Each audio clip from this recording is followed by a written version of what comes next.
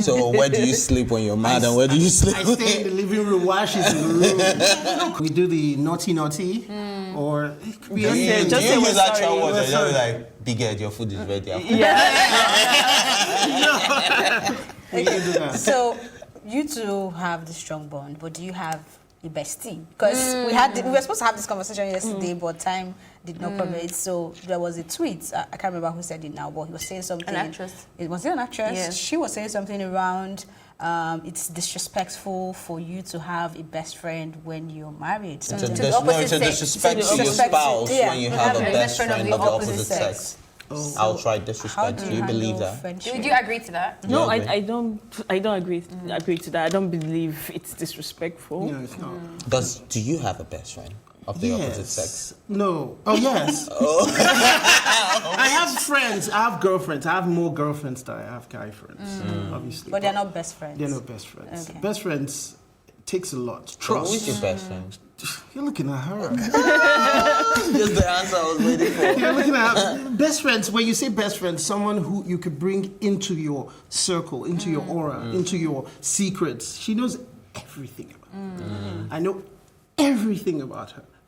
Every dirty secret, everything that you would say, okay, I'm leaving this relationship. I know everything. But I don't judge because I tend to put myself in her shoes. You know, so it's always a reciprocal kind of, relationship. So, Do you have a girlfriend in your life that she isn't close to? many. I wish you guys were on the table. Thank you. How do you feel about that? Oh, nothing. He has a life. She was asking about individuality. It's part of that. We have our relationship, and then we have our individual lives. Right. I also have guy friends and all that. So we're not the couple that goes through each other's phones. I know her password. He knows my password. I know his and all of that. So you but see we don't go. I say. Yeah, we do, but it's not a snooping thing. However, in this season of love, we turned our radar to the entertainment industry, and we were able to find a reasonable number of happily married couples. So to prove to you that long-lasting love exists in that space, here are 10 couples that are actively active in the industry and are still married. Omotola Jolade Ekinde and Captain Matthew Ekinde have been married for over 20 years and blessed with 4 children. I believe we can gladly echo on their behalf till death do us part. Do you believe in yourself enough to know that you can bounce back? I want to thank you guys for always being there for me, for believing in me and knowing that I could also fall in love with the wrong man. Fondly called Nollywood couples, Olu Jacobs and Joke Silva have been married for over 30 years and blessed with 2 children. The entertainers met in 1981 at the National Theatre, Igomu, Lagos, Nigeria. How old were you in 1981? Shh, don't tell me. Now, when I ask Sir J a question, before I get an answer, I would have finished breakfast or lunch or supper, laid the table before an answer comes, and that has happened since day one. Drives me. Yes, you. Yes. What about you? What? I said, what about you? What now? We get invited somewhere. Okay. And the invitation is sent to us. Yes. You see them, you keep them, and I don't hear or know anything until the day before the event. Is that so? I think what happens is that in my head, when I see it in my head, I've told you. Do you understand? At number 3 is Nobert and Gloria Young, fondly called the Youngs. This very unassuming couple have been married for over 15 years. They're proud parents of 3 beautiful kids. Despite several rumors, they keep growing strong and stood the test of time. These not-so-young couples give us joy. I love Mary Pat. I love her. I wouldn't let anything happen to her. Nollywood star comedic actor Odunlade Adekola is happily married to his wife, Ruth. She is said to be a committed Christ Apostolic Church member and the prayer warrior of the family. They have been married for over 15 years and are blessed with 4 boys.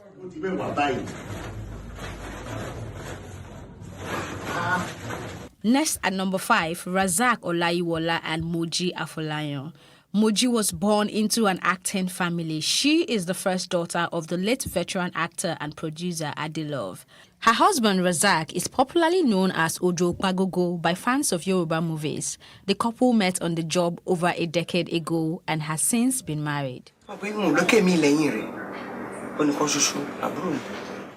Mary Nnenna Njoko and Jason Njoko. Mary is a Nigerian actress, film producer, and the Director General of the award-winning Lagos-based film house Rock Studio. Her husband, Jason, is a British-born Nigerian entrepreneur and African startup investor. Mary's Rock Studio has produced over 1,000 movies and more than 25 original series. She married her husband in 2012 and have since been couple goals for many. Sorry, do I know you? Because I can't remember. I don't know you. Always fresh out of the box and living in bondage sequel sweetheart Ramsey Noah and his wife Emilia have been married for over a decade and they are blessed with 3 kids. The relationship is highly off the media that we sometimes begin to doubt their existence. But yeah, they're very much happily married. The couple have 2 sons and a daughter. You cannot share with your counterpart. We have each other now. Stop that nonsense. Up next is the sugar daddy goals, as he is fondly called, of the entertainment industry, Richard and Jumobi Mofedamijo. The ace actor have been married to the former television presenter for 19 years. They are proud parents of 5 children. I'm sure my boss didn't mean any harm. The boys didn't mean any harm. At number 9 is Stephanie Okereke and husband Linus Idahusa. Stephanie is a Nigerian actress, director, model, and the founder of the Extended Hands Foundation, a non-profit organization which helps facilitate free treatment for women and girls with obstetric fistula. Her husband Linus is a media consultant, an accredited agent of CNN in Nigeria, and the founder and CEO of Del York International. The fairy tale-like wedding took place in April 2012 somewhere in France, and they are blessed with a son. Why do you come here every Thursday? I guess I'm supposed to be talking to a shrink. And to top it all is Charles and Diana Oputa. Charles, popularly known as Charlie Boy, is not so much of a boy as he has been married to his beautiful wife for over 40 years. His controversial personality has left people wondering how the Our Mumu Don't Do convener has managed to stay married this long. Area Father is a Nigerian singer, songwriter, television presenter, publisher, producer, and one of Nigeria's most controversial entertainers. So, what do you think about celebrity marriages first? It's a template. Oh, wow. That's all I see. Templates for... depending on which template you choose to work with. But I'm saying don't follow anyone's template. It's difficult to, even follow such templates. But it's important to use that as a guiding principle. That people can stay for 40 years, 10 years, but it's for you to just put your own out there and see what you can do for yourself. But do you think having your relationship in the public light kinds of mars a good relationship? Well, if you're looking for vindication from the public, it's going to be very difficult to do that. So you're going to get lots of negative outputs and feedback, and it won't really make you concentrate on your relationship. So it's important that if you're bringing it out in public and you're trying to show the one you love how much you love the person, good enough, but it shouldn't be something that you need vindication from the public because you won't get what you want from the public. If you just take that on a smaller scale, I kind of already have an answer from you because it seemed like a lot more reserved, but how much of yourselves do you share with your public? Obviously you're not celebrities in that sense, but in your own little public, like your friends and family, how much information do you share with each other, and what would you consider being too much, or and I'm talking about sex and arguments, or even good things that he does, and so what is your boundary? What does it look like? He doesn't share anything at all. He doesn't share anything. I do all the sharing, but not so much. Not very little. And not because I'm trying to avoid anything of the sort. I don't share pictures as well as much you get. So it's just a personal thing. And I really don't have issues with people sharing their love lives and stuff online. It's their life, you know. Live and let live. But we're adults, so just know that as you're putting it out there, you have to have the backbone for it. There's always consequence, you know. It could be smooth sailing today, tomorrow, you know, everybody will turn against you. So just know that as you're doing it, you should be ready for what comes. Yeah. I think that reminds me of what Pete Edochie said recently about proposals. So he was saying that it is wrong for a man to go down on his knees to propose to a woman, saying it's not part of our culture. And that you just made her the head of the house. Yeah, once you do that, you handed over your authority to her. That's one way of looking at it. Okay. But it's just a Western idea, the kneeling. I didn't. Eastern, to be precise. Is it Eastern? Yeah, I think it's their Eastern, own Western. thing, because he believes that's from the Igbo No, culture. he's talking about the proposal. Kneeling down and giving, you know. But for us, like I didn't propose to her. I'm a rebel, so I tend to do things a lot different. So I kept on telling her, you don't say you go marry me, but you know you're my wife until I did it. You know. So how did you do it? How did I do what? Get married to propose? I didn't propose per se. I just kept on saying it. So please, how did she get the ring? There was no ring. There was no ring. Wow. Yeah, No, we just had rings on our wedding day, and well. Yeah, that was They're it. not there. Those things are symbols. Yeah. But when you hold on to those symbols, they are so weak. You know, what we hold on to is the love we feel for each other, what we can do for each other, you know, rather than a symbol or a ring or anything of that sort. Yes. I'm not a diamond guy. I think it's a scam as well. I think people just dug up stuff and figured, we don't know what to do with these things, and then they put a lot of pressure. So I already mentioned that I just want something simple, but I got a lot of backlash. It was interesting for you to say when you put it out there, make sure you have the backbone for that, because I know Nigerian, it's a different community here where a lot of love is equals to material. So it's just you know, there's a lot of backlash from that. But I wanted to ask how you stand your ground in being so different from the rest, because I'm sure you have couples as friends that are more traditional.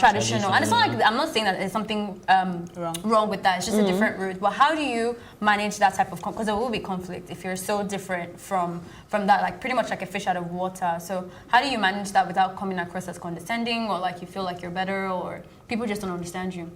Oh no, we pick our friends. This thing of us being here and being different has been a lifelong, you know, journey. So I was a rebel, as you said, just like him. So like right now, my parents just know that this one, just forget this one, and then our friends know. So we pick our friends not based on how they treat people.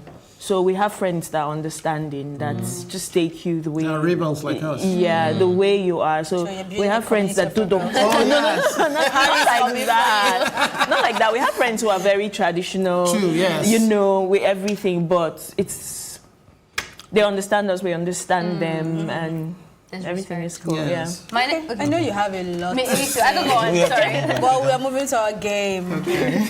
After the show.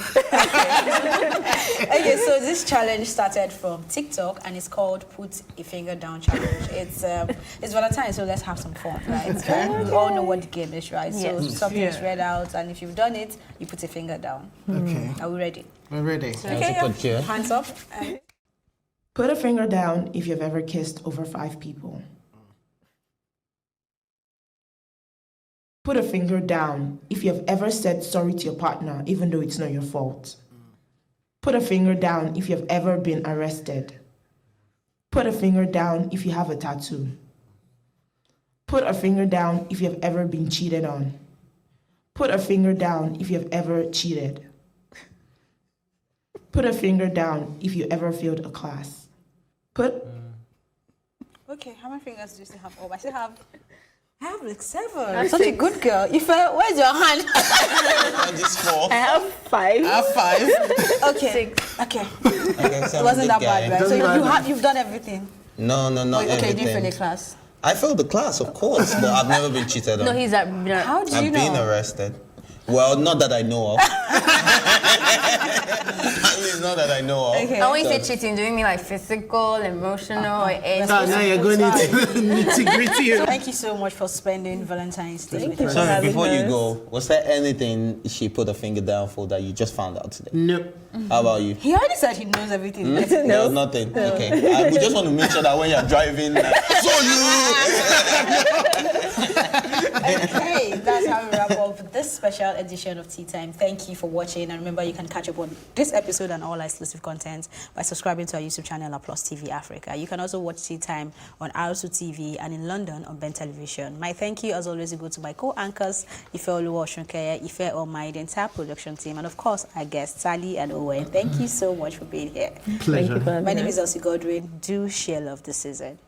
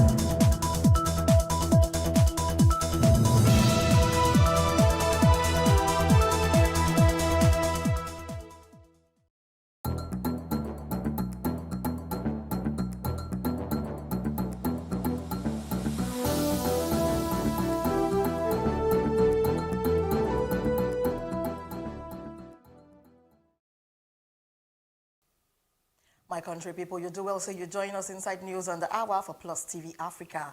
And this one, Nadem Tori, we want some given until this very o'clock. My name, na Destiny Momo. And the Independent National Electoral Commission, INEC, don't declare it the candidate for the People's Democratic Party, PDP, Doye Diri, as the winner for the Bayelsa governorship election, and sake of them follow Thursday's Supreme Court judgment. The chairman of INEC, Professor Mamoru Yakubu, he make the declaration for one news conference on Friday for the commission headquarters inside Abuja. Yakubu Yan say INEC don't receive the certified true copy CTC for the judgment for the Apex Court where disqualified the deputy governorship candidates for the APC and then yet the joint ticket for the party where then be earlier declared a winner for the election. And the court still ordered the commission to declare it as winner of the governorship election inside Bayelsa State. The candidate will be the highest number of lawful votes cast with the requisite constitutional plus geographical spread. And inside compliance with the orders for the Supreme Court, the commission will meet this morning and then review the whole result of the election inside where 45 political parties being contest. And according by the INEC boss, without the votes where they scored by the APC, where their candidates been deemed to not participate for the election, the total number of lawful plus valid votes where then cast for the election, they stand for 146,999 now. And out of this figure, the candidate of the PDP being scored the highest number of lawful votes with 143,172,000. And so as it be so now, Diri and Lawrence Ekrujakpo and for the PDP being declared winners and then returned elected as a governor plus a deputy governor for Bayelsa State respectively. And the Independent National Electoral Commission, INEC, don't present certificate of return to the People's Democratic Party PDP candidate Doye Diri as winner for the Bayelsa 2019 governorship election inside the compliance with the Supreme Court judgment. Diri been presented with the certificate of return by National Commissioner, where they in charge of South-South, Mrs. May Agbamuche Mbu, on Friday for INEC headquarters inside Abuja. And the governor-elect of Bayelsa State, Senator Doye Diri, Don Yan, say God don't heal Bayelsa State with the judgment for the Supreme Court, where disqualified the election of the All Progressive Congress, APC, David Leon, and then return him as the winner for the election. And Diri Yan, when them been the presenter with certificate of return from the Independent National Electoral Commission, INEC, for the commission headquarters inside Abuja. And according by him, inside this time, God don't take Bayelsa through one journey for reconciliation plus forgiveness. And Ekiti State House of Assembly during by Friday, they don't pass the bill for the establishment for Ekiti State Security Network Agency plus a Amotekin Corp into law. The Speaker Fumini Afuye Iyan say as they don't pass through the third reading, the bill don't become law. Afuye will laud the makers for their leadership plus a commitment to the bill assembly, short circuit any process where they need for lawmaking. The Speaker Yan said the bill could be transmitted to the state governor, Dr. Kayode Fayemi, for his assent. And one rights group, Amnesty International, Yan on Friday, say Nigerian military burned some village down and then pursue hundreds of people come out for their fight against Islamist bad people for the country northeast. And one source for the carry-do for their military organ say before alligator don't ginger investigate from the International Criminal Court inside the Palava, when they make Nigeria fit, they buy arms. But the convictions for soldiers don't scarce, plus the military, they talk plenty times, say their hand, no they any carry do for the latest alligator. Amnesty say Nigeria soldiers burn 3 villages them after them pursue hundreds of men plus women to come out from their house for the northeastern state of Burna for January. The human rights group will say then talk to 12 victims and then show satellite image when then show plenty big fire for the area and then still burn down almost all the house for the town. And the Inspector General of Police, Mohammed Adamu plus Ohaneze Ndibo, when he be win one socio-political joint body, don't say them no agree for worker of community policing for the country. The IGP talk for the end of a Southeast Security Summit when they do inside Enugu, say then go recruit special officers as community police. And he said these officers go day under the control of the Nigeria Police Force. The IGP say the community policing model now one when he go draw the legal opportunity when the Police Act bring for the worker of special constables when they go join body as a community policing officers under the coordination for the Nigerian Police Force to take a form community-focused policing architecture. And by the President General of Ohaneze Ndibo, Nya Nwodo, agree with these yearnings and he beg make them create a Southeast Security Force when they go call Operation Ogunigwe. And before now, we've been followed Dixon Osaje, will be security expert on top of the matter, Yan. Now, worrisome situation because the IG don't work out this season. Okay. Last time he did Southwest, the other time he did North. Now he did Southeast. Just the work out to see how he go take, make everything cool down. You understand? Because our people they provoke. Okay. Even you say you dey provoke, you don't provoke. Because the reason why we say we dey provoke, we say if you like me now, almost 3 years now, I never walk up past Benin or a road. You understand? Because this my head when you see so. If they go carry me now for road, God forbid. You know all these boys, they know they use money play. They come on when they go hammer you. If you want to work for 50 years, you know go see them. So that is why you see. But for my side, we say. This Amotekun issue, Southeast issue where IG Waka take trek reach that side. I know rather than trek. I been no, it's just Waka na because you know say for Lagos now everybody they trek now. So as the guy Waka reach there now, ain't come they like ask them say how they want to do this matter because he believes say if Nigeria know better as them when be police people no join head together make things pure. And the people don't provoke. Say, okay, instead of make we wait for with herdsmen or criminals, they remove our head one by one. It better make we find what thing go make us not die again because nobody want die. Nobody want die. Like me now as I did, so I don't want die because life sweet well. So the South East people they don't disagree with what IG they talk because IG say they want put monitoring spirits for that their issue. And you know some people know they like monitoring spirits. If you want to do your thing, you want to do one. But the reason why IG want make them put monitoring spirit is say make people know misbehave. Because during the time of Bakassi boys, now that time I still did soldier work. Now we they carry gun, they work out that time. So these Bakassi boys now they carry knife. When they show you knife like this, the thing show blood of Onisha land. And they be say you don't do bad thing. They don't remove your head. So what you want to find out be say they want apply juju for this thing. You understand? Because jujuism now don't they reign now because some people say Amoteko won't put juju. Southwest say they want put juju. They say Ogbonigwe mass destruction. Anything be mass destruction at juju work. Because if they not put eye well for this matter, my brother, the guys be the thing go out of hand. So make IG, make them come together, make they agree. So okay, this one I want to do. No, we'll see una modus operandi as they call and say the way una want take waka the waka. So that make we see if juju dey inside.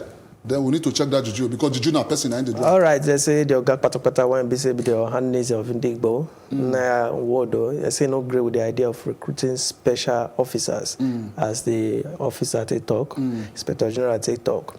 So how you fit a expatiate on top this matter whether I go work or not? You know, person when want to do something, I know a plan. You understand? As they arrange their arrangement before they even come and tell us say they want to. Get their own people when go to check thief up and security. Down. Then don't see say area no level and they look and say the gun when Nigerian police they carry, the machine gun when Nigerian army they carry, everything still no pure. So they don't say okay, they want to get their own Ogbonigwe. I mean now they call us. Make I no spoil my tongue because of that thing. How you call Ogbonigwe? Igbo man? No, I resemble them. You don't work out here. So now the thing be that. So my brother, it be like say they need to agree because these guys for that start, if they no agree with police. The thing will begin again because anything more than they make them provoke.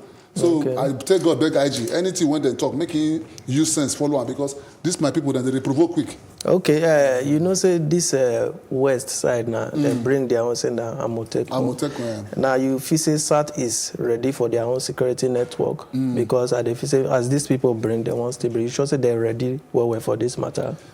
You see you talk of Southeast, I be Southwest. Southeast now. Southwest now. Then first start this. The Ogbonigwe so now they talk. Now they talk now. Bakassi boys now the style now. Now the same style. Okay. That time thief too much. If they come Lagos up Uweka and all this Onisha road, boys not the let person see road now. Their own be say once they break, night then they sleep. In the night then they wake up. So we when be say we they sleep for night, we know they fit sleep. So the process be say now. Them don't ready say they not go feel green make people come they chop their head. You know sometimes like some few days ago 400 human being waka they go Imo State abi where they arrest. I don't know where they go. Abi they want go right jam. I don't know. Abi they want go for interview. We don't know. So that one alone don't signify say the security don't get query. So if anytime when security get query, people go worry.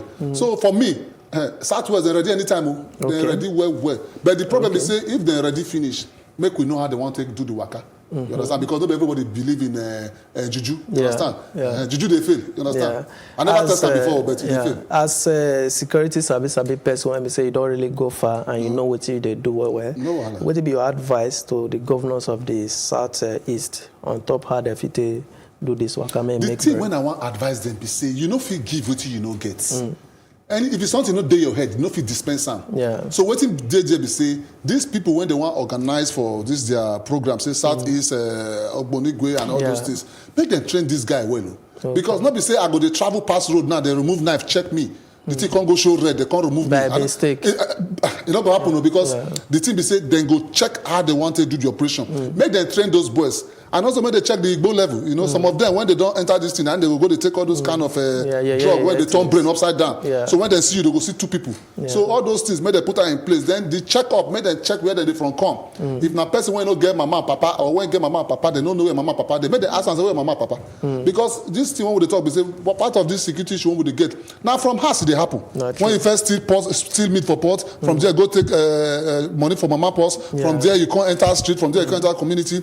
So that is where this papa issue and mama issue, they're very important. Make our papa and mama, they check our children well. The reason why you even there, the whole world they watch you, they say your mama and papa get brain. My mama and papa get brain. And that is why the brain, when they give me, now I carry the worker for society. And they do better things. So they need to check those people well. Check their head, check their brain, check their head. Whether I correct. Because if you carry madman put for road, you know the result. Now madman, no, they give positive result. True. And waste pollution don't they become reality inside of Lagos and Nigeria.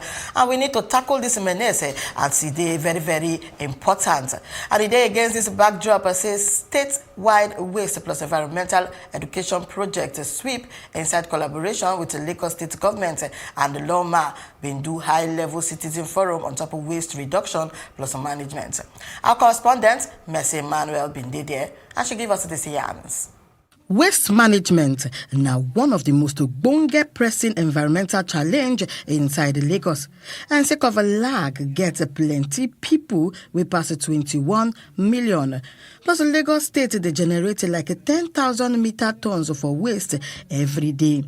And this one don't make them 3.65 million tons per year pass every other state inside Obodo Nigeria. Even as they get plenty policies plus regulation and solid waste management inside Lasgidi, it gets a shocking proportion with every day where they pass. To clear our waste, to achieve zero waste and also encourage recycling, it's a collective effort, like the Lagos State slogan that ends with Ajumoshe. We need to teach other people to do it. We had the environmental officers, the woles in those days, and they were very, very effective and functional. They were even like more functional and effective than the policemen. When you hear Baba Wole is coming into your house and he sees any tangwiji or kokoro inside your house, you are gunners for life. And that was what was happening. Not in a fighting approach or a blame approach, but in a way that they can accept it. There are many ways that we've been taught how to get our people to accept that cleanliness is priority, is paramount. Cleanliness is close to a healthy nation. A lot of these sicknesses that we are seeing at the moment starts with poor hygiene, filthy environments, Lassa fever. Honestly, we don't have any business having Lassa fever in this century. As the advocacy for Ogbonge waste management they go on, citizens they advised make them be advantage for the waste the wealth system. When I see those pictures of plastics in the drains and waste piled on the highway, I see Naira notes and dollar notes lying in the drainage and lying on the roadside. We need to put the energy into tidying up, recycling and all, and make money from waste. There's a lot in waste to energy, waste to wealth that we can do. As a matter of fact, the National Union of Road Transport Workers is partnering with us to ensure that every one of their buses has waste bins. And we also plan to put waste bins at the bus stops, which will be cleaned and emptied regularly by our sweepers. Many of you know that we have street sweepers throughout Lagos now, over 10,000 of them, whose job is to keep the streets clean every day. So we want you to support them by not littering. Just because you see them cleaning doesn't mean that you should add to what they're sweeping. We have waste policing units throughout the city, and if you are caught, you will be taken to courts. We have mobile courts, and sentenced to community service. If we get every other person to become as exposed environmentally, as enlightened environmentally, you will find lesser amount of field in our public space. Now, beyond that, if we get education environmentally, you'll find out that the number of recyclable waste that go into the environment will be reduced. And so that we fit to live inside clean plus a healthy area, Ogbonge need a day to stop badness inside the way we dey throw away dirty for different parts of the state. And the news will continue after this a short break. No go anywhere. We'll come back just now.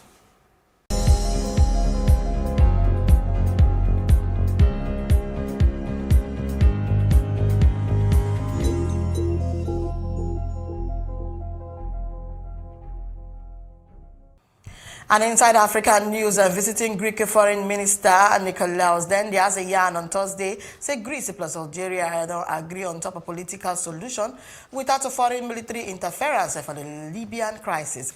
Dendias make the remark inside a one press statement after one meeting with an Algerian counterpart Sabri Bokadom inside the capital Algiers. And the work where they led by Algeria to set the Libyan crisis. They plan to reach political solution where they allow the return to peace plus stability inside this country and beyond, as in Yan. And the minister, Yan, said Greece plus Algeria been highlight the need for immediate cessation for hostilities plus all foreign intervention within the framework for the United Nations, as the Greek minister take Yan. And the United States don't resume their military assistance to the Somali government so that they fit to reinforce operation against Al-Qaeda-linked youth militias. The U.S. Embassy inside Somalia, Yan for one Yan, and yesterday said he resumed for military assistance. He come and sake of their confidence when he go up for the economic reforms when Somalia don't put for ground. The Yanians say make the Somali government focus for restructure plus make them strengthen the security sector to improve their forces to make security better and stand for the country. The United States yarn their mind for July 2019, say they go restore military support for the Somali army after they stop them from December 2017. And South Africa President Cyril Ramaphosa don't charge talk, say the country must fix in Wahala public finances and must procure renewable energy fast so that they go address the power crisis. Ramaphosa agreed this one for one annual address to Parliament when Yan say economic growth don't store in Yafu. It cause a high level unemployment plus a hardship for millions of the citizens.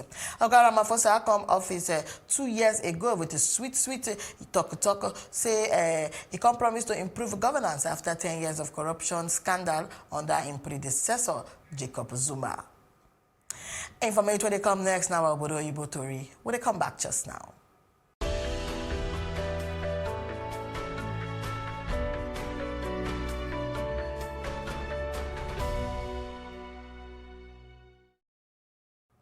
And inside Obodo Ibo news, one tourist boat capsized. He killed 5 people inside the southeastern Bangladesh today. Now one rescuer, and this one say the boat they carry nearly 30 tourists. Say he overturned inside the Kaptai Lake when he been there on the way to Sublang Waterfall, and he been they travel from Ragamati district headquarters where they located nearly 200 kilometers southeast for the capital Dhaka.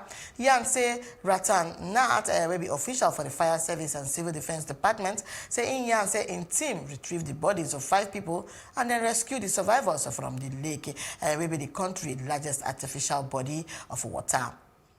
And U.S. Attorney General William Barr on Thursday said President Donald Trump attacked for prosecutors, the judge plus the jurors inside the trial for long-term advisor. Say he undermined the Justice Department's work. Plus say he no go dey bullied by anyone. And inside ABC interview, barrister of the country, top law enforcement officer, Ian said Trump criticism for those where they involved for the case of Roger Stone. Say he make them impossible for them to do his job. And Barr, Ian after Justice Department abandoned prosecutors' initial recommendation to give the veteran Republican operative 7 to 9 years for prison, and we prompt all 4 prosecutors to stop the case. And Trump don't weigh in on Twitter all week with a comment we don't arouse concern for an administrate it weaken the rule of law. And more information when they come now, our business story. When they come back just now.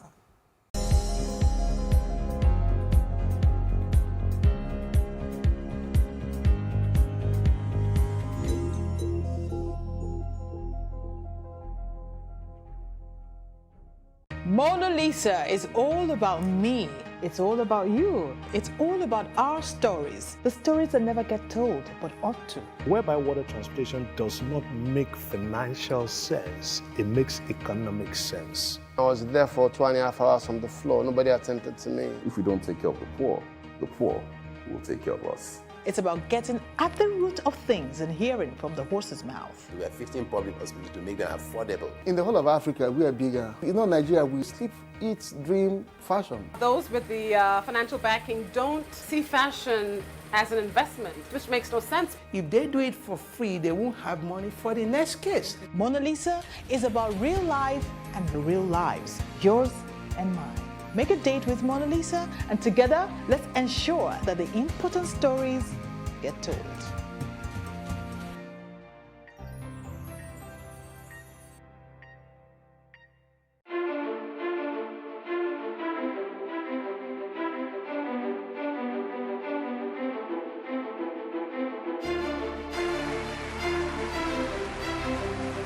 This medal has been directed to empower 1,000 persons with disabilities in each state in the next 12 months. When I start hearing the shoot of gun. Whatever I have done. Every public policy has winners and losers, and some will not be very happy with you, while others, usually the silent majority, will be quite happy.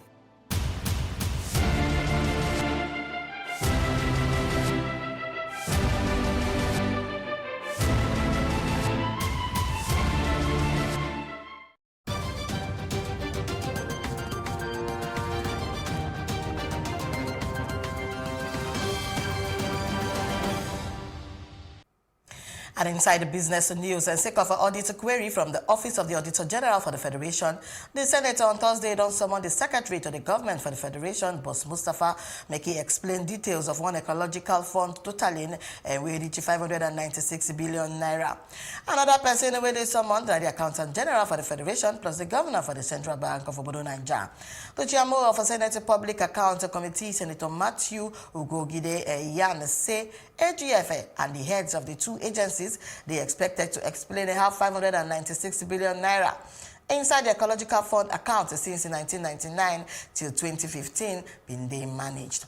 The Auditor General of the Federation, Anthony Ayene, Odion said the amount been they deducted from the Federation account and then transferred them to the ecological fund between 1999 and December 2015.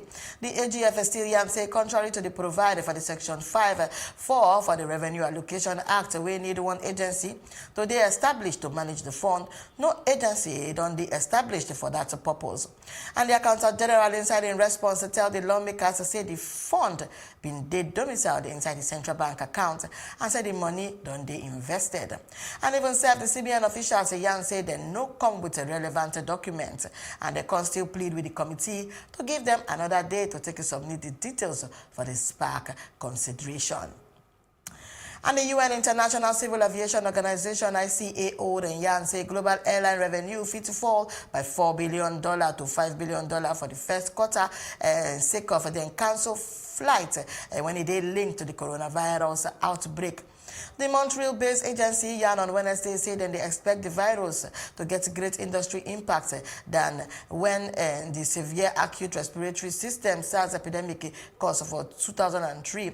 And sake of the high volume and greater global extent for the flight, when then they cancel. ICAO joint body say they don't cancel around 70 airlines and they don't cancel all international flights to and from mainland and China, and more airlines don't stop operation. And this one don't cause 80% reduction for foreign airline capacity for travelers directly to and fro China, and 40% capacity reduction from Chinese airlines. And still for front on Top Plus TV Africa News, now our roundup on top entertainment plus sports news. We'll come back just now.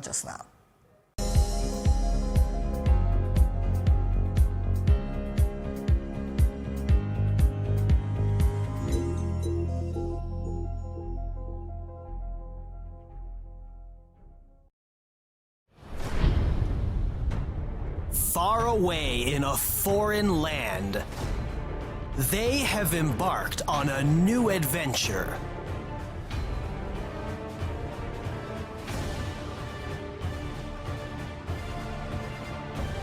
What challenges will they confront?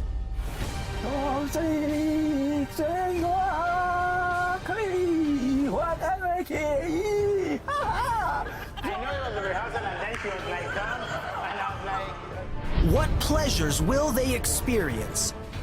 Is to be the best in this competition because I really want to show the Africans how beautiful they are. Amazing! A brand new life with all possibilities. Nigerians in China on StarTimes.nkoa.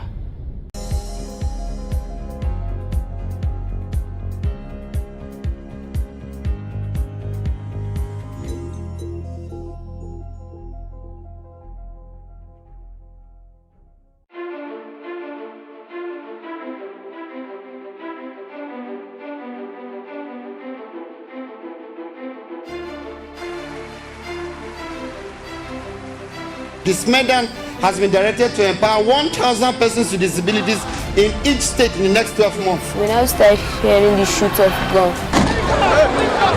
Whatever I've done. Every public policy has winners and losers, and some will not be very happy with you, while others, usually the silent majority, will be quite happy.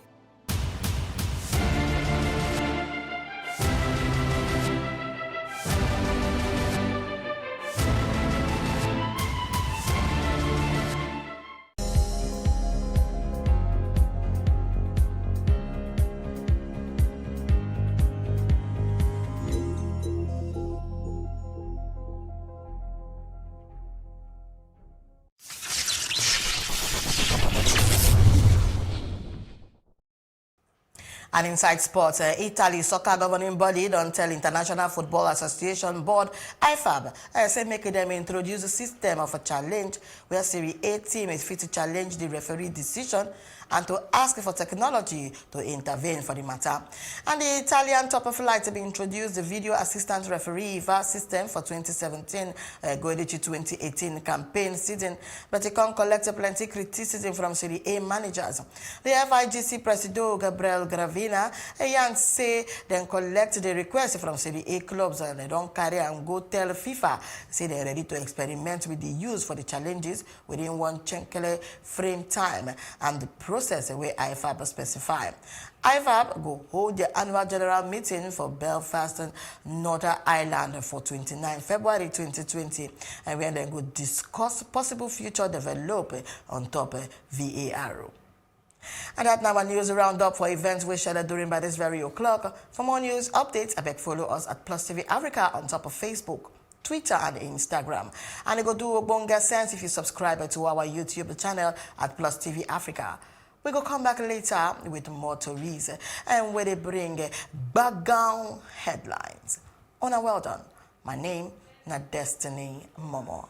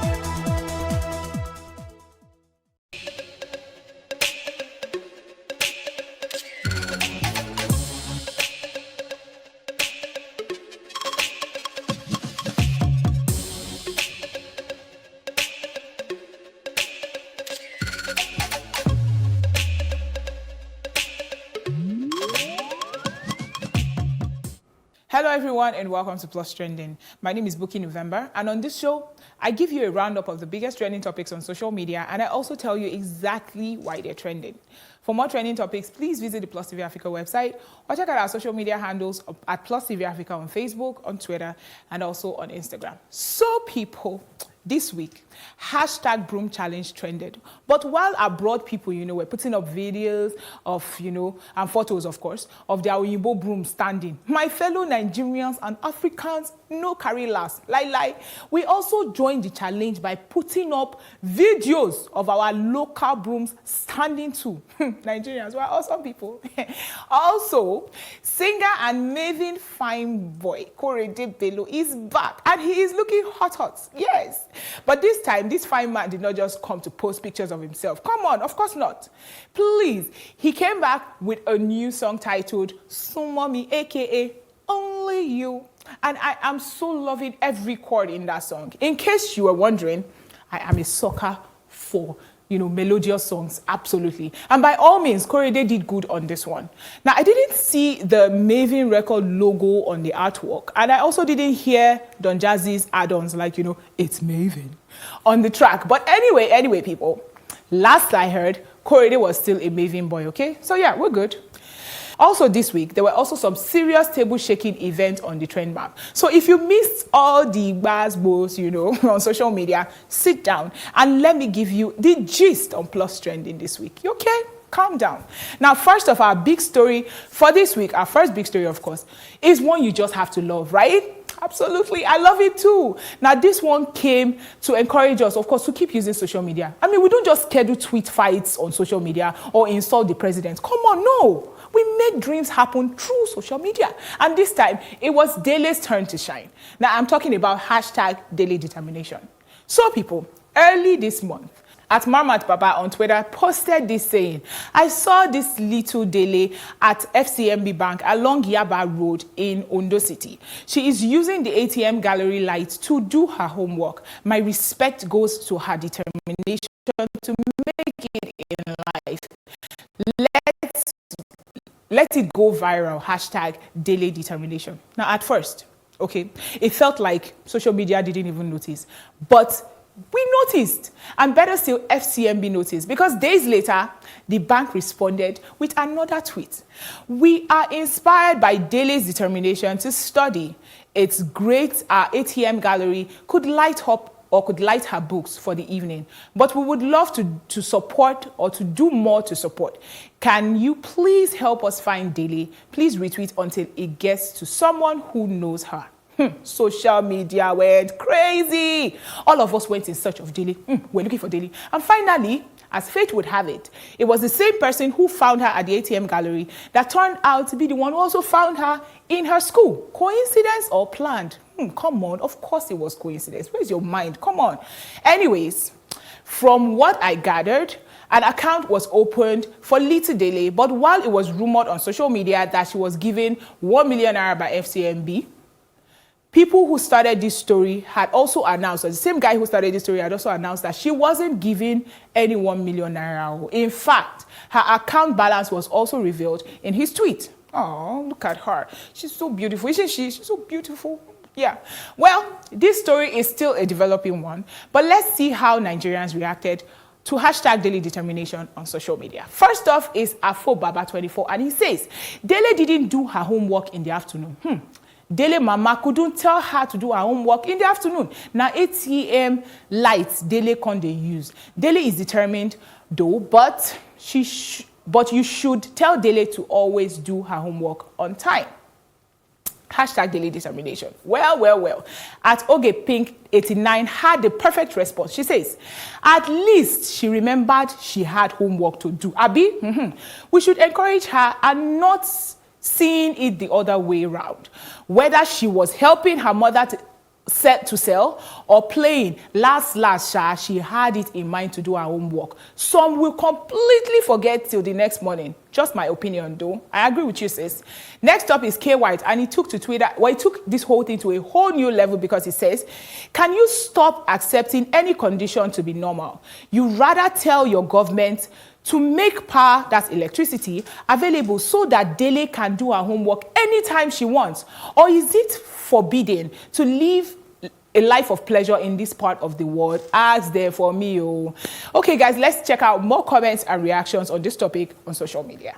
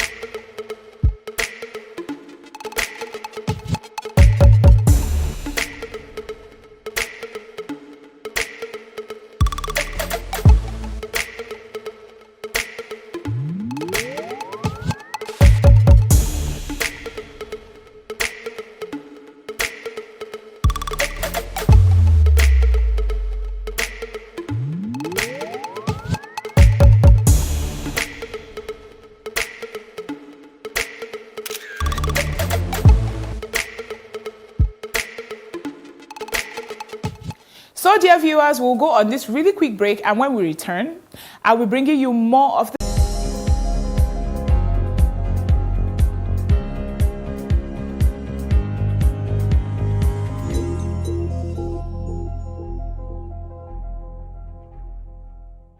Our next trending topic just shows how unpredictable social media is. You get?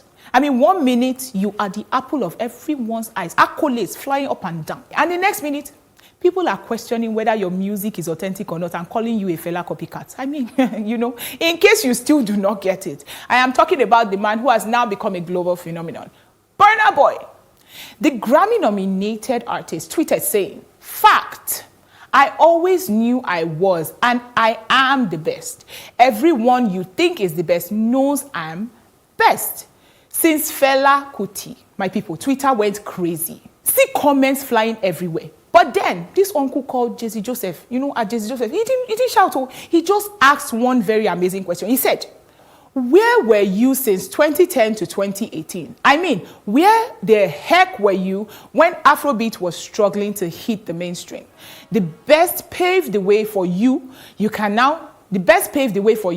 came in when the table was already set, and here you are claiming to be the best since Fela." And then, people, Burna Boy responded, saying, "Nobody paved nothing for me. Everybody defined them own. I've been out here. If you knew the way they made us look weak by begging and paying the Western world to like us, you will see that no table was set. And I am the one that brought you the respect you are currently enjoying." Mado! Twitter warriors to the rescue, okay? But wait. Before we go on to the comments. Do you think Burna Boy was just being arrogant? Or do you really think this guy is the greatest artist since Fela? Remember, you can join the conversation by sending your comments to us on WhatsApp or by dropping your comments on Twitter, Facebook, and Instagram using the hashtag #PlusTrending. Okay, now to the comments. First off, Mustafa says, "I remember a few years back, the biography on your Instagram read #underrated. And now you got the guts to talk like a man. Should I say hard work and dedication made you do so, or it's just ego or pride?" Hey, see question. Next up is Ibukun, and he says, "True, Afrobeat has been in existence before Burna Boy came on board. Okay, but the question is, where was Afrobeat when he came? He was the only artist that moved in the line and maintained it that way before most other artists joined the band or joined on board. By the way, Twitter warriors, ended up taking this argument a step further by including Davido and Wizkid in the mix. The question now became, who is the GOAT? And by GOAT, I mean greatest of all time, okay? Yeah, exactly. At Aluta Tanko says, "Imagine a Burna Boy in the days of Daddy Shoki, Baba Frayo, African China, etc. Do you think you would have attained this global recognition? Take it or leave it. To Baba the band, P Square Wizkid, and Davido started this journey by knocking on the door of the world. Be humble like Wizkid." Sub observed. Finally, at The Virus says, "To be fair, Burna blew by coincidence. Chai. Americans were searching for Kanye's album Ye and kept finding Burna Boy's track Ye. They gave it a shot and liked it. From there on, the rest is history. That being said, nobody paved the way for him actually." Okay, so let's check out more comments and reactions from social media.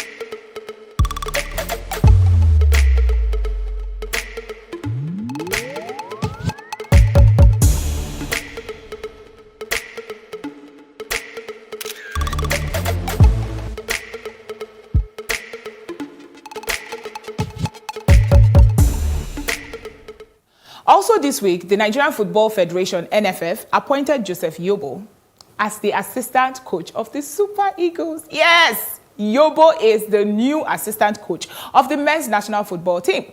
But Yobo's appointment has not come without some scrutiny, you get. As the veteran had no coaching experience, neither has he acquired his coaching badges. Nevertheless, people, some see his appointment as a step in the right direction to inspire a new breed of Super Eagles, or the new breed of Super Eagles that we have now, to championship victories, of course, starting with the African Cup of Nations, set to take place in Cameroon between the 9th of January and the 6th of February 2021. Also, the appointment of Joseph Yobo seems a trend in club football, even with international football teams.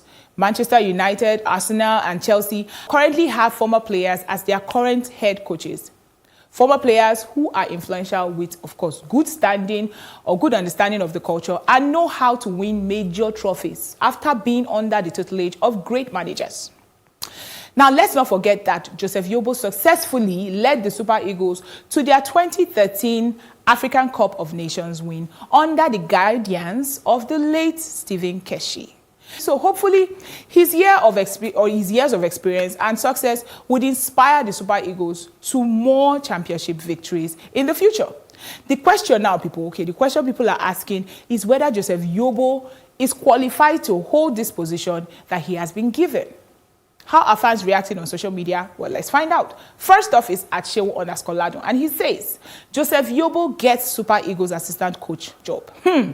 Most of us know how the script will end already.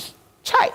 Next up is Emmanuel, and he says, thank God Joseph Yobo is appointed. Very soon, we will have ex-footballers like JJ Okocha and Kanu and others in the powerhouse. See, optimistic. Next up is at I Am Somije, and he says, I don't understand. What was the criteria used? What has Joseph Yobo got to be given such high-profile role? Now, wow. Oh, people. Here are more comments and reactions from social media.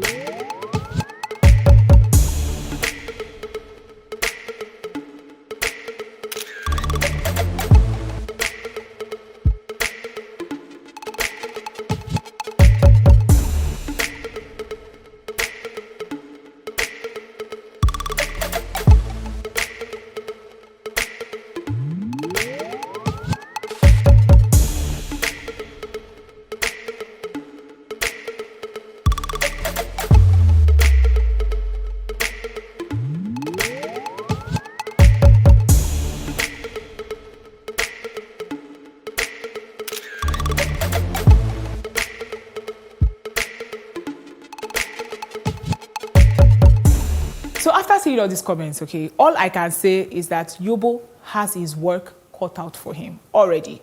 Anyway, we'll go on our final break on this show, and when we return, I'll be bringing you more trending topics. So just stay tuned.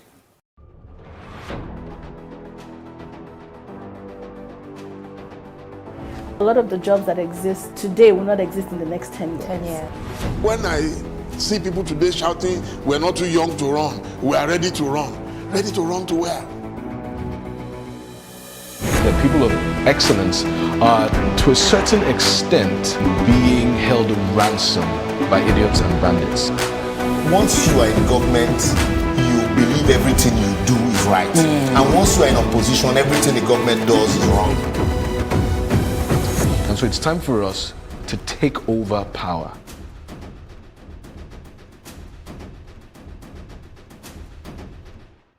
Welcome to the final lap of Plus Trending this week. Remember, you can join the conversation by sending us your comments on WhatsApp or dropping your comments on Twitter, Facebook, and Instagram using the hashtag Plus Trending.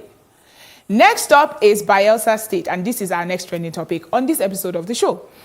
The South State trended because the Supreme Court nullified the election of the Bayelsa State Governor-elect, David Leon, after declaring him and his running mate winners of the November 16, 2019 governorship election in the state.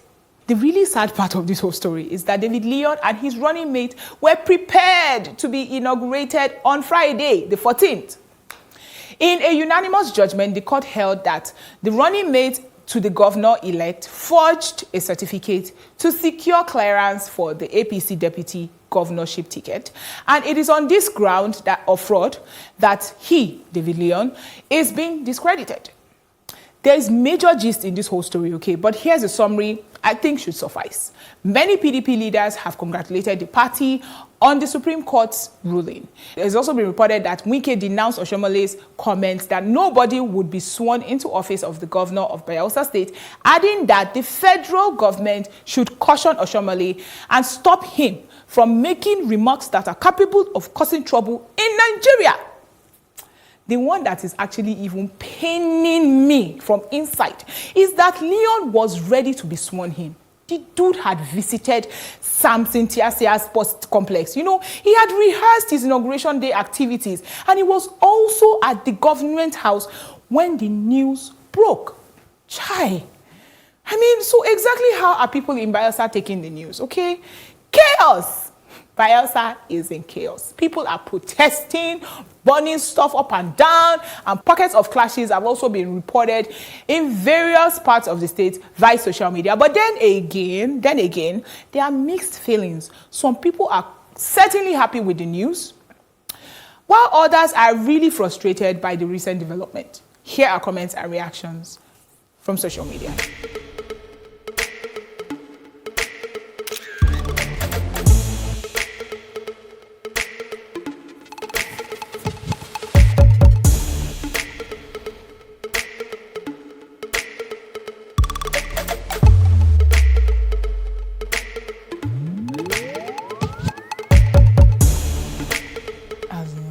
He has gone rehearsed. He has.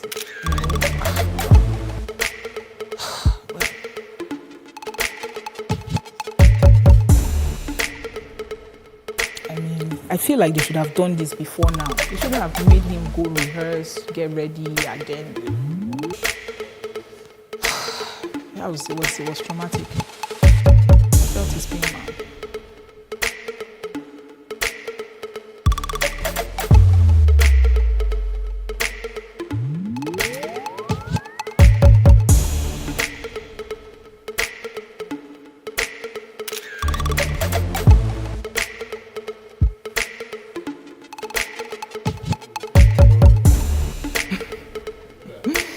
We've been told. These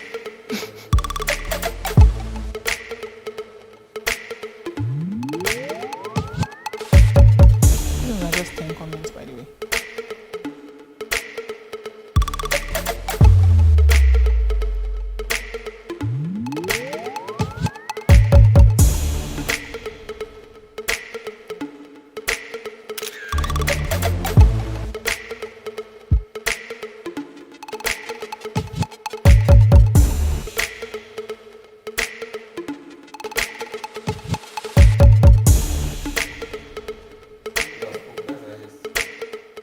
So, fellow Nigerians and people of the world, just before I round up the show, happy Valentine's Day, people! To all of you out there planning on celebrating the romantic way or romantic love this weekend, just be very careful. Many people get their hearts broken on Valentine's Day, but for the 1% of the 1%, like myself, I would rather visit poor and homeless people and spend the day making it memorable for them. But of course, tell me how you're spending your Valentine's Day or the Valentine's weekend. Send me a message on WhatsApp or comment on social media using the hashtag Plus Trending. So that's our show for the week. Thank you so much for joining me on this episode of Plus Trending. Please tune in to Plus TV Africa on StarTimes channel 308 and channel 528.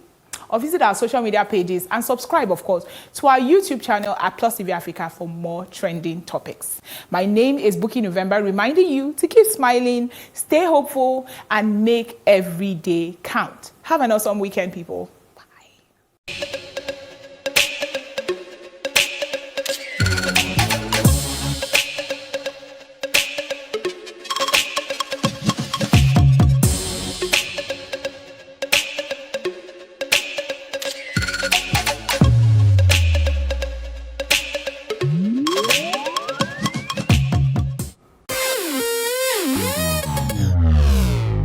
Oftentimes when we see celebrities either on social media, television, or in person, we assume they have it all together, but we forget that they're also human. Well, here are some of the low points of some of your favorite celebrities. My story. Okay. The very first time I acted and I got back home, it was actually with Regina. When the film came out, you know, it was hard on me because not necessarily my parents, but my grandparents didn't think what I did was good because of the role I played in that film. So they banned me from acting completely. Like, I should just face my studies and that's it. So it burst my bubble, but I used to I kept pushing, I kept trying to prove to them that, I could actually act and act good parts. But sometimes I have to be a bad person. But slowly with time they accepted it and loved me for who I was. And I am who I am today. I never gave up, basically. Even if my parents were not in sync, not my parents, not really. My dad was always agreeing with what I did. My grandparents, my great aunts especially, my grandmother's sisters, they didn't really like what I was doing, but I never gave up. So my dream stayed alive. And that's it. Keep your dream alive. I remember when I was much younger, I was trying to sing, because I'm also a singer, and there was this young artist that just been released by a big name producer, and along the line, I liked the music, I liked everything about what she did, and so I decided to look for the producer. And I walked up to the producer, and I was told I couldn't see him, and they told me I should come early in the morning at EMI. It was called EMI Music then. It was at Oregon. That's where you have Daystar now, Daystar Church. And so I went in very early in the morning from Ikorodu, where I used to live with my parents then. Walked up to him. In the morning, I was awed by his presence, very awed by his presence, and I said, "Good morning, sir. I like what you did for Ivan Maha. I would like you to help me become a singer as well." And he looked at me and said, "You just finished secondary school?" I said, "Yes." "So what makes you think singing is for the likes of you? Why don't you go get a job as a clerk or something?" And I was so demoralized. I was so demoralized. I cried all the way home. I was so angry.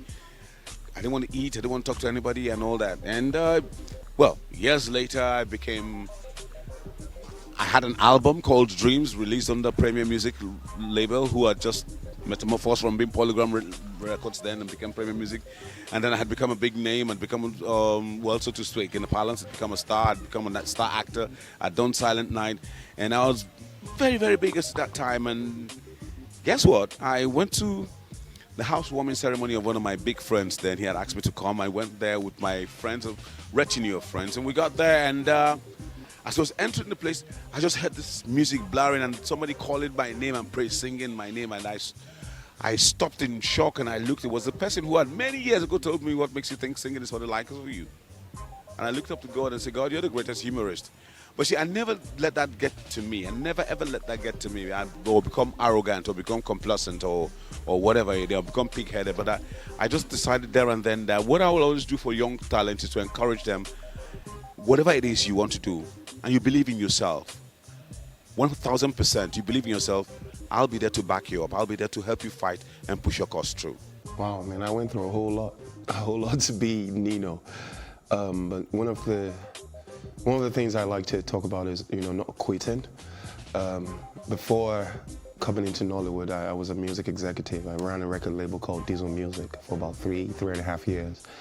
And doing that, I lost everything I had, you know, and I had an option to either go back to America or be here in Nigeria and still trying to find what to do. And the fact that I didn't quit is the only reason I'm here today. Thank God for grace.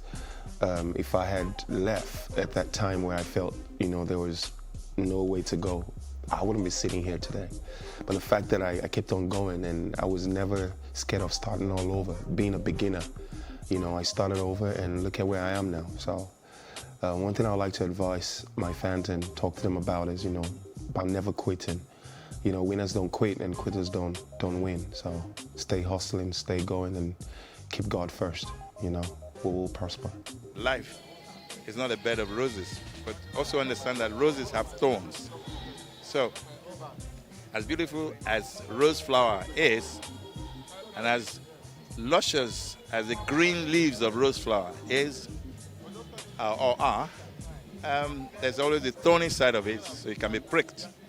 So, I started very, very small, and I've been climbing since then.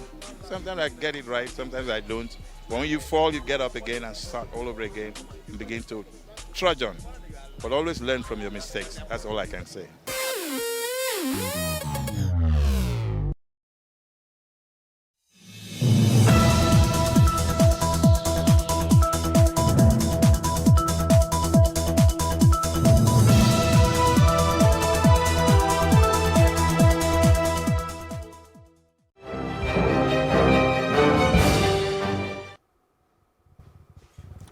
Good evening. Many thanks for joining us on News on the Hour on Plus TV Africa. Here are the stories making the headlines. I am Benny Ark.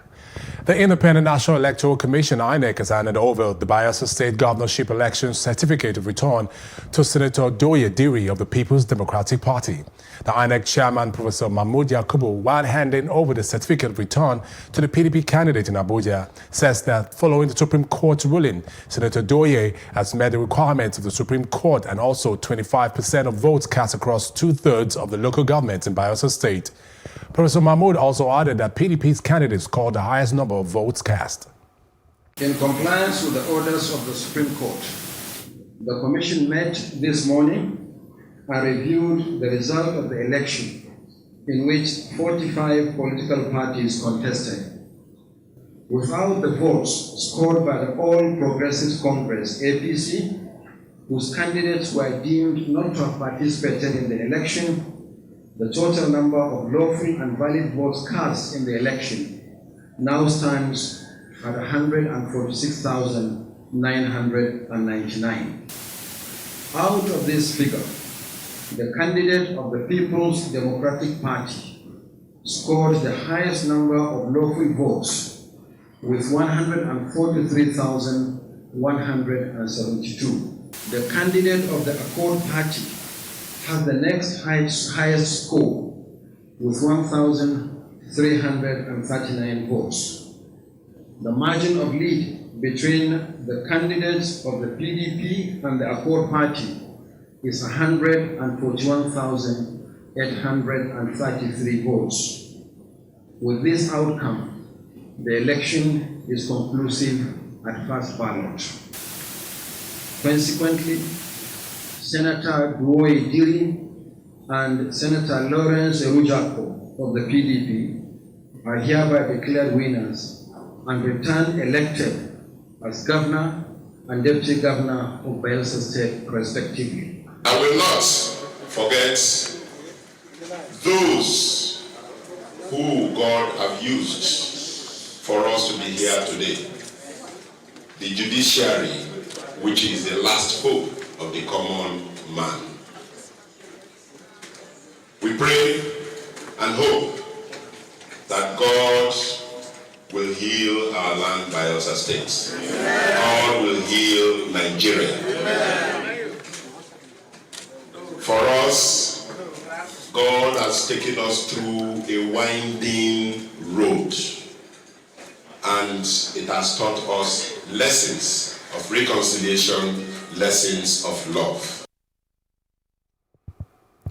Ekiti State House of Assembly on Friday passed a bill for the establishment of Ekiti State Security Network Agency and the Amotekun Corps into law.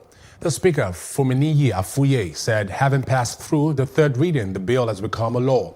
Afuye, who lauded the lawmakers for their leadership and commitment to the bill, said the Assembly did not short-circuit any process that was required in lawmaking. The Speaker said the bill will be transmitted to the State Governor, Dr. Kayode Fayemi, for his assent. Meanwhile, Nigeria's military burned down villages and forcibly displaced hundreds of people in its fight against Islamist insurgents in the country's northeast, right group Amnesty International alleged on Friday. Previous allegations have sparked investigations by the International Criminal Court in The Hague and hampered Nigeria's ability to purchase arms, a source of frustration for its military's leaders. However, convictions of soldiers have been rare and military has repeatedly denied wrongdoing. In the latest allegations, Amnesty said Nigerian soldiers razed 3 villages after forcing hundreds of men and women to leave their homes in the northeastern state of Burna in January. The human rights group said it interviewed 12 victims and reviewed satellite images that showed several large fires in the area, and almost every structure were razed down. In the news, Inspector General Police Muhammadu Adamu and Ohaneze Indigbo, a socio-political group, have disagreed over the modus operandi of community policing in the country. The IGP spoke at the end of South East Security Summit held in Enugu, saying special officers will be recruited as community police. He said these officers will be under the control of the Nigerian police force. The IGP said the community policing model is one that would draw on the legal opportunities provided by the Police Act for the engagement of special constables who will be engaged as community policing officers under the coordination of the Nigerian police force towards evolving a community-focused policing architecture. However, President General of Ohaneze Indigbo, Inya Nwodo, disagreed with the position. He appealed for the creation of South East Security Force to be known as Operation Ogbunigwe. And Dixon Osaje, a bee security expert, shares his view on this. We really do not understand where we are being perceived in the global world. And when you go into statistics, you discover Nigeria is the 15th most dangerous country in the world. When you also go into statistics as well, you discover that Nigeria is the 3rd most affected terrorism state in the world. Are you with me? After Iraq, Afghanistan, Nigeria number 3. We are doing so well negatively. Wow, and, we are doing so well negatively. Each time we have this report card from international organization, what I expected our government to have done is that they should have set up a committee to analyze this report. Like when we were in primary school, when you come first, second, third, or fifth, or whatever position you come, if not first, positively wise, your parents will have to bring you back home, analyze what went wrong, why did you came fourth, why did you came fifth, don't you have the same head with the person that came first? Yes. You know, it's a kind of mitigation factors for you to do more better. That's but right. Each time we have this report card, we'll just go back home and sleep. Some years ago, we were the 7th most terrorist-affected nation. We came 5th, 4th. Now we are 3rd, number 3. And that is not a good limelight because it's quite scary. Yeah, it's quite scary. It's going to also affect social development, economical development, and also the way we are going to be perceived in the international world. It's not a good one. Like some few days back, I have privileged information of the mayor of Canada trying to come to Nigeria. It takes the government of Canada to approve his departure to Nigeria because of the risk implication in this country. Now, coming back to your question, the vulnerability we have in this part of the world is that we have limited resources policing a majority of the state. Over 200 million people against 371,000 police officers is an intentional energetic failure. Wow. In the sense that and out of these 371 police officers that are governing this great nation, I was coming this morning, early in the morning, I saw maybe an expatriate or whoever the case may be, plying the highway with escorts, and about 7 to 8 mobile police were giving him escorts, which is to say that our policing function has been politicized. And if you give a police escort about 8 teams to a Nigerian or an Irish party, whatever the case may be, our security is being defeated because the essence of police is to police the people, not to police the elites. Because whatever the case may be, the Nigerian police have a role to play in also revamping their own architecture. Giving escort services should be given to maybe other security agencies, private security agencies. In America, in England, where these people travel to, you can't, when you get to go to foreign land, you can't see our airlines with escort. Who's going to give you escort? Who? The government will use their tax money to pay the police. The police will not give you escort, and you pay the police for services. That is not done. We need to also look into the police structure and ensure that the police service are well monitored so that they will give us the desired police. Then the Amotekun Operation Mass Destruction. I like that name, but I don't know the people they want to destroy because maybe we need the enemies. Yes, because Amaka, you see, people fail to understand something, that security is not about enemy-centric. Security is all about population-centric. The essence of policing or security is not to kill the enemy. Because if you want to kill the enemy, you kill till eternity. Crime can never be eradicated till the end of time. Crime can only be mitigated. And that is why those mitigation strategies must be put in place for you to ensure that you win the confidence of the people. Now, the system in which this Boko Haram are using to excel and they are gaining more momentum is their political strategy. The Boko Haram they persuade our people, they coerce, and they also subvert. Waste pollution is becoming a reality in Lagos, Nigeria, and the need to tackle this menace is essential. It is against this backdrop that statewide waste and environmental education project SWEEP, in collaboration with Lagos State Government and LOMA, held a high-level citizens forum on waste reduction and management. Our correspondent Messi Emmanuel was there and now reports. Waste management is said to be one of the pressing environmental challenges in Lagos. With its vast population that now exceeds 21 million, Lagos State generates about 10,000 metric tons of waste daily, which makes an average of 3.65 million tons per year, more than any other state in Nigeria. Despite a host of policies and regulations, solid waste management in the state is assuming alarming proportion with each passing day. To clear our waste, to achieve zero waste, and also encourage recycling, it's a collective effort, like the Lagos State slogan that ends with Ajumoshe. We need to teach other people to do it. We had the environmental officers, the Woles in those days, and they were very, very effective and functional. They were even more functional and effective than the policemen. When you hear Baba Wole is coming into your house and he sees any tangwiji or kokoro inside your house, you are goners for life. And that was what was happening. Not in a fighting approach or a blame approach, but in a way that they can accept it. There are many ways that we've been taught how to get our people to accept that cleanliness is priority, is paramount. Cleanliness is close to a healthy nation. A lot of these sicknesses that we are seeing at the moment starts with poor hygiene, filthy environments, Lassa fever. Honestly, we don't have any business having Lassa fever in this century. As the advocacy for proper waste management spring on, citizens are advised to take advantage of the waste-to-wealth system. When I see those pictures of plastics in the drains and waste piled on the highway, I see Naira notes and dollar notes lying in the drainage and lying on the roadside. We need to put the energy into tidying up, recycling and all, and make money from waste. There's a lot in waste to energy, waste to wealth that we can do. As a matter of fact, the National Union of Road Transport Workers is partnering with us to ensure that every one of their buses has waste bins. And we also plan to put waste bins at the bus stops, which will be cleaned and emptied regularly by our sweepers. Many of you know that we have street sweepers throughout Lagos now, over 10,000 of them, whose job is to keep the streets clean every day. So we want you to support them by not littering. Just because you see them cleaning doesn't mean that you should add to what they're sweeping. We have waste policing units throughout the city, and if you are caught, you will be taken to courts. We have mobile courts, and sentenced to community service. If we get every other person to become as exposed environmentally, as enlightened environmentally, you will find lesser amount of field in our public space. Now, beyond that, if we get education environmentally, you will find out that the number of recyclable waste that go into the environment will be reduced.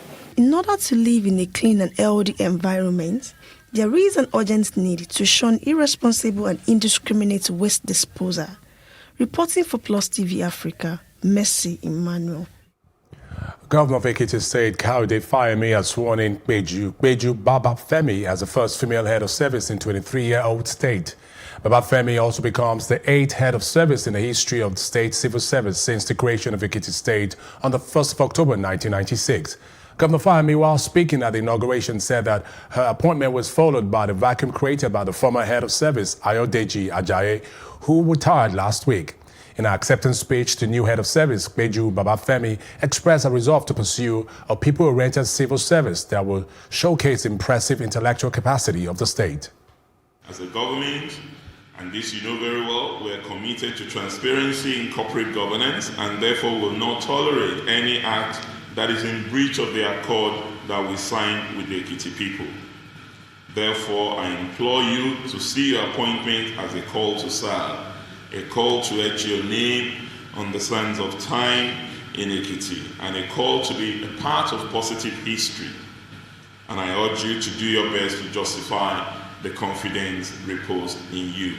On my part, I envision a civil service that is people-oriented, with a culture of transparency and accountability, leveraging technology for socio-economic development of the state. My priorities are staff welfare and training, leadership development and gender equality. In line with the Camilla maxim, if you don't train them, don't blame them.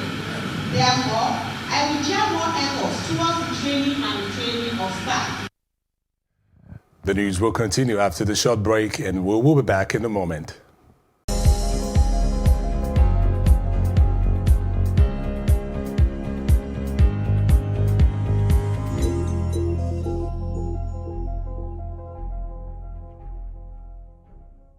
Visiting Greek Foreign Minister Nikolaos Dendias said on Thursday that Greece and Algeria agree on a political solution without foreign military interference for the Libyan crisis.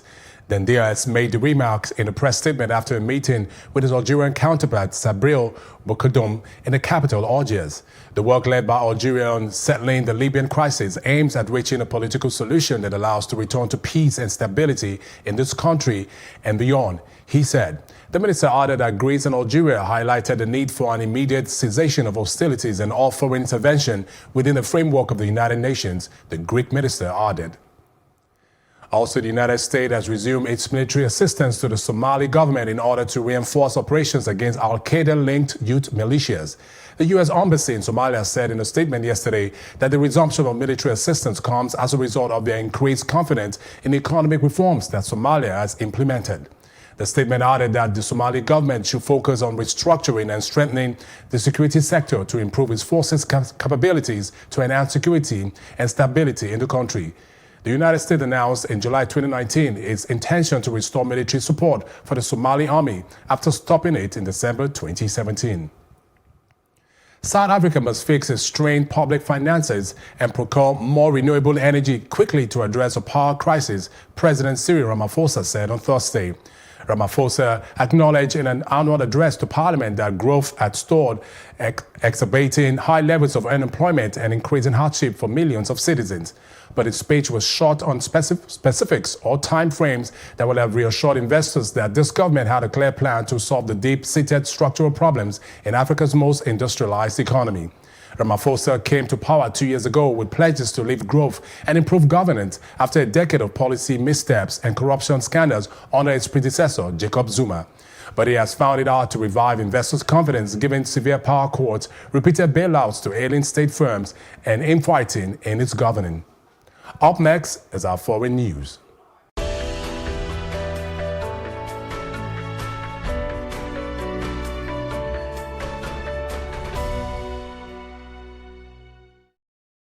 At least 5 people have died after a tourist boat capsized in southeastern Bangladesh on Friday, rescuers said. The boat carrying nearly 30 tourists overturned in Capital Lake while it was on the way to the Sublang waterfall.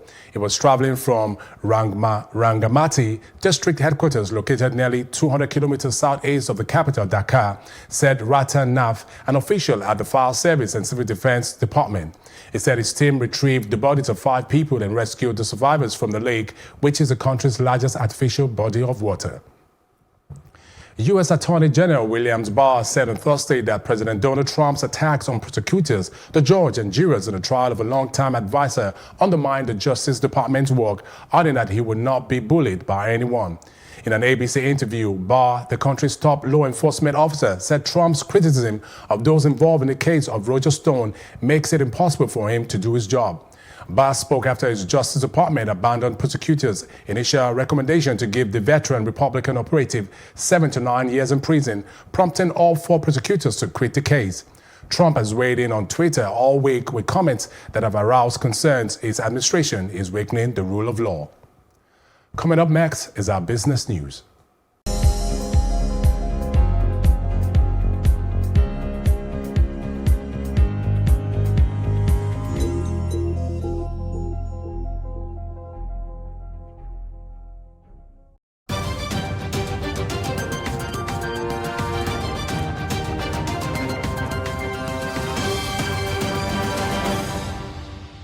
And in business news, following an audit query from the Office of the Auditor General of the Federation, the Senate on Thursday summoned the Secretary to the Government of the Federation, Boss Mustafa, to explain details of an ecological fund totaling 596 billion naira.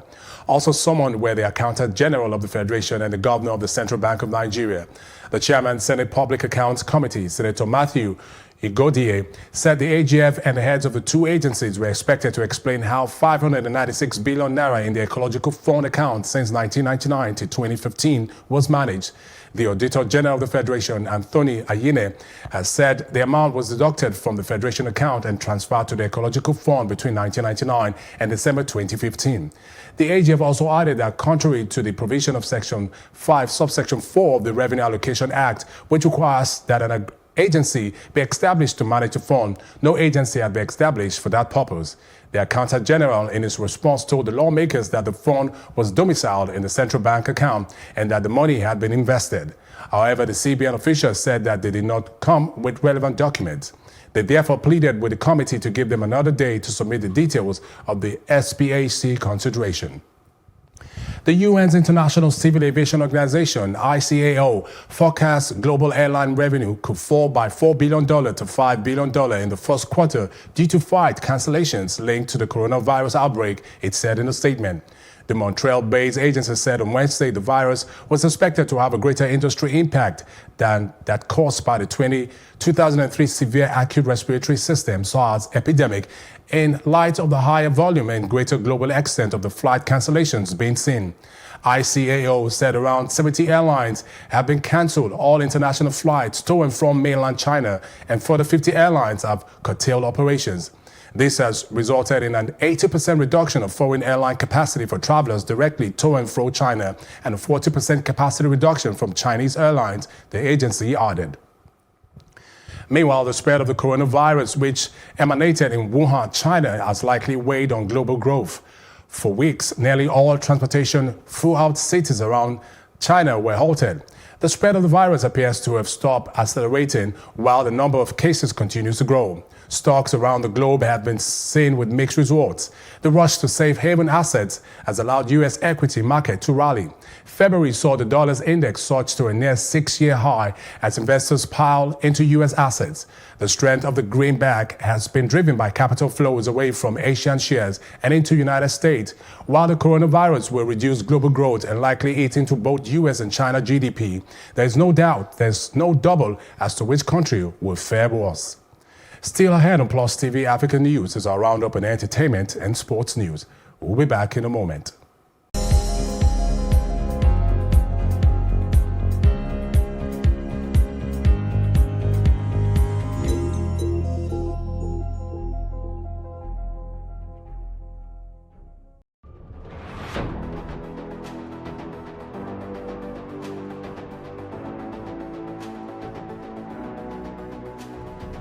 first point of accountability is asking questions. Hello and welcome to Plus Sports and Plus TV Africa. I am Udoka Njoko. Hi everyone, welcome to Plus Trending.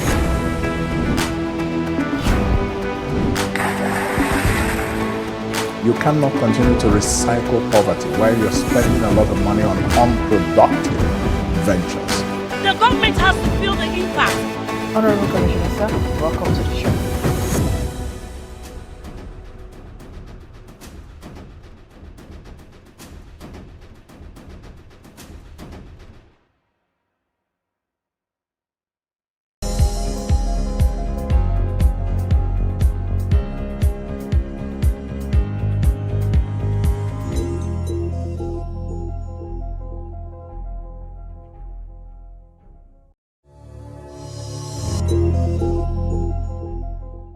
Grammy-winning pop sensation Billie Eilish released No Time to Die, their eponymous official song for the upcoming Bond movie.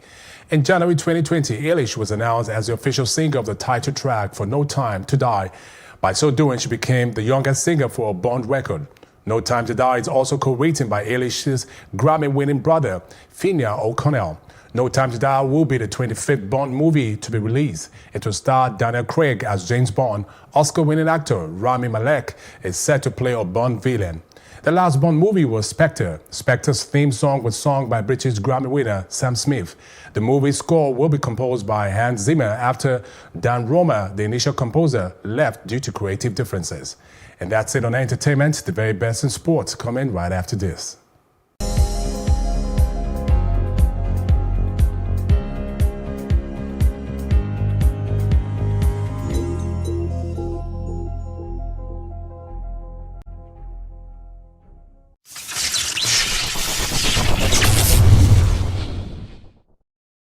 Italy's soccer governing body has asked FIFA's rule-making body, the International Football Association Board, IFAB, to introduce a system of challenge where Serie A teams can challenge the referee's decision and ask for technology to intervene.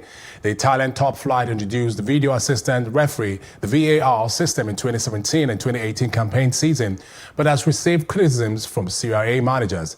The FIGC president, Gabriel Gravina, said requests from Serie A clubs have been received and have informed FIFA, telling them that they are ready to experiment with the use of challenges within the time frame and the process specified by IFAB.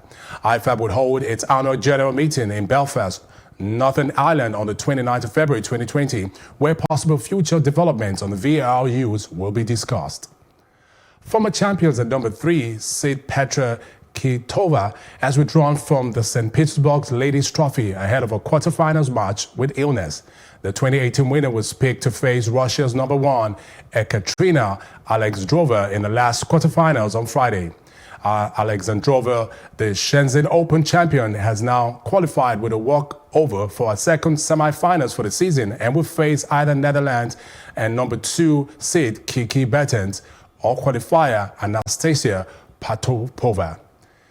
And that's our news roundup of events at this hour. For more news updates, please follow us at Plus TV Africa on Facebook, Twitter, and Instagram. And do subscribe to our YouTube channel at Plus TV Africa. We'll be back later with more stories making the headlines. Do join us. I am Benny Ark.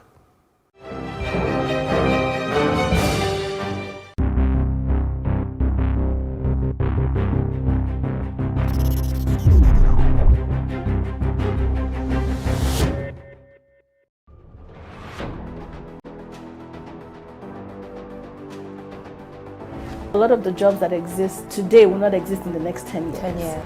When I see people today shouting, we're not too young to run, we are ready to run. Ready to run to where? The people of excellence are, to a certain extent, being held ransom by idiots and bandits. Once you are in government, you believe everything you do is right. And once you are in opposition, everything the government does is wrong. And so it's time for us to take over power.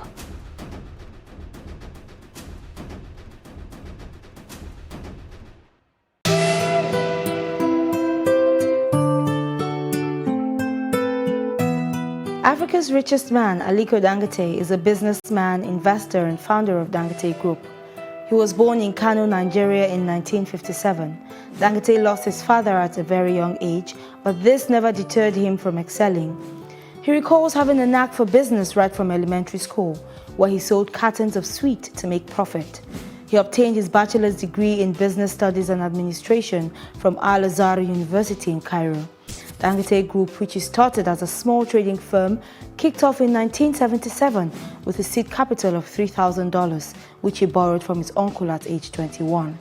Dangote Group has over time evolved into becoming the largest industrial group in Nigeria, including Dangote Cement, Dangote Sugar Refinery, and Dangote Flour, and his most recent project, Dangote Oil Refinery. He expresses his patriotism to Nigeria and Africa, not only in words but charitable deeds. He donated 150 million naira to stop the spread of Ebola in 2014. In 2018, he built a 1.2 billion naira business school in Bayelsa University, Kano. He was conferred with Nigeria's second highest honor, Grand Commander of the Order of the Niger, by the former President Goodluck Ebele Jonathan. Forbes ranked him first place as the richest man in Africa. Dangote is married and has 3 children. And this is the Mogul in 90 seconds.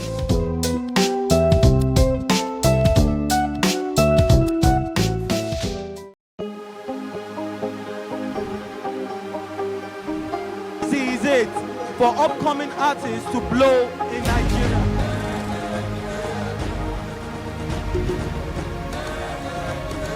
Welcome to Plus Trending. I am Ibukun Awosika, your host, saying thank you for joining us on today's episode. Welcome back. It's tea time on Plus TV Africa. Practice makes perfect. I'm not perfect yet, but I'm a lot better than I used to be. He's a king. He's entitled to marry 100 if he wants to.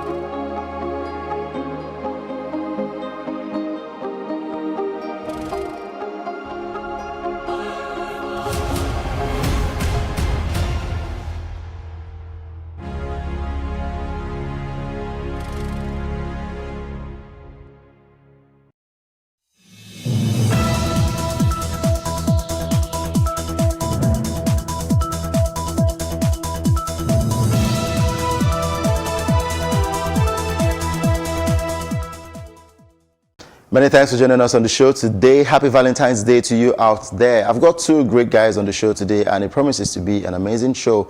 I've got Ifaka Odilu, who is just making a return from the Lagos Marathon. I saw him running, but he couldn't even get to the 3rd mainland bridge. He gassed out on that one. Let me talk to him first before I introduce the other guests that we have on the show. Welcome to the show, Ifaka. Thank you, Doka. You look like you've not recovered from the marathon.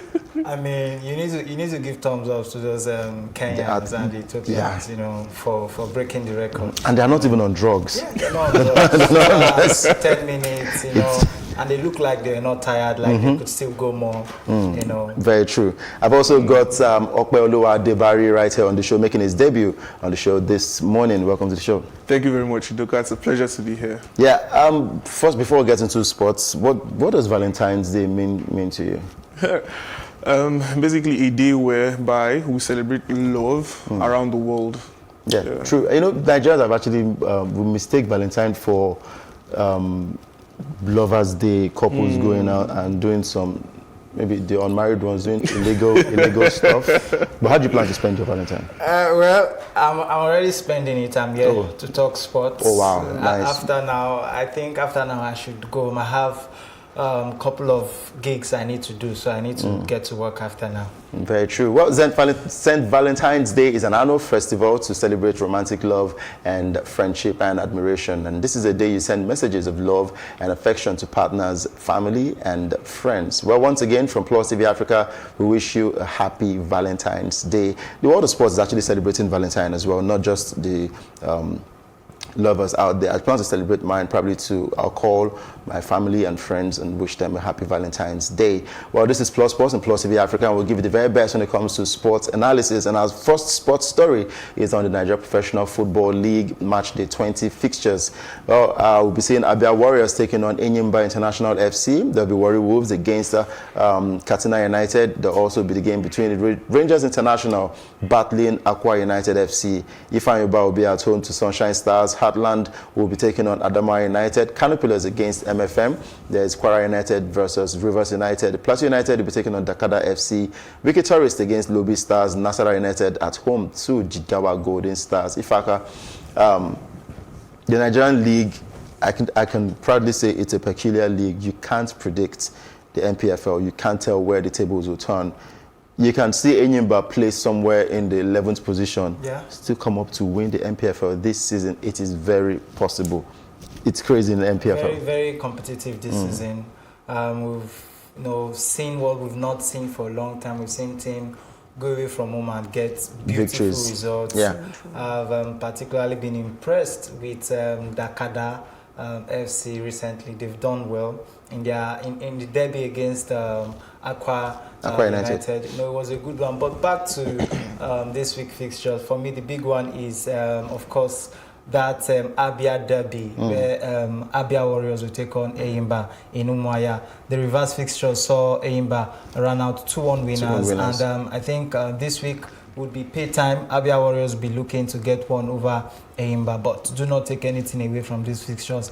I don't expect to see a lot of goals, but it's going to be a tight one. And for me, I just feel Abia Warriors have what it takes to get the results this season. And look, every time I've come out to predict matches in the NPFL, I think so far it's been 70-100 for me. 70-100. 70. So you're calling Abia Warriors to get this one against Enyimba? Yeah, against Enyimba. But Enyimba, they've been in good form. They've been scoring goals aplenty, and just recently, I think they got a 3-0 win over their opponent. So Enyimba, they are playing away from Aba. Yeah, it's going to be difficult. Well, considering the fact that Abia Warriors want to. On the 9th of February, Eyimba won them 2-1. I think it will be a good one for Abia Warriors. I think that's enough motivation for the guys. They know that, Eyimba have beaten us. Let's see if we can get one against Eyimba. And I think they have the players to do that. All right, let's see how that turns for Enyimba and, of course, Abia Warriors. There's also Rangers International in the mix this weekend, knowing that they've crashed out of the CAF Confederation Cup. And they're just above the relegation zone, but still tied on 20 points with one or two teams in that relegation waters. But of course, Rangers International, they have what it takes to get off that relegation zone and still survive the NPFL this season. Now, let's go to something that seems to be a controversial topic, but I don't think it's controversial. I think it's just necessary for it to happen. We're talking about Manchester United new signing Odion Ighalo. He has been told to stay away from their quarantine training base because of fears over coronavirus. The striker has been training at the National Taekwondo Center next door to Manchester City's Etihad Stadium since arriving from Shanghai, Shenhua as a precaution. And Ighalo arrived in Manchester from China on the 1st of February and will remain in the mandated 14-day incubation period until Friday. Now, yesterday I saw it on the news that he was banned. They made it look like it was a bad thing that he did. I'm like, come on. It is a necessary thing. It's normal procedure for it to happen. He just arrived from China where we have the serious outbreak of the coronavirus. So it's normal for them to keep him incubated until, because he has been, we also heard from Odion Ighalo that he might feature against Chelsea on Monday. And of course, later today, there'll be a press conference. And I'm sure he will also clear that Odion Ighalo rumor. Yes, exactly. First of all, prevention is better than cure. Exactly. So, coming in from China, they need to be sure that, because it's coming into the UK, that's the first thing, and coming into a new club, they need to be sure that he's virus-free so that no one else gets the disease. And I was thinking about it. Is this going to affect him in any way? First of all, I think Odion Ighalo is a very strong personality. Mentally, I feel that he's going to be good. He'll be fine. Because right now, he's working on his fitness. He's trying to get up to pace with his teammates. The only flaw would be that, he's not training with his teammates, and he would have probably liked to establish a connection or relationship with some of the players, especially the wingers and the midfielders. But nonetheless, Odion Ighalo is an experienced striker with Premier League experience, played top-flight football for a good number of years, and he knows the game he's coming into. He's preparing himself mentally and physically as well. So I hope to see him against Chelsea, and I hope for a fantastic performance for him, just like the whole of Nigeria as well. When you say fantastic performance, are you expecting him to score probably a hat-trick in that game? Because I know you're not a Chelsea fan. A Chelsea fan. A hat-trick will be far-fetched, but then dreams do come true. So it's possible. A debut goal would not be bad at all. True. Probably 20 minutes coming up from the bench, and he gets a goal. You know, yeah, hard work and an assist probably. Okay, and for Odion Ighalo, talking about dreams coming true, he has been dreaming of joining Manchester United, and it did happen for him because right from his childhood, even his former teammate Troy Deeney also mentioned that he has always been a Manchester United fan, and they played a game against United, and Ighalo said he wanted to score against Man U, but it never happened, and they went on to lose that game. There were some selfish moments from Odion Ighalo, but still talking about Ighalo now, the question is, how far can he go? 6 months loan, how good will it be for Manchester United? For me, I feel like the front three that they have, David James, Rashford, and Anthony Martial, I see them as selfish players. When they get the ball, they rather than pass to each other, they rather go for the goal themselves. So who would give Odion Ighalo the services to score when Paul Pogba is not there? Probably Juan Mata can give that to him, or the new signing Bruno Fernandes. Well, 6 months is enough to make impact to Doka. And like you rightly said, you've got selfish players in that front three. But I just feel for Ighalo to be up to him to take his chances and convert those chances if and when he gets it.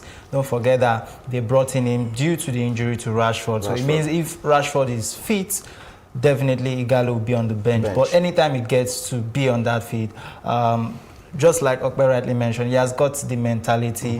Don't take anything away from him. He was highest goal scorer at the last Nations Cup. We need to mention that. He was also the highest goal scorer at the qualifiers. So it means Ighalo is a player that can score goals when he gets the opportunity to score the goals. I think if he gets to play 20-15 minutes, you know, for the remainder of the season, I feel we can get 1 or 2 goals. You know, he can maybe get, if he can get crosses from the likes of James, he could get those goals. But I don't expect, you know, Ighalo to be the messiah right now for Manchester United. I'm not expecting him to come and start, you know, banging in goals week after week. But he should just do enough. You know, he should. I expect him to be a team player. You know, link up with the midfielders. You know, he has been doing that very well when he was with the Super Eagles. So link up with the midfielders. Link up with the striker. Even if you don't get the goals, at least create chances, create scoring opportunities for your teammates. And I think that's what Ighalo is there to do. All right. And do you expect him back in the Super Eagles team? Yeah, it's just 30. It's just 30.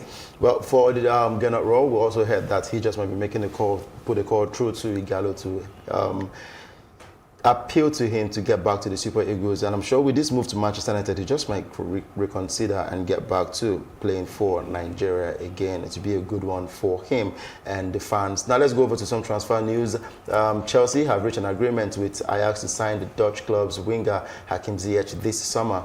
The 26-year-old was a January transfer target for Chelsea's boss, Frank Lampard, and Ajax were unwilling to sell the Morocco international in the transfer window as they chase the Eredivisie title. And Ajax have confirmed that they have accepted a fee of around 40 million euros, approximately 33.3 million pounds, potentially rising to 44 million euros with the move subject to Ziyech agreeing personal terms. Now, this is the first signing by Frank Lampard since Chelsea's transfer ban. Okay. Chelsea, they are very happy that they've gotten their own version of Riyad Mahrez. But he's quality enough. We've seen him in the Eredivisie. Coming to Chelsea, we're wondering what position will he be playing and how possible is it for him to fit into the English Premier League style of football? First of all, I believe this is a signing not just by Chelsea but by Frank Lampard.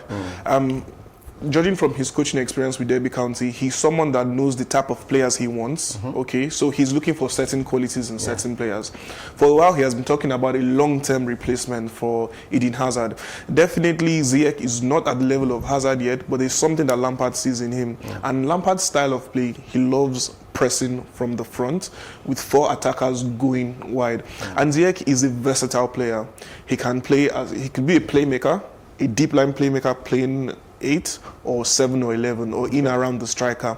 So bringing him in, I believe 2 potential positions, playing just behind Tammy Abraham, bringing in the goals as well.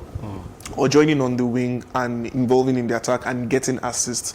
If you look at his statistics so far this season alone, you know, in about 22 appearances, he has brought about 19 assists and 7 goals so far. So he's someone that's going to bring a lot of value to the club and improve the team in a good way. In a good way. Still looking at Ziyech, we know the likes of Willian still at the club. If he doesn't leave, you start to wonder, can Ziyech bench Willian?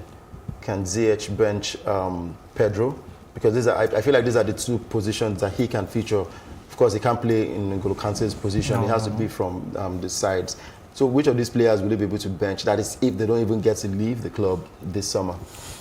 For me, I think Ziyech is a fantastic player. He's, you know, he has all the qualities, you know, but, you know, he's coming from another league. He's coming from the Dutch league to the Premier League. For me, I think these are two different leagues. You know, what is expected of you in England is different from what you get, you know, playing in Ajax.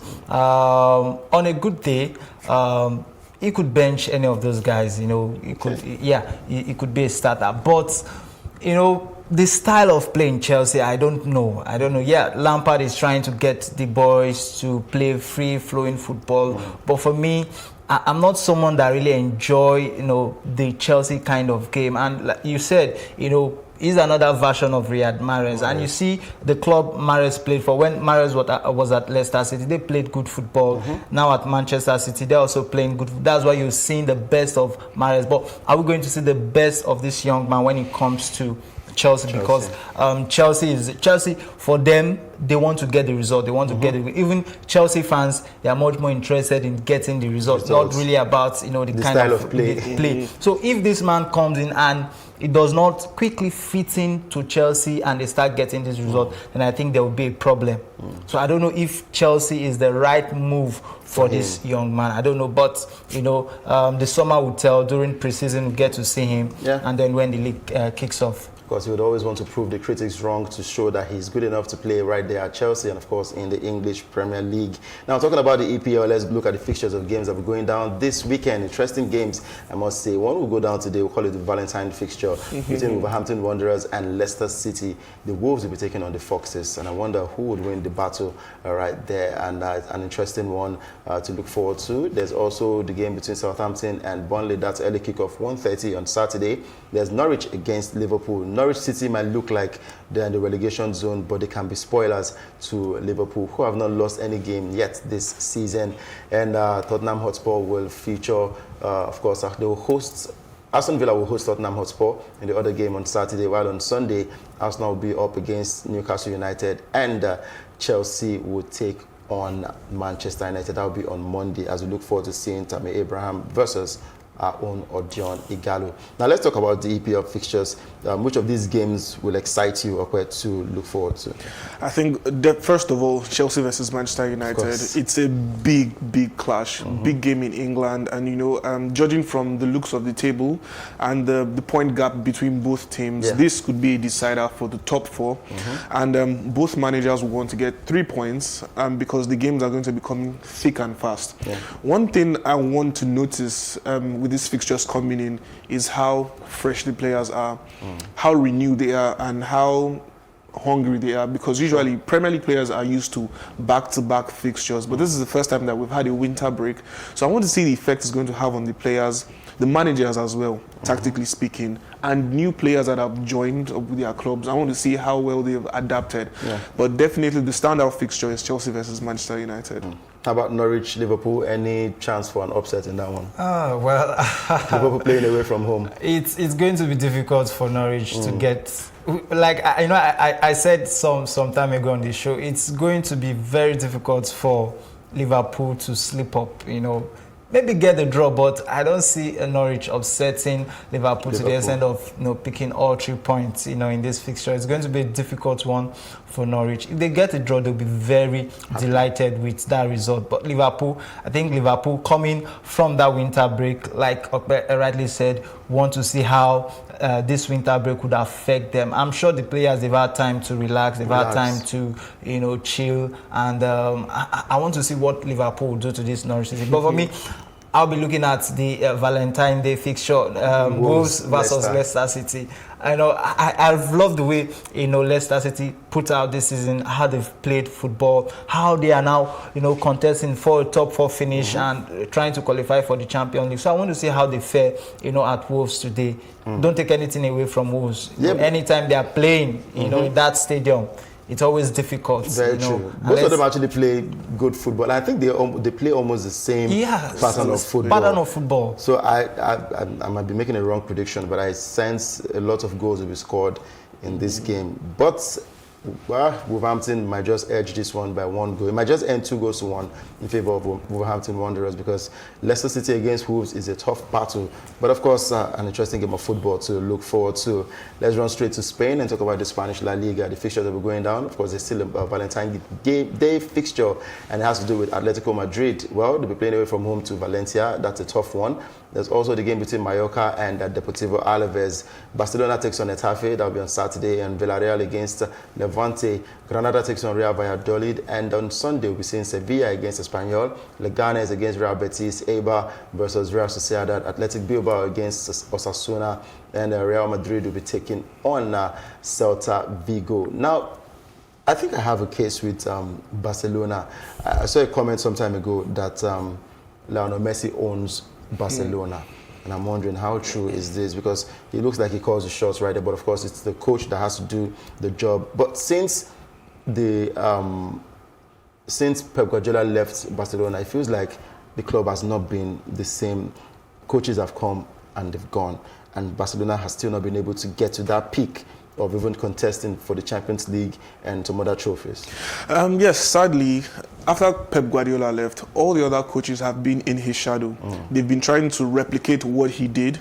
Came in his first season, was a treble.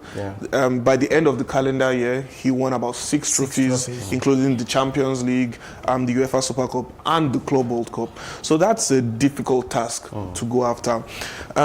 Looking at the other coaches that have come after him, I believe the most successful so far has been Luis Enrique. He spent 3 years there. He started in the same manner that Guardiola started.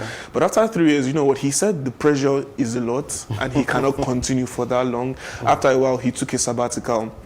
Judging from the other coaches, Tito Villanova, Gerardo Martino, now Kike Saint-Etienne, and just before him, Valverde.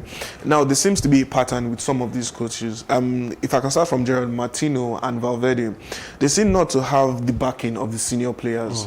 And when you don't have the backing of the senior players, such as Messi, Busquets, Piqué, it does tell on the team, because communication matters. Looking at the hierarchy of leadership in the team, now Messi is number 1. He is the captain. His voice is heard in the team. Messi is not happy. It translates into the team. A major issue with Valverde was tactical issues. He kept rotating players, didn't seem to find a balance in the team, and that was evident against Liverpool in last year's Champions League. So it is an issue for coaches coming in. Now with Kike Saint-Etienne, he comes in, he's trying to blend tiki-taka with extremely fast-paced football, and he doesn't put too much attention on the defense. So that's now a problem for them. Under Kike Saint-Etienne, they are scoring a lot of goals, but they're also leaking at the back as well. So he needs to find a balance in between and also find a way to make the players gel in and around Messi. One thing that Luis Enrique did was to be able to bring the best out of Messi to work hard for the team. I'd like to see Kike Saint-Etienne do that. Do the same. So I'd like to see Messi going back to the right wing, cutting in once again, being the playmaker that we know that he can be, and Barcelona not relying totally on him. Although that would be difficult now that Suarez and Dembele are injured. Very true. For Barcelona, well, I think it's a tough task against Getafe, and as much as they're playing at the new camp, we know how Getafe can be against the top teams in the Spanish La Liga. Let's run to Italy, and I think that's another league too. Most people get to underrate this league, but I think it's quite interesting this season, knowing that Inter Milan are chasing giving Juventus exactly, and I like the way it's going right there. Unlike seasons back where you get to see Juventus leading the other teams like 15 points gap and all that. So I think it's different quite in this 2019-2020 season. Looking at some of the fixtures, Lecce will be taking on SPAL, and Bologna will be at home to Genoa, Atalanta against Roma, Udinese against Verona, Juventus against Brescia, Sampdoria versus Fiorentina, Sassuolo against Parma, Cagliari will be taking on Napoli, Lazio versus Inter, and Milan will be taking on Torino. That will be on Monday. Interesting fixtures right there. And to make a quick prediction, do you think Juve can run away with the title this season? It's very difficult, honestly speaking. The last game where they lost, I wasn't expecting Juventus. No one expected that to slip up. After that game, I said to myself, this season it's really going to be tight, especially if Inter Milan continue in the form and manner in which they've been going this season. If they continue to put pressure, they continue to get results, I think it's going to be difficult for Juventus. Then it's going to go down to the wire this season to determine who will come out with the Italian Serie A this season. I'm impressed with Antonio Conte, with what he has done with Inter Milan this season. For me, he has made Italian football enjoyable for me this season.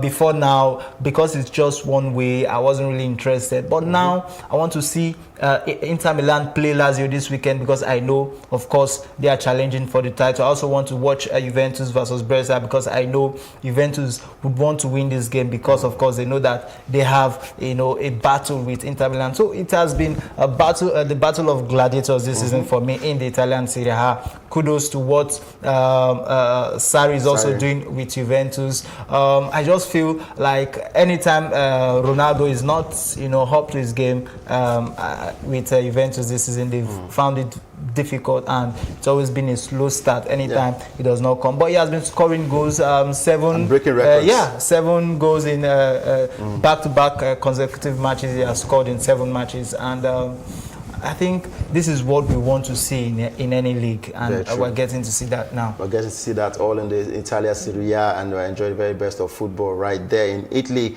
Now let's talk about the final fixtures that we have for you, the league, talking about the French Ligue 1. Well, some people call it the Farmers League. PSG, once again, they're running away with the French Ligue 1 title. Well, for the fixtures, Monaco takes on Montpellier, Amiens will be at home to Paris Saint-Germain, Bordeaux against Dijon, Nantes against Metz, Toulouse at home to Nice, Nice will be taking on Angers, Lyon against Strasbourg, Brest against Saint-Etienne, Reims will be taking on Rennes, and Lille will be at home to Marseille. Well, I don't think there's a lot to talk about, but PSG is still on top of the log. Exactly. They will definitely win the title this season. There's no doubt about that. And they're rotating their squad very well. So the players are fresh. They're looking forward to the Champions League. They're having fun. They're playing good football as well, and winning in the Cup as well. So PSG all the way. Well, PSG all the way, but that's much you can take this morning on Plus Sports and Plus TV Africa. How they say time flies when you're having fun. We actually thought it was still 10 minutes up to, but of course we have to go. We have to leave the studio and go and celebrate the Valentine with our loved ones out there, not girlfriends, loved ones, friends and families. Thank you guys for coming to the studio today. My pleasure. Thank you very much. Keep it locked down to Plus TV Africa, because they give you the best when it comes to TV programming. I'm Udoka and Joko once again saying Happy Valentine's Day to you.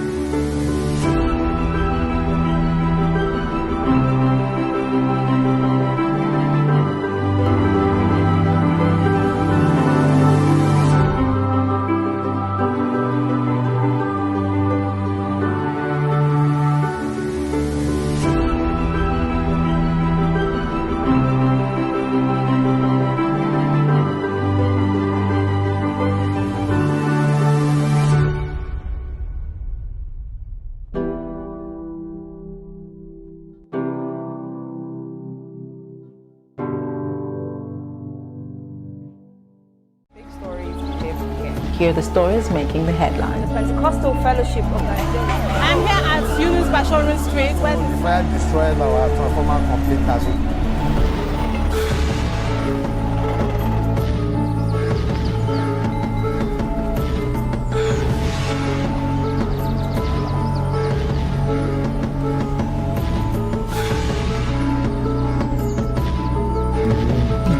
The lowest level you can.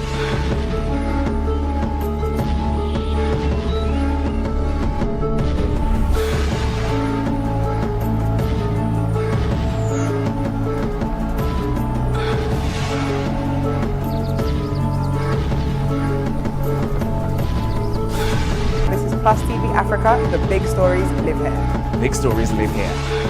Big stories live here.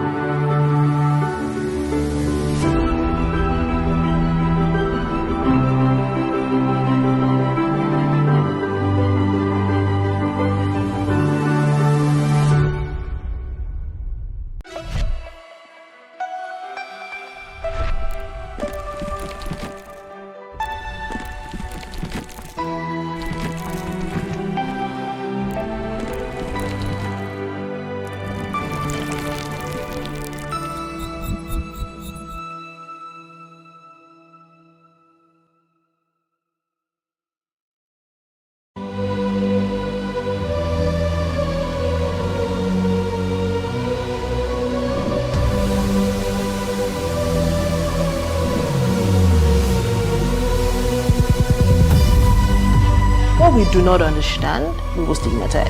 What you can see is the remaining of the tanker that exploded. The suspect equally confessed.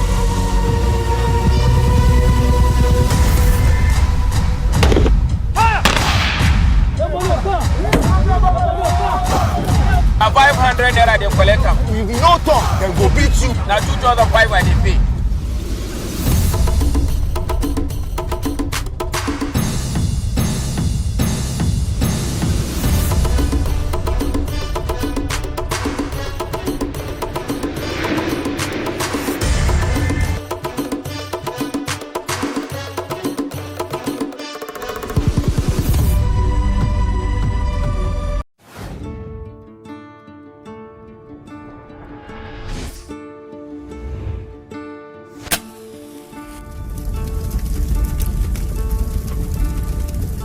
That money will shoot every person that we know can shoot. We don't let people die there. You could have killed us for a long period of time.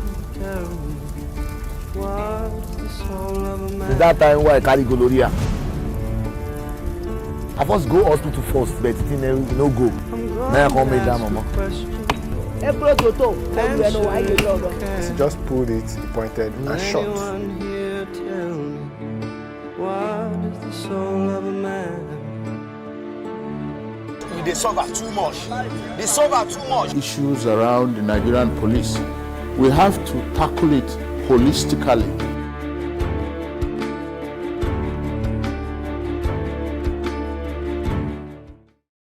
I actually moved back to Nigeria to open a bakery. this was my goal. And everything I did up till this point was in preparation for this.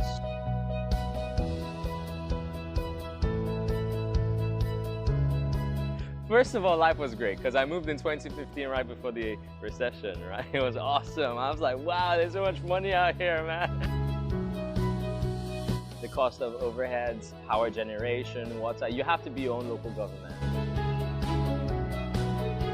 And there are no tax breaks. Many places where, where they realize the small business environment is difficult would offer some kind of tax breaks and incentives. We don't do that out here.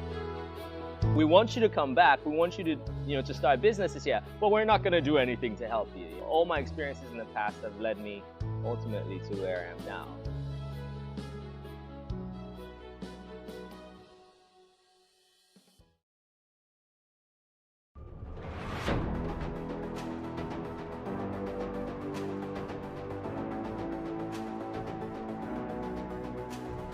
First point of accountability is asking questions.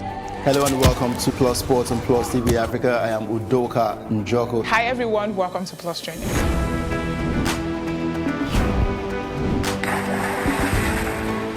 You cannot continue to recycle poverty while you're spending a lot of money on unproductive ventures.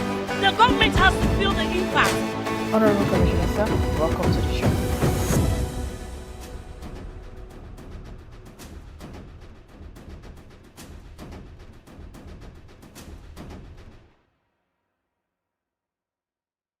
Welcome to What Are You Saying? #Ways, where we talk about topics in the news as it affects us all. We're talking about the Lagos City Marathon. According to some of the tweets that I read, because it was trending all over Twitter, some people were saying they were using the opportunity because this is a global event. I think this ban is a good thing. Yes. Because like you rightly said, during Fashola's time, it was already banned. And we had all settled and we had already settled in well. In Lagos State, we have chaos, and the chaos needs to be regulated. But the government have to be imaginative about it. This is my own version of strongly disagreeing with you. Actually, female genital mutilation is the total or partial removal of the female external genitalia for non-medical reasons. Over 200 million women, have undergone the practice of female genital mutilation. I mean, there is nothing you can do to change anybody's mind in their community, especially where you have to respect people for age, religion.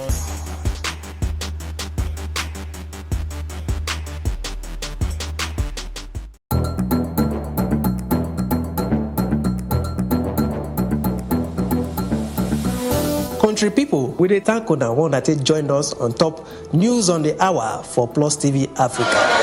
This na number 63 Massey Street for Itafaji, where building just collapsed by 10 a.m. this morning. They say the Oga of the indigenous people of Biafra, Nnamdi Kanu, don't tell federal government say if they provoke him, it go cause wahala for inside the country. Because if the British citizen no be say you go enter Nigeria, come cause kasala, run go Britain, go stay in peace. Them say na the diesel truck catch fire as they try offload the diesel way dey inside. Come out, fire department come try quench the fire. For the first time for Nigeria, every go enjoy television news for Ogbonge Pidgin English. For more tori, make una kukuma follow us at Plus TV Africa on top Facebook, Twitter and Instagram. Make una subscribe to our YouTube page and for Star Times on channel 308.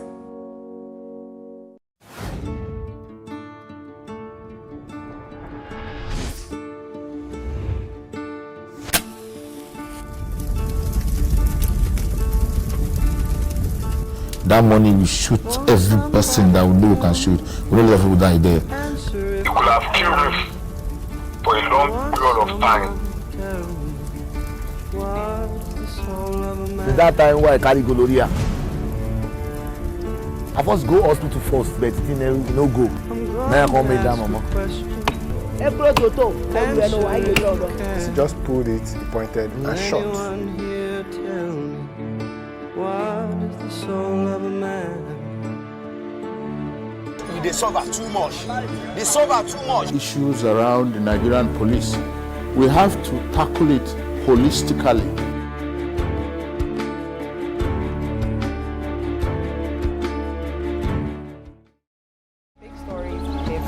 Hear the stories making the headlines. Pentecostal Fellowship of Nigeria. I'm here at Yunus Bashorin Street where the fire destroyed our transformer completely.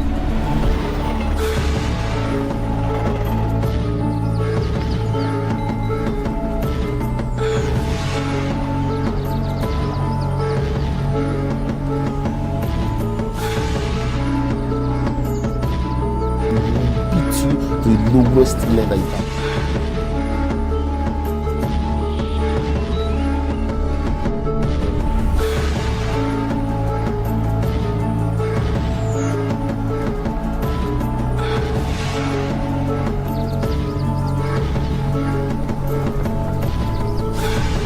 Plus TV Africa, the big stories live here. Big stories live here.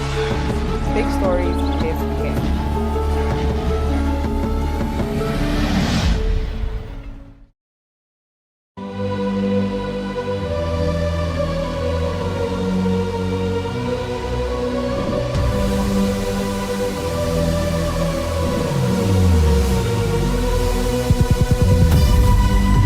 What we do not understand, we will stigmatize.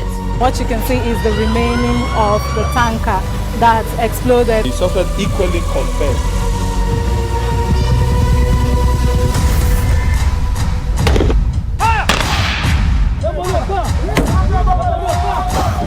Now 500 naira they collect them. If you no talk, then go beat you. Now 2,500 they pay.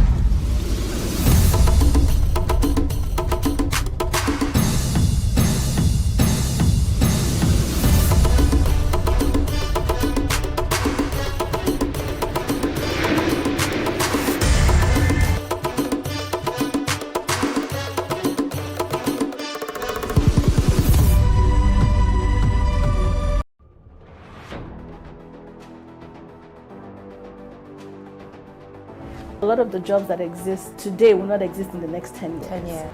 When I see people today shouting, we're not too young to run, we are ready to run. Ready to run to where? The people of excellence are, to a certain extent, being held ransom by idiots and bandits. Once you are in government, you believe everything you do is right. And once you are in opposition, everything the government does is wrong. And so it's time for us to take over power.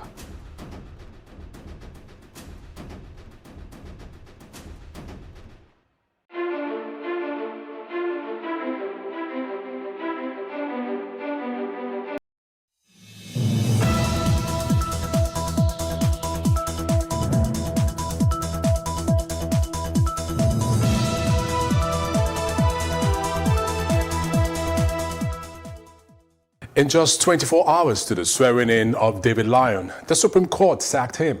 Tensions are high and protesters are on the streets, but swearing-in went on as planned.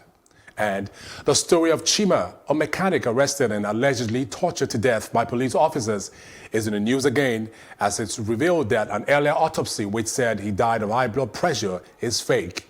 This is Plus Politics, and I am Benny Ark.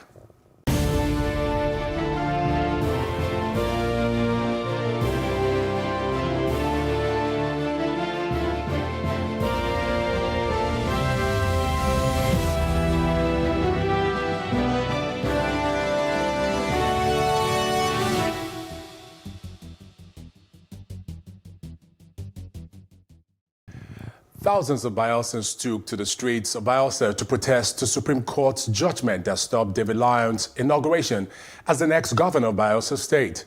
The protesters are insisting that without Lyon, no handover of power will be conducted in the state. Well, the swearing-in went on as planned, and joining me to discuss this on Plus Politics this evening is legal practitioner Chima Nnaji. Thank you, Chima, for joining us this evening. Thank you very much. Good evening, viewers. Now, interestingly, just yesterday, the Supreme Court sacked David Lyon of the All Progressive Congress APC as governor-elect by Bayelsa State barely 24 hours to his inauguration. How legally correct was this? Well, from the facts of the case, as we could glean both from the media, I haven't read the judgment, but the principle that have been espoused is legally correct because it's a joint ticket. What happens to A happens to B. The governorship candidate and his deputy, yes, they are together. They are inseparable. They swim or drown together. So when at the Federal High Court, it's a pre-election matter. There was the argument that he had fake certificate and that what he submitted in from 00, is it CG001 or whatever, was false. I think some of the APC chieftains perhaps thought that they could use their leverage, political leverage, to paper things over. The Federal High Court ruled that this man is not good for the candidacy of a political party as deputy governor. They insisted. And perhaps the governorship candidate did not have the muscle to insist that there should be a change. Given our political experience, where godfathers and things are put together, then you simply sit on top.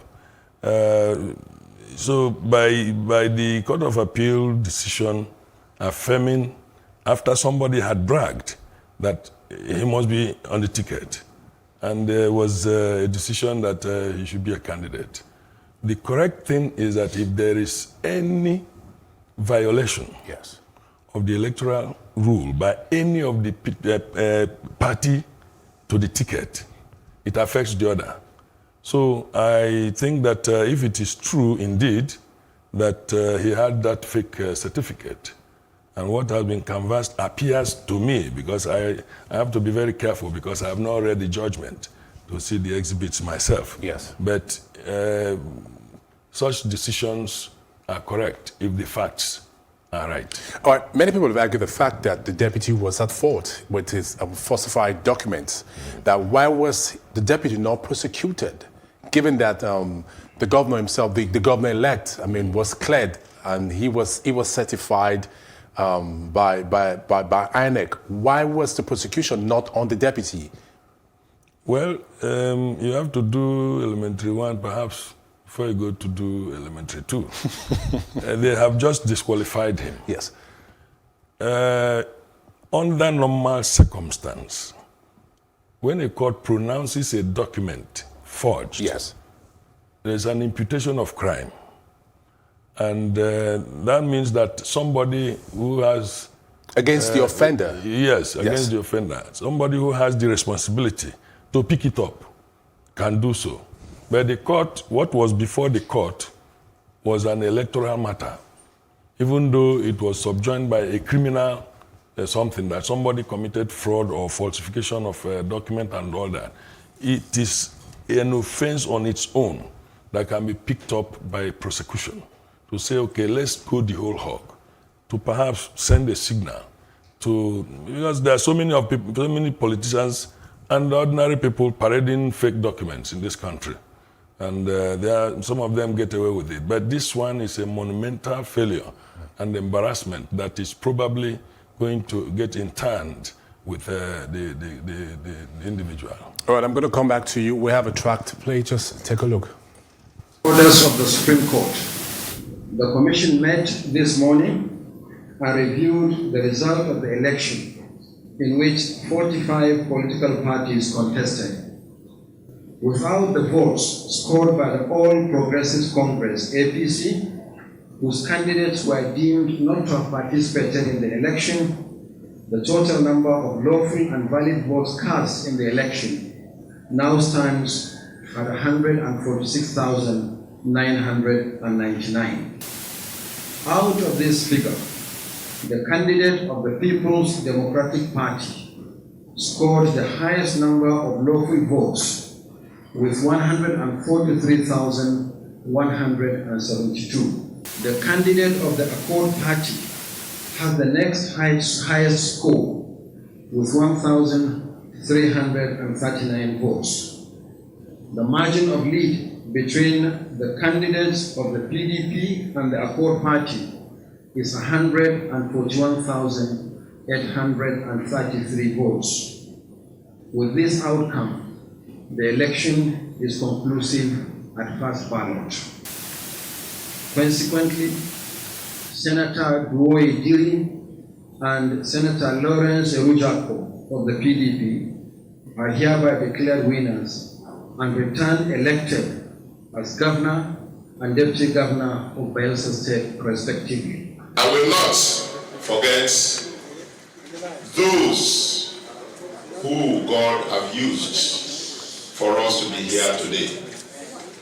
The judiciary, which is the last hope of the common man.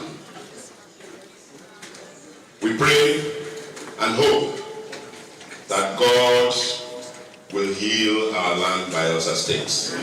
God will heal Nigeria. For us, God has taken us through a winding road, and it has taught us lessons of reconciliation, lessons of love. In that clip, we saw INEC Chairman Professor Mahmoud Yakubu. Is INEC is culpable in this? Isn't this an indictment on INEC as it stands? To certain limited extent. Okay. To the extent that INEC does not have the powers to disqualify a candidate. That is why it has the responsibility of publishing whatever it receives from candidates. To say to the whole world, any of you who knows anything about this candidate that could constitute an impediment to his candidacy, please, this is the opportunity to do so. It is not within the purview of INEC under the Electoral Act to disqualify a candidate. INEC in that respect is like a carton. When you dump something in it, it will open itself for people to see. So the issue here is, to the extent that perhaps somebody working in INEC would have said, this is what I observed, though, but that wouldn't even amount to anything, because the person, except the person is acting on his own, but not on behalf of INEC as a yeah, but public entity. opinion have said this is an indictment on our entire electoral process. Like, well, this is not the first time we're seeing such a case. If we're talking about the Electoral Act, yes, that requires to be amended to give INEC the powers to check, then verify, yes, and take decision, then that be it. But outside that one, I don't think INEC is blemished on this particular instance. Okay. Now, it's amazing that the court has given its ruling, but this definitely didn't represent probably the goodwill of the people of Bayelsa. Like, there were protests across. There's a video that will be playing while we're talking. They took to the street to protest and saying, if it's not David Lyon, nobody else is going to be governor. But fortunately, as we speak now, the swearing-in ceremony should almost be over. What do you think might pan out as a result of this decision and the swearing in and the protests taking place in Bayelsa right now? First and foremost, every citizen has the right to protest. But the issue is, the protest, is it grounded in law or in sentiment? I would rather that this one is being emotional, because our politics is come and chop. So if they remove your hand from the pot, you protest. So you see all that, the other people also now jubilating. It means that they will soon be at the table, at the dining table, perhaps at the discomfiture of the other ones. So the issue here is not about legalism, it is about emotionalism. Okay. That people feel that they have been, they removed their mouth from the breast, so to speak.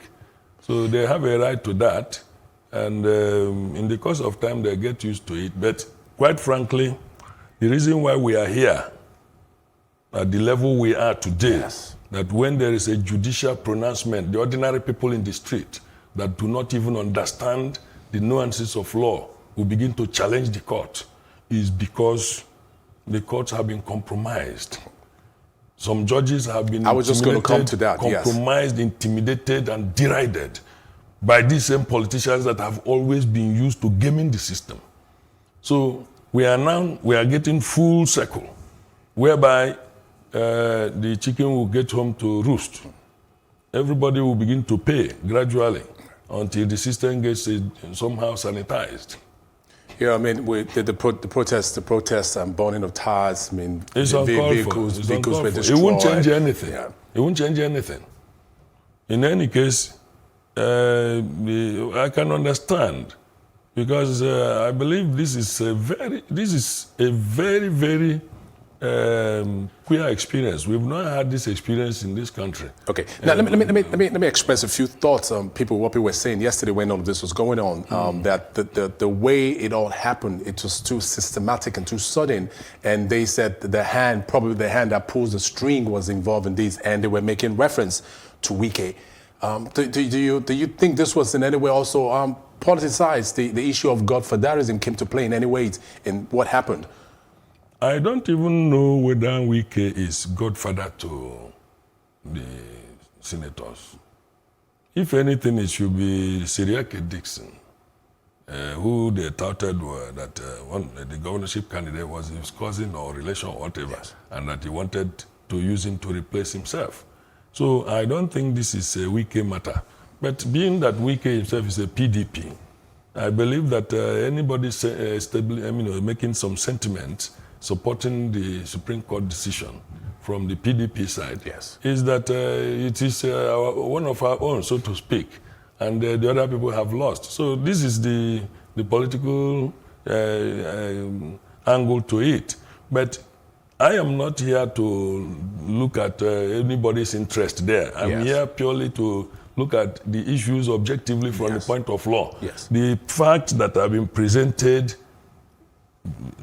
gave rise jurisprudentially to the decision of the court. Unless the court, the Electoral Act is amended to accommodate anybody who commits fraud, that maybe when you finish, Now, the chairman of the APC, Comrade Adams Oshomole, yesterday was seen to have made some comments and saying there will be no swearing in today in Bayelsa if it was not going to be David Lyon. What did you make of the comments of the chairman of the ruling APC party? Well, first and foremost, there has been swearing in, I believe. Yes. So that one has put paid to whether it was a threat or a wishful thinking. I don't think he was on duty when he was making that statement. He probably was allowing his emotions to run his cerebral processes.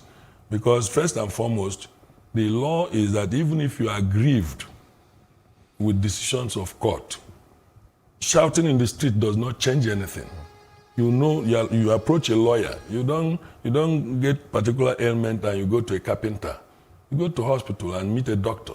The doctor in this case is the lawyer. The lawyer will know the processes to take. If it is what can be reversed, if it's like Supreme Court on review, then they will do the needful. If it is something that will go on appeal, if it is a lower court, they will take the steps. It's not by running the mouth or making noise or hitting the polity. I don't think that Adams Oshomole was acting as the chairman of a political party when he made that statement. He was probably still thinking that he was a labor union leader. We have a video clip of that statement from Madam Oshomole. Let's take a look. As a political party, we respect the rule of law, and we respect and we have confidence in the judiciary. However, this judgment obviously like the fruits of justice. For me and for our party, at the heart of election is the issue of who did the people actually voted for. Is there a case of impersonation on the part of the deputy governor-elect? Is there any other person who has turned up to claim that name as to raise doubt as to whether or not this was the deputy governor-elect duly elected along with the governor during the Bayelsa governorship election? Now, where justice and democracy is sacrificed on the altar of technicalities, this for me constitutes a grave danger to our democracy.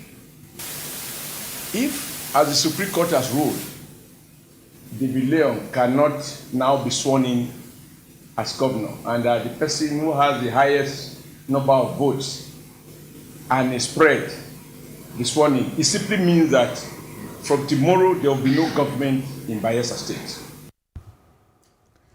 It simply means from tomorrow, which is today, there will be no government. That's not true. In Bayelsa State. In fact, I expected that as the chairman of a ruling party, with all the legal arsenals at his disposal, he ought to have consulted the lawyers. Which is what the PDP did in the case of Hope. It's in the public domain, and making this kind of statement Yeah. is very reckless. Because even as a labor leader, he was even more measured, even though he would theaterize the thing and dramatize it. But this is too pedestrian for the chairman of a political party, not in the least a ruling party. He has resources like that. He should have consulted the team of lawyers, many of whom are senior advocates and so on, are available to him. What is the implication of this?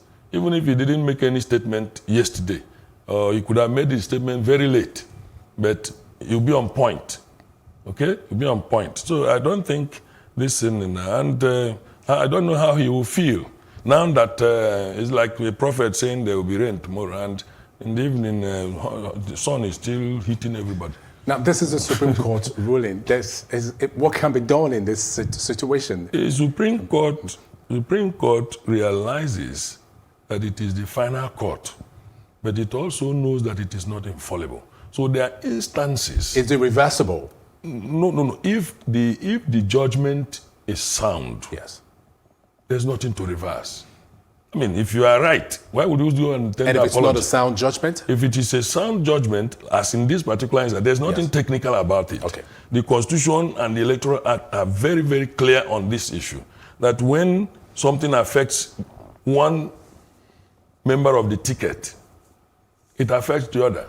It's like a Siamese twin. If you put your scissors, the other one will bleed. So the truth of the matter is that there's nothing technical about it. It's not rocket science. It's too elementary because it's not written in French. The Constitution is written in English language, not even in bombastic language.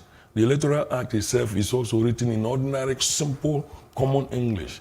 And it was made since 2006 and amended 2010. So we cannot be making this type of statement when we choose and pick. When in favor, I believe that Adams was just trying to also save himself, because under his watch, APC has become highly embarrassed. You know, it's monumental to lose candidacy completely, because this ruling is that the APC didn't have a candidate. So it shouldn't even make any statement about the election. The manner it happened in Rivers State, the manner it happened in Zamfara. I believe that this particular circumstance should worry him, and he should be a little bit more sober and introspective. Legal practitioner Chiman Naji, thank you very much for your contribution in this segment. And thank you for staying with us. We'll take a short break now, and when we return, police brutality is once again in the news. Do stay with us.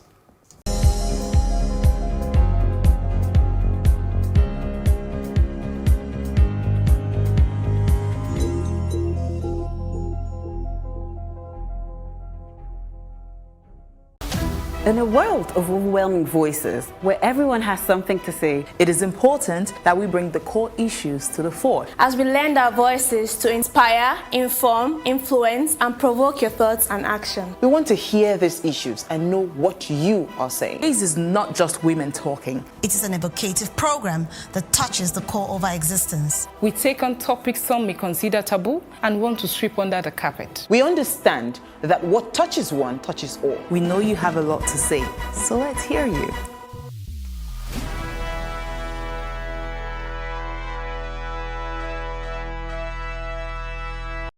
Mona Lisa is all about me.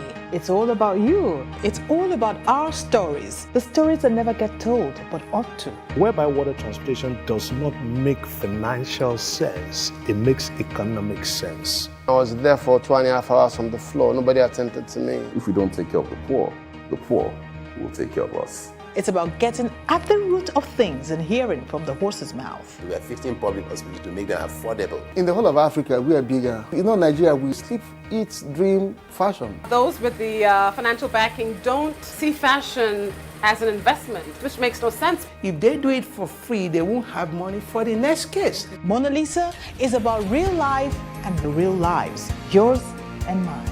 Make a date with Mona Lisa, and together, let's ensure that the important stories get told.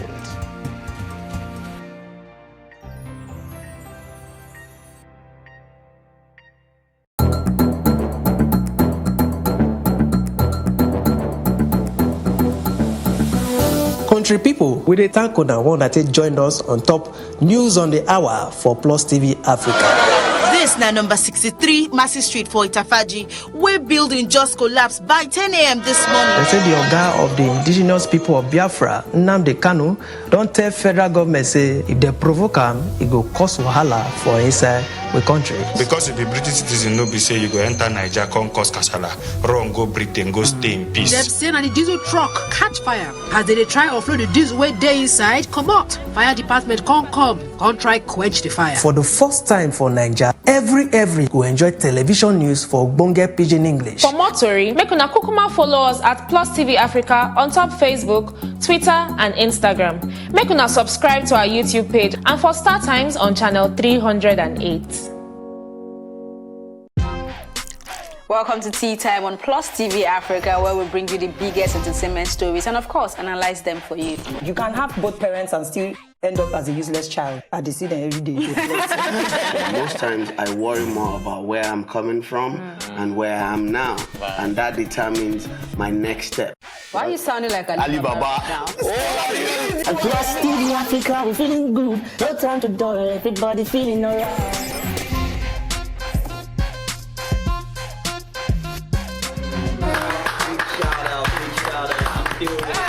I really like you. I can still make music and people are still buying. Sometimes I look myself minimal IO. Akpala music is for mature-minded people. I got DMs sometimes from Malawi, like, sleeping early.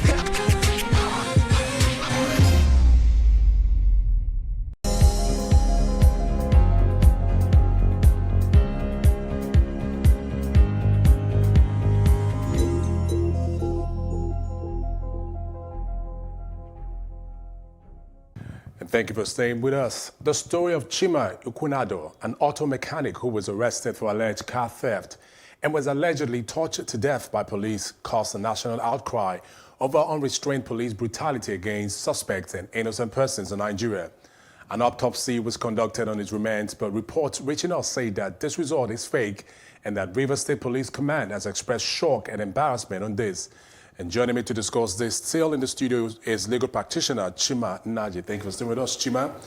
And joining us also on this talk is Raymond Nnakanat-Nebe, legal practitioner. Thank you, Raymond, for joining us. Thank you, Benny. Now, what is your reaction to this development? I mean, the Chima story, when it came out, and now what the police is saying about the autopsy that was carried out?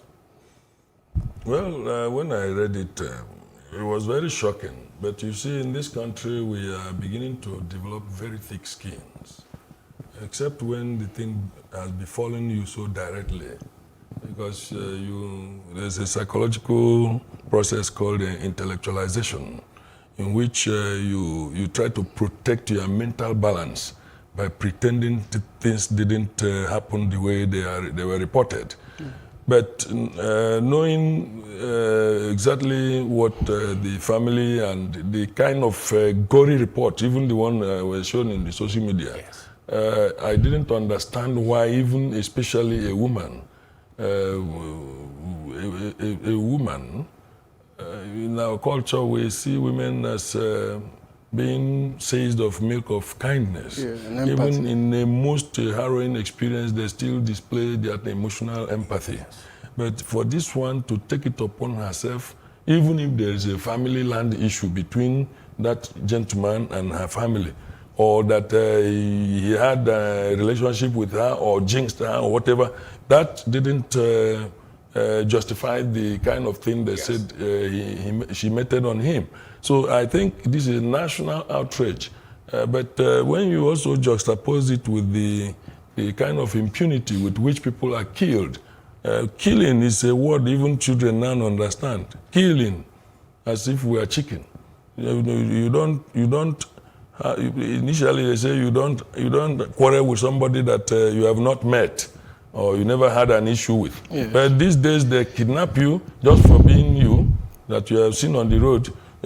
Somebody kills, either police stray bullet or targeted, or somebody paid to compromise, or the gunmen, either Boko or what they call the henchmen. So life has become so cheap. And many people's responses to the difficult economic experience they have is to displace their aggression on innocent people. So I think it is very shocking, and the police should not sweep this one under the carpet. We spoke to the Rivers State Police PR officer, Namdi Omoni, about this issue. Let's listen to this. Concerned is being investigated. The CP has given the marching order to the men of State CID, led by the Deputy Commissioner of Police, to investigate the circumstances that led to the death of Chima and to bring anybody found complicit to justice. So that process is on. As at last week, autopsy was conducted. So there will be police report from the department that investigated the case, so that that will inform the CP's briefing with the press. Because the CP will, at the end of the day, address the press on what happened in that matter. From the brief that we got from the commander, they were running across traffic, and then they were suspected, taken to the station, interrogated and detained. Sometime in the course of investigation, one of them, Chima, died in custody, and the rest were charged to court. The 4 others were charged to court. So when the family of Chima were sufficiently agreed and took to social media, it attracted our attention, and we invited the commander. He was even invited to Abuja. Then the CP, after his interview with the CP directed the Commissioner of Police to take over the matter and investigate. So that's where we are. For now, the matter is being investigated. So we just appeal that the public should be calm and wait for the outcome of this investigation. If one man that has zero tolerance for corruption, he has never shielded any of his officers. He assumed it here last year, July, and between that time and now, some officers have been dismissed. Some are facing different kinds of punishments. So he's one man that is disciplined and applies discipline in all aspects of his policing. So what we appeal again is that public should remain calm and wait for what will happen in this case. Now, the Rivers State Police Command has expressed shock and embarrassment that the earlier report indicating that the deceased died of high blood sugar pressure was based on fake autopsy report. What does this depict of our Nigerian police today? Because the same autopsy report was conducted by the police. Well, you see, thank God for social media, quite frankly, because a lot of things used to be swept under the carpet. Yes. In every organization, there are bad eggs. It's not the policy of the police as an institution to kill suspects. But you see, in our climb, where sometimes control get loose, or some people have their own personal psychological issues, they take the laws into their hand because perhaps the law is not heavily enforced against them. Police always will have one excuse or the other, that they thought that he was an armed robber who was escaping, then he shot the tire, but they didn't kill the man. There's nothing that come out of it, and so on and so forth. So it is very important, like the PRO said, if it is true that the commissioner himself is somebody that is usually empathetic, he should take it up, because we are sick and tired of some of these brutalities. The other time, people were agitating against SARS, and you cannot be pointing gun at those people who are paying you. It's these Nigerian citizens that are picking their bills. Right. Raymond, let me have a 2 cents on this, please. I mean, it's not the first time. Police brutality is not a new phenomenon to us, and the case of Chima is just one too many, and quite unfortunate he's not here to tell his own side of the story. Yes. Now, what do you make of this? and the Nigerian police? Well, for me, I think the case of Chima, like you rightly pointed out, is just is a familiar story. We're talking about the latest victim, if you ask me. So for me, it's an indictment of the internal processes of the Nigerian police. I heard the PRO say they were invited, they were being investigated. In the course of investigation, one of them died. It raises the question: for how long were they being detained and interrogated, and this so-called investigation conducted? The Constitution says you cannot detain somebody for more than 24 hours, right? Yes. And 48 hours maximum in the event whereby the police post is far from the place where the person is being detained, right? So it raises the question: if this was the police that was committed to enforcing the rule of law, they would have known that we cannot keep this man in our custody beyond 24 hours. Whatever the case may be, admit him to bail and then continue investigation. Yes. That's how the system works. So when you have individuals who come into the police and then turn around the internal process of the organization and substitute it for their own personal whims and emotions, this is the kind of story you get. So the question should be not Chima, but the other Chimas still in detention as we speak in various police formations across this country. I believe there are persons who will still be potential victims in the mode of Chima. So rather than saying that the government, the police is on it, the police should rather make sure that other Chimas around the country are being released forthwith, and their investigation continue the way it should happen in saner climes. Yes. Now, Raymond, this is the integrity of the Nigerian police as it stands has always been questioned when it comes to statements they put out when situations like this happen. Yes. How do you see this panning out? Like Nandi has rightly said, this should not be swept under the rug. So Chima is one too many. Other cases ongoing we are not privy to. What should be done in this kind of situation?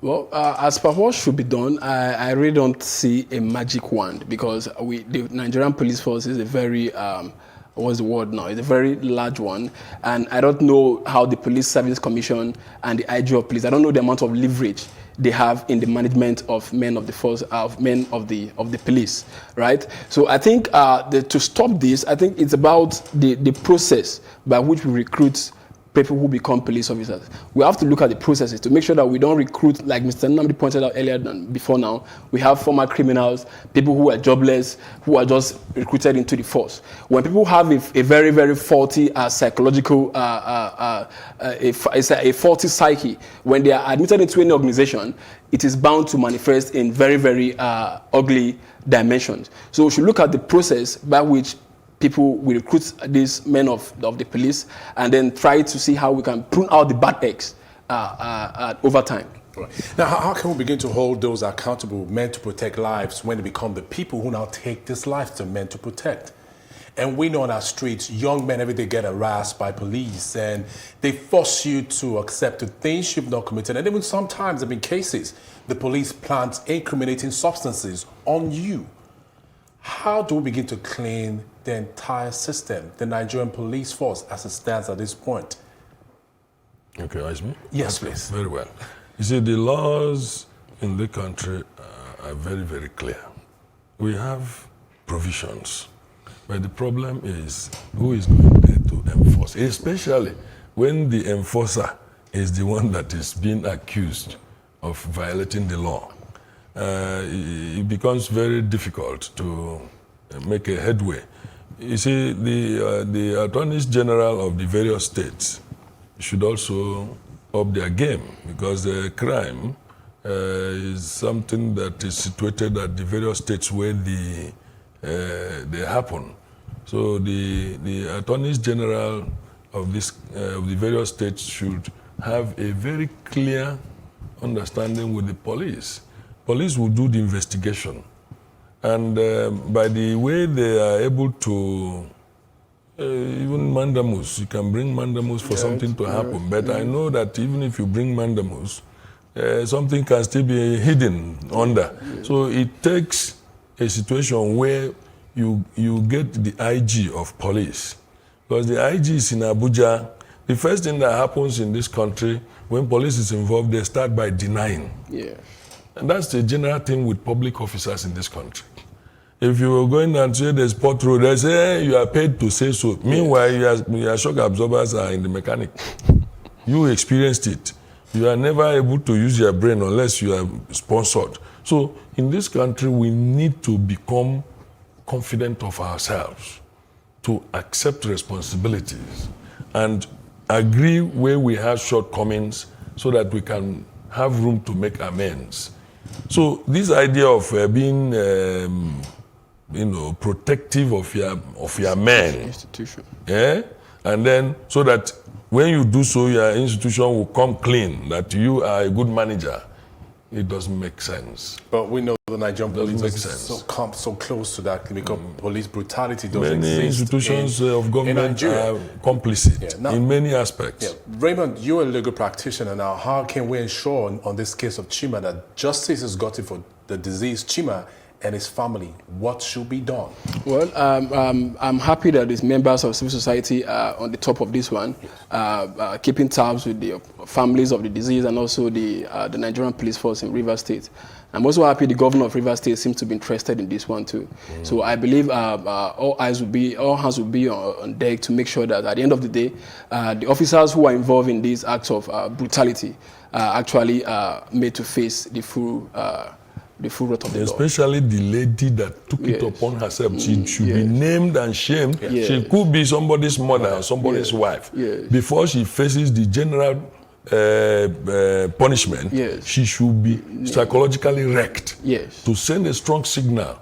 That in fact she should have been the one that would have been cautioning the others, please slow down. After all, even if the guy committed armed robbery and they caught him in the act, that shouldn't have been what the fate he should have met. Legal practitioners Raymond Nkanebe and Chima Naji, thank you very much for being part of the show this evening and for your contributions. Thank you very much. Sorry about the traffic. And good you still made it with us this evening. And thank you for staying with us. We'll take our reports now, and when we return, I'll be giving you my take. To stay with us.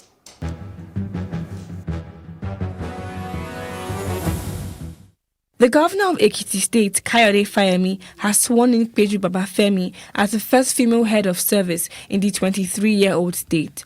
Babafemi also becomes the 8th head of service in the history of the state civil service since the creation of Ekiti State on the 1st of October 1996. In her acceptance speech, the new head of service expressed her resolve to pursue a people-oriented civil service that will showcase the impressive intellectual capacity of the state. As a government, and this you know very well, we are committed to transparency in corporate governance and therefore will not tolerate any act that is in breach of the accord that we signed with the Ekiti people. Therefore, I implore you to see your appointment as a call to serve, a call to etch your name on the sands of time in Ekiti, and a call to be a part of positive history. And I urge you to do your best to justify the confidence reposed in you. On my part, I envision a civil service that is people-oriented, with a culture of transparency and accountability, leveraging technology for socio-economic development of the state. My priorities are staff welfare and training, leadership development and gender equality. In line with the familiar maxim, if you don't train them, don't blame them. Therefore, I will gear more efforts towards the training and retraining of staff.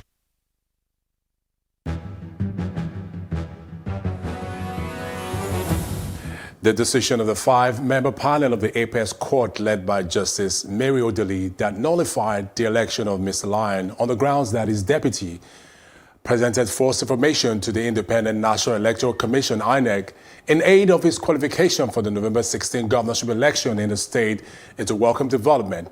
The Supreme Court has once again shown that illegality should not stand, and this judgment is in line with what our Electoral Act, which states that the person who had submitted to INEC an affidavit containing false information of a fundamental nature in aid of his qualification for the election should be petitioned. With the swearing in of the new governor and his deputy, we can only wish the people of Bayelsa all the good governance they deserve and need. Police brutality is one of several forms of police misconduct which involves undue violence by police members, and widespread police brutality exists in Nigeria, and the case of Chima is one too many. No matter our tears for Chima, no matter the well-crafted good for the moment sentimental promise of the River Police Commissioner to bring his killers to book, and is good for the situational commitment to change the color of the eyes of the average police, nothing will change sooner or later. There is no doubt that the Nigerian police needs total overhaul, and this can be grouped into 3 core areas: leadership, methodology, culture, and attitude. If the Nigerian police must be responsive to modern public policy standards and demands, reforms in these 3 areas mentioned above is imperative, and we say no to police brutality. That's our show for tonight. Thank you for staying with us. Plus Politics returns on Monday. Until then, have a great weekend.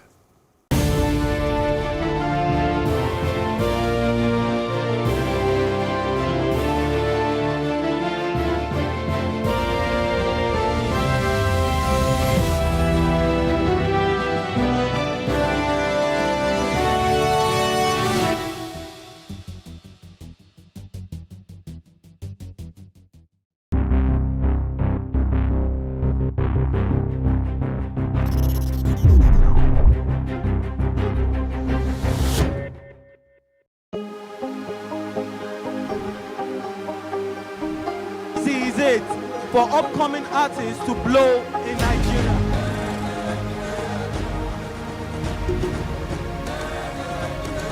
Welcome to Plus Trending. I am Ibukun Awosika, your host, saying thank you for joining us on today's episode. Welcome back. It's tea time on Plus TV Africa. Practice makes perfect. I'm not perfect yet, but I'm a lot better than I used to be. He's a king. He's entitled to marry 100 if he wants to.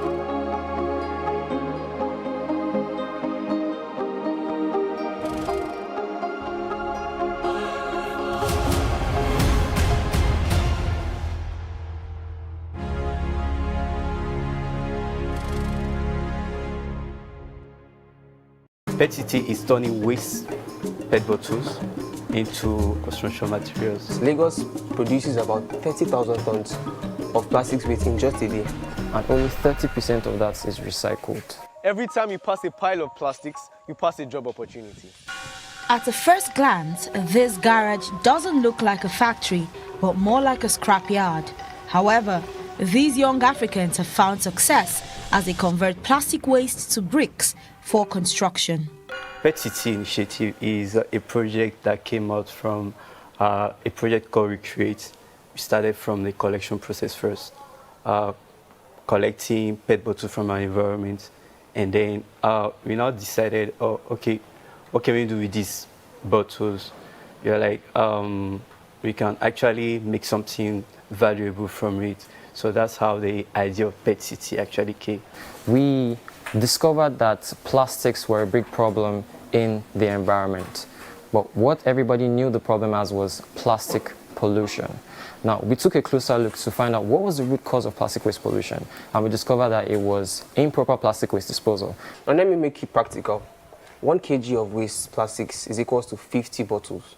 Now, can you imagine how many bottles is created?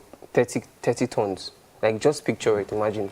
So we saw this as a problem, and a problem that really needed a solution. There was no innovation in the recycling industry. What most recycling companies would do is they would gather the waste and send it off to foreign countries to convert. So we had no innovation here, and that was where we came in. This innovative group have found a solution to addressing the bedeviling issue of environmental pollution caused by the large mass of non-degradable plastic waste, and in effect, creating more sustainable and durable construction materials. We met Standard Organization of Nigeria to test our bricks. They gave us validation that it's actually stronger than the conventional one by compressive strength, water absorption, and a lot of other tests. So it's really an amazing project, and we actually are excited towards the impact it will have in Nigeria and also the world at large. If you take a look at the building industry, cement is the most significant material you use, right? And replacing that with plastics, because once you're building something, you need a binding agent, that is cement. Now, we replace that binding agent for plastics. This is where the first stage of the production starts. So here we get a lot of plastics from different women that have been cooking for us. Over 20 women have gathered this amount of plastics for us.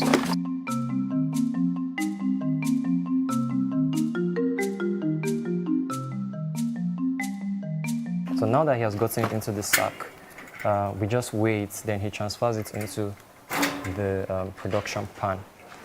So the beauty about this is we don't even have to clean these plastics because they are waste plastics. If we clean them, they're not waste plastics anymore. They are now processed materials. So production is very easy. Here is now transferring the plastics inside. As you can see, it's turning to color black. So why it's black is because the plastics are burning. So it burns to an extent where it has reached its elastic limit. So then we can start putting the sand inside. So as we keep putting plastics, we wait till everything is liquid. So right now it's getting to about 260 degrees.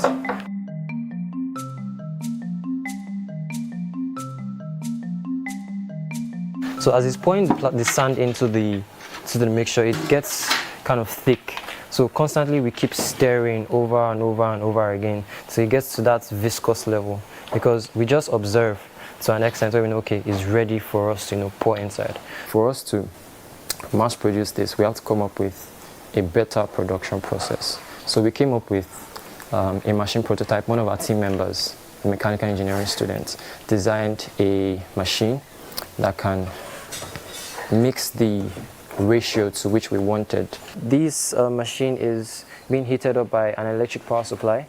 It consumes about 24 kilowatts per hour. So that's a lot of energy to get these plastics into the state that we want. So for now, this is what we use, and it has been working well for us.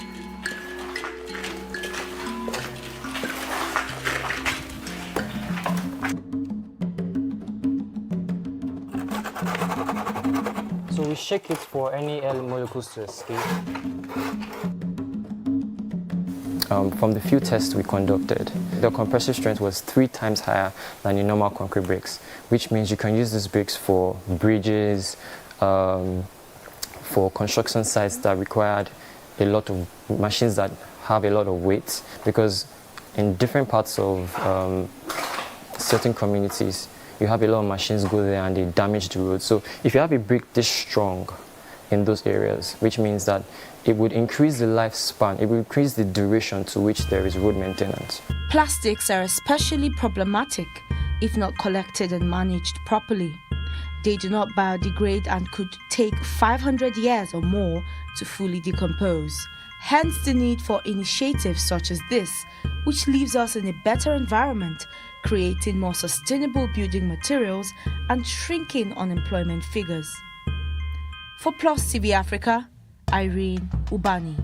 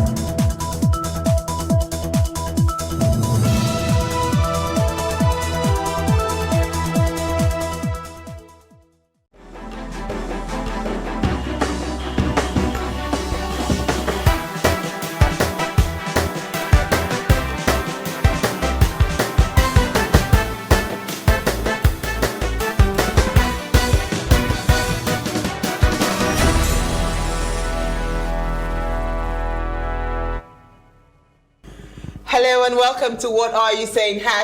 #Ways, where we talk about topics in the news as it affects us all. I am Osayuwa Besale, and today I'm joined by Faith Olasande and Sandra Eze. Hello. Hello. Hi. Sandra is the only one complying to Valentine. And the fact is, I'm the only one who is boolless. No, we're all, okay, except for you, we're all single. So how come you're not wearing red? Because it's like there's red in her hair, is enough. And lipstick, so it's red enough. So I decided to just be in the Valentine spirit and just feel like every day. That's nice. So why are you boolless now, Auntie? With all this package that you have, should I start looking for a boo for you? It's difficult to please you, sure you know.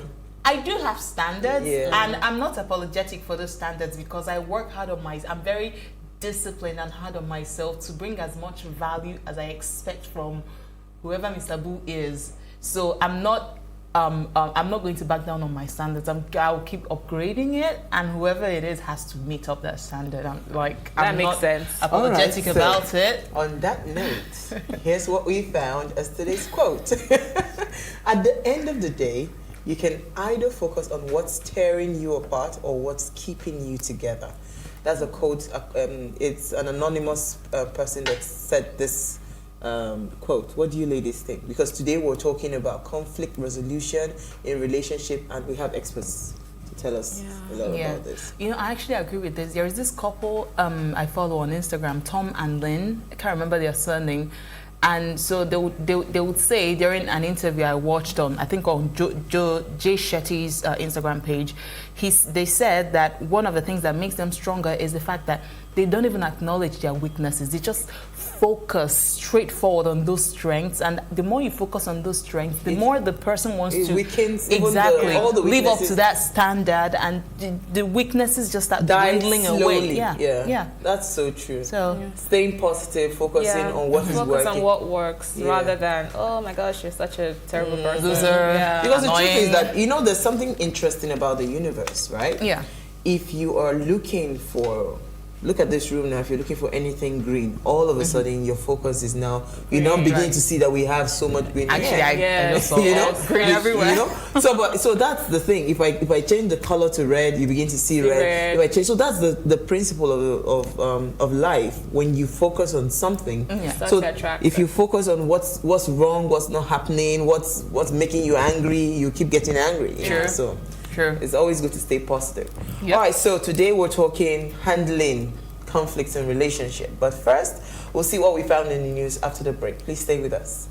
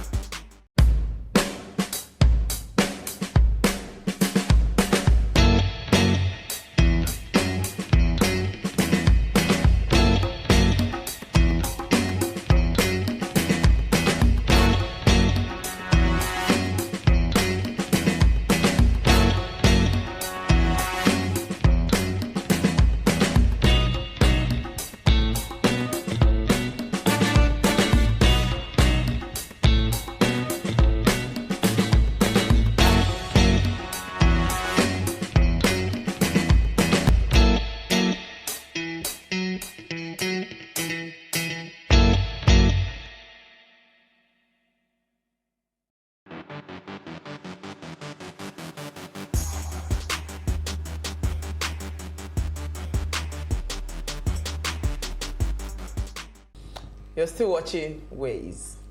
Now, Valentine's Day. The ancient Romans may also be responsible for the name of our modern day of love. Emperor Claudius II executed 2 men, both named Valentine, on February 14th, of different years in the 3rd century.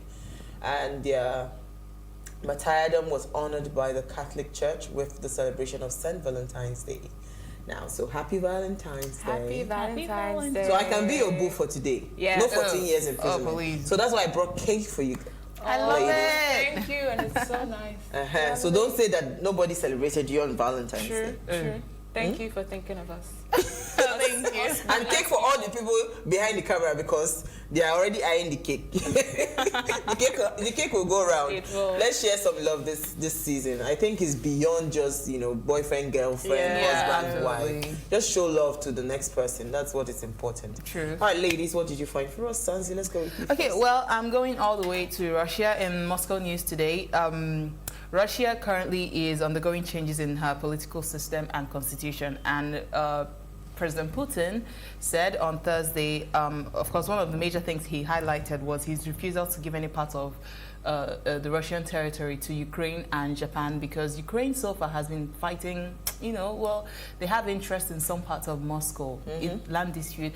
But anyway, what caught my attention was he's saying that he would not legalize gay marriage as long as he remains president. And so there is no acknowledgement of parent 1 and parent number 2. Obviously, Putin is very aligned to the Orthodox Church, so he says it has to be dad and mom. If it's not dad and mom, then there can't be a marriage, not under the Russian territory. And I find it, one of the things I respect Putin for is the fact that Putin is a man. Like, Putin, despite the fact that he looks like Mona Lisa, Putin is a man. Like, he says something and he means it. He stands by it. And I really, really admire that about people. A couple of decisions he's made, I may not be in support of it, but this particular one about not legalizing gay marriage, I don't discriminate gay, but I do support him. You know the funny thing about this gay thing is, there's so much pretense and buzz around it. Recently this Nigerian Barbie doll boy, what's his name? Now turned woman, Bobrisky or whatever, saying that if they were to legalize gay marriages in Nigeria, that a lot of homes will be broken, And I'm wondering, okay, so we have quite a huge number of people pretending. So maybe when they legalize it, people come out of their shadows. That's what probably is informing the decisions that is happening in America. But what I want Americans to understand and respect is that even if you are fine with it and legalizing it in your country and be completely turning everything that we know about family upside down, if somebody says that I am against it, respect my own opinion as well. Right. Respect my own stand as well. Don't try to shove your opinion down my truth. And the thing is, even if they for instance, they've legalized gay in America, it still hasn't ended the rate of divorce. As a matter of fact, it has increased because they're like, oh, we're bisexual, we're bi, we're this. Too many people are even more confused than when it was just male and female. Yeah. Well, I have no comments on it, really. I think we should just move on, right? So what did you find for us, Faith? So today, I found in Ondo State, Achievers University expelled 6 students for cultism. And I'm really, when I saw this headline, I was really, really happy because I feel that students already go through a lot, preparing for exams, and then during the course of the year, there's also strike and whatnot. And then there's, the also bribing of sex with, female students and whatnot. So this is one less thing to worry about, having to, to be involved in cultism. It doesn't stop it. It doesn't stop, but I feel like at least they, creating a conducive environment for people to go and learn and, just quickly get their degree. It doesn't stop it. Okay, so I went to Delta State University. Yeah. Luckily for me, the period I was in school was the time they said probably that there was a break in cultism activities. Not that it was not there, it was there.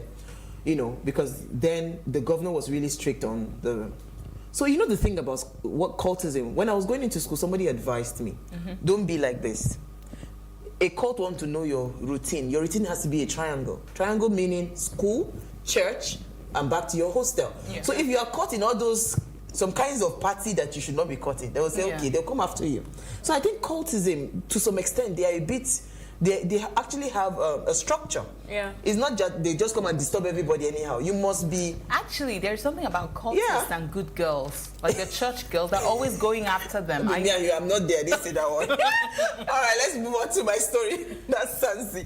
All right, okay. Confusion as Supreme Court voids Leon's victory in Bayelsa. Bayelsa State. We're going all the way to Bayelsa State. And...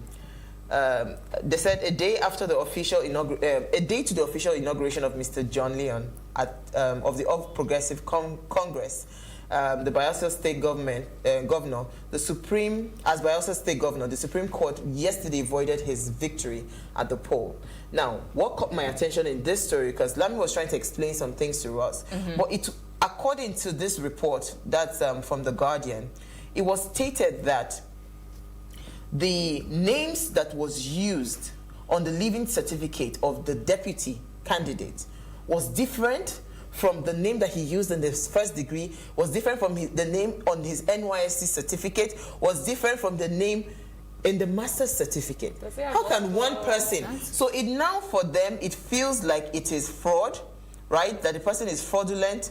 And in fact, there was a statement that said, according to the Constitution, the Section 182 of the 1999 Constitution is a violation, so he needs to... So they now went back judging with his primary leaving school certificate, and they are conflicting names, So that's the grounds to which they have annulled that... his victory. Yes, that victory for... Do we know his for the Honestly, I would say that this makes the would I say party or whoever is in charge of taking note of all those things before you come out for election, it makes the person or the people look very inept. These are research you should carry out, so when you eventually get victory, you don't have, like, you should declare your assets, your presidential, what am I saying? Everything, your degrees, exactly. Everything, they should be accurate. So this is really embarrassing. This is common. Didn't Buhari also have some documents that the were president not had sense? Well, they had issues, but NYSC. we are saying that for us in this country, let's get things right, you know. So, and I'm happy that the Supreme Court has, you know, picked it up. Yeah, picked it up, and you know they have annulled that victory. So. You know, someone said on Twitter that now that the APC candidate is no longer governor-elect, because it's a day to his inauguration. Exactly, the inauguration was supposed to be today, this Friday, Valentine's Day. So now that he's no longer APC, are no longer the governor-elect, that he hopes that President Buhari would come for like the new governor-elect who is from PDP. Twitter, Nigerians are savages on Twitter. Like, it is good though, because you know they remind you of all your promises, and they remind you when you say that you are for nobody, you are for everybody. Because if you are for everybody, and I keep saying that these things, we take things beyond. Well, it doesn't really happen here in Nigeria. We've seen Trump doing the same thing. Yeah. But the truth is that if you say that you are the federal government is supposed to be for everybody. You're not supposed to be, you know, loyal to a particular party. Even though your party did not win the election, you can still work hand in hand and make... Absolutely, because the goal is what? Governing the citizens and ensuring good life for us. So it's not about your personal victories or losses. It's about the people. Absolutely. So if you put the people first, so you can actually do anything. Sadly, that is not the case. The people that's the ideal. I have the ideal in my head all the time. All right, so we have Good Arrested. He will join us right after the break. Please stay with us.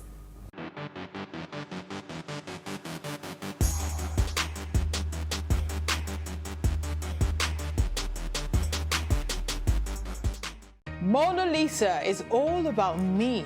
It's all about you. It's all about our stories. The stories that never get told, but ought to. Whereby water transportation does not make financial sense, it makes economic sense. I was there for 2.5 hours on the floor. Nobody attended to me. If we don't take care of the poor will take care of us. It's about getting at the root of things and hearing from the horse's mouth. We have 15 public hospitals to make them affordable. In the whole of Africa, we are bigger. You know, Nigeria, we sleep, eat, dream, fashion. Those with the financial backing don't see fashion as an investment, which makes no sense. If they do it for free, they won't have money for the next case. Mona Lisa is about real life and real lives, yours and mine.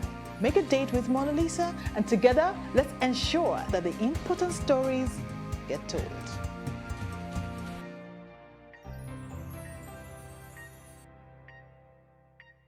I actually moved back to Nigeria to open a bakery. This was my goal, and everything I did up till this point was in preparation for this.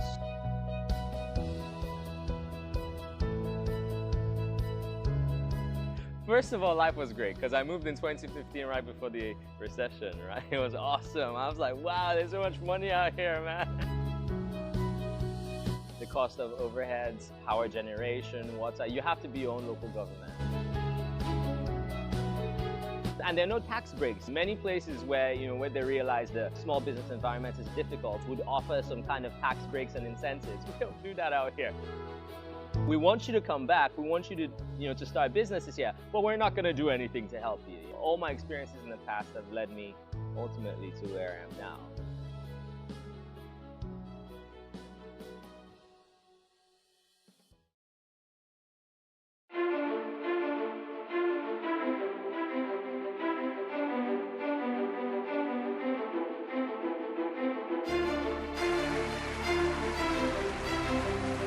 This medal has been directed to empower 1,000 persons with disabilities in each state in the next 12 months. We now start hearing the shoot of gun. Whatever I have done. Every public policy has winners and losers, and some will not be very happy with you, while others, usually the silent majority, will be quite happy.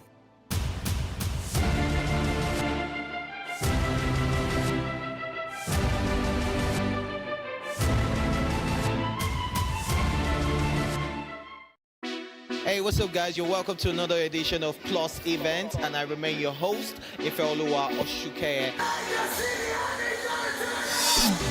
Your absence isn't an excuse anymore, as Plus Events is all you need, as we bring you the glitz, the glamour, and loads of fun.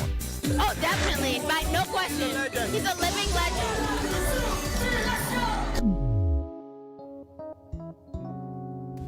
Oh, God forbid, Holy Ghost fire, no. I just want to be blown away. I want to be wild. This is 11 years of doing it.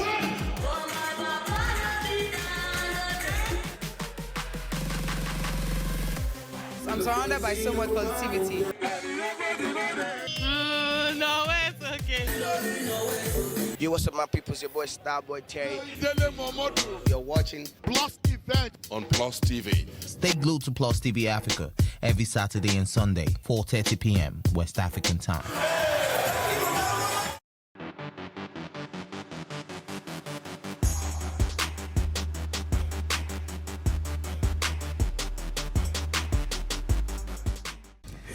Thanks for staying with us. Are there certain love languages we need to understand to foster a good relationship?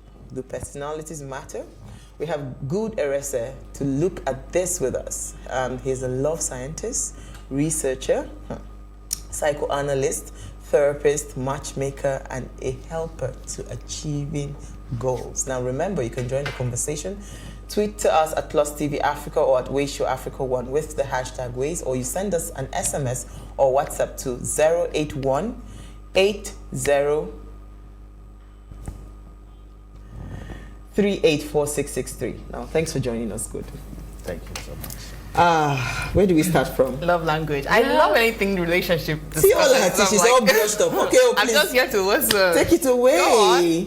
No, but really, love language, I think it's something that a lot of people get wrong. You know, like, let's start with the basics. Love language. What are they? Love languages, what are they? Well, love language is basically an expression for you to feel loved and, of course, give off love as well. For instance, you have a partner who says, I love you. There are certain things they should do often that helps you understand that, yeah, you really do love me. And you think about me, I'm somewhere in your mind, and I happen to be a priority to you. So the love language helps us to understand where we are in one's life and, of course, how we also give love off. Right. Okay, so what are these, like, what are, as Nigerian, because we know that the general love language does not apply. If you give me flour, I give it back to you. Give me the money. Yeah. So what, as Nigerians, what are the major love languages we notice amongst us? Well, I wouldn't say there is a specific love language for Nigerians. I just feel like people haven't really spent time to understand themselves. Okay. And because of that, we feel like this is our love language. And because of that issue on ground, we are not getting that satisfaction. For instance, I was having a conversation with a lady one time. I was like, what if I give you a flower? And what if I give you the same price or the cost of the flower, the amount I used to buy the flower? And she's like, money is not a bad idea, but do you know what it feels like to get a flower or something? So we haven't really gotten to that level to, you know, have these things and get to know what it feels like basically before we say, yes, this is our love language and this is not. So there are tests you can run to basically tell what your love language is. Where can we access this test? Because I need to know. 5lovelanguages.com. 5lovelanguages.com. Yes. Okay. Okay, so in Africa, do you think that we are truly romantic people, or we are just trying so hard to adopt a foreign kind of showing of love? Do you think so? Yes, of course. We are very romantic people. We just express our romance in different forms and all that. And if you happen to watch the movies back in the days when the Eastern guys, where guys would under the flower tree, you know, but those were no, but guess what? Those were things that they picked from Indian movies. No, it happened in the villages. It happened, and these were things they tried to make us understand that this is real love, and it had nothing to do with money, it had nothing to do with good looks. It was just words of affirmations. It was just praises. And he was just a young man who was hardworking, and he could sing songs, and he could say nice things to my ears. And I always find him under the tree. So yeah, definitely he was there. Honestly, okay.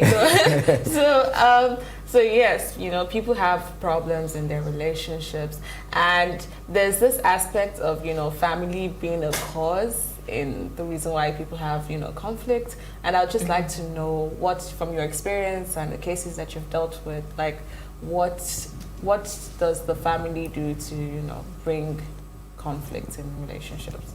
Okay, that's true. If you want to knock off conflict, or how the conflicts come in. Yes. Okay. How it comes in. Conflict, we don't have, there is no specific way, or we don't plan for conflict when we don't have timetable when they will come. But I think that first of all, when people are dealing with conflict, there are three elements, or three, how do I put it now? There are three things involved, factors involved, or elements, or whatever it is. One is the person experiencing it, and the other person is the person giving off. And the third person who we don't look at is the conflict itself. So when we have conflict, we are looking at our partner as an object, our enemies. So therefore, we are constantly fighting our partner without looking at the conflict itself as a problem. Yeah. So oftentimes, we are just dealing with our partners and not the problem itself. So when we have this mindset, we'll be able to tackle problems and understand that this is a distraction to us. How do we solve this problem? But around here, we are looking at our partners like, okay, you are my problem, I need to deal with you. You made me feel this way, you made me feel that way. So therefore, we want to make our partners feel that way too, without dealing with the problem, which is the third party. Problems, conflict, whatever it is, it's third party. Because I often feel that, I think if more couples would realize that it's two of us against this problem, we would have less conflict. But let me talk about horoscopes. Okay. Now, a lot of people will tell you, oh, I'm Scorpio and you're Libra, so we can go together. I'm Scorpio, you're Cancer, we are too intense, we're too dramatic. Does that really affect, like, does horoscope affect who you are in relationships or who you date?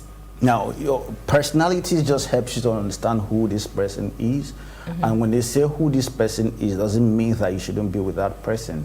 It means that what you should expect. And of course, the advantages and disadvantages of dealing with this person. But when we look at these things, we are looking at the difficult side of it, the disadvantages of these things, and then we are saying, you know what, no, I don't want to deal with you, you have so much issues, you are too stubborn, you know, hot-headed, you don't keep calm, you know. We are looking at this negative part, but at the same time, this person has some great personalities and values that you can also achieve. And if we keep looking at these things, we may not find someone that we should be with. So that's a problem itself that we need to address and begin to look at the positive things. There's always a list that you have to make of what are the qualities that I'm looking for in a person. When you start to make those lists and check them out and see, okay, this is what I want, this is what I want, and then you look at the disadvantages too and say you check them out, and you can have a better evaluation, see if this person wants to be with me or not. Okay. So recently on I think it was on Instagram, we saw a young lady bleeding through her mouth, and the story was she just got dumped by her boyfriend, and that she had taken the what's it called? Yeah, and you know, so she was, you know, like technically bleeding, and nobody wanted to take her to the hospital, and people were upset with her. What kind of rubbish is that? She's a stupid girl. Why would she do that? You know, in your opinion, what do you think always, you know, gets us to that level where we are unable to rationally behave, especially when there is conflict in a relationship? Yeah, what do you think is the main reason? Well, if you're relating to that story, I would say that when there is a heartbreak, people react differently.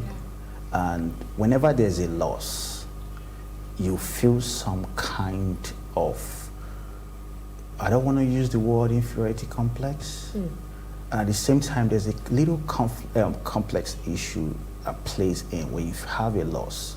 I'm not satisfied. I can't deal with this anymore. I can't function without this person. I invested so much. I'm gonna be, disappointments, and this can lead us to all kinds of behaviors. Have you had cases like that? Of course, yes. So how did you resolve that? We have, and it's a gradual process. We have to talk you through it, and of course understand why you behave this way. What kind of investment did you put in that relationship? How long did you guys see? What were you suffering from? What kind of relationship did you have before that time? Who is this guy? Where did you meet him? And have you had cases where they actually moved on to doing better of course. things? It's just time. And if you are willing to trust your therapist and you say, okay, I need your help. I'm losing my mind. Okay, let's go ahead and let's see what we can do about this. It's a process, not, Okay, so I want to take you back to what you had said earlier on, about making lists in terms of, who you want to be with. And, look at the good, what you're looking out for, and the things, So tell me, where is the place of compromise in a relationship? Because I think, personally, I feel you cannot have it all, So where is the place of compromise? Where do you think you should be able, at least, if he has this one, because young people, Why? They want it, because people are giving people tension. Yeah. People they want a perfect, and I look at it, I'm married now, how many years? This year will be my 14th year married. It can never be perfect. But there are so many things that you can do. So where is that place of compromise? Someone said compromise doesn't give us the full satisfaction in relationship. Really? Yes. And so the person said that don't subscribe for compromise. However, I feel like compromise also helps to navigate from one level to another until you begin to welcome what you want. And it's important to us that we know exactly what we want first of all. And if you must compromise, you shouldn't compromise way below your own value and expectation on love or relationship. For instance, this is what you're looking for. And they say compromise because of pressure or whatever things that people are giving off to you, and you feel like, let me just compromise and go for anyone that is available, and then you're dropping your standard to this very 50% lower. Compromise should be at least 70%, between 70 to at least stick close to what you want. But oftentimes, because we are compromising, we are even dropping lower than 50%. Wow. Okay, I get you now. Yeah. So we are not having that satisfaction, that fulfillment that we are in love, we're in a relationship. We're just compromising, and this can lead to some kind of dissatisfaction, and of course, within the period of time, you might get depressed. And it should be from both parties, not just one person always compromising. I totally feel that people in relationships should be more conscious. Consciousness, what I mean is being intentional. Your givings, what you do. For instance, supposed to look at you, I want you to be happy. I will do what needs to be done for you to have that full fulfillment and say that, yes, I'm 100% satisfied or 90% satisfied on love. And tomorrow you give me back. We serve each other. But whereby we are, drawing out 50%, 30% and all that, we are still struggling with some kind of debt or issues inside of us that is not giving us that fulfillment. And depression comes in and we can't even talk about it. Okay, now tell me, that's because you brought us there.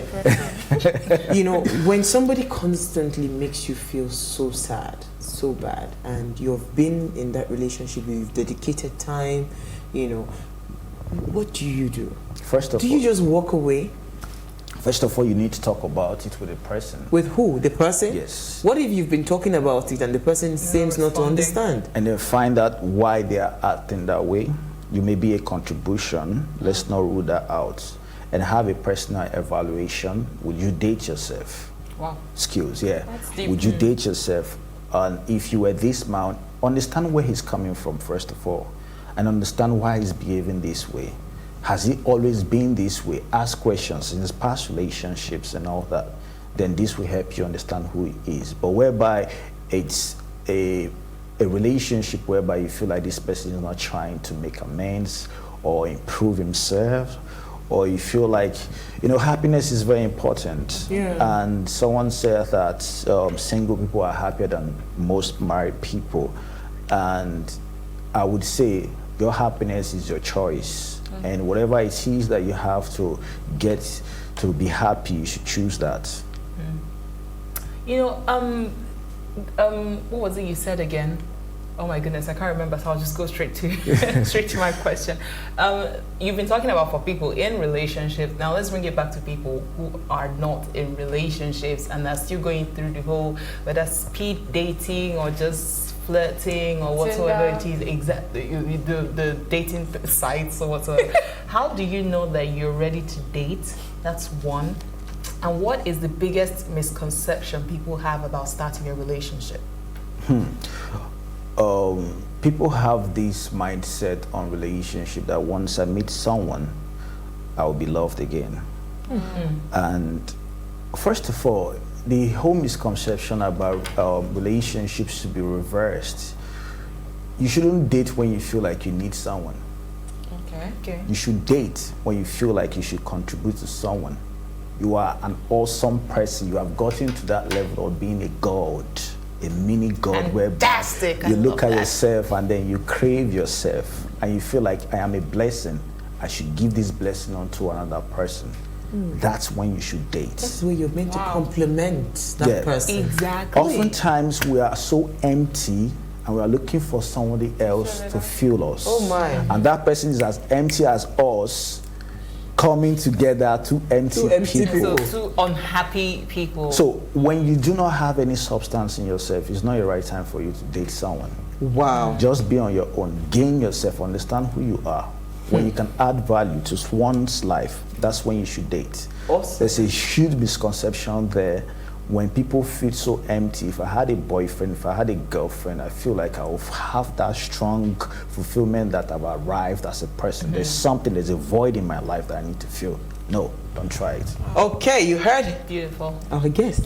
Don't you dare try it. When you are empty, that's not the right time to date. Thank you so much. On that powerful note, we'll release you. Thank you so much. So Tosin Sani joins us right after this break. Please stay with us.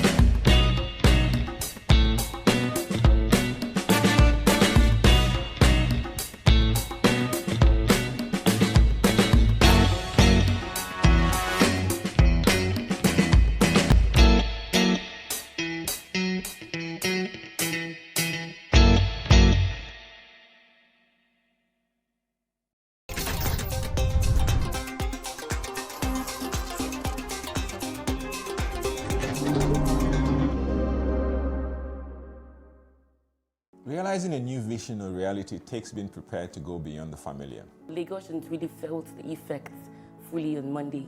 I really don't see how this is going to make Lagos better. There is no mega thinking. Yes, that matches the mega. On the other hand, to match the mega city. I was listening to Sibajo the other day on one of these conferences, and the guy had details and things he could drop down. And I said to myself, this guy is presidential material. Why are you laughing? He's the vice president and he was talking as if he was advising a government. The government has to rise to the responsibility of saying we will do this in the best interest of us. Road safety will arrest you for not having a fire extinguisher in your car. How do you now arrest government for not providing this basic thing? God forbid if my house catches fire. Even him, he said, God forbid. I noted that. Okay, I hear that.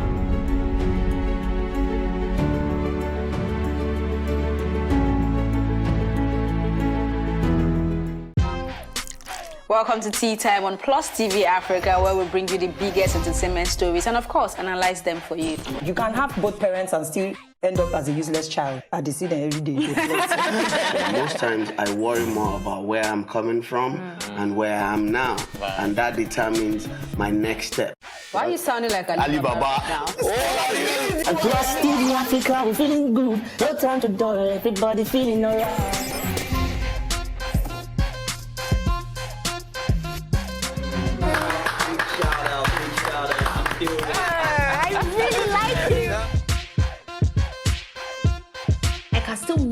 music, and people are still buying. Sometimes I look myself minimal IO. Apala music is for mature-minded people. I got DMs sometimes from Malawi, like, Sleeping early.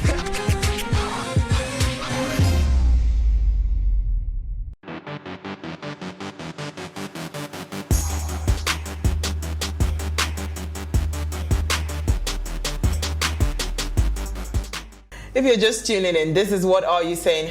#ways. Now, with every relationship, there is high and definitely lows. Today, we're talking about the lows and how to resolve issues before they escalate. Now, Tosin is a relationship coach who has spent the last 4 years walking people through tough times in their love lives. Having experienced a rocky journey in her love life herself, she is passionate about helping other people make wise relationship decisions and experience a love that truly lasts a lifetime. Wow.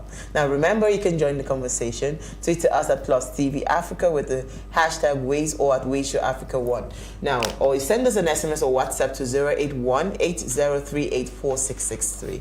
Thank you so much, Tosin, for joining us. Thank you. You knew that. You know the first question coming, right? I don't know. Well, you need to know. Well, you have to just take a cue. It's the rocky part, because now the truth is that with everything, when everybody's talking love, everybody has that perfect Muse and Boone, Cinderella story about love, and not many people like to hear the rocky part of relationships. So when I read your profile, I was like, okay, this would be a good way to start, by just walk us through what was it like when you had the rocky experience and how did you come out of that? Okay, so basically, I always say this, that when I was much younger, I had a perfect plan for my life that included being married by the time I was 25, amongst, of course, other things. And by the time I was 25, I had already been in about 5 relationships, and I was still a long way from meeting the man that I'm now married to. Wow. Right? Yeah. So all my dreams pretty much shattered.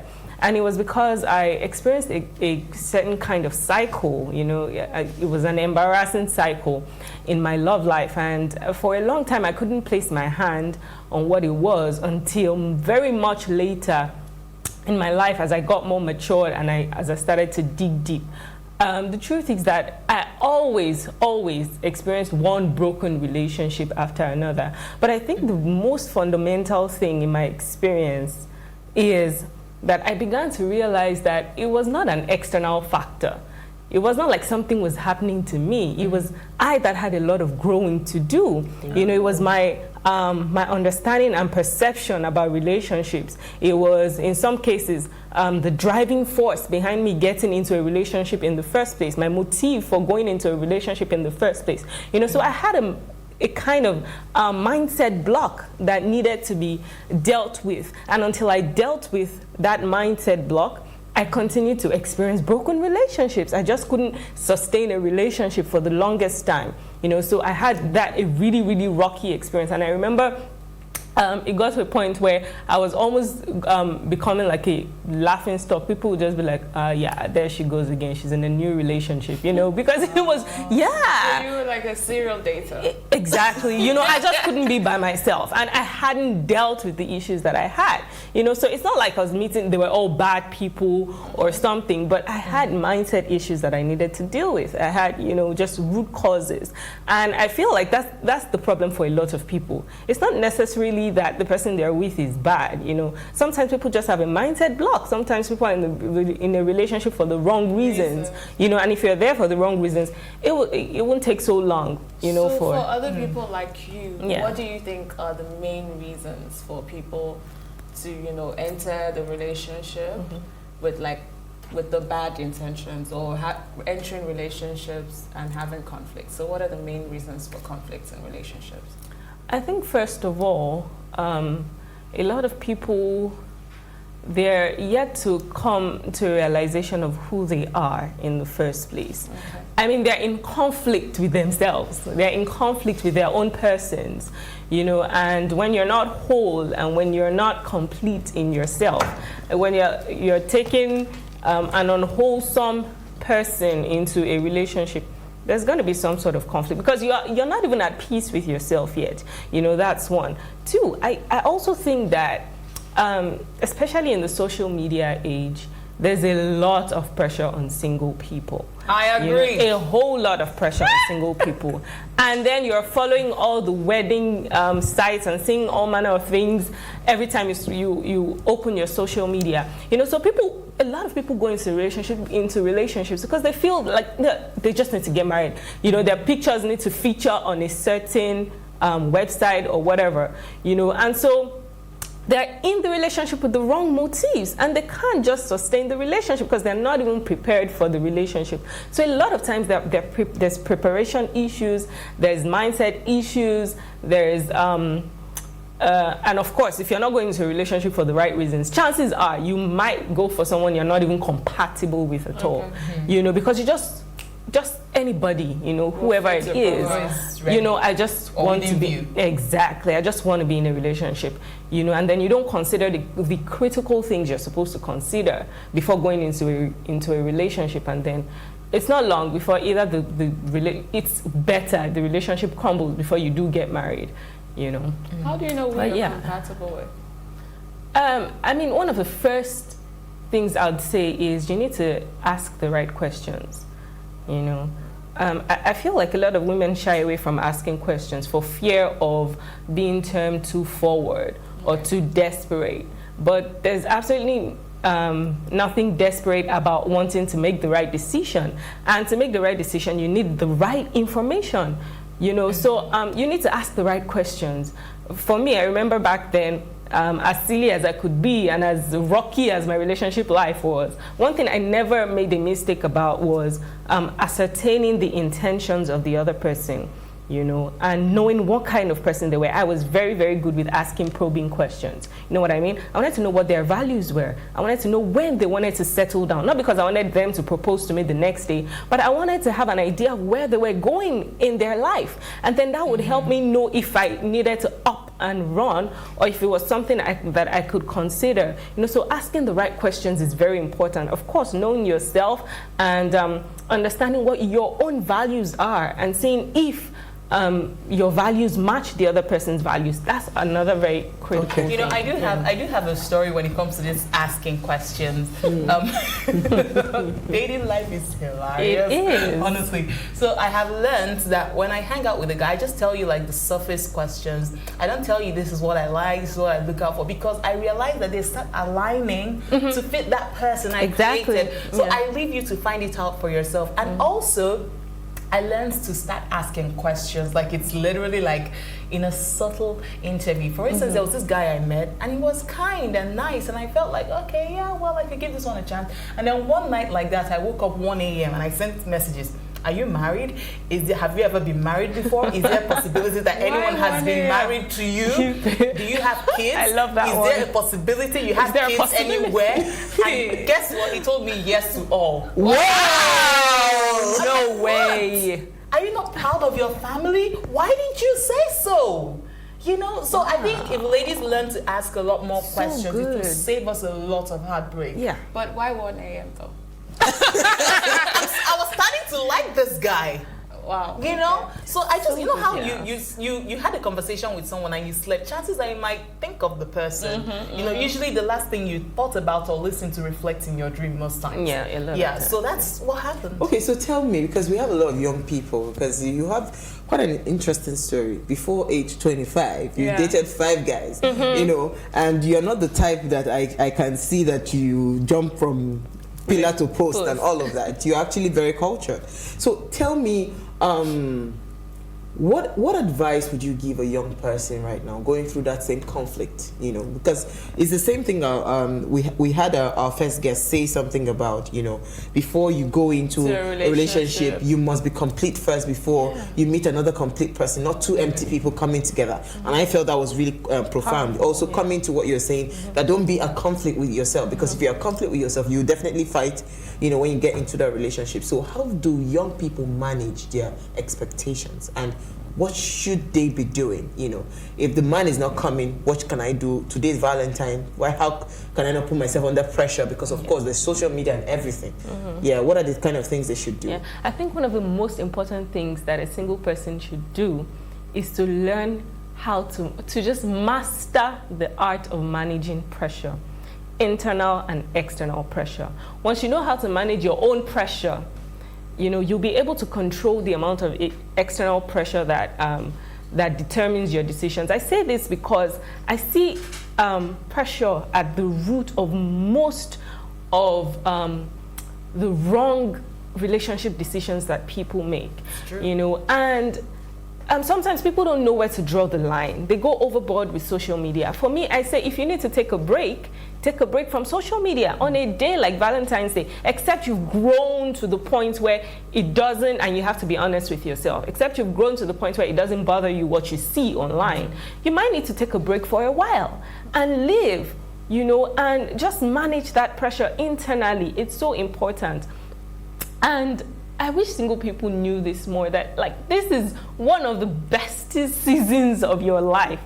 But because of the way social media makes marriage look, of course marriage can be beautiful for sure, you know, but it's just another phase in your life. And that phase also comes with responsibilities and challenges, you know, and it's very important that we learn to enjoy where we are on the way to where we're going, you know, and just manage pressure. Managing pressure is so important. And just, it's a time where you want to discover yourself and really know who you are. You know, because when you do discover yourself, you will know the kind of person that can fit into your life. You know, when you have an idea of what you want to do with your life, where you want to go, then you can filter your options when they come. I like that part of discovering yourself. But, you know, there's also something that people say that, you know, the older you get, the more headstrong you become, the more, what's the word? Focus. My word is sacrosanct, you know, that kind of personality, assertive you become. And as a young lady, it becomes a problem for a man, for instance, if you are let's do it, no, this is how I know how to do it. So is there a risk involved when you just stay for a while and you're not dating, and you're getting older and all of that? Is there a risk involved in that? You get too comfortable. Because you get too comfortable taking decisions on your own. Because when somebody else is coming into that relationship, I see that would be a big conflict. Because now the person is coming to say, no, I'm in your life now. We have to do it this way. She's smiling because she's understanding what I'm saying. No, because after a certain age, being alone for a while, you're kind of set in your ways. Because you take all your decisions and you don't need permission and stuff. Exactly. Okay, because of all these single people. We're done with single. Hold on. So how do we keep the love spirit in a relationship, like a married relationship? You know, what are the things? Is it all this Valentine stuff that we're supposed to be doing? You know, so trying to manage conflict and keeping the love in a relationship. How do we do that? One of the most important things is to keep your communication line open at all times.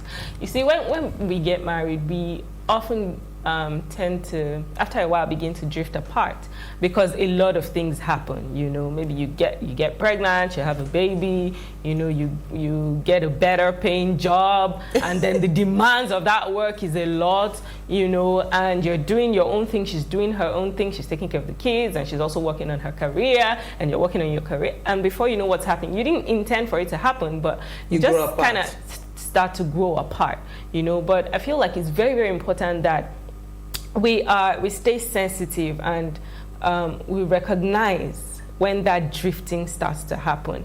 Because if I say we won't drift, I'll be lying. You know, because no matter how great your relationship is, those times will come, those seasons will come. But I think if you're sensitive enough to know, to realize when you've started to drift apart, you know, you can have an intervention of some sort, you know, take a vacation. Or even if you can't go on a vacation because maybe you have little kids or whatever, go away from the house for a little while, you know, even if it's just for a whole day. You know, you have to find that that common ground, that place where you can, that safe place where you can run to and just be by yourself. It's so important. I think basically communication is very, very important in a married relationship. You have to just find that time to always talk about things, you know, because things could be happening in your life and your spouse doesn't even know about it. Not because you don't want to tell them, but because you've just grown apart.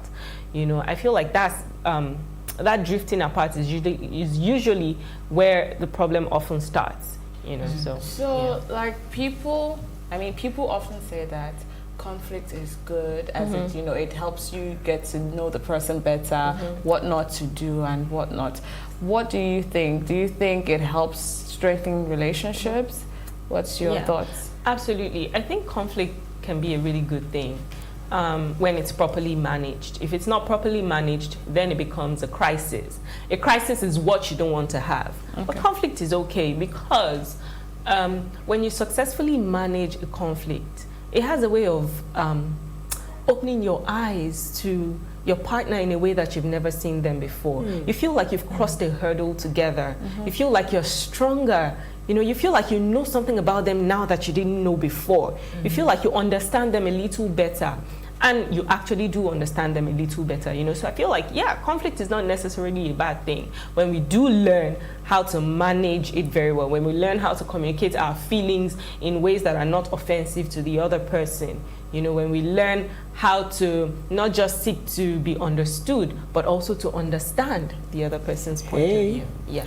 Stephen, comment. You know, so if you had a final word for someone going through conflict right now in their relationship, what would that be? Or maybe even married to a narcissist. Yes. You'd be surprised.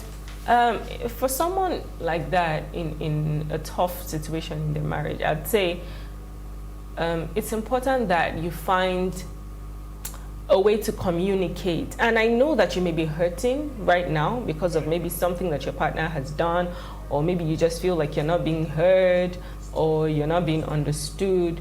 But it's important to find a way to communicate in such a way that you don't aggravate the situation, you know, because oftentimes when we communicate with all our feelings and all our emotions and all of that.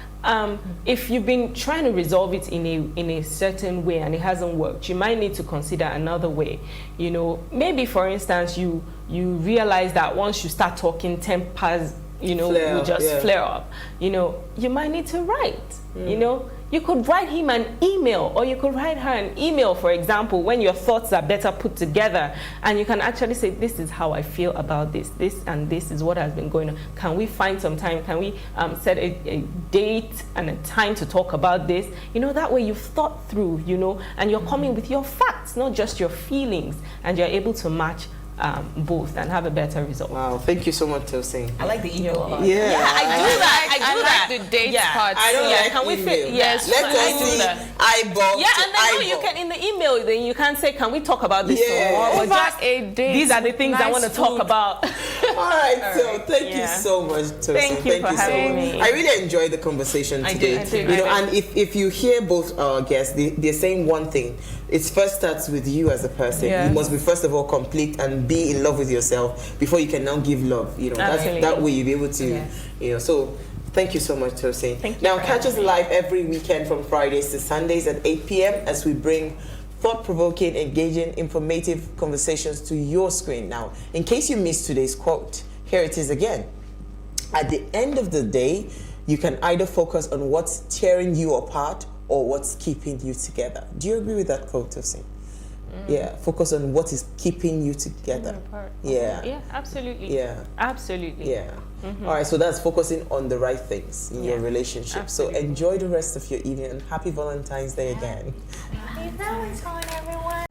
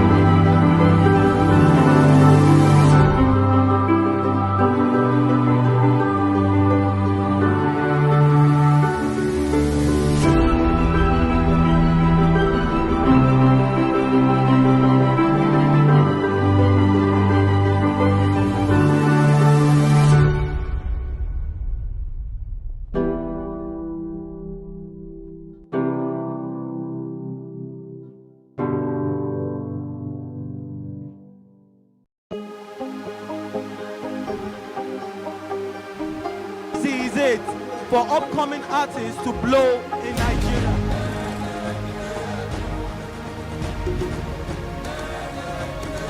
Welcome to Plus Trending. I am Ibukun Awosika, your host, saying thank you for joining us on today's episode. Welcome back. It's tea time on Plus TV Africa. Practice makes perfect. I'm not perfect yet, but I'm a lot better than I used to be. He's a king. He's entitled to marry 100 if he wants to.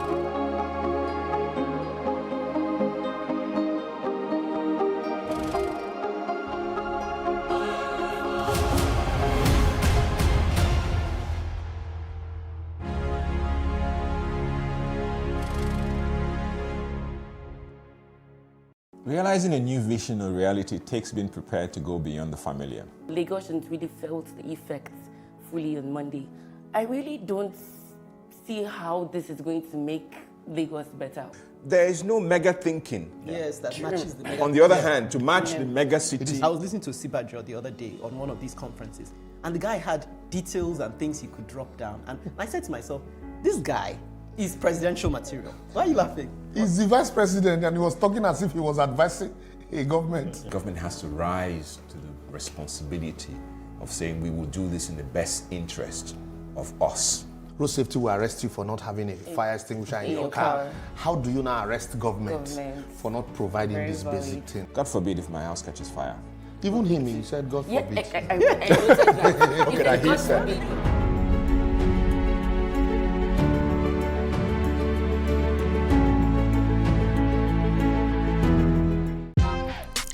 Welcome to Tea Time on Plus TV Africa, where we bring you the biggest entertainment stories and, of course, analyze them for you. You can have both parents and still end up as a useless child. I see them every day.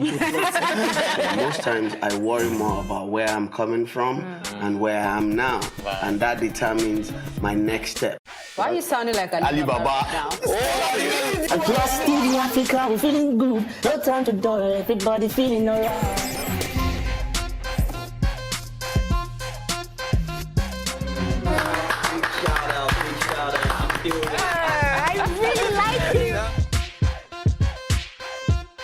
I can still make music and people are still buying. Sometimes I look myself minimal IU.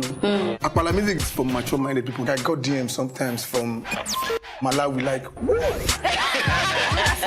Sleeping early.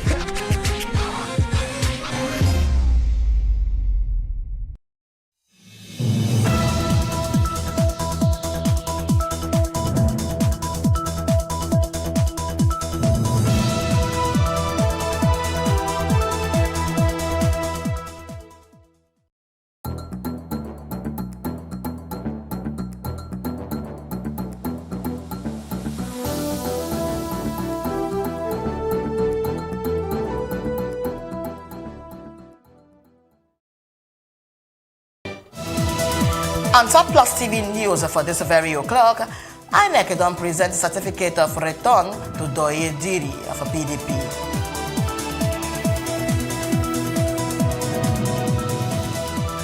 And Greece and Algeria don't agree on top of political solution to take end Libya crisis.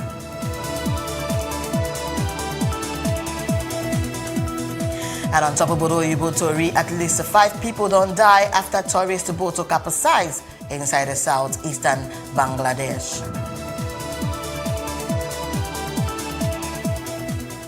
My country people, you do well, so you join us inside news on the hour for Plus TV Africa. And this one, Nadem Tori, we want some given on to this very o'clock. My name, na Destiny Momo. And the Independent National Electoral Commission, INEC, don't declare it the candidate for the People's Democratic Party, PDP, Doye Diri, as the winner for the Bayelsa governorship election, and sake of them follow Thursday's Supreme Court judgment. The chairman of INEC, Professor Mamoru Yakubu, he make the declaration for one news conference on Friday for the commission headquarters inside Abuja. Yakubu Yan say INEC don't receive the certified true copy CTC for the judgment for the Apex Court, where disqualified the deputy governorship candidates for the APC, and then vitiate the joint ticket for the party, where then be earlier declared a winner for the election. And the court still ordered the commission to declare it as winner of the governorship election inside Bayelsa State. The candidate will be the highest number of lawful votes cast with the requisite constitutional plus geographical spread. And inside compliance with the orders for the Supreme Court, the commission will meet this morning and then review the whole result of the election inside where 45 political parties being contest. And according by the INEC boss, without the votes where they scored by the APC, where their candidates have been deemed to not participate for the election, the total number of lawful plus valid votes where then cast for the election, they stand for 146,999 now. And out of this figure, the candidate of the PDP being scored the highest number of lawful votes with 143,172,000. And so as it be so now, Diri and Lawrence Ekrujakpo for the PDP being declared winners and then returned elected as a governor plus a deputy governor for Bayelsa State respectively. And the Independent National Electoral Commission, INEC, don't present certificate of return to the People's Democratic Party PDP candidate Doye Diri as winner for the Bayelsa 2019 governorship election inside the compliance with the Supreme Court judgment. Diri been presented with the certificate of return by National Commissioner, where they in charge of South-South, Mrs. May Agbamuche Mbu, on Friday for INEC headquarters inside Abuja. And the governor-elect of Bayelsa State, Senator Doye Diri, don yan say God don heal Bayelsa State with the judgment for the Supreme Court, where disqualified the election of the All Progressive Congress, APC, David Leon, and then return him as the winner for the election. And Diri yan when them been the presenter with certificate of return from the Independent National Electoral Commission, INEC, for the commission headquarters inside Abuja. And according by him, inside this time, God don't take Bayelsa through one journey for reconciliation plus forgiveness. And Ekiti State House of Assembly during by Friday, they don't pass the bill for the establishment for Ekiti State Security Network Agency plus a Amotekin Corp into law. The Speaker Fumini Afuye Iyanse, as they don't pass through the third reading, the bill don't become law. Afuye will laud the makers for their leadership plus a commitment to the bill assembly, short circuit any process where they need for lawmaking. The Speaker Yan said the bill could be transmitted to the state governor, Dr. Kayode Fayemi, for an assent. And one rights group, Amnesty International, Yan on Friday, say Nigerian military burned some village down and then pursue hundreds of people come out for their fight against Islamist bad people for the country northeast. And one source for the carry-do for their military organ say before alligator don't ginger investigate from the International Criminal Court inside the Palava, when they make a Niger fit, they buy arms. But the convictions for soldiers don't scarce, plus the military, they talk plenty times, say their hand, no they any carry do for the latest alligator.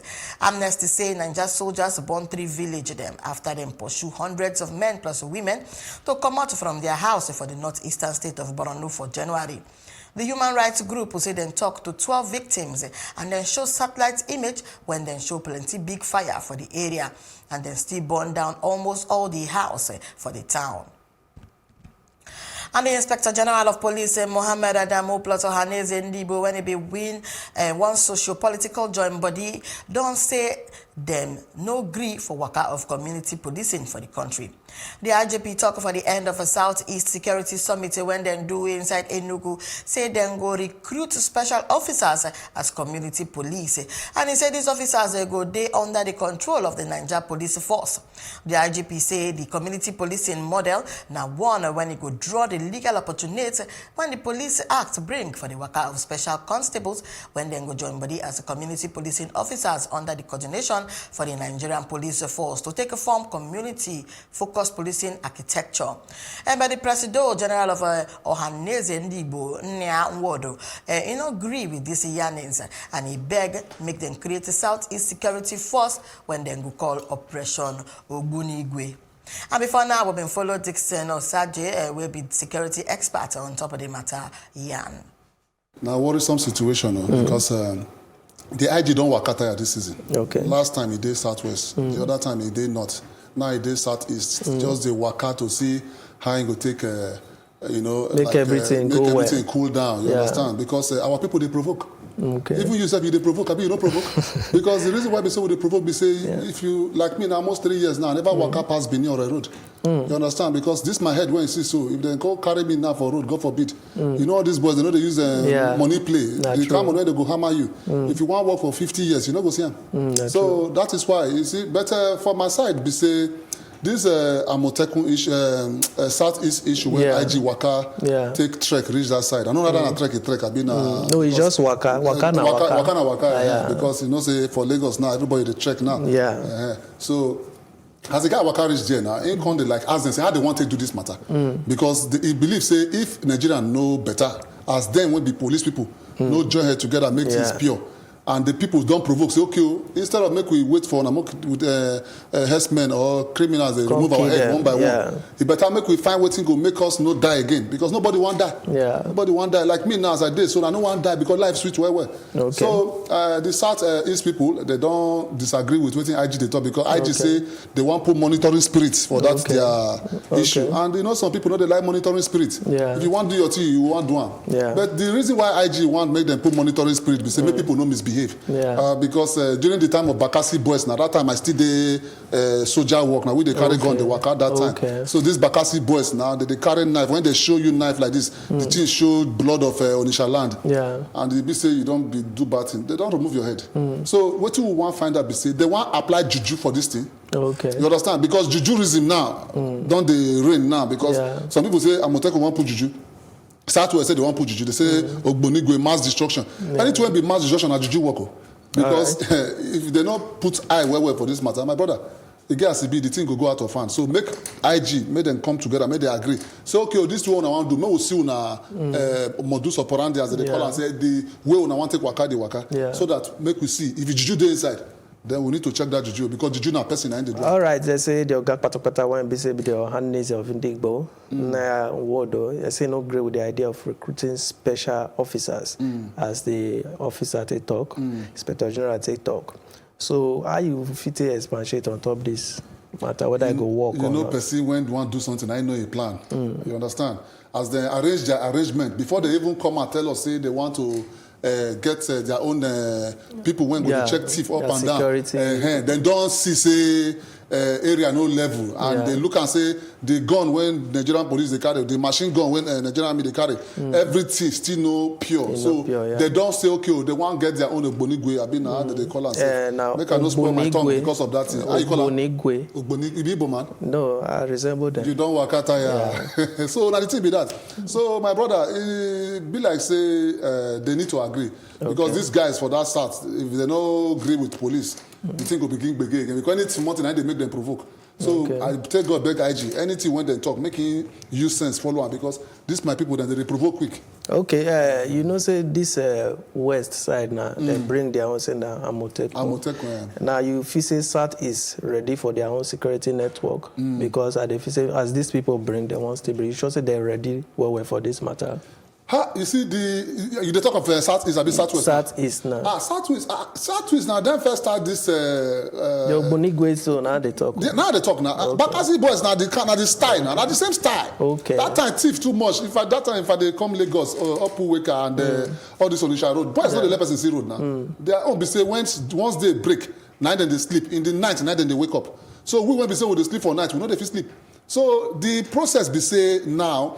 Them don't ready say they not go feel green make people come they chop their head. You know sometimes like some few days ago 400 human being waka they go Imo State abi where they arrest. I don't know where they go. Abi they want go right jam. I don't know. Abi they want go for interview. We don't know. So that one alone don't signify say the security don't get query. So if anytime when security get query, people go worry. So for me, Southwest they ready anytime. They ready well. But the problem is say if they ready finish, make we know how they want to do the waka. You understand? Because not everybody believe in juju. You understand? Juju they fail. You understand? I never tested before, but they fail. As security service person, when we say you don't really go far and you know what they do well. What would be your advice to the governors of the Southeast on top how they fit do this work? The thing when I want advise them be say you know if you give what you know get. And if it's something not dey your head, you know if you dispense them. Yeah. So what in JJ say, these people when they want to organize for this their program, say Southeast, Ogbonigwe and all those things, make them train this guy well. Okay. Because not be say I go to travel past road now, they remove knife, check me. The thing can't go show red, they can't remove by me. mistake. It not gonna happen because the thing be say then go check how they want to do the operation. Make them train those boys. And also when they check the Igbo level, you know, some of them when they don't enter this thing and they will go to take all those kind of drug where they turn brain upside down. Yeah. So when they see you, they go see two people. Yeah. So all those things, make they put that in place. Then the check up, make them check where they from come. If na person when no get mama and papa or when get mama and papa, they don't know where mama and papa. They make the ask and say where mama and papa. Because this thing when we talk, we say what part of this security issue when we get. Now from house they happen. When you first steal meat for pot, from there go take money for mama purse. From there you can't enter street. From there you can't enter community. So that is where this papa issue and mama issue, they're very important. Make our papa and mama, they check our children well. Yeah. The reason why you even there, the whole world they watch you, they say your mama and papa get brain. Yeah. My mama and papa get brain. Yeah. And that is why the brain, when they give me, now I carry the worker for society. And they do better things. So they need to check those people well. Check their head, check their brain, check their heart. Whether I correct. Because if you carry madman put for road, you know the result. Now madman, no, they give positive results. That's true. And waste pollution don't they become reality inside of Lagos, Nigeria. And we need to tackle this menace and see they very, very important. And the day against this backdrop, says statewide waste plus environmental education project sweep inside collaboration with the Lagos State government and the LOMA been do high-level citizen forum on top of waste reduction plus management. Our correspondent, Mercy Emmanuel, been there and she give us this yarns. Waste management now one of the most pressing environmental challenge inside Lagos. And sake of a lag get plenty people we pass 21 million. Plus Lagos State they generate like 10,000 metric tons for waste every day. And this recycling, it's a collective effort, like the Lagos State slogan that ends with Ajumoshe. We need to teach other people to do it. We had the environmental officers, the Woles in those days, and they were very, very effective and functional. They were even like more functional and effective than the policemen. When you hear Baba Wole is coming into your house and he sees any tanwiji or kokoro inside your house, you are goners for life. A lot of these sicknesses that we need to put the energy into tidying up, recycling and all, and make money from waste. There's a lot in waste to energy, waste to wealth that we can do. As a matter of fact, the National Union of Road Transport Workers is partnering with us to ensure that every one of their buses has waste bins. And we also plan to put waste bins at the bus stops, which will be cleaned and emptied regularly by our sweepers. Many of you know that we have street sweepers throughout Lagos now, over 10,000 of them, whose job is to keep the streets clean every day. So we want you to support them by not littering. Just because you see them cleaning doesn't mean that you should add to what they're sweeping. We have waste policing units throughout the city, and if you are caught, you will be taken to courts. We have mobile courts, and sentenced to community service. If we get every other person to become as exposed environmentally, as enlightened environmentally, you will find lesser amount of field in our public space. Now, beyond that, if we get education environmentally, you will find out that the number of recyclable waste that go into the environment will be reduced. And so that we fit to live inside clean plus a healthy area, Ogbonge need the day to stop badness inside the way we throw away dirty for different parts of the state. And the news will continue after this short break. Not go anywhere. We'll come back just now. Still for front, at least 5 people don't die after tourist boat capsize inside the southeastern Bangladesh. This is another story when we show back.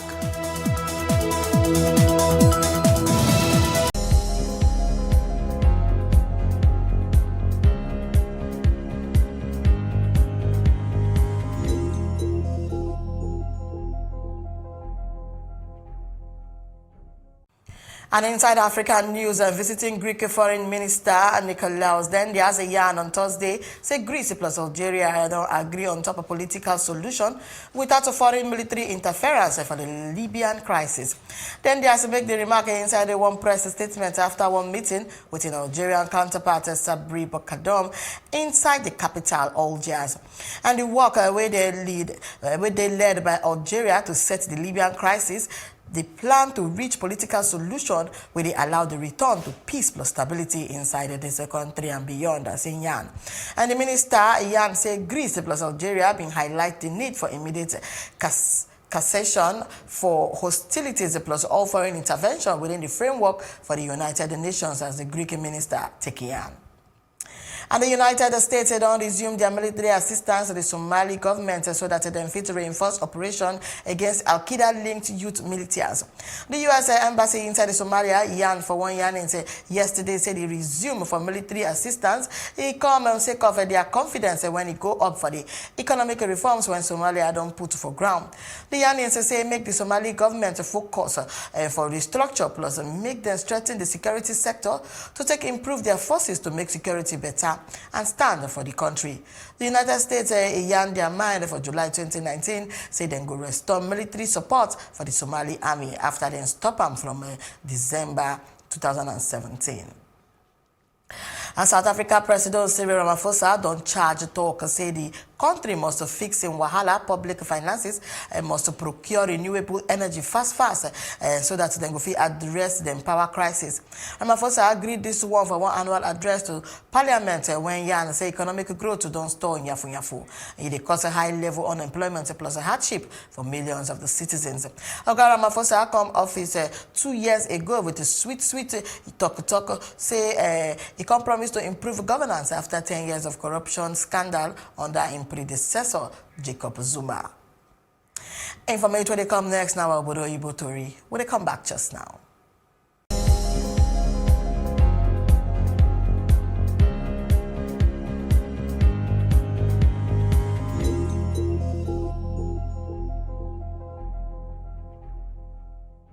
Welcome to What Are You Saying?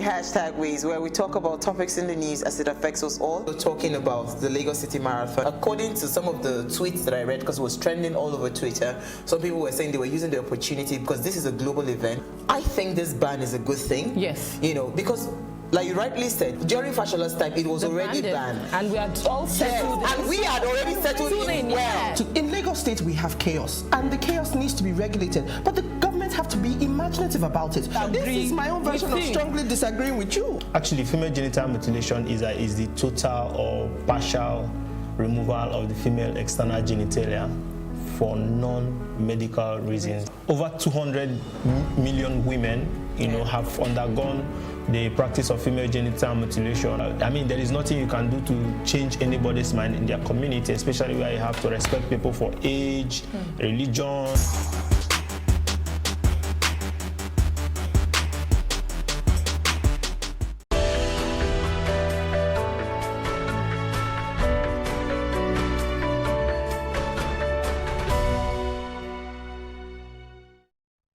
And inside Obodo Ibo news, one tourist boat capsized. He killed 5 people inside the southeastern Bangladesh today. Now one rescuer and this one say the boat they carry nearly 30 tourists. Say he overturned inside the Kaptai Lake when he been there on the way to Sublang waterfall, and he been they travel from Ragamati district headquarters where they located nearly 200 kilometers southeast for the capital Dhaka.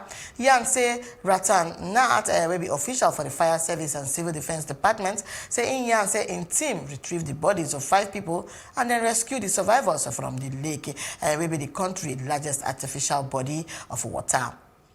And U.S. Attorney General William Barr on Thursday said President Donald Trump attacked for prosecutors, the judge plus the jurors inside the trial for long-term advisor. Say he undermined the Justice Department work. Plus say he no go dey bullied by anyone. And inside ABC interview, barrister the country top law enforcement officer Ian said Trump criticism for those where they involved for the case of Roger Stone. Say he make it impossible for them to do his job. And Barr Ian after Justice Department government abandoned prosecutors' initial recommendation to give the veteran Republican operative 7 to 9 years for prison, and we prompt all 4 prosecutors to stop the case. And Trump don't weigh in on Twitter all week with a comment we don't arouse concern for an administrate it weaken the rule of law. Up next, UN International Civil Aviation Organization forecast say global airline revenue fit fall by $4 billion. This and other story inside our business news.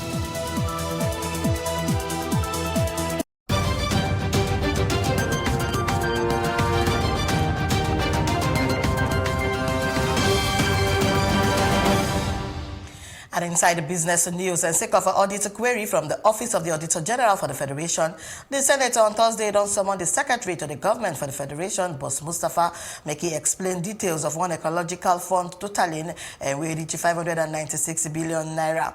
Another person where they summoned the Accountant General for the Federation plus the Governor for the Central Bank of Obodo Naija. The Chairman of the Senate Public Accounts Committee, Senator Matthew Ugogide Yan, say AGF and the heads of the 2 agencies they expected to explain how 596 billion naira inside the ecological fund account since 1999 till 2015 been they managed. The Auditor General of the Federation, Anthony Ayene, said the amount been they deducted from the Federation account and then transferred them to the ecological fund between 1999 and December 2015. The AGF still say contrary to the provided for the Section 5(4) for the Revenue Allocation Act, we need one agency to be established to manage the fund. No agency don't be established for that purpose. And the Accountant General inside in response to tell the lawmakers to say the fund been dead domiciled inside the central bank account and said the money don't they invested. And even said the CBN officials said they no come with a relevant document and they can still plead with the committee to give them another day to take a submit the details for the SPAC consideration. And the UN International Civil Aviation Organization, ICAO, and Yan say global airline revenue fit fall by $4 billion to $5 billion for the first quarter, sake of the cancelled flight when it linked to the coronavirus outbreak. The Montreal-based agency Yan on Wednesday said that they expect the virus to get great industry impact than when the severe acute respiratory system SARS epidemic caused for 2003, and sake of the high volume and greater global extent for the flight when then they cancel. ICAO joint body say they don't cancel around 70 airlines and they don't cancel all international flights to and from mainland and China, and more airlines don't stop operation. And this one don't cause 80% reduction for foreign airline capacity for travelers directly to and fro China, and 40% capacity reduction from Chinese airlines. And still for front on Top Plus TV Africa News, now our roundup on Top Sports News. We'll come back just now.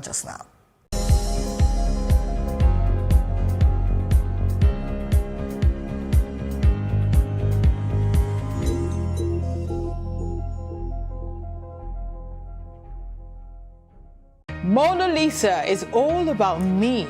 It's all about you. It's all about our stories. The stories that never get told, but ought to. Whereby water transportation does not make financial sense, it makes economic sense. I was there for 2.5 hours on the floor. Nobody attended to me. If we don't take care of the poor will take care of us. It's about getting at the root of things and hearing from the horse's mouth. We have 15 public hospitals to make them affordable. In the whole of Africa, we are bigger. Nigeria, we sleep, eat, dream, fashion. Those with the financial backing don't see fashion as an investment, which makes no sense. If they do it for free, they won't have money for the next case. Mona Lisa is about real life and real lives, yours and mine. Make a date with Mona Lisa, and together, let's ensure that the important stories get told.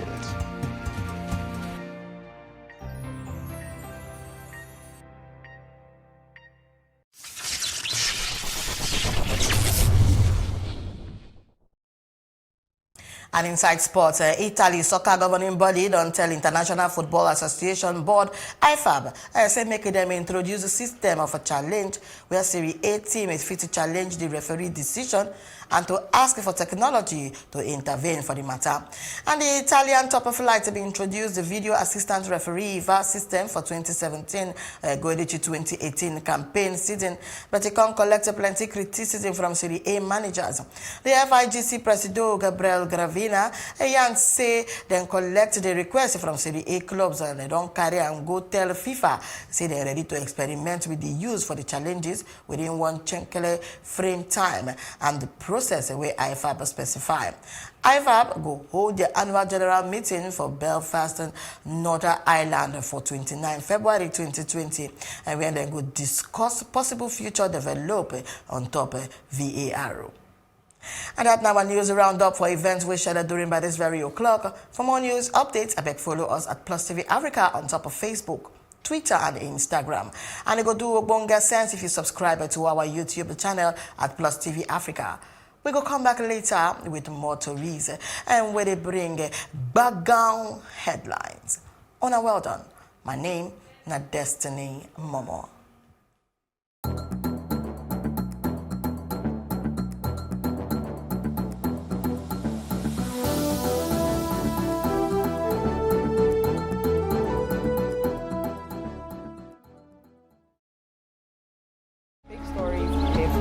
Hear the stories making the headlines. The Pentecostal Fellowship of Nigeria. I'm here at Eunice Bashorin Street where the fire destroyed our transformer completely.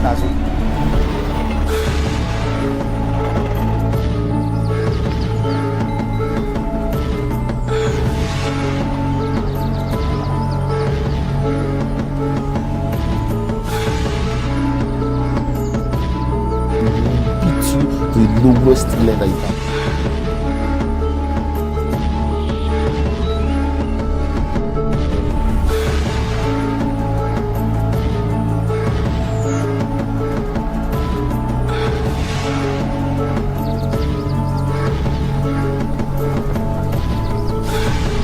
Plus TV Africa, the big stories live here. Big stories live here. Big stories live here.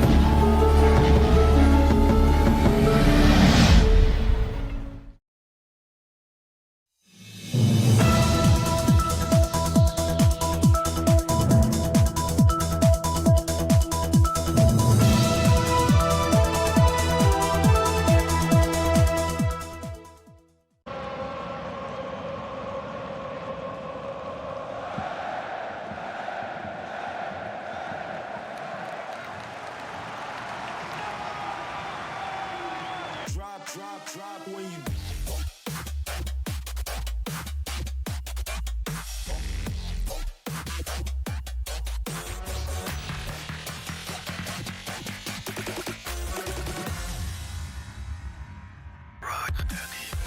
What more do you want? Not one, but two top-of-the-table clashes. What more do you want? Bayern Leipzig lighting up the Bundesliga. Aristocracy versus the new rich kids on the block. A game which also pitted the league's top two goal scorers against each other. What more do you want than seeing Dortmund's young guns in action as Jadon Sancho and Erling Haaland got something of a surprise against Leverkusen? What more do you want? Watch Luca Waldschmidt help Freiburg get back into gear against Hoffenheim. You want more? You've got it. Check out why panic is setting in for Bremen and the beleaguered Florian Kohfeldt. You still want more? Then get ready for all the weekend action on Kickoff, starting in Munich.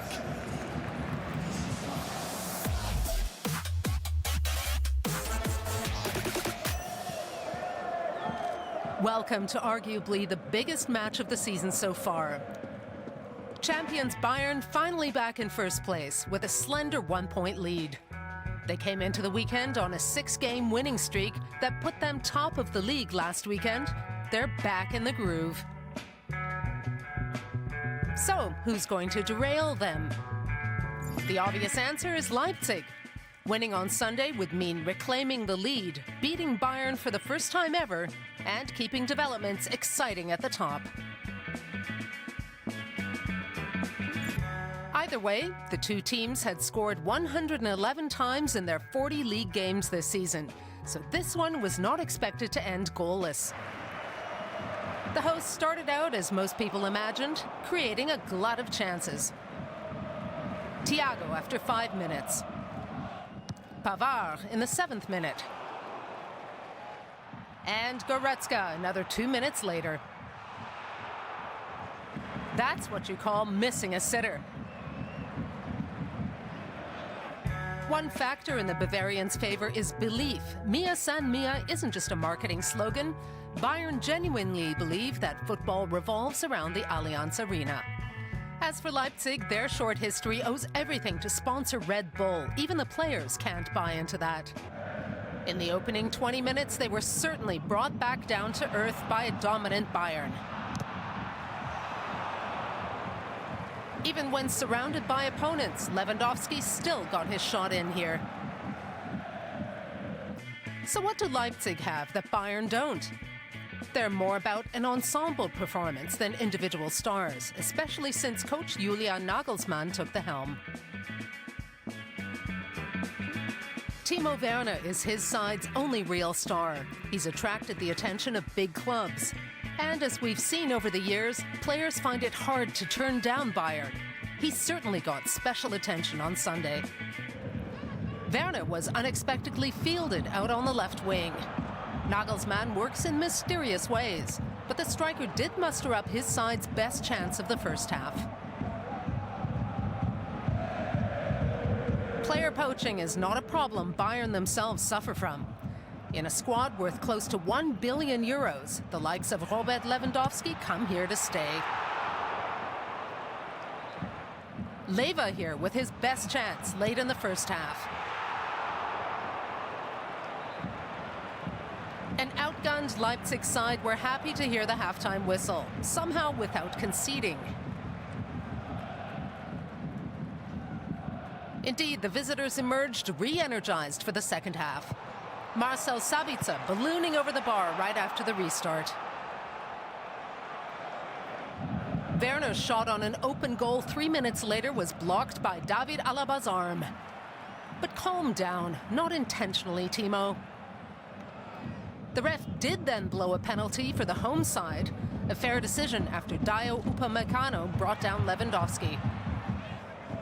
But just as the powers above seemed to have yet again sided with Bayern, an even mightier force intervened. VAR spotted the striker was offside. For their next trick, Bayern summoned €200 million worth of talent off the bench. Coutinho, Coman, and Hernandez. But it was Leipzig who were unlucky not to take all 3 points. This miss will haunt Werner's nightmares for the rest of the season. It could have been worse for him. At the other end, Goretzka was foiled by the reflexes of Peter Gulacsi. 0-0 it ended, showing Leipzig can at least hold their own against a far from invincible Bayern. We did a good job overall, won a lot of possession and deserved the point, although a win wouldn't have been totally undeserved either. So the challenge is on for Bayern, and not just from Leipzig.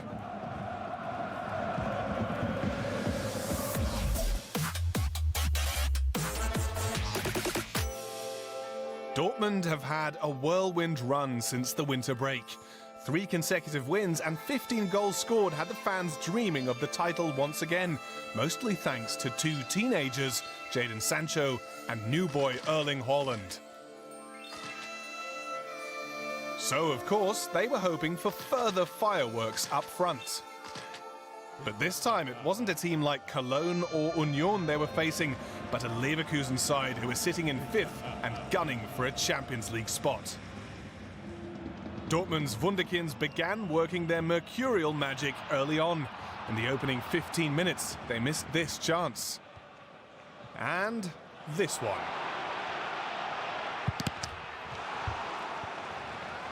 perhaps this wasn't their day and someone else would have to be the hero. Julian Brandt was perhaps motivated by the frosty welcome from the fans of his former club. Or perhaps Emre Can, Dortmund's other big winter signing, was brought in to protect their leaky defence. But he could do nothing in the 20th minute when a sweeping move by Leverkusen was finished by Kevin Volland. 1-0. But Dortmund weren't behind for long. Just 2 minutes later, they levelled through a leaping Mats Hummels. All square at 1-1. And before long, Dortmund had turned the game around. Can might have been signed for his defensive work, but the black and yellow fans won't mind at all if he keeps coming up with peaches like this. Frustration for Leverkusen. They kept Sancho and Haaland out, only for Can to pull a thunderbolt out of the bag. Not a bad way to mark his first start for the club. But as these two may have guessed, the match was far from over, because Dortmund aren't the only team with a vicious attack. Leverkusen's is pretty handy too.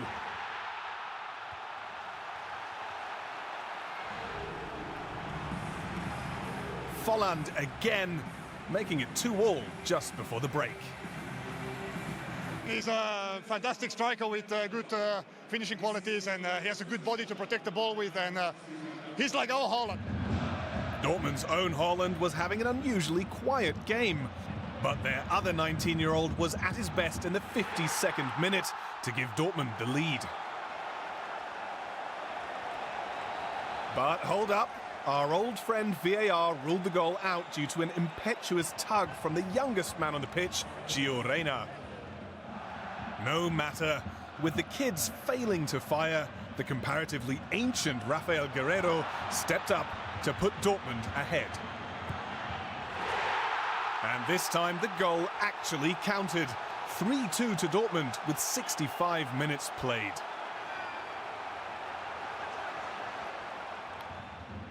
Dortmund had more chances, but when 17-year-old Reyna hit the post and Haaland failed to latch onto this through ball, it seemed like betting everything on teenagers may not be a reliable title race strategy. And at the other end, unless Dortmund fix their defence, they simply won't keep pace with the others. Leon Bailey struck in the 81st minute to hammer that point home. 3-3, and yet again Dortmund were throwing away points from a winning position. If that wasn't bad enough, worse was still to come. Leverkusen had too much skill and steel for their visitors, and 2 minutes after the equaliser, Lars Bender scored the winner.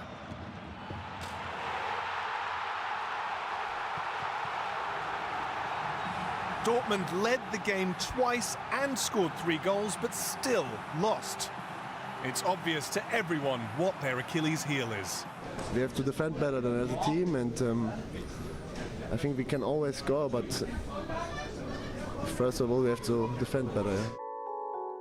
Dortmund lose for the first time in 2020, and with their defensive woes outshining their attacking brilliance, they need to find answers fast. And now it's time for the compact.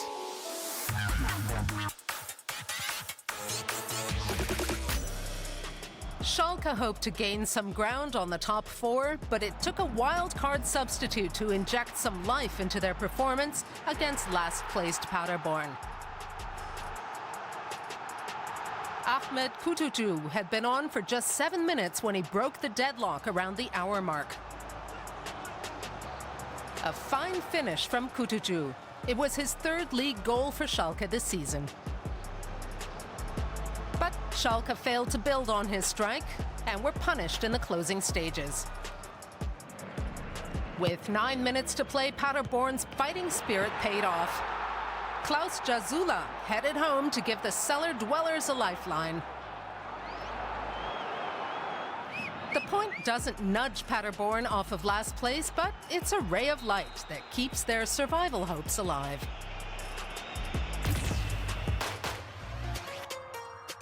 Timothy Chandler has well and truly caught the goal-scoring bug. He did something very special against Augsburg. Chandler netted his first ever brace in the Bundesliga. And if you think his first goal was a thing of beauty, wait till you see his second. A diving header from an almost impossible angle. The US international now has 4 goals in his last 4 games. Quite impressive, considering his last league goal before that run came in February 2018. Andre Silva then made it 3-0.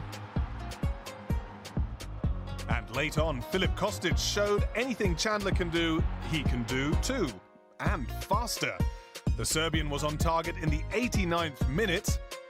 Cheers to that.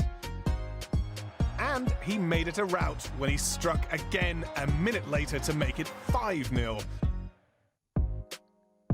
The Eagles are now on a 4-game unbeaten run. Sadly, the much-anticipated derby between Borussia Mönchengladbach and Cologne didn't happen. A severe storm that hit parts of Germany on Sunday meant the game had to be postponed.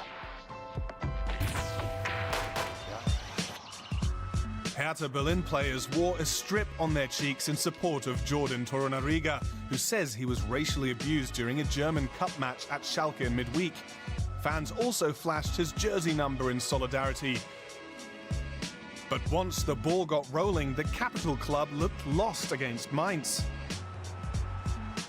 Robin Quaison opened the scoring in the 17th minute, just a taste of what was to come.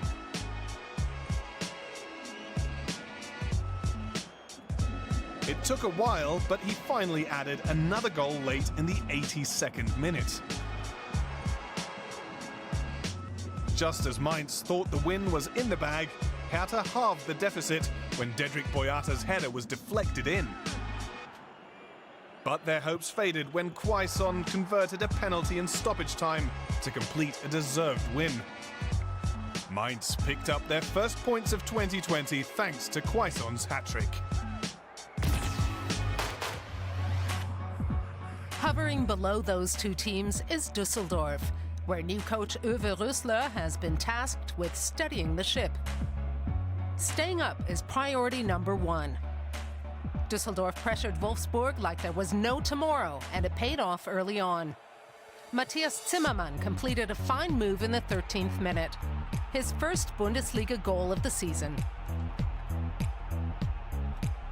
The passing was so fast the cameras couldn't keep up with the action. Then this happened right after the break. Wolfsburg's Marin Pongracic threw an ill-advised elbow. He was handed a straight red.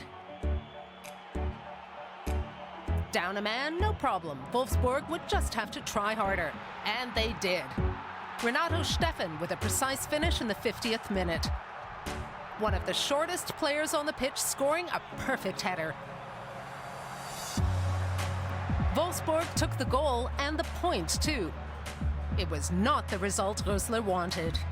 From Düsseldorf to another relegation candidate, off to Bremen now.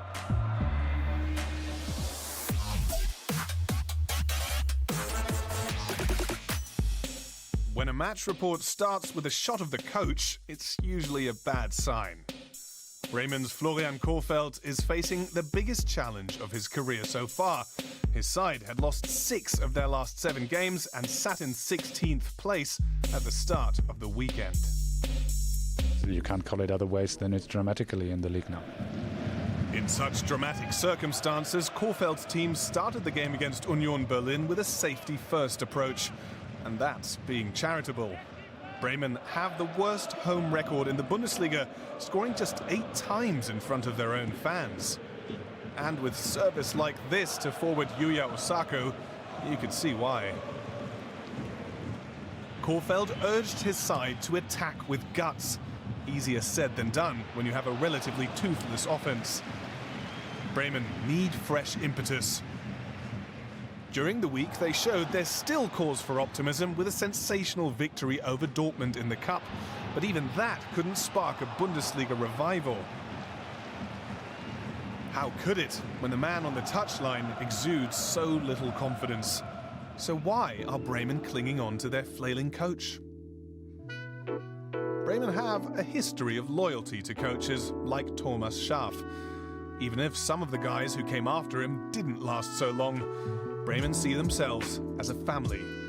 And they particularly stick with coaches who connect with the fans, like Florian Kohfeldt. Still, he seems to have lost his magic touch. The Bremen side that almost qualified for Europe last season was only sporadically seen here, and they went into half-time goalless. Bad luck has played its part too, of course. Injuries have plagued Bremen all season, but even when players have returned to the starting lineup, they haven't managed to improve performances or results. Bremen's problems on the pitch have become a huge psychological barrier. Even new signings like Davy Selke have struggled to make an impact in a team who just don't know where their next point is coming from.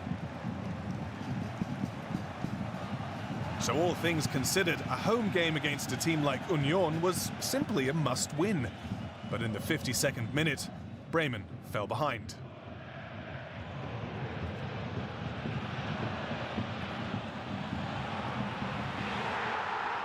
The Bundesliga newcomers led through Marius Bülter.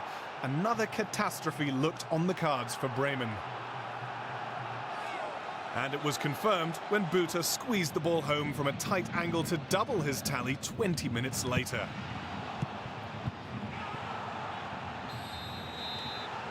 That's goal number 48 conceded by Bremen this season, the joint worst defence in the Bundesliga.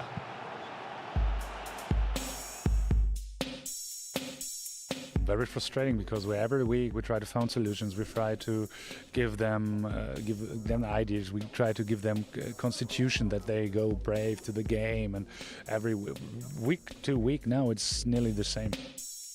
Kohfeldt and Bremen have taken just 3 points from their last 8 games. Their slide down the table continues. And next they face Leipzig, followed by Dortmund. A change in fortunes looks a long way off. Now, for our final match, we're off down south to Freiburg.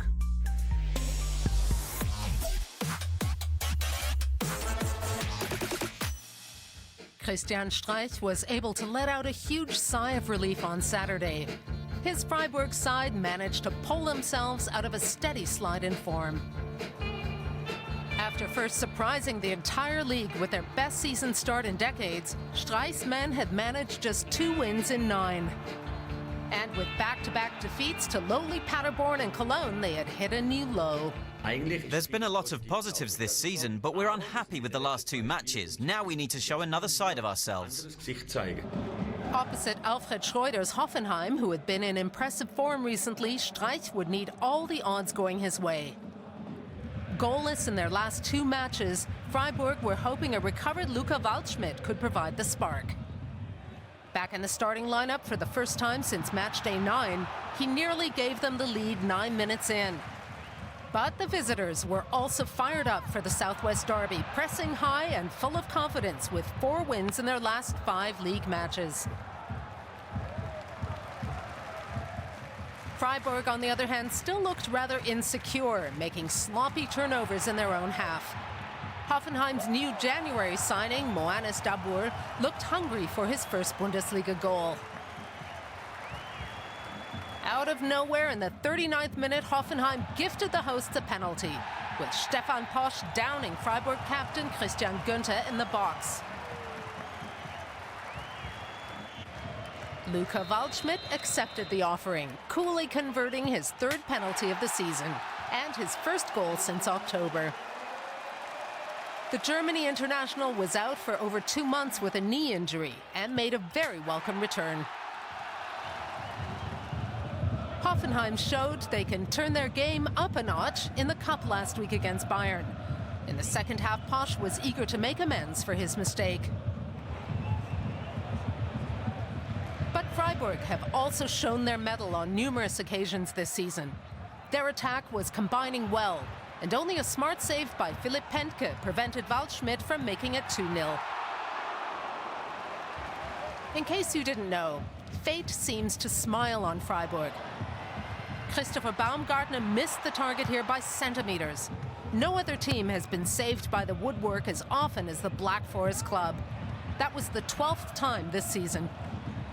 Hoffenheim cranked up the heat in the final phase. Ilas Bebu went close. And Benjamin Hübner had one last chance in the 91st minute.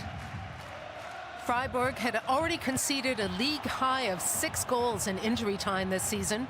But on Saturday, they were saved by the post once again. Lucky number 13.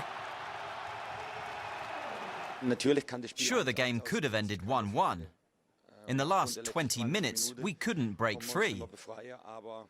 But having worked so hard, there's no shame in having a bit of luck. A little Luca, a little luck, and a hard-fought win brought Freiburg within 1 point of 7th spot. And we were not the only ones who were a little relieved for Streich. Congrats to my opposite number because I just love him.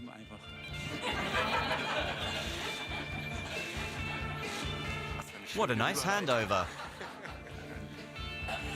Thanks, I feel the same way. There was only 1 goal in Freiburg, plus a whole lot of love. So, one of the big games failed to deliver any goals, but at least we got plenty between Leverkusen and Dortmund. Elsewhere, there were important victories for Mainz, Union and Freiburg, but the big winners of the weekend were the home fans at the Bayerarena.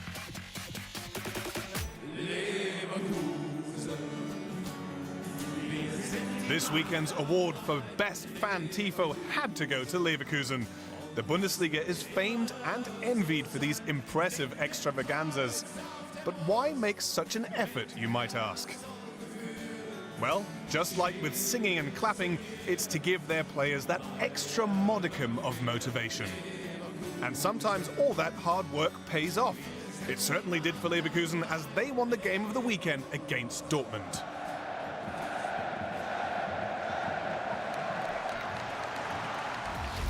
Leverkusen's win leaves them 2 points off a Champions League spot, while the gap between first and second remains at just 1 wafer-thin point.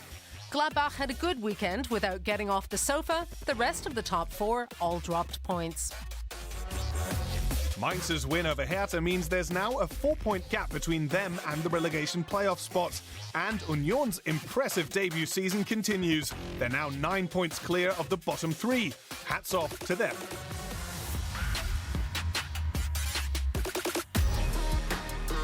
Still not had enough? Not enough of Leverkusen? 3 points for Leverkusen. Dortmund experiencing a hiccup in their title aspirations. Not enough of goals like this? Emre Can on his return to the Bundesliga has delivered a picture-book goal for the visitors. Not had enough of Luca Waldschmidt and the other Bundesliga players going goal crazy? Do you want to see more of Bayern? And the Leipzig side who almost got the better of them? He cannot find the target. How about Bremen's relegation fight with an away game in Leipzig up next? If you've really not had enough, then tune in again next time to kick off. That's enough.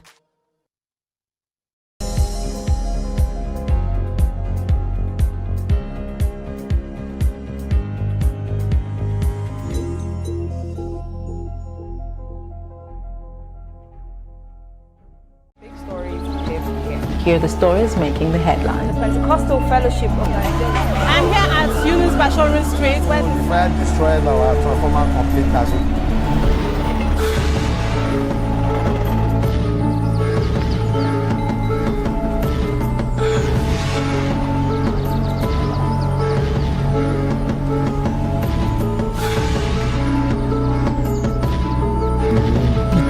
The lowest level you can.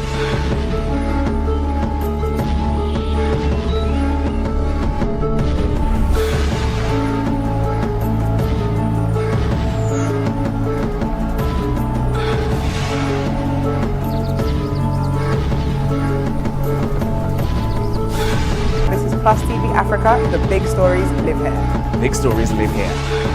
Big stories live here.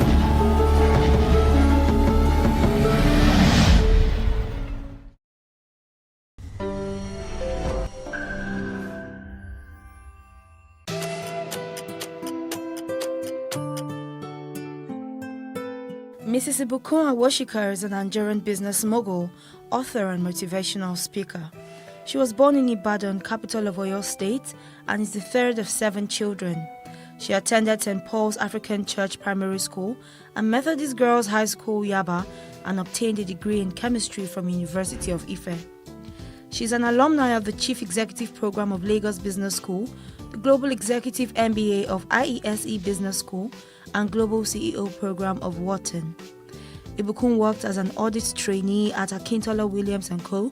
during her National Youth Service Corps.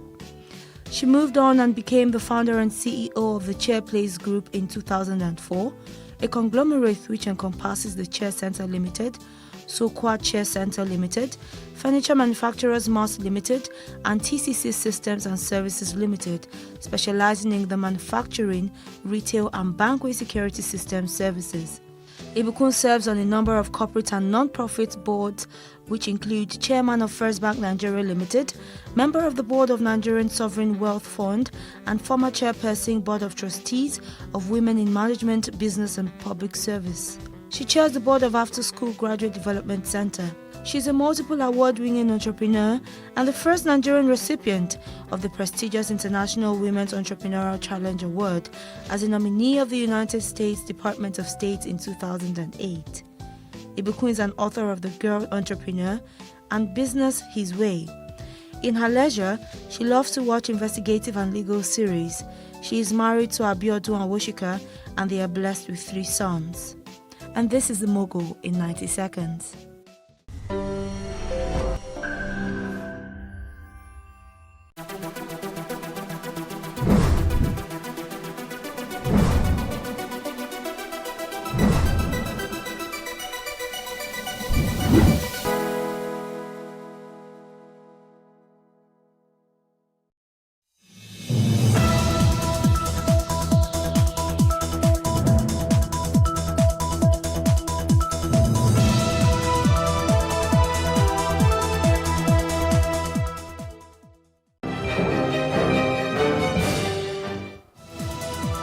On Plus TV Africa News at this hour, INEC presents certificate of return to Doye Dewey of PDP.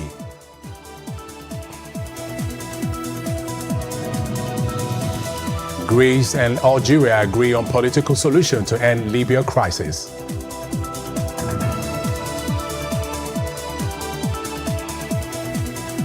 And on the foreign scene, at least 5 people died after a tourist boat capsized in southeastern Bangladesh.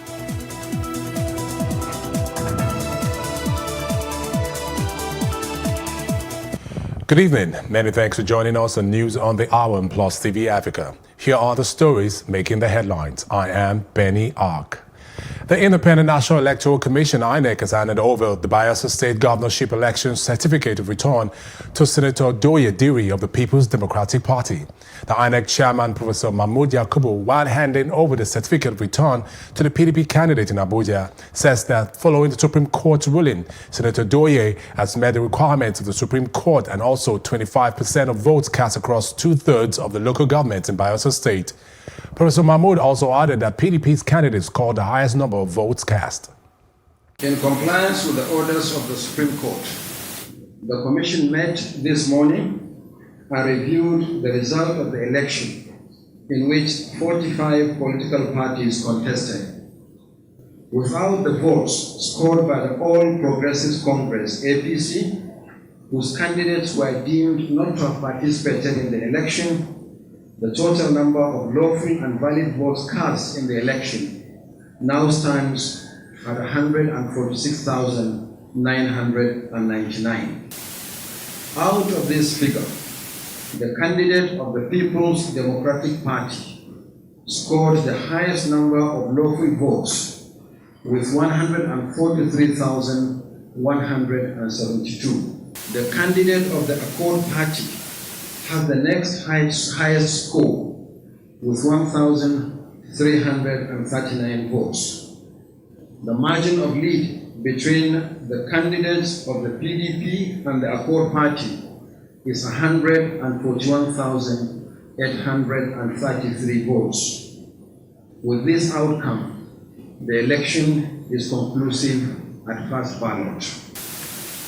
Consequently, Senator Duoye Diri and Senator Lawrence Erujako of the PDP are hereby declared winners and returned elected as Governor and Deputy Governor of Bayelsa State, respectively. I will not forget those who God have used for us to be here today.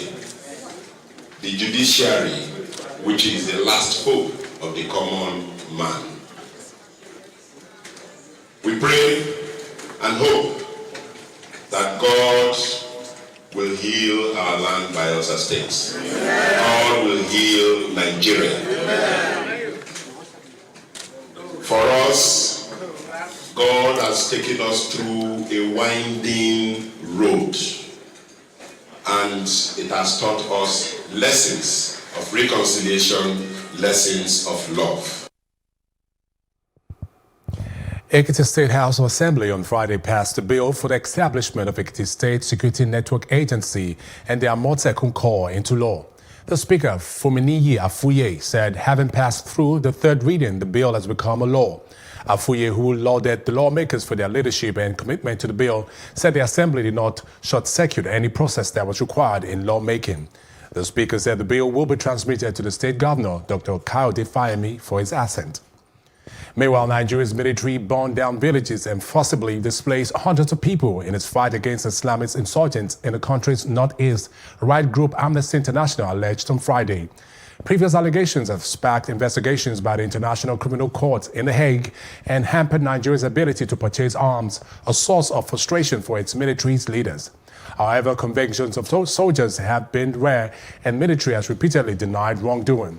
In the latest allegations, Amnesty said Nigerian soldiers razed 3 villages after forcing hundreds of men and women to leave their homes in the northeastern state of Burna in January. The human rights group said it interviewed 12 victims and reviewed satellite images that showed several large fires in the area, and almost every structure were razed down. In the news, Inspector General Police Muhammadu Adamu and Ohaneze Indigbo, a socio-political group, have disagreed over the modus operandi of community policing in the country. The IGP spoke at the end of South East Security Summit held in Enugu, saying special officers will be recruited as community police. He said these officers will be under the control of the Nigerian police force. The IGP said the community policing model is one that would draw on the legal opportunities provided by the Police Act for the engagement of special constables who will be engaged as community policing officers under the coordination of the Nigerian police force towards evolving a community-focused policing architecture. However, President General of Ohaneze Indigbo, Nya Nwodo, disagreed with the position. He appealed for the creation of South East Security Force to be known as Operation Ogbunigwe. And Dixon Osaje, a bee security expert, shares his view on this. We really do not understand where we are being perceived in the global world. And when you go into statistics, you discover Nigeria is the 15th most dangerous country in the world. When you also go into statistics as well, you discover that Nigeria is the 3rd most affected terrorism state in the world. Are you with me? After Iraq, Afghanistan, Nigeria number 3. We are doing so well negatively.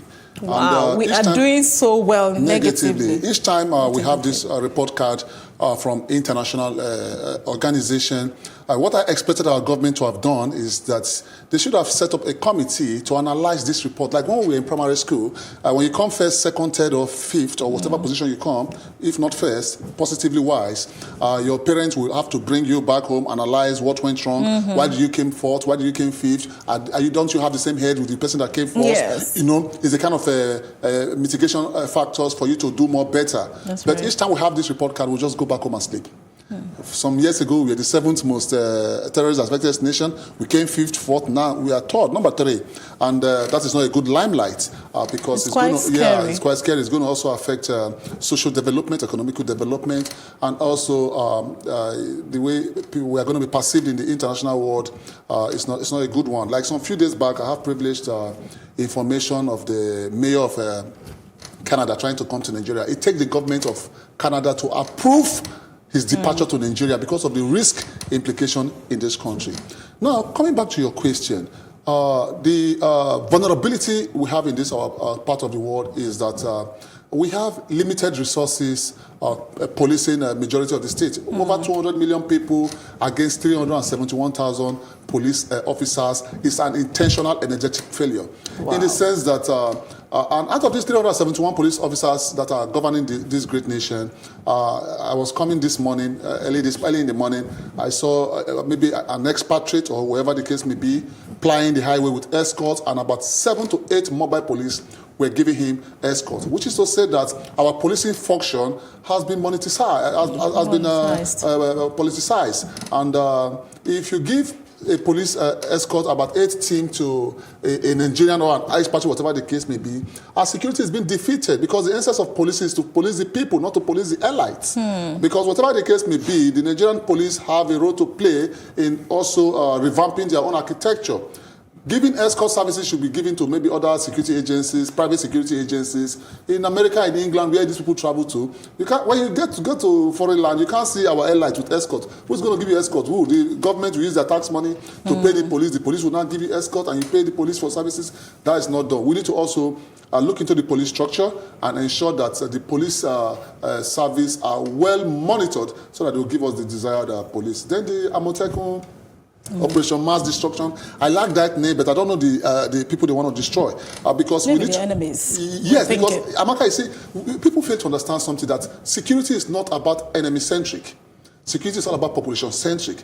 The essence of policing or security is not to kill the enemy.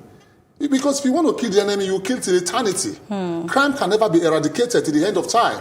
Crime can only be mitigated. And that is why those mitigation strategies must be put in place for you to ensure that you win the confidence of the people. Now, the system in which this Boko Haram are using to excel and they are gaining more momentum is their political strategy. The Boko Haram they persuade our people, they coerce, and they also subvert. Waste pollution is becoming a reality in Lagos, Nigeria, and the need to tackle this menace is essential. It is against this backdrop that statewide waste and environmental education project SWEEP, in collaboration with Lagos State Government and LOMA, held a high-level citizens forum on waste reduction and management. Our correspondent Messi Emmanuel was there and now reports. Waste management is said to be one of the pressing environmental challenges in Lagos. With its vast population that now exceeds 21 million, Lagos State generates about 10,000 metric tons of waste daily, which makes an average of 3.65 million tons per year, more than any other state in Nigeria. Despite a host of policies and regulations, solid waste management in the state is assuming alarming proportion with each passing day. To clear our waste, to achieve zero waste, and also encourage recycling, it's a collective effort, like the Lagos State slogan that ends with Ajumoshe. We need to teach other people to do it. We had the environmental officers, the Woles in those days, and they were very, very effective and functional. They were even more functional and effective than the policemen. When you hear Baba Wole is coming into your house and he sees any tangwiji or kokoro inside your house, you are gunners for life. And that was what was happening. Not in a fighting approach or a blame approach, but in a way that they can accept it. There are many ways that we've been taught how to get our people to accept that cleanliness is priority, is paramount. Cleanliness is close to a healthy nation. A lot of these sicknesses that we are seeing at the moment starts with poor hygiene, filthy environments, Lassa fever. Honestly, we don't have any business having Lassa fever in this century. As the advocacy for proper waste management spring on, citizens are advised to take advantage of the waste-to-wealth system. When I see those pictures of plastics in the drains and waste piled on the highway, I see Naira notes and dollar notes lying in the drainage and lying on the roadside. We need to put the energy into tidying up, recycling and all, and make money from waste. There's a lot in waste to energy, waste to wealth that we can do.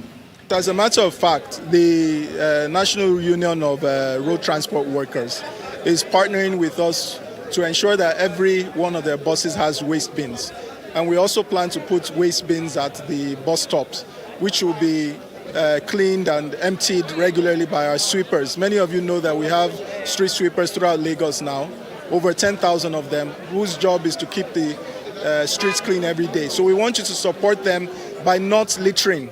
Just because you see them cleaning doesn't mean that you should add to what they're sweeping. We have waste policing units throughout the city, and if you are caught, you will be taken to courts. We have mobile courts, and sentenced to community service. If we get every other person to become as exposed environmentally, as enlightened environmentally, you will find lesser amount of field in our public space. Now, beyond that, if we get education environmentally, you will find out that the number of recyclable waste that go into the environment will be reduced. In order to live in a clean and healthy environment, there is an urgent need to shun irresponsible and indiscriminate waste disposal. Reporting for Plus TV Africa, Mercy Emmanuel. Governor of Ekiti State, Kayode Fayemi, has sworn in Beju Baba Femi as the first female head of service in 23-year-old state. Baba Femi also becomes the 8th head of service in the history of the state civil service since the creation of Ekiti State on the 1st of October 1996.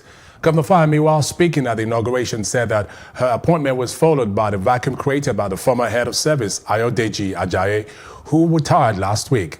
In her acceptance speech to new head of service, Beju Baba Femi expressed a resolve to pursue a people-oriented civil service that will showcase the impressive intellectual capacity of the state.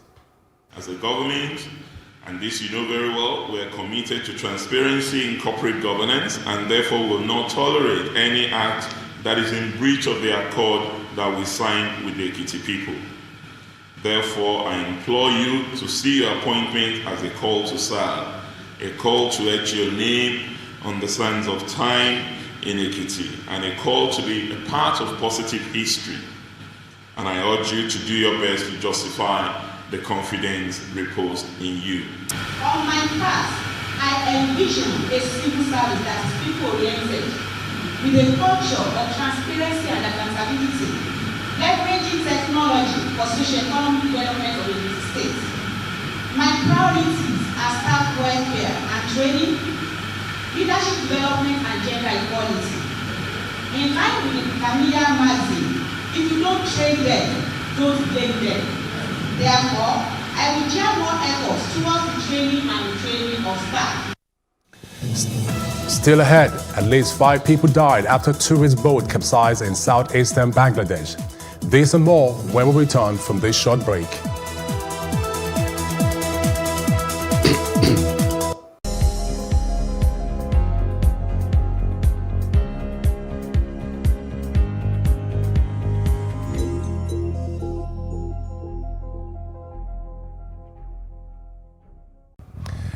Visiting Greek Foreign Minister Nikolaos Dendias said on Thursday that Greece and Algeria agree on a political solution without foreign military interference for the Libyan crisis. Dendias made the remarks in a press statement after a meeting with his Algerian counterpart Sabril Boukhadoum in the capital, Algiers. The work led by Algeria on settling the Libyan crisis aims at reaching a political solution that allows to return to peace and stability in this country and beyond, he said. The minister added that Greece and Algeria highlighted the need for an immediate cessation of hostilities and all foreign intervention within the framework of the United Nations, the Greek minister added. Also, the United States has resumed its military assistance to the Somali government in order to reinforce operations against Al-Qaeda-linked youth militias. The U.S. Embassy in Somalia said in a statement yesterday that the resumption of military assistance comes as a result of their increased confidence in economic reforms that Somalia has implemented. The statement added that the Somali government should focus on restructuring and strengthening the security sector to improve its forces' capabilities to enhance security and stability in the country. The United States announced in July 2019 its intention to restore military support for the Somali army after stopping it in December 2017. South Africa must fix its strained public finances and procure more renewable energy quickly to address a power crisis, President Cyril Ramaphosa said on Thursday. Ramaphosa acknowledged in an annual address to Parliament that growth had stalled, exacerbating high levels of unemployment and increasing hardship for millions of citizens. But his speech was short on specifics or timeframes that would have reassured investors that this government had a clear plan to solve the deep-seated structural problems in Africa's most industrialized economy. Ramaphosa came to power 2 years ago with pledges to lift growth and improve governance after a decade of policy missteps and corruption scandals under its predecessor, Jacob Zuma. But he has found it hard to revive investors' confidence given severe power cuts, repeated bailouts to ailing state firms, and infighting in its governing. Up next is our foreign news.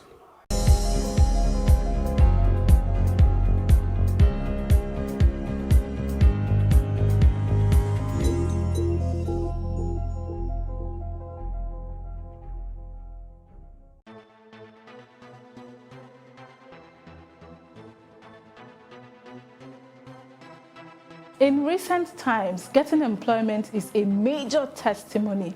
Getting a fantastic job, that's a cat with all the cream.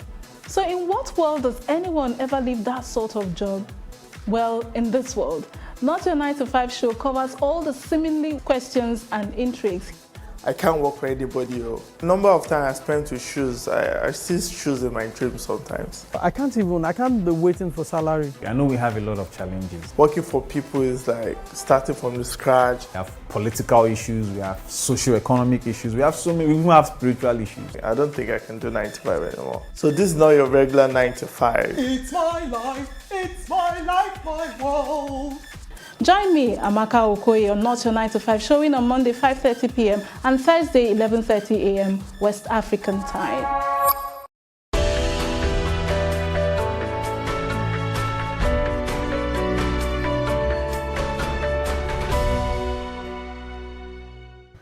At least 5 people have died after a tourist boat capsized in southeastern Bangladesh on Friday, rescuers said.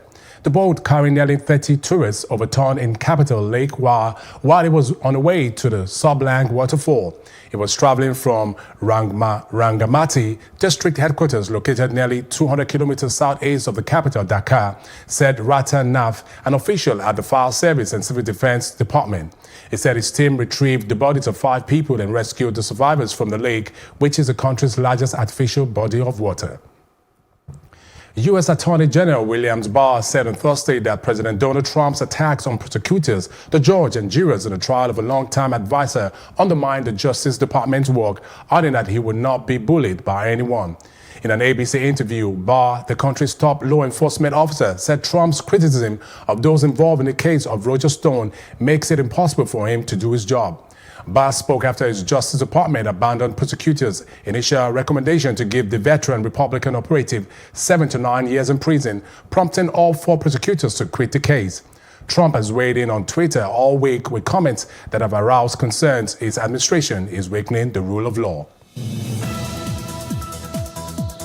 Up next, UN's International Civil Aviation Organization forecasts global airline revenue could fall by $4 billion. And that's it in our business news after this break.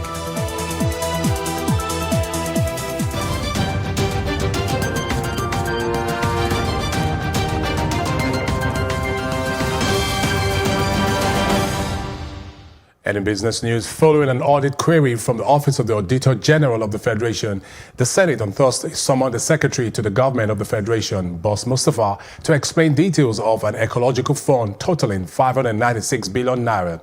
Also summoned were the Accountant General of the Federation and the Governor of the Central Bank of Nigeria. The Chairman, Senate Public Accounts Committee, Senator Matthew Ighalo, said the AGF and the heads of the two agencies were expected to explain how 596 billion naira in the ecological fund account since 1999 to 2015 was managed. The Auditor General of the Federation, Odion Ighalo, has said the amount was deducted from the Federation account and transferred to the Ecological Fund between 1999 and December 2015. The AGF also added that contrary to the provision of Section 5, Subsection 4 of the Revenue Allocation Act, which requires that an agency be established to manage the fund, no agency had been established for that purpose. The Accountant General, in his response, told the lawmakers that the fund was domiciled in the central bank account and that the money had been invested. However, the CBN officials said that they did not come with relevant documents. They therefore pleaded with the committee to give them another day to submit the details of the SPAC consideration. The UN's International Civil Aviation Organization, ICAO, forecasts global airline revenue could fall by $4 billion to $5 billion in the first quarter due to flight cancellations linked to the coronavirus outbreak, it said in a statement. The Montreal-based agency said on Wednesday the virus was expected to have a greater industry impact than that caused by the 2003 severe acute respiratory system SARS epidemic, in light of the higher volume and greater global extent of the flight cancellations being seen. ICAO said around 70 airlines have been cancelled all international flights to and from mainland China, and further 50 airlines have curtailed operations. This has resulted in an 80% reduction of foreign airline capacity for travelers directly to and from China and a 40% capacity reduction from Chinese airlines, the agency added. Meanwhile, the spread of the coronavirus, which emanated in Wuhan, China, has likely weighed on global growth. For weeks, nearly all transportation throughout cities around China were halted. The spread of the virus appears to have stopped accelerating while the number of cases continues to grow. Stocks around the globe have been seen with mixed results. The rush to safe haven assets has allowed U.S. equity market to rally. February saw the dollar's index surge to a near 6-year high as investors pile into U.S. assets. The strength of the greenback has been driven by capital flows away from Asian shares and into United States, while the coronavirus will reduce global growth and likely eat into both U.S. and China GDP. There is no doubt there's no double as to which country will fare worse. Still ahead on Plus TV African News is our roundup on entertainment and sports news. We'll be back in a moment.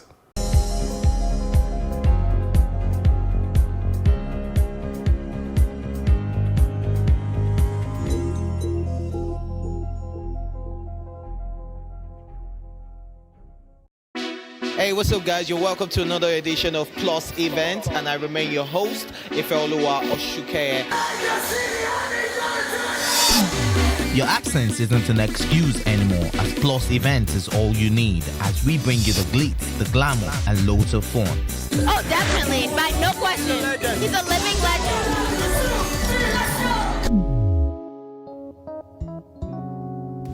Oh, God forbid, Holy Ghost fire, I know. I just want to be blown away. I want to be wild. This is 11 years of doing it.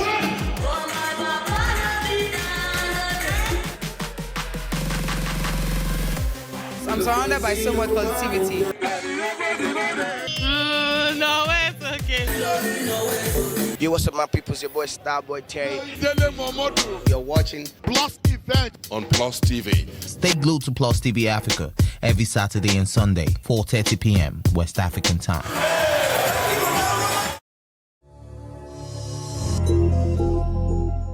Grammy-winning pop sensation Billie Eilish released No Time to Die, their eponymous official song for the upcoming Bond movie. In January 2020, Eilish was announced as the official singer of the title track for No Time to Die. By so doing, she became the youngest singer for a Bond record. No Time to Die is also co-written by Eilish's Grammy-winning brother, Finney O'Connell. No Time to Die will be the 25th Bond movie to be released. It will star Daniel Craig as James Bond. Oscar-winning actor Rami Malek is set to play a Bond villain. The last Bond movie was Spectre. Spectre's theme song was sung by British Grammy winner Sam Smith. The movie's score will be composed by Hans Zimmer after Dan Romer, the initial composer, left due to creative differences. And that's it on entertainment. The very best in sports coming right after this.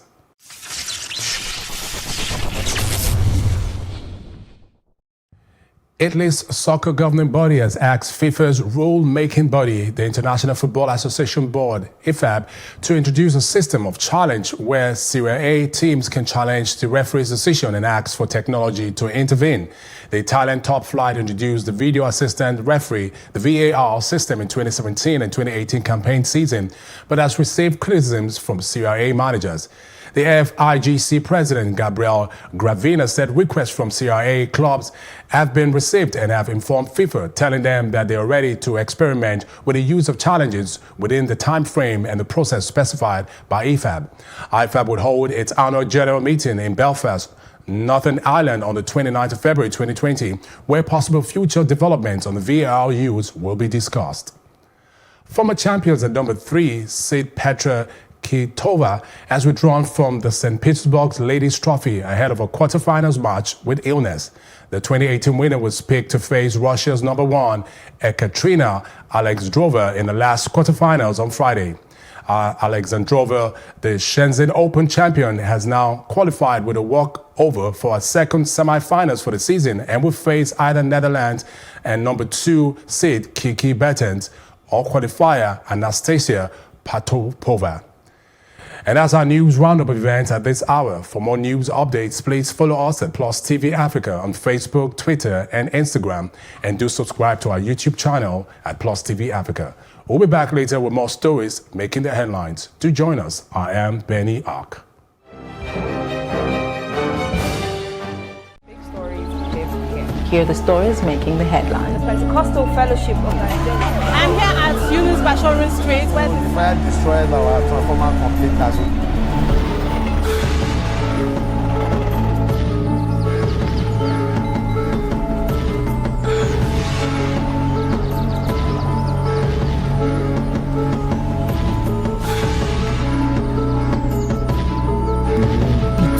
The lowest level you can.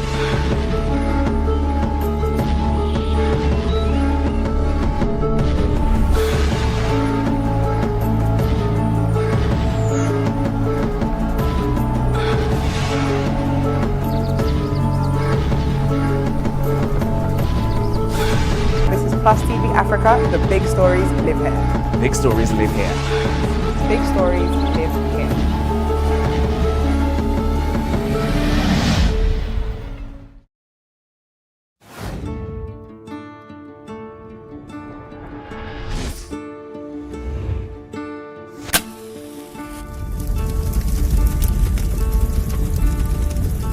That money will shoot every person that we know we can shoot. We don't let people die there. You could have killed me for a long period of time. Is that time why I carry gonorrhea? I first go hospital first, but it no go. Now I come make that mama. He just pulled it, he pointed and shot. What is the soul of a man? They suffer too much. They suffer too much. Issues around the Nigerian police, we have to tackle it holistically.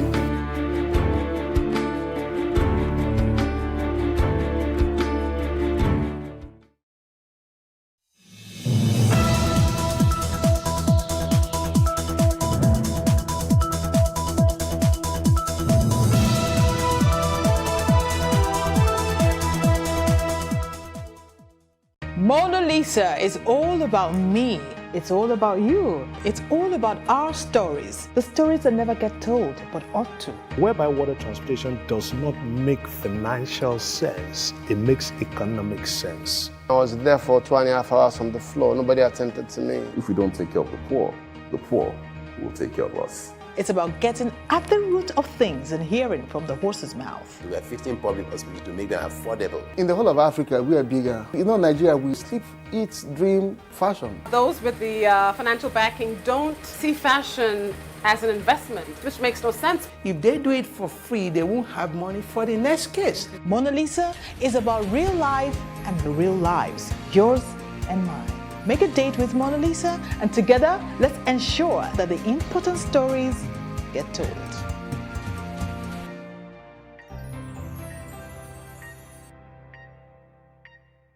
Welcome to another sumptuous edition of Mona Lisa.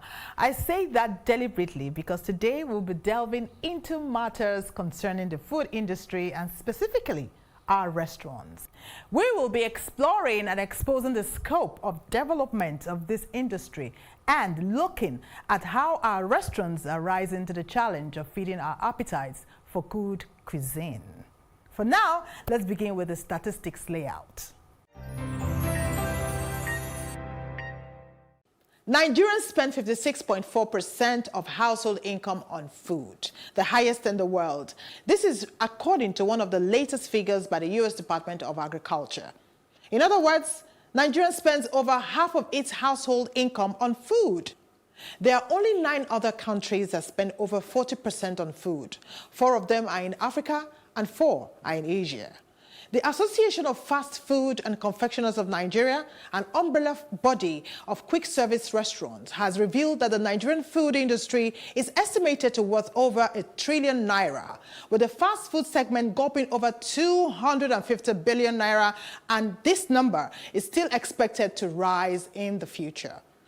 Euromonitor, a leading research firm, also stated that the Nigerian food industry is one of the best performing industry in the country, despite the economic downturn and huge decline in consumer spending power over the years. In more recent years, we see the restaurant business also coming into its own, especially in a thriving metropolis like Lagos, where there is no shortage of new indigenous and continental food outlets, nor the demand for them. I imagine much of that was stimulating information. Now for further food for thought as we lay out the issues further in a report. Food is what is known as an essential commodity, in season and out. Our people have an expression, man must whack. We visited the local booker to see if business was flourishing and if they faced any challenges. I've been in food business about 10 years ago. It's not easy. The way things are just changing in the market. It's not the way we used to buy it about 10 years ago. When I lost my last business, I went to a restaurant and eat. I observed that if I start off this business, it will help me and my family.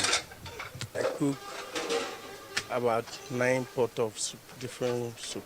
Starting from 2014 to 15,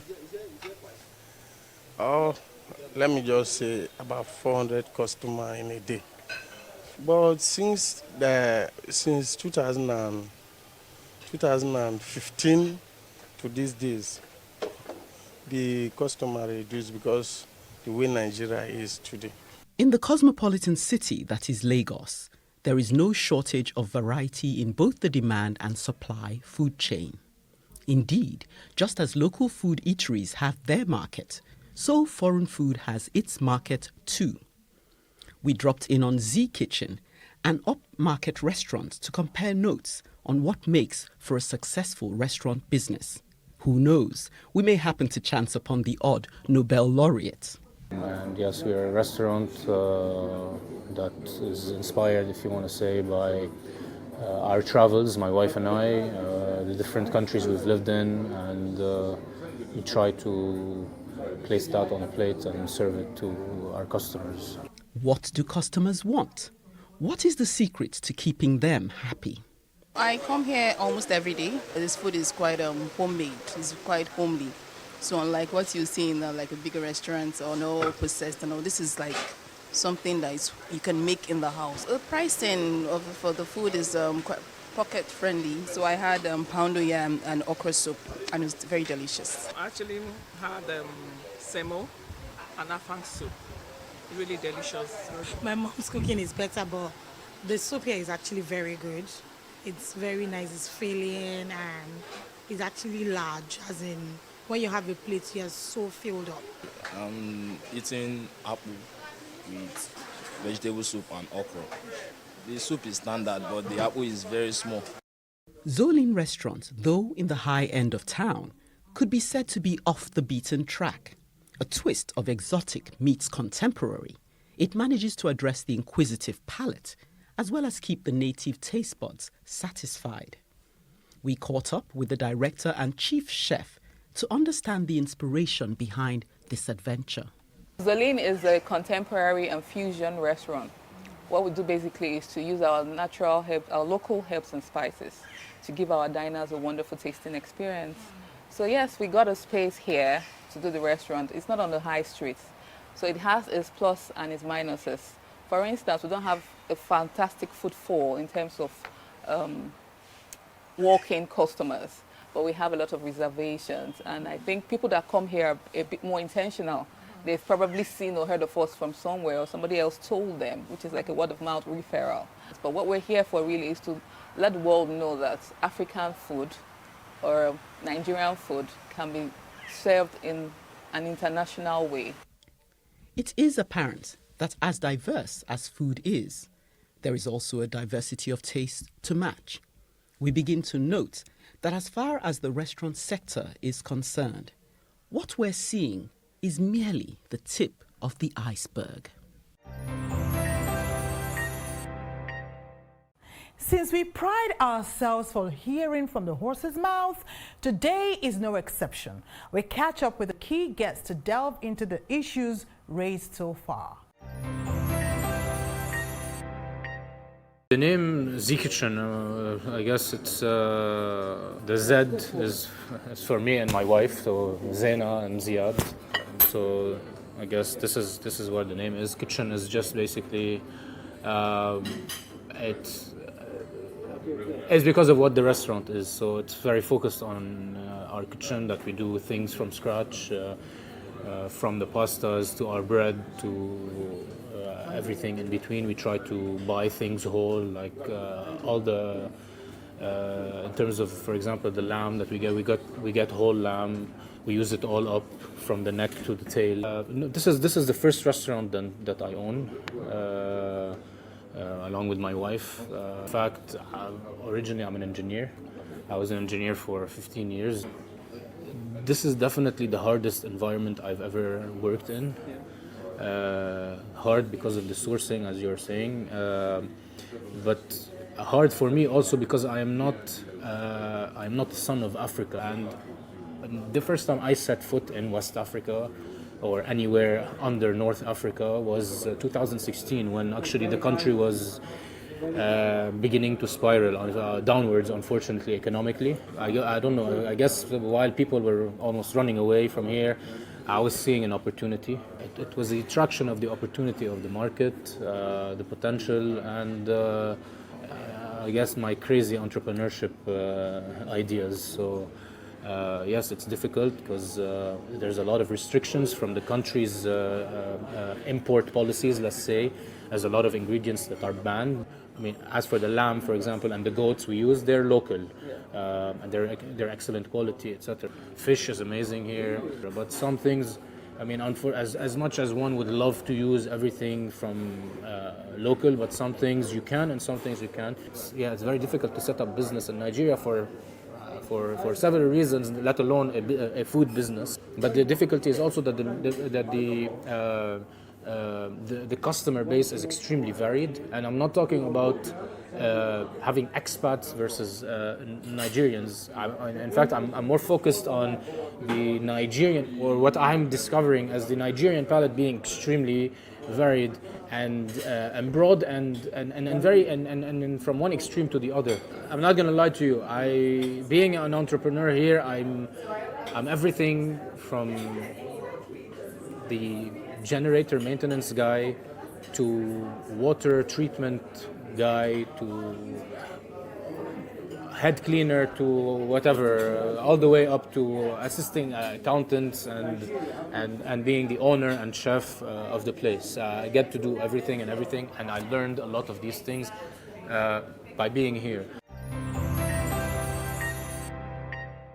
Zolin is the combination of both my daughters' names, Zohara and Aline. Okay. They were my inspiration for starting the business. I really wanted to be of more for my daughters. Yes. So tell us about this unique brand of yours, Zulin. Why did you decide to start up a restaurant business? Is it good? Is it good business for you? Okay. Why the interest? Just a bit of a background. I trained as a lawyer and I practiced for close to 10 years. But I had the passion in the culinary space. And I thought, okay, let me do something else. Let me pursue my passion. I love the law. I'm not going to leave it. Well, I've left it now for a bit, but I can always go back. That's the fun part of everything. But I just thought, okay, this is the passion I have. Maybe in a few years' time, I will be unhappy if I don't work on my passion. So I decided to open Zulin. Initially, when we started, we didn't even have a signage because it's like a residential area. We're still trying to get our footing and all of that. And then afterwards, we thought to put a signage there. So we found out that a lot of people come in based on what they've seen on the internet. So maybe our website or from a website of like food bloggers and all of that. That's how they come here. So yes, of course, we can do more in terms of marketing the business and making it more profitable. But in the last 2 years, it's been good. And I say that because we just was recently listed on the business day top 100 most profitable SMEs in Nigeria. So I thought, they came and they checked our books and they said, you're not doing badly for a business that's 2 years old. What lessons have you learned along the way, and also how have you been able to circumvent some of these challenges you must have faced trying to set up a different, unique based restaurant? So yeah, for one, I would say that for somebody who wants to go into the restaurant business, you have to, passion is not enough. You have to sort of get schooled or trained in a particular way. I went to school as well in terms of this, and I was very particular because we can school abroad. I have a university, I have a master's from the University of London, but it doesn't really fit into our Nigerian scenario. They don't have like generational issues, for instance, or the staff culture abroad and here is different. So I had to learn, and I got a scholarship to also study at the Lagos Business School, where I did some entrepreneurial studies, and I found out that it was very useful, in terms of setting up the business and then dealing, leadership. Everything they say rises and falls on leadership. So how you lead the staff, how you let them know how to handle the customers. What's your unique selling point? Is it the ambience? Is it flowery? So, right. The thing is, a lot of restaurants I find is that maybe they're focused on one area of maybe the food, or maybe, for us, we have found 3 things that works, and that's our unique selling. 3 of them together has made us stand out, and that is the quality of the food, the ambience. So we have the wonderful garden and just how you feel when you're around us. That is the ambience. And then the customer service. What is the advice you would want to give to people who want to start a restaurant business? For running a business, you have to project. You have to have a running cost for a year. It could go either way. So it's just like with everything in life, you make your best efforts to see that business come forth. But you also have to be realistic in terms of economics. So do you like yellow?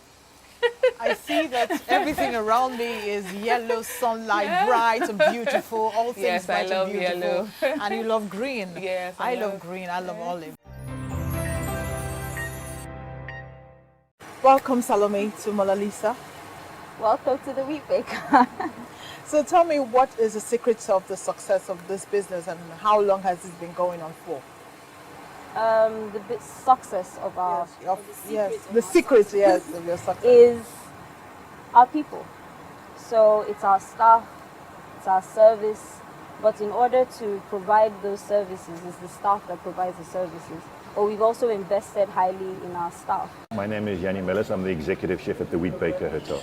We are responsible for the quality and the variety of the products we put out in food.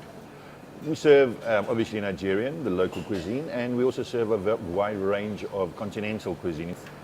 Well, to work at the Wheat Baker, it's amazing. Their attention to detail, to quality of service, and also to training of their staff is exceptional, which makes it a pleasure for us to work here. I look at running a kitchen as a choreographed dance. Everybody's got to do their own bit at the right time, in the right place. Been in Nigeria now nearly 9 years. So over the 9 years, we've gained immense experience. It was a steep learning curve from when I came here as somebody who had never been here before to now. And the secret and key behind it is to cultivate and develop strong bonds with your suppliers. So you learn to trust them, they learn to trust you. The secret to my success definitely is our team. I wouldn't say it's anything else other than that, just having a great team, and I have to be very thankful for them. Before we started, we had 6 months consecutive training for the staff. The challenges have changed over time. One of our biggest consistent challenge has actually been power. But in the times of Ebola, that was a challenge because no one was going out. I know you've carved a niche for yourself, and what is that one thing that attracts customers like me, for instance? It must be service. I know your service is for every survey we do, for every recommendation we get, the response has always been service, and I think we're great at it. And Professor Opinion, what do you think other restaurant business should emulate? What do you think there should be the standard ways they can maintain fantastic restaurant business and hotel hospitality business in Nigeria? Take care of your staff. Take care of your staff. If you train them, if you pay them well and on time, give them the right tools. So give them the nice uniforms, let their parents be well, give them, like here at We Baker, we ensure we have showers, we make sure that everyone has deodorants in the bathrooms, towels so they can shower. Imagine coming in from traffic, it's a hot day in Lagos, after trying the commute and you just go into work. But here we encourage people to have a shower before your shift, you can have a shower after your shift. So little things like that, but if you pay attention or feed into the people, your business would thrive because people know when they are invested in. People appreciate being invested in. I foresee a lot of interesting restaurants coming up in the sense of concepts. And Nigerian cuisine, we've become very popular with our jollof rice, even though it's not originally ours. But those foods need to start coming out where we begin to make our food appealing visually. So I feel like there'll be better plating so that it is approachable, because no one wants to approach a huge bowl of meat everywhere and you don't know where to start. Thank you so much, Salome, for coming on the show, and thank you for giving us an insight of what it's like to run a beautiful, huge business like this, as the Wheat Baker has done over the years. Thank you so much for coming. Thank you. This is one edition of The Journey you wouldn't want to be told about. It is my joy to welcome the 5-time Special Olympics champion in swimming, Adedemola Roberts, and of course, his mother, Alero Roberts. Alero Roberts is a senior lecturer of the College of Medicine, University of Lagos, Nigeria, with multiple portfolios. But today, she's here in the capacity of a chaperone. Hello, Adedemola. Welcome to the show, ma'am. Thank you very much for having me. Thank you. Having us, ma'am. Yeah, yes. So, have you become used to people, telling you that, or congratulating you of being the mother of a 5-time Olympics champion? No, absolutely not. It's not a feeling I ever want to get used to. I'm certainly not used to it. Aww. I'm still enjoying and reveling in the success, in the fame and the glory that he has brought to the family. How did it all begin? That is a long journey, a journey of 34 years now. Can you imagine when we started this journey and when we were given, I still clearly remember, we're coming up to literally 34 years that we got the diagnosis that he was born with Down syndrome, and we got the diagnosis around about, November of the year he was born. And we had to go to the UK to get this diagnosis. At the time, we couldn't do chromosome typing in country, And it was a surreal moment, because I was actually advised in the UK at that time that I should leave him behind to be put into an institution, that they didn't feel that we had the facilities in Lagos to manage his condition. And so that started the journey, basically. And with the grace and the mercy and the favor of God, we've walked every step, a lot of lows, a lot of side turns, a lot of twists. But by and large, it's been absolutely amazing because I can look back on the entire journey and know that the hand of God has been with us every step of the way. Amazing. You know, I can't deny that there have been many nights of tears in pillows and you know, many nights of frustration and people telling you you ought to do this or you shouldn't have done that. You know, and good friends, you know, sort of turning their back, so to speak, and you know, there's been the little bits of discrimination that do hurt. They do hurt, you know, every now and again. But you know, I think with the success of his sporting ability. When was that? Coming to that now, when did you discover that he could? This was where he was tilting towards. Very good question. This was totally, and I'm not ashamed to big up 2 institutions, and I don't care what you say about advertising laws, I'm bigging them up big time. The Children's Developmental Center and Special Olympics Nigeria. And again, it is just the work of God, because the lady who runs the Children's Developmental Center, who was a senior to me in medical school, also has a son who's got developmental disabilities. And she says, would I be willing that, you know, her son is going to be a guinea pig, would I be willing for Damola to be a guinea pig? She wants to set up the adolescent unit of the CDC. And I said, well, yes, because by that time he had outgrown the primary school he was going to. And we needed to do something a little different. And so while he was there, you know, Special Olympics Nigeria came along and they said, well, they want a team to be the emerging program for Nigeria. And this was the Special Olympics in Ireland in 2003. And truthfully, when people like Damola with intellectual disabilities, you know, outgrow the standard educational institution, sport is really the only thing left for them to do in which they can excel. And the issue is that you've got something that he's doing, that he's focused on every day. They've got training every day. They've got periodic competitions, and they are applauded. So he was on the emerging program for Nigeria in 2003, and that was for athletics at the time. But it introduced us to the whole thing. And so by 2011 he was, you know, the emerging program had to grow organically, and so they were adding on more sports. And one of the sports they wanted to add on was swimming. For that time, has he ever swum? Oh yes, he loves the water. We're members of the Koi Club, and Sunday swimming was just it. So, but he couldn't swim.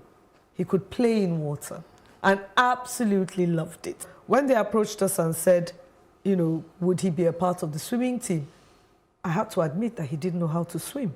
You know, yes, he's used to playing in water, but he didn't know how to swim. And then my then driver, because then he was my driver, I asked him, and I said, well, you know, you're from Ekpe, can you swim? Mommy, people from Ekpe, they can swim before they can walk. Of course, I was wondering. And he took on the role of Damola's coach, Mr. Abayomi Sikiru and Ifo Oshe. Took on the role of Damola's coach and got him from playing in water to where we are today. Fantastic. 2011, he went with the team. He took the team to Athens, and Damola came back with the gold medal. The team of 4 all came back with medals. Damola got his first gold. Sorry to cut you short, but how has this affected you as the person and as the mother and to the family, entire family? It's vindication, pure and simple. It is vindication. I like that word. It's vindication. It is vindication. My husband, my children, my sisters, my siblings. There was a reason why he came to this world. As a nation, what do you think we're doing right? And what do you think we're doing wrong when it comes to children with special needs? Are we there yet? We're not there yet. And shall I start with the things we're doing right? We accept people with developmental disabilities. We are more accepting than most. We do have an inclusive society. What we are doing wrong, we still have a lot of parents and family members in denial, because it's all right to accept it when it happens to somebody else. But we're not so accepting when it happens to us. And, the issue of religiosity has a role to play because we've got a situation Tell whereby... me about it. Yes, where, they feel that they can faith it out. And that's not strictly true because you've got to accept your limitations to be able to accept help to overcome those limitations. Thank you so much for coming to the show. Sadly, this has come to an end. I wish I could keep you here all day. All the time. Honestly, thank you so much, ma'am. Thank you so much, Ade. Could you give me a high five? Could you do that? Yay! Congratulations one more time. Food is one subject that never fails to inspire. In Oliver Twist, the musical, the hungry often sang food, glorious food. Nigerians love their food, of that there is no gainsaying. However, are we positioned to explore and exploit this a captive market whose appetite is always piqued? Whatever the season, man must chop, abi? We explored the buka world whereby production and consumption are in steady supply. And even there, we found that they have their own constraints. We explored the market of a foreign native restaurant owner targeting the higher end of the market. And with them too, we discovered that the challenges were remarkably similar. The need for good hands in the kitchen and getting good produce. We visited a successful restaurant business within an equally successful hospitality provider, and we discovered that the service ranked almost as high, if not higher, in their priority when it came to the secret of their success. Just when we thought our palate had had more than enough tantalizing, we encountered a niche contemporary African restaurant with an exotic twist, and a theme began to emerge: attention to detail and the avoidance of corner cutting. I gathered that to run a successful restaurant business in less than efficient business environment, you would have to create your own mini ecosystem, develop a culture of doing things within the walls of your food haven, and watch your customers come back again and again and again. From food for the belly to food for the mind, I have found this to be a nourishing edition on several levels. Haven't you? Till next time, when we are geared up to bring you a flavor-filled menu, remember, you don't need a silver fork to eat good food.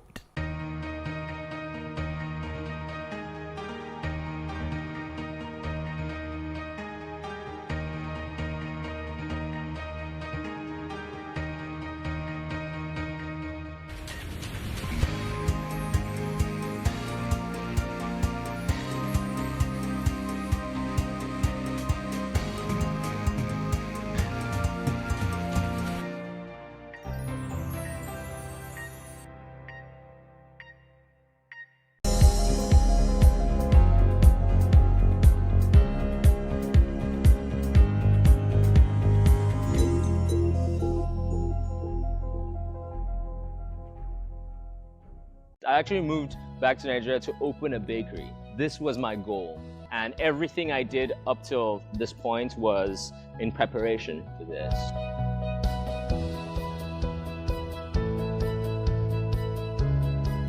First of all, life was great because I moved in 2015 right before the recession, right? It was awesome. I was like, wow, there's so much money out here, man.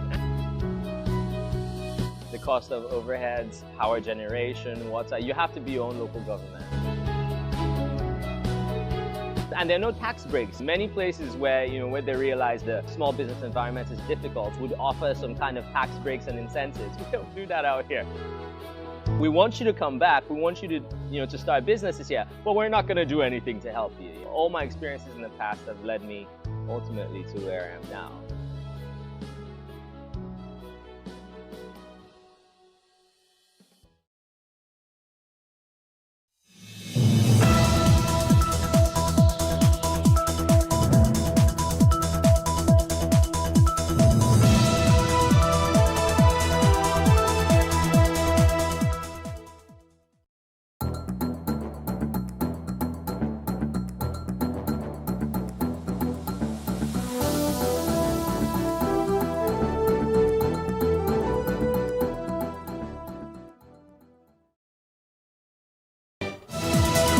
On Top Plus TV News for this very o'clock, INEC don't present certificate of return to Doye Diri of a PDP.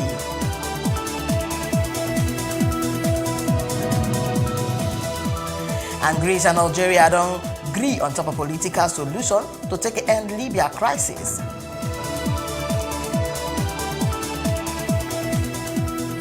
And on top of Yobo Tori, at least 5 people don't die after tourist boat to capsize inside the southeastern Bangladesh. My country people, you do well, so you join us inside News on the Hour for Plus TV Africa. And this one, Nadem Tori, we want some give on until this very o'clock. My name, na Destiny Momo. And the Independent National Electoral Commission, INEC, don't declare the candidate for the People's Democratic Party, PDP, Doye Diri, as the winner for the Bayelsa governorship election, and sake of them follow Thursday's Supreme Court judgment. The chairman of INEC, Professor Mamoru Yakubu, he make the declaration for one news conference on Friday for the commission headquarters inside Abuja. Yakubu Yan say INEC don't receive the certified true copy CTC for the judgment for the Apex Court, where disqualified the deputy governorship candidates for the APC, and then vitiate the joint ticket for the party, where then be earlier declared a winner for the election. And the court still ordered the commission to declare it as winner of the governorship election inside Bayelsa State. The candidate will be the highest number of lawful votes cast with the requisite constitutional plus geographical spread. And inside compliance with the orders for the Supreme Court, the commission will meet this morning and then review the whole result of the election inside where 45 political parties being contest. And according by the INEC boss, without the votes where they scored by the APC, where their candidates been deemed to not participate for the election, the total number of lawful plus valid votes where then cast for the election, they stand for 146,999 now.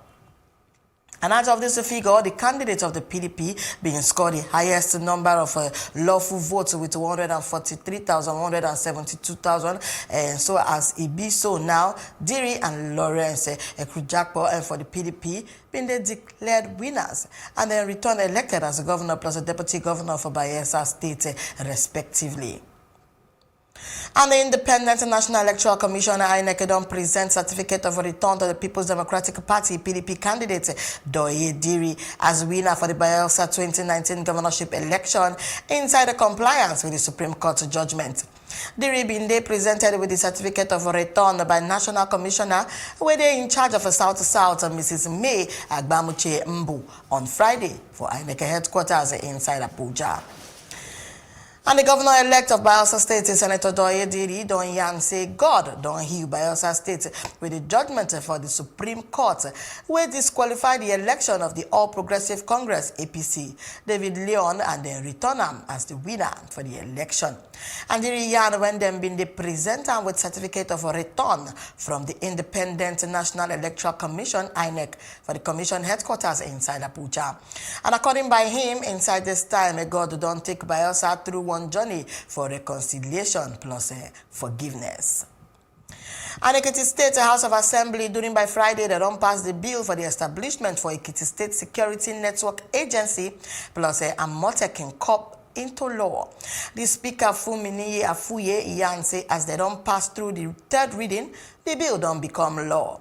Afuye will laud the makers for their leadership plus a commitment to the bill assembly, short circuit any process where they need for lawmaking. The Speaker Yan said the bill could be transmitted to the state governor, Dr. Kayode Fayemi, for his assent. And one rights group, Amnesty International, Yan on Friday, say Nigerian military burned some village down and then pursue hundreds of people come out for their fight against Islamist bad people for the country northeast. And one source for the carry-do for their military organ say before alligator don't ginger investigate from the International Criminal Court inside the Palava, when they make a Niger fit, they buy arms. But the convictions for soldiers don't scarce, plus the military, they talk plenty times, say their hand, no they any carry do for the latest alligator. Amnesty say Niger soldiers burn 3 villages them after them pursue hundreds of men plus women to come out from their house for the northeastern state of Burna for January. The human rights group will say them talk to 12 victims and then show satellite image when then show plenty big fire for the area and then still burn down almost all the house for the town. And the Inspector General of Police, Mohammed Adamu plus Ohaneze Ndibo, when he be win one socio-political joint body, don't say them no agree for worker of community policing for the country. The IGP talk for the end of a Southeast Security Summit when they do inside Enugu, say then go recruit special officers as community police. And he said these officers go they under the control of the Niger Police Force. The IGP say the community policing model now one when it go draw the legal opportunity when the Police Act bring for the worker of special constables when they go join body as a community policing officers under the coordination for the Nigerian Police Force to take a form community-focused policing architecture. And by the President General of Ohaneze Ndibo, Nya Nwodo, he not agree with these yearnings and he beg make them create a Southeast Security Force when they go call Operation Ogbunigwe. And before now, we've been followed Dixon Osaje, will be security expert on top of the matter, Yan. Now, worrisome situation because the IG don't work out this season. Okay. Last time he did Southwest, the other time he did North. Now he did Southeast. Just the work out to see how he go take, make everything cool down. You understand? Because our people they provoke. Okay. Even you say you they provoke, you don't provoke. Because the reason why we say we they provoke, we say if you like me now almost 3 years now, I never walk out past Benin or a road. You understand? Because this my head when you see so. If they go carry me now for road, God forbid. You know all these boys, they know they use money play. They come on when they go hammer you. If you want to work for 50 years, you know go see them. So that is why you see better for my side. We say this Amotekun issue, Southeast issue where IG Waka take trek reach that side. I know that I trek. I been no, it's just Waka because you know say for Lagos now everybody they trek now. So as a guy Waka reach there now, ain't come they like ask them say how they want to do this matter because he believes say if Nigeria know better as them when be police people no join head together make things pure. And the people don't provoke. Say, okay, instead of make we wait for with herdsmen or criminals, they remove our head one by one. It better make we find waiting go make us not die again because nobody want die.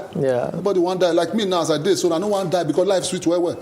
So the Southeast people they don't disagree with what IG they talk because IG say they want put monitoring spirits for that their issue. And you know some people know they like monitoring spirits. If you want to do your thing, you want to do one.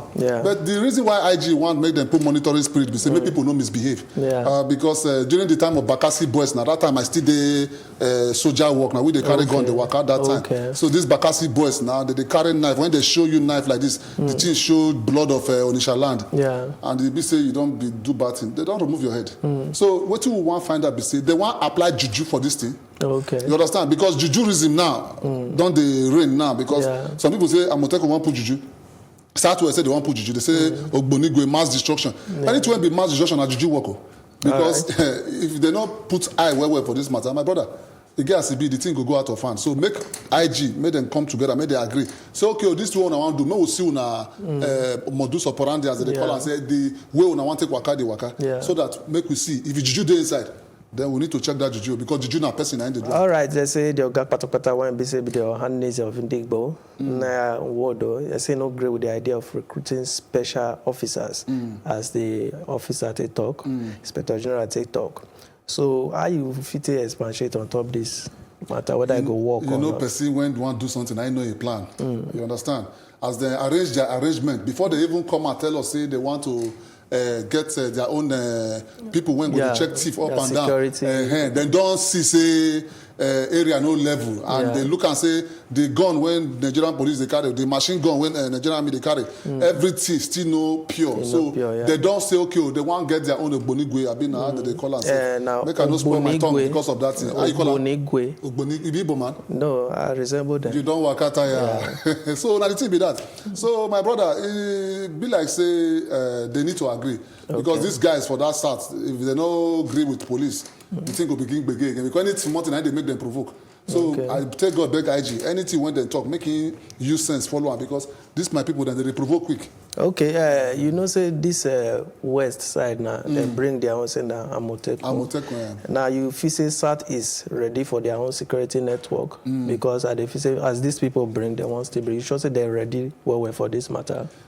You see, you talk of Southeast, a bit Southwest. Southeast now. Southwest now. Then first start this. The Obonigwe, so now they talk. Now they talk now. Okay. Bakassi boys now the style now. Now the same style. Okay. That time thief too much. If they come Lagos, Opuweka and all this Onisha road, boys not the let person see road now. They are be say once they break, night then they sleep. In the night then they wake up. So we when we say we sleep for night, we know they fit sleep. So the process be say now. Them don't ready say they not go feel green. Make people come they chop their head. Yeah. You know sometimes like some few days ago, 400 human being waka they go Imo State Abiwe where they arrest. I don't know where they go. I be the one go right jam. I don't know. I be the one go for interview. We don't know. So that one alone don't signify say the security don't get query. Yeah. So anytime when security get query, people go worry.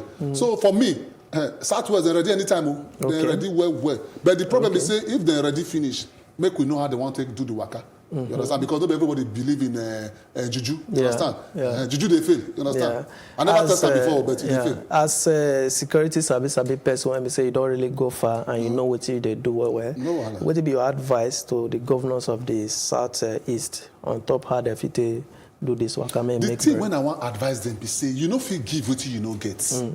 And if it's something not day your head, you know if you dispense them. Yeah. So what in JJ say, these people when they want to organize for this their program, say Southeast, Ogbonigwe and all those things, make them train this guy well. Okay. Because not be say I go to travel past road now, they remove knife, check me. The thing can't go show red, they can't remove by me. mistake. It not gonna happen because the thing be say then go check how they want to do the operation. Make them train those boys. And also when they check the Igbo level, you know, some of them when they don't enter this thing and they will go to take all those kind of drug where they turn brain upside down. Yeah. So when they see you, they go see two people. Yeah. So all those things, make they put that in place. Then the check up, make them check where they from come. If na person when no get mama and papa or when get mama and papa, they don't know where mama and papa. They make the ask and say where mama and papa. Because this thing when we talk, we say what part of this security issue when we get. Now from house they happen. When you first steal meat for pot, from there go take money for mama purse. From there you can't enter street. From there you can't enter community. So that is where this papa issue and mama issue, they're very important. Make our papa and mama, they check our children well. The reason why you even there, the whole world they watch you, they say your mama and papa get brain. My mama and papa get brain. And that is why the brain, when they give me, now I carry the worker for society. And they do better things. So they need to check those people well. Check their head, check their brain, check their heart. Whether I correct. Because if you carry madman put for road, you know the result. Now madman, no, they give positive results. That's true.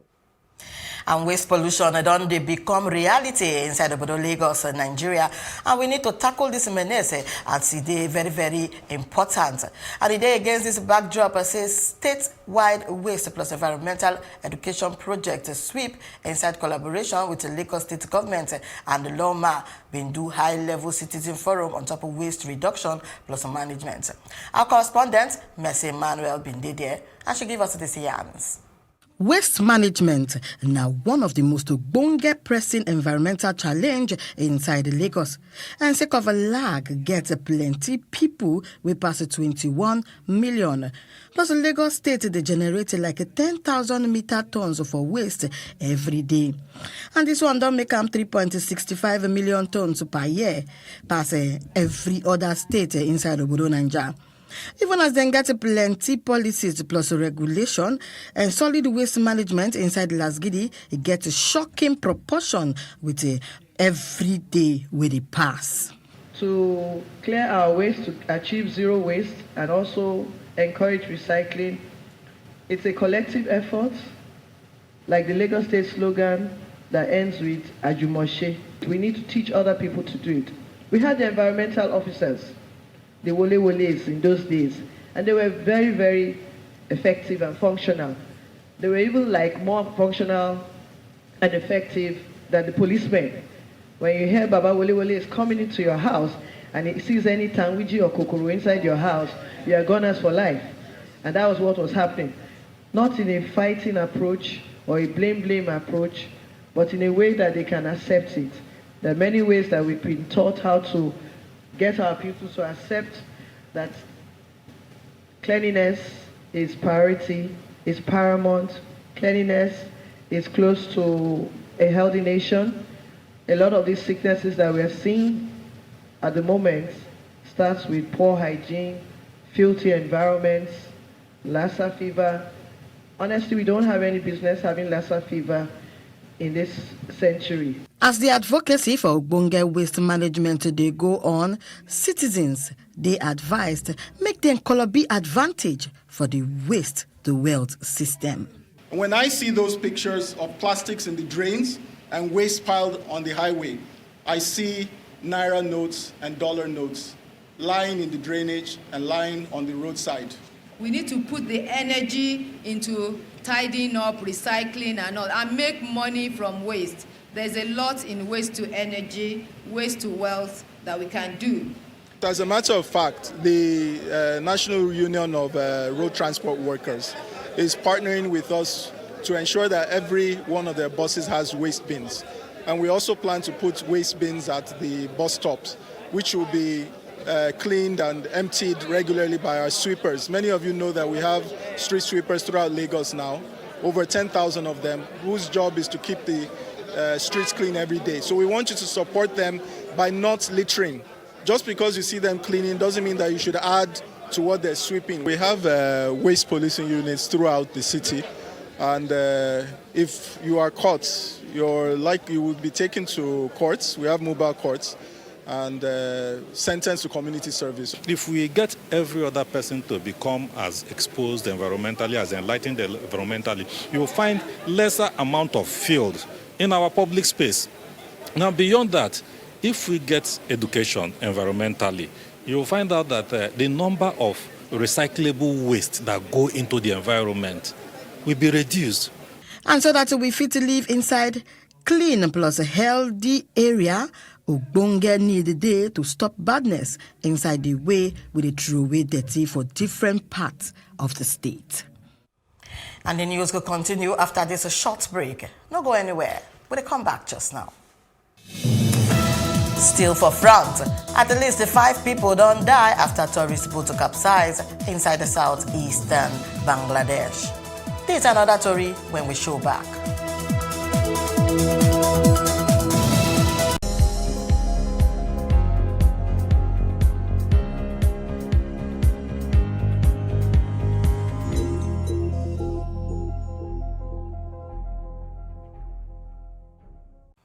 And inside African news, visiting Greek Foreign Minister Nikolaos Dendias a yarn on Thursday, say Greece plus Algeria don't agree on top of political solution without a foreign military interference for the Libyan crisis. Dendias make the remark inside a one press statement after one meeting with an Algerian counterpart Sabri Bokadom inside the capital Algiers. And the work where they led by Algeria to set the Libyan crisis. They plan to reach political solution where they allow the return to peace plus stability inside this country and beyond, as in Yan.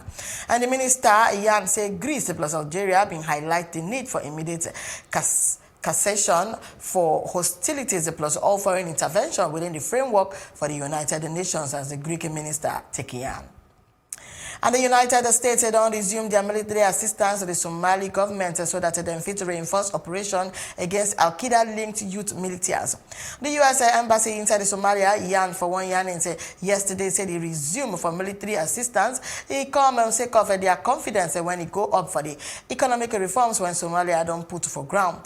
The Yanians say make the Somali government focus for restructure plus make them strengthen the security sector to improve their forces to make security better and stand for the country. The United States yarn their mind for July 2019, say they go restore military support for the Somali army after they stop them from December 2017. And South Africa President Cyril Ramaphosa don't charge talk, say the country must fix in Wahala public finances and must procure renewable energy fast so that they can address the power crisis. Ramaphosa agreed this one for one annual address to Parliament when Yan say economic growth don't store in Yafu. It cause a high level unemployment plus a hardship for millions of the citizens. Ramaphosa come office 2 years ago with a sweet talk say he compromised to improve governance after 10 years of corruption scandal under him predecessor, Jacob Zuma.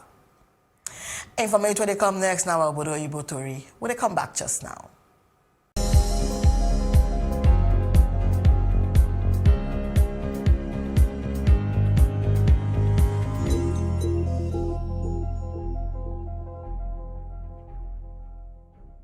welcome to What Are You Saying? #Ways, where we talk about topics in the news as it affects us all. We're talking about the Lagos City Marathon. According to some of the tweets that I read, because it was trending all over Twitter, some people were saying they were using the opportunity because this is a global event. I think this ban is a good thing. Yes. You know, because like you rightly said, during Fashola's time, it was already banned. And we had all settled yes, and we had already settled in well. In Lagos State, we have chaos, and the chaos needs to be regulated. But the government have to be imaginative about it. This is my own version of strongly disagreeing with you. Actually, female genital mutilation is the total or partial removal of the female external genitalia for non-medical reasons. Over 200 million women, have undergone the practice of female genital mutilation. I mean, there is nothing you can do to change anybody's mind in their community, especially where you have to respect people for age, religion.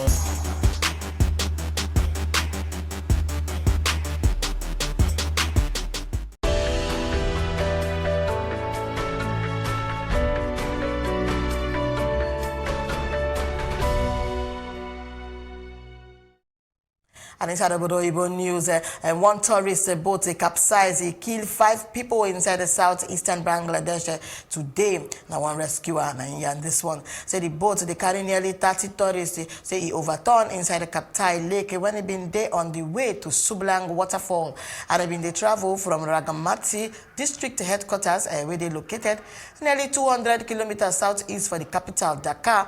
Yan say Ratan Nat will be official for the fire service and civil defense department, say in Yan say in team retrieve the bodies of 5 people and then rescue the survivors from the lake, will be the country's largest artificial body of water. And U.S. Attorney General William Barr on Thursday said President Donald Trump attack for prosecutors, the judge plus the jurors inside the trial for long-term advisor, say he undermined the Justice Department's work, plus say he no go dey bullied by anyone. And inside ABC interview, barrister the country top law enforcement officer Yan said Trump criticism for those where they involved for the case of Roger Stone, say he make them impossible for them to do his job. And Barr Yan after Justice Department abandoned prosecutors' initial recommendation to give the veteran Republican operative 7 to 9 years for prison, and we prompt all 4 prosecutors to stop the case. And Trump don't weigh in on Twitter all week with a comment we don't arouse concern for an administrate it weaken the rule of law. Up next, UN International Civil Aviation Organization forecast say global airline revenue fit fall by $4 billion. This and other story inside our business news.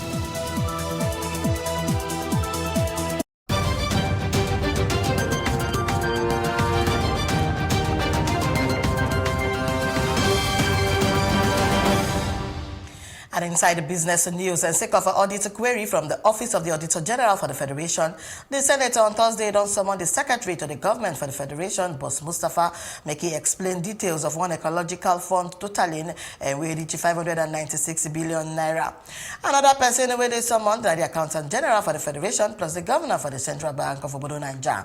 The Chairman of the Senate Public Accounts Committee, Senator Matthew Ugogide Yan, say AGF and the heads of the 2 agencies they expected to explain how 596 billion naira inside the ecological fund account since 1999 till 2015 been they managed. The Auditor General of the Federation, Anthony Ayene, Odion Ighalo said the amount had been deducted from the Federation account and then transferred them to the ecological fund between 1999 and December 2015. The AGF still say contrary to the provided for the Section 5(4) for the Revenue Allocation Act, we need one agency to be established to manage the fund. No agency don't be established for that purpose. And the Accountant General inside in response to tell the lawmakers to say the fund been domiciled inside the central bank account and said the money don't they invested. And even said the CBN officials Yan said they no come with a relevant document and they can still plead with the committee to give them another day to take submit the details for the SPAC consideration. And the UN International Civil Aviation Organization, ICAO, and Yan say global airline revenue fit to fall by $4 billion to $5 billion for the first quarter, sake of the cancel flight when it is linked to the coronavirus outbreak. The Montreal-based agency yarn on Wednesday said that they expect the virus to get great industry impact than when the severe acute respiratory system SARS epidemic caused for 2003, and sake of the high volume and greater global extent for the flight when then they cancel. ICAO joined body say they don't cancel around the 70 airlines and they don't cancel all international flights to and from mainland and China, and more airlines don't stop operation. And this one don't cause 80% reduction for foreign airline capacity for travelers directly to and fro China, and 40% capacity reduction from Chinese airlines. And still for front on Top Plus TV Africa News, now our roundup on top sports news. We'll come back just now.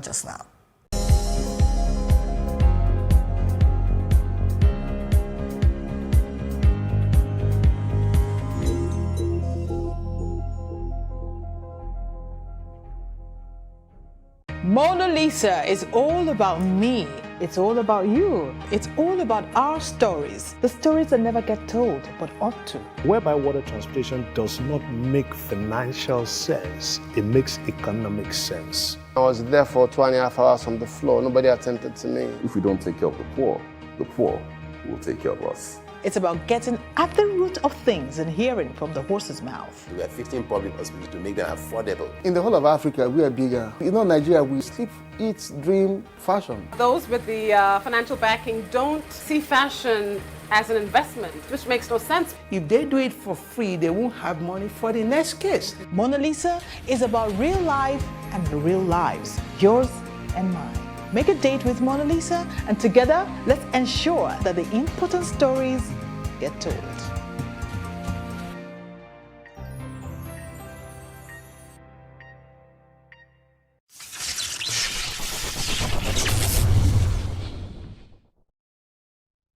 And inside sports, Italy soccer governing body don't tell International Football Association Board, IFAB, say make them introduce a system of a challenge where Serie A team is fit to challenge the referee decision and to ask for technology to intervene for the matter.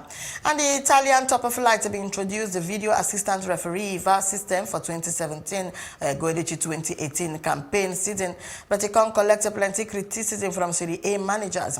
The FIGC president Gabriel Gravina say they collect the request from Serie A clubs and they don't carry and go tell FIFA say they're ready to experiment with the use for the challenges within one chenkele frame time and the process where IFAB specify. IFAB go hold the annual general meeting for Belfast and Northern Ireland for 29 February 2020, and where they go discuss possible future development on top of VAR. And that now a news roundup for events we shared during by this very o'clock. For more news updates, I beg follow us at Plus TV Africa on top of Facebook, Twitter and Instagram. And it go do Obonga sense if you subscribe to our YouTube channel at Plus TV Africa. We go come back later with more stories and where they bring background headlines. Ona, well done. My name na Destiny Momo.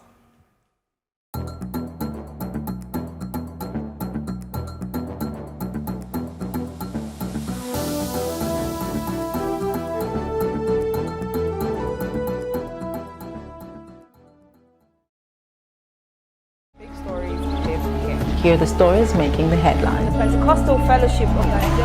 I'm here at Eunice Bashorin Street. Where the fire destroyed our transformer complete.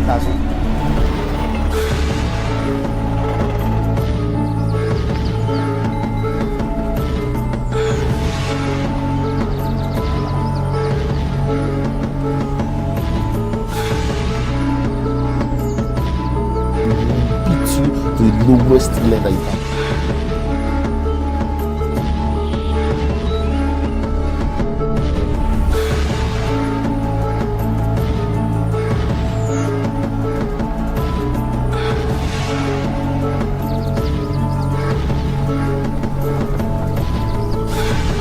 Plus TV Africa, the big stories live here. Big stories live here. Big stories live here.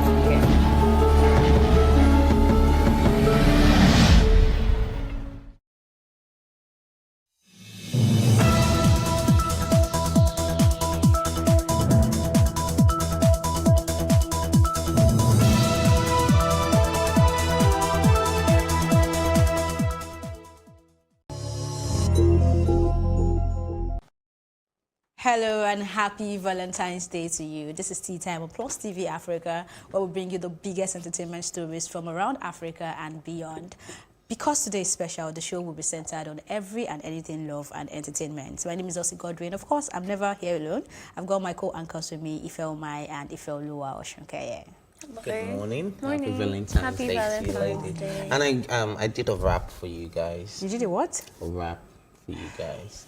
Can I rap to you? Of course. Do you need Baby, a beat? you hold No, back. you don't Your need to hold face, me the while you're way you rapping. talk back. You shine the teeth in your hair when it's hold back. I'm not a Casanova girl, I'm the lover. Always in time for me like a Shantae. I take you places you would imagine. And buy you clothing with toast of the night drinks. 11 for the club and all night we be. Hey, should we go on? I hope you fell in love. Please, you didn't buy me any clothes. What are you on about? I'm a size 6 to the top. I'm a size 4 in the shoes. I'll take you places you would never would imagine and buy you clothes. That's if you agree, but you haven't agreed. So let's start from Who's the supposed to agreement. agree? You move. Okay, so what's your Valentine's Day plan? You're 'Cause welcome. For me, I'm not sure I have plans. I don't have plans. Let's not say I'm not sure. The day hasn't ended. You never know. Anything could happen. I'm not. Yeah. But if what's your plan? It's my plan. Okay, I have a lot lined up. I missed breakfast in bed because I was supposed to make that happen, but I got home late, so I wasn't able to sleep over at ours. So that's by the way. So I'll probably do breakfast in bed tomorrow. It's never too late to show a kind gesture, right? So secondly, I'll be doing a lot of work today, and as soon as I'm done with my work, we'll probably have a private dinner somewhere, just the both of us, and then that's it. So there is the someone. Are you just realizing I didn't it? know that. Yeah. Sorry, guys. I'm still catching up. So maybe a private dinner. Okay. I've ordered a few things to give her for gift. I'm sure they should be on their way to deliver that shortly. And What did you get her? what did I get her? I got her a necklace. I got her sneakers. I got her chocolates. I got her breakfast and a pack of breakfast. You know, but that one that comes with everything. And what else? And of course, I have something special for her after the dinner. Oh my. Okay. What's your plan?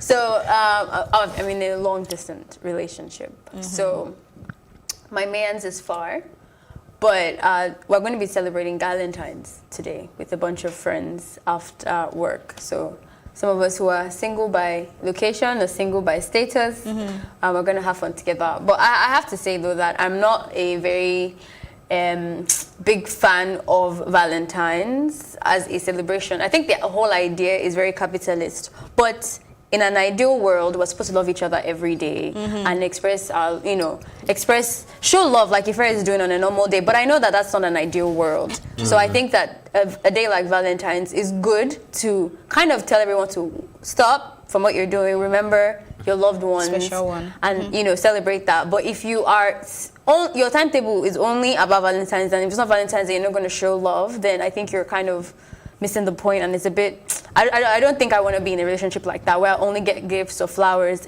only when it's Valentine's Day.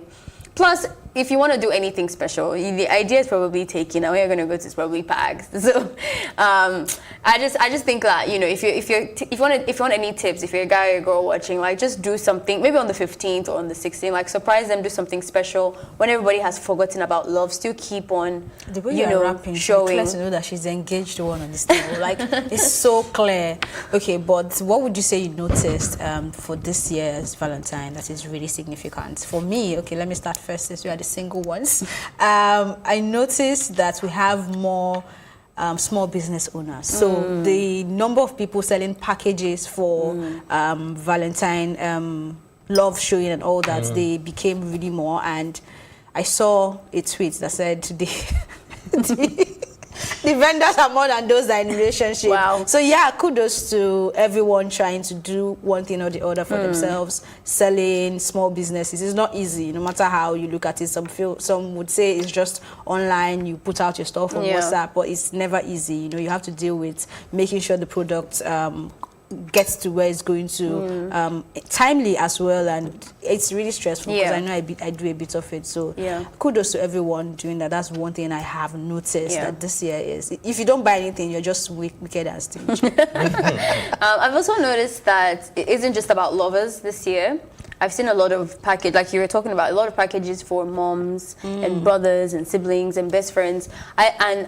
I think Enugbe is like, you know, happening right now. So people... It's understandable. Yeah, so people are not as... Dirty December, we're just recovering from it. And dirty January.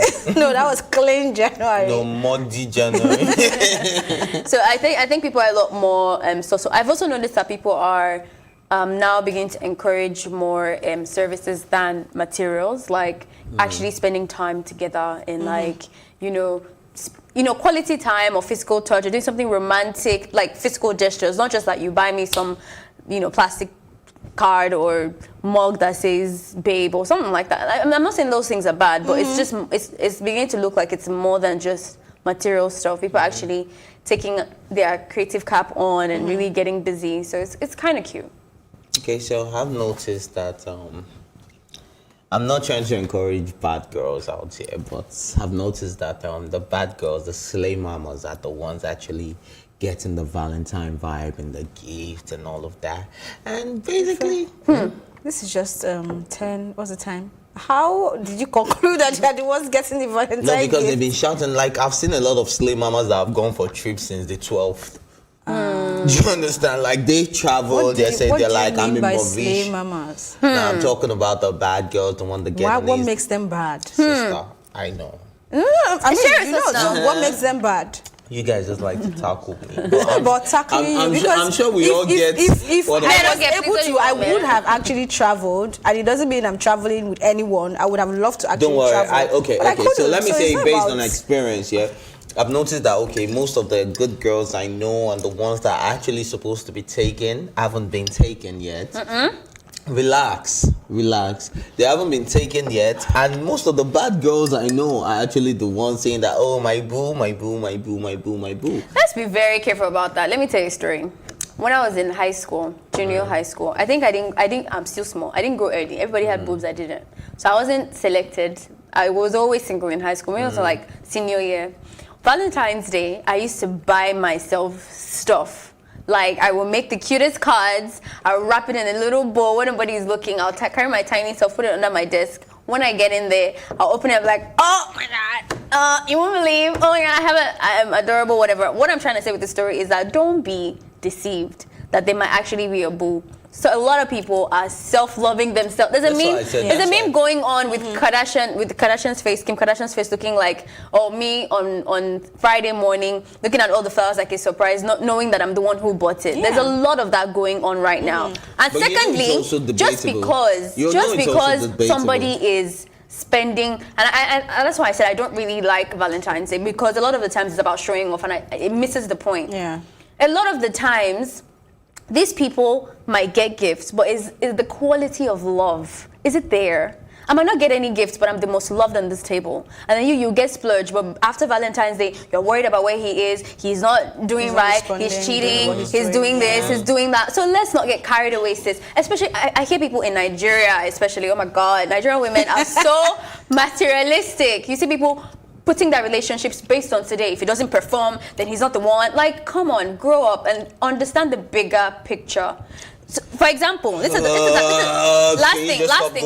Wait. Can I just say you also have to understand that there is love languages. And in the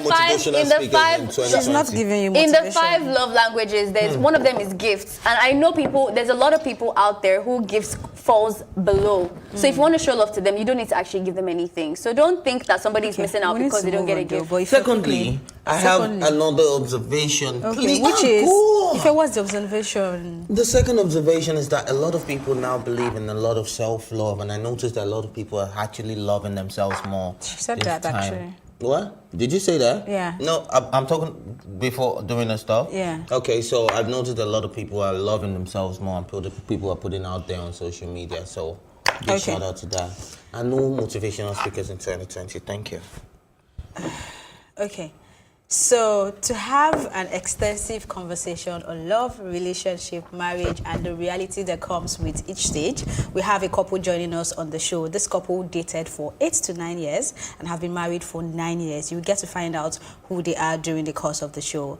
One of the most common Valentine's Day practices is proposing to the one. Like you say, she's the one I want to marry, he's the one I'm going to get married to. We'll still get to the part where we'll talk about finding out if a woman should really propose to a guy. Yeah. I'm not a fan, really. But here is a thought on proposals as compiled by Nimi Dekombi.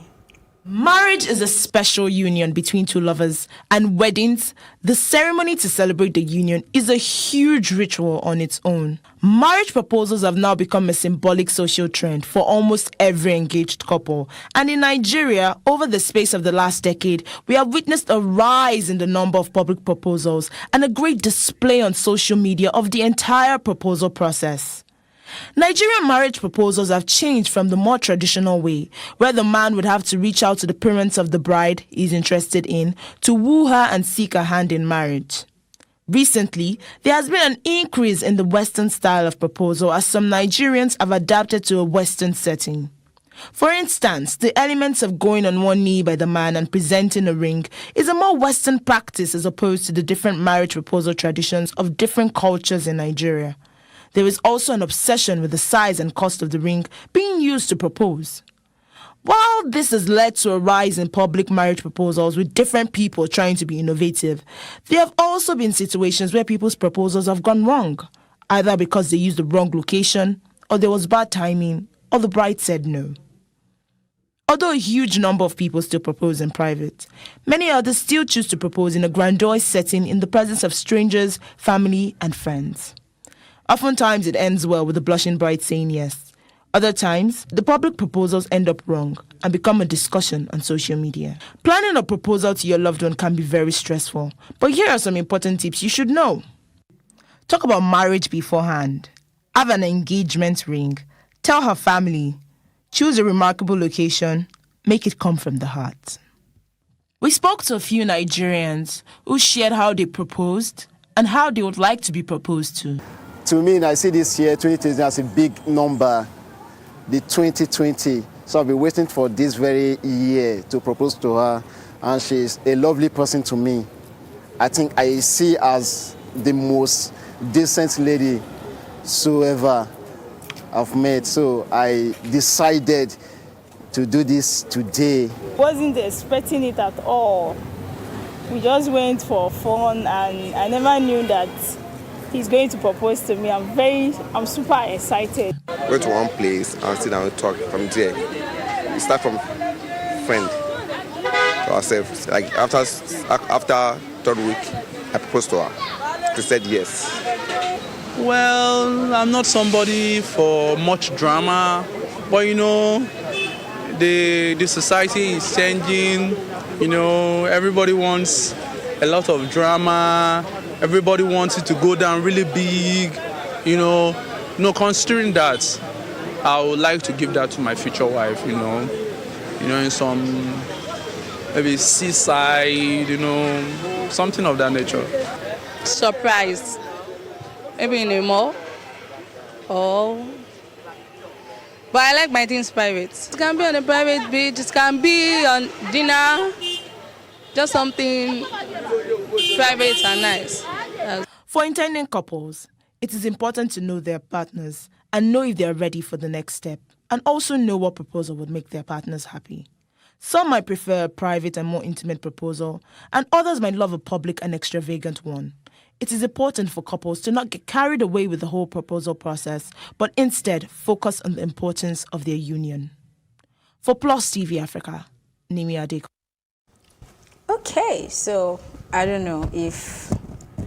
I think I don't have a preference. It really depends. But make sure my nails are done, basically. That's all I'm going to say. For me, I would prefer private, but public, it depends on how it is done, if it's not so tacky. Because I saw one tacky video going around social media. We sent them like, what exactly is going on here? And if you say public... I was seeing cupcakes on the table, on the bed, and I'm like, what is happening? Well, if you say public, do you mean like public, or your friends and family should be there? Yeah, public declare public. If it's going to be grand, let it be grand. If it's going to be private, let it be private. Let's not do in between. Yeah. Okay. For me, I think I'd rather do a private thing, like just in the bedroom, just in our own space where we can actually understand and express what love means to each other. Not in a public place where you have to put on a show and you're all blushing. Cry on my shoulders and not to other people. Okay. I think both is fine. I got proposed to in December, and it was private in a public setting. But the only ones there was on the beach, like the lady said. And I had already hinted it before in conversation that please, don't tell anybody, because you never really know. And I don't want to ever feel like in any way I was pressured, you know? Like sometimes you might have a reservation. Yeah. You might have agreed even when you talked about it, but the day he proposes, you've seen something you didn't see before, whatever. So I just wanted my proposal to be between both of us, and then we can have like a special announcement, keep it secret for a while, which is what we did, keep it secret for a while, then tell everyone and things like that. But either way, it's fine. If somebody puts in a lot of effort to make it grand, it depends on your woman. Not in the mode though, please. Yeah, it depends on your woman. Which is why I said it has to be really grand. Yeah. And grand is classic. Because I know people who like things being recorded, like they want the cameras and everything. So know your woman and then just work accordingly. Okay, you wanted to add something? No, we're good. Okay, all right. To add some spice to your Valentine celebration today, here are 5 evergreen love songs that would definitely set the right mood. Enjoy. 5. Bryan Adams is a Canadian singer and songwriter. The song is so good, it featured on 2 albums simultaneously on its release. The soundtrack album from the 1991 film Robin Hood, Prince of Thieves, and on Adams' 6th album, Waking Up the Neighbors, still 1991. Everything I Do was an enormous chart success internationally, reaching the #1 position on the music charts of at least 16 countries. It was particularly successful in the United Kingdom, where it spent 16 consecutive weeks at #1 on the UK singles chart and made history as the longest run of its kind in British chart history. It went on to sell more than 50 million copies worldwide. 4. Victor Abimbola Olaiya, born 31st December 1930, also known as Dr. Victor Olaiya, is a Nigerian trumpeter who plays in the highlife style. Though extremely famous in Nigeria during the 1950s and early 1960s, in July 2013, Victor Olaiya released a music video remix of Baby Jowo, Baby Mita, one of his classics with Two-Face Idibia, an infusion of the old and new school vibe. 3. Turn Your Lights Down Low is a song by Bob Marley and the Wailers from their 1977 album Exodus. It is the only song on side B of the album that was not released as a single. However, a remastered version featuring Lauryn Hill, created as Bob Marley featuring Lauryn Hill, was released in 1999. This cover was commercially successful around the world, topping the charts in New Zealand and Romania, and was nominated for Best Pop Collaboration with Vocals at the 43rd Grammy Awards. Thinking Out Loud is a song by English singer-songwriter Ed Sheeran, recorded for his second studio album X, which he released in 2014. It was written by Sheeran and Amy Wadge and produced by frequent collaborator Jake Gosling. It was released in the US on 24th September 2014 on the album's 3rd single. In the UK, the song spent 19 weeks within the top 40 before peaking at #1 in early November 2014. It became Sheeran's second #1 single in the UK. 1. Innocent Uja Idibia, born in Jos, Plateau State, Nigeria, known by his stage name Tubaba, is a Nigerian singer, songwriter, record producer, entrepreneur, philanthropist, humanitarian, and activist. Prior to July 2014, he went by the stage name Two-Face Idibia. He is one of the most decorated and successful Afro-pop artists in Africa, and is also one of the most bankable performing music artists in Africa. With over 2 decades in the industry, Tubaba remains influential in the Nigerian entertainment space. In 2006, a song, African Queen, was used on the soundtrack for the film Fat Girls, which was released internationally. Listen to the music of love that seeps in from everywhere, the rhythm of two hearts beating as one, the murmurs of passion that consumes us all from time to time. Listen to the music of love as it fills the air everywhere. David Harris. This is still Tea Time on Plus TV Africa, and we have the perfect couple for the day. Like I said earlier, they dated, courted, and what have you, and have not for about 8 to 9 years, and have been married for 9 years. She's a writer, blogger, and an author, while he's an advertising practitioner. Let's welcome Sally and Owen Dadzi. Welcome. Thank you. Happy Valentine's Day. Happy Valentine's. to you It's a lovely too. day to be here. Yes, it is. All right, so speaking of the love songs and the top 5, so what's your favorite song together? Love song. That song, you will say, that is our song. That's we have a song. Okay, so do we have a song? Yes. Okay, there was a song he played for me on our very first date. This I Promise You by NSYNC. Yeah. Can you sing a little bit of that song? I can't even remember it. It's so long. I don't do it on live TV. People just close their ears. But it was one song that I related to, and you know, those days you had to use all kinds of things to get to a girl. So it was music I was using. I kept on playing music, trying to, you know, express myself a lot more. So that's how. And what song makes you relate to him? Like whenever you hear the song, you just think of him. A lot. We were music people. Okay, so just give us one. It'll have to be Your Body's a Wonderland. Okay. Yeah. Say that a lot. Yeah. Okay, By so John Mayer. I just want to ask what Valentine's Day looks like for both of you. I mean, you've been together for many years. You've seen a lot of Valentine's Yes, Days. we What have. does that usually look like? Do you want to answer that? No, you answer it. Okay, sometimes it's just normal. We don't do anything. Absolutely. It's like any other day. Yeah. Any other day, we just stay in. And sometimes he surprises me with one thing or the other, or I do the same. So it's not like we have something planned for every Valentine's, no. Okay, you know how we talked earlier, we talked about love languages and stuff. Do you guys both have the same love languages, or is it different? I think it's more psychological. We don't usually have words, you know. We tend to read each other's body languages, you know, and certain things, certain cues.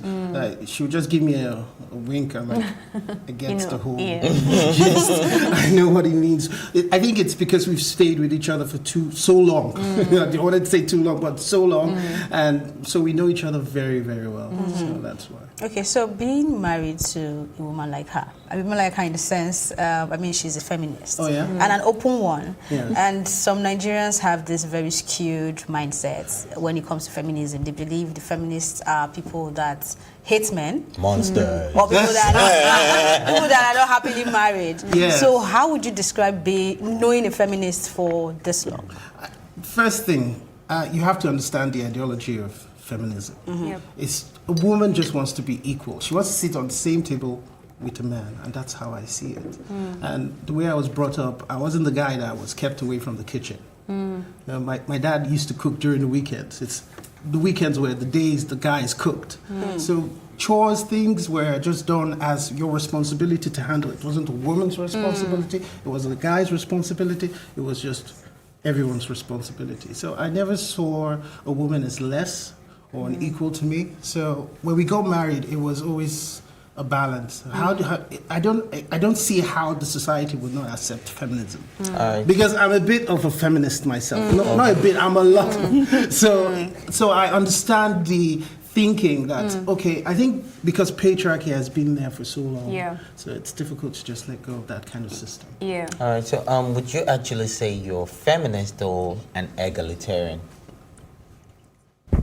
How are you asking? Me? I said, no. I'm talking to him right now. Like, would you say you're a bit of a feminist or a lot of a feminist or an egalitarian? No, I'm a lot of a feminist. Not egalitarian. No. You don't What- believe in equality of all sexes. That's that what everybody- feminism is. That's what feminism No, is. but egalitarian is that equality of all people, regardless of the That's what gender. feminism You can is. be. You can Be be an egalitarian and not a feminist. Exactly. exactly. Exactly. So, which one would you? What tag would you rather take, feminist or egalitarian? So, what tag would you rather take, feminist or egalitarian? I'll take feminist. Okay, great. That's what I'll take. I think what he's trying to say is because, you know, feminism has kind of like been demonized a little bit and people want to shy away from that. So now they call themselves humanitarian and egalitarian. Oh, no, that's not just it. There are people that tell you, I'm tired of being a feminist. I'm no longer a feminist. From now on, call I'm me. a humanitarian. No. Egalitarian. I don't even know what it is. It definitely stems from ignorance because It's the same thing. it's the same thing. Confusion. But just to go Just back to ignorance. love, a lot of the times, especially for people who are not married, this marriage thing just seems like a huge, complicated layer of, you know, long life commitment with someone. How do you go in there? How do you go in there with confidence to know that, okay, this person is the person I want to pretty much put myself locked in for the rest of my life with? Like, how do you know that?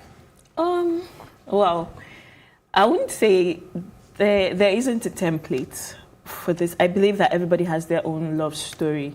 So I can use my story with him, our love story for everyone. But then I feel like, okay, let me say for me, I found freedom. I grew up in a very conservative home and I had to struggle with being myself and doing what the society or what my parents wanted.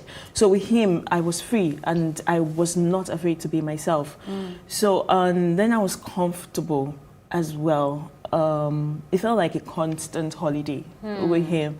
So yeah, and when you find that one person that you can truly be yourself with, where you just want to run to, you just, all your problems, you're not ashamed to be naked in front of that person. I feel like, yeah. I think it took the naked a bit too literal.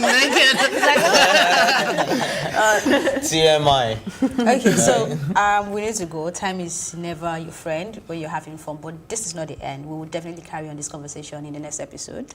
This is Tea Time on Plus TV Africa. My name is Elsie Godwin. Do join us again.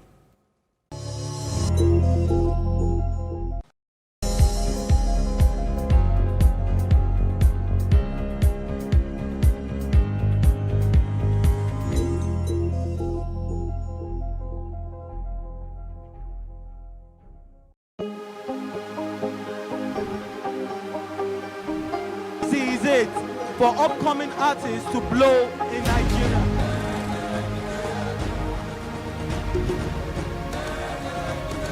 Welcome to Plus Trending.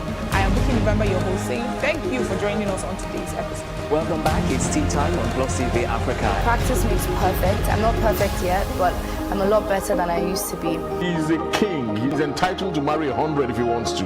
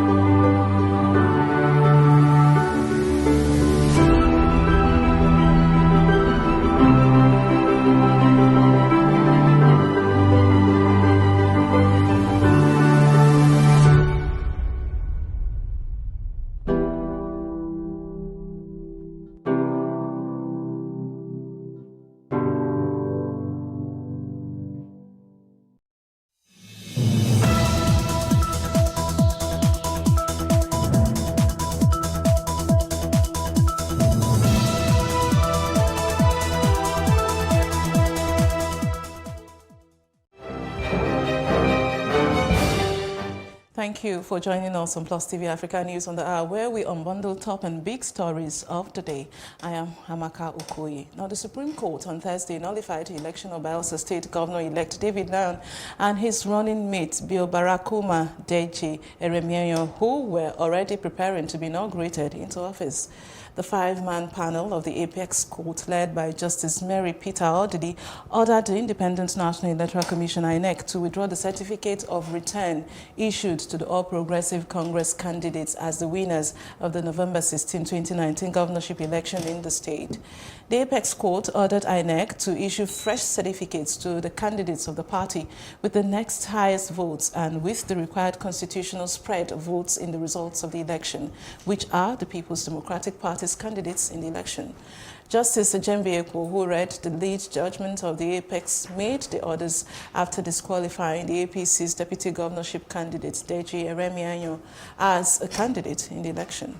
The court upheld the November 12, 2019 judgment of the Federal High Court in Abuja, which had disqualified Deji Eremienyo in the election for submitting forged certificates to INEC. Meanwhile, Governor Seriake Dixon of Bayelsa has called on all political parties to be calm and embrace peace over the ruling of the Supreme Court on Bayelsa governorship poll. The court had nullified the All Progressive Congress victory at the November 16 governorship election that brought in David Lion. The Supreme Court had ruled that Lion's deputy, Deji Eremienyo, submitted forged certificates which disqualified the joint ticket and nomination.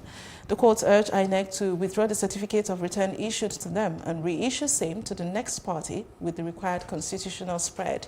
The outgoing governor, Dixon, said while speaking at a media chat in Yenagoa on Thursday that having peace and stability would move the state forward. Now, the All Progressive Congress APC has warned the People's Democratic Party to shun jubilating over the Supreme Court ruling, which declared that the PDP Senator Duoye Diri be sworn in as governor. The national chairman of the APC, Adams Oshomole, while criticizing the verdict by the Supreme Court, says it was based on technicalities and aimed at shortchanging the voters of Bayelsa State that voted in the APC candidates. Oshomole says the APC rejects the ruling, warning that there will be no governor in Bayelsa State. As a political party, we respect the rule of law, and we respect and we have confidence in the judiciary. However, this judgment obviously lies the fruits of justice. For me and for our party, at the heart of election is the issue of who did the people actually voted for. Is there a case of impersonation on the part of the deputy governor-elect?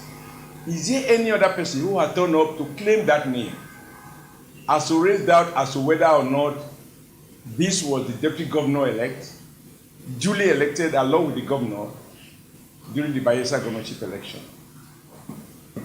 Now, where justice and democracy is sacrificed on the altar of technicalities, this for me constitutes a grave danger to our democracy.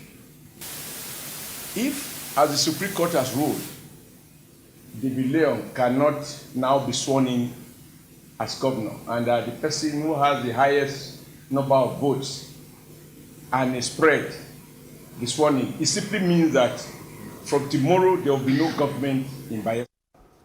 Meanwhile, the Independent National Electoral Commission, INEC, has said it would act on the judgment of the Supreme Court, directing it to withdraw the certificate of return it issued the governorship candidate of the All Progressive Congress APC in Bayelsa State, David Lion. INEC, however, said it was yet to be served with a copy of the judgment as at Thursday afternoon. INEC National Commissioner and Chairman of its Information and Voter Education Committee, Festus Okoye, said the commission would check its record to see which party came second in the election with a view to issuing its candidates a certificate of return. Now, efforts to finding a lasting solution to escalating security challenges facing the country reverberated again as Osun State Governor Oyetola urged holistic approach in the quest to enthrone peace in the society. He said traditional rulers occupy vantage position due to their closeness to the grassroots, urging security agents and other stakeholders to partner with them to achieve the desired result in the fight against insecurity. Oyetola said this at the National Summit on Security and Insecurity in Nigeria with the theme, the role of traditional institutions, held at the Center for Black Culture and International Understanding in Osogbo, Osun State. This came as the Sultan of Sokoto, Muhammad Sa'ad Abubakar III, and his counterpart, the Oni of Ife, Oba Adeyeye Umusi, the chairman and co-chairman of the National Council of Traditional Rulers of Nigeria, respectively, asked the government and the citizens to show commitment to peace and unity of the Nigerian state. The Inspector General of Police, Muhammad Adamu, and Ohaneze Ndibo, a social-political group, have disagreed over the modus operandi of community policing in the country. The IGP spoke at the end of Southeast Security Summit held in Enugu, saying special officers will be recruited as community police. He said these officers will be under the control of the Nigeria Police Force.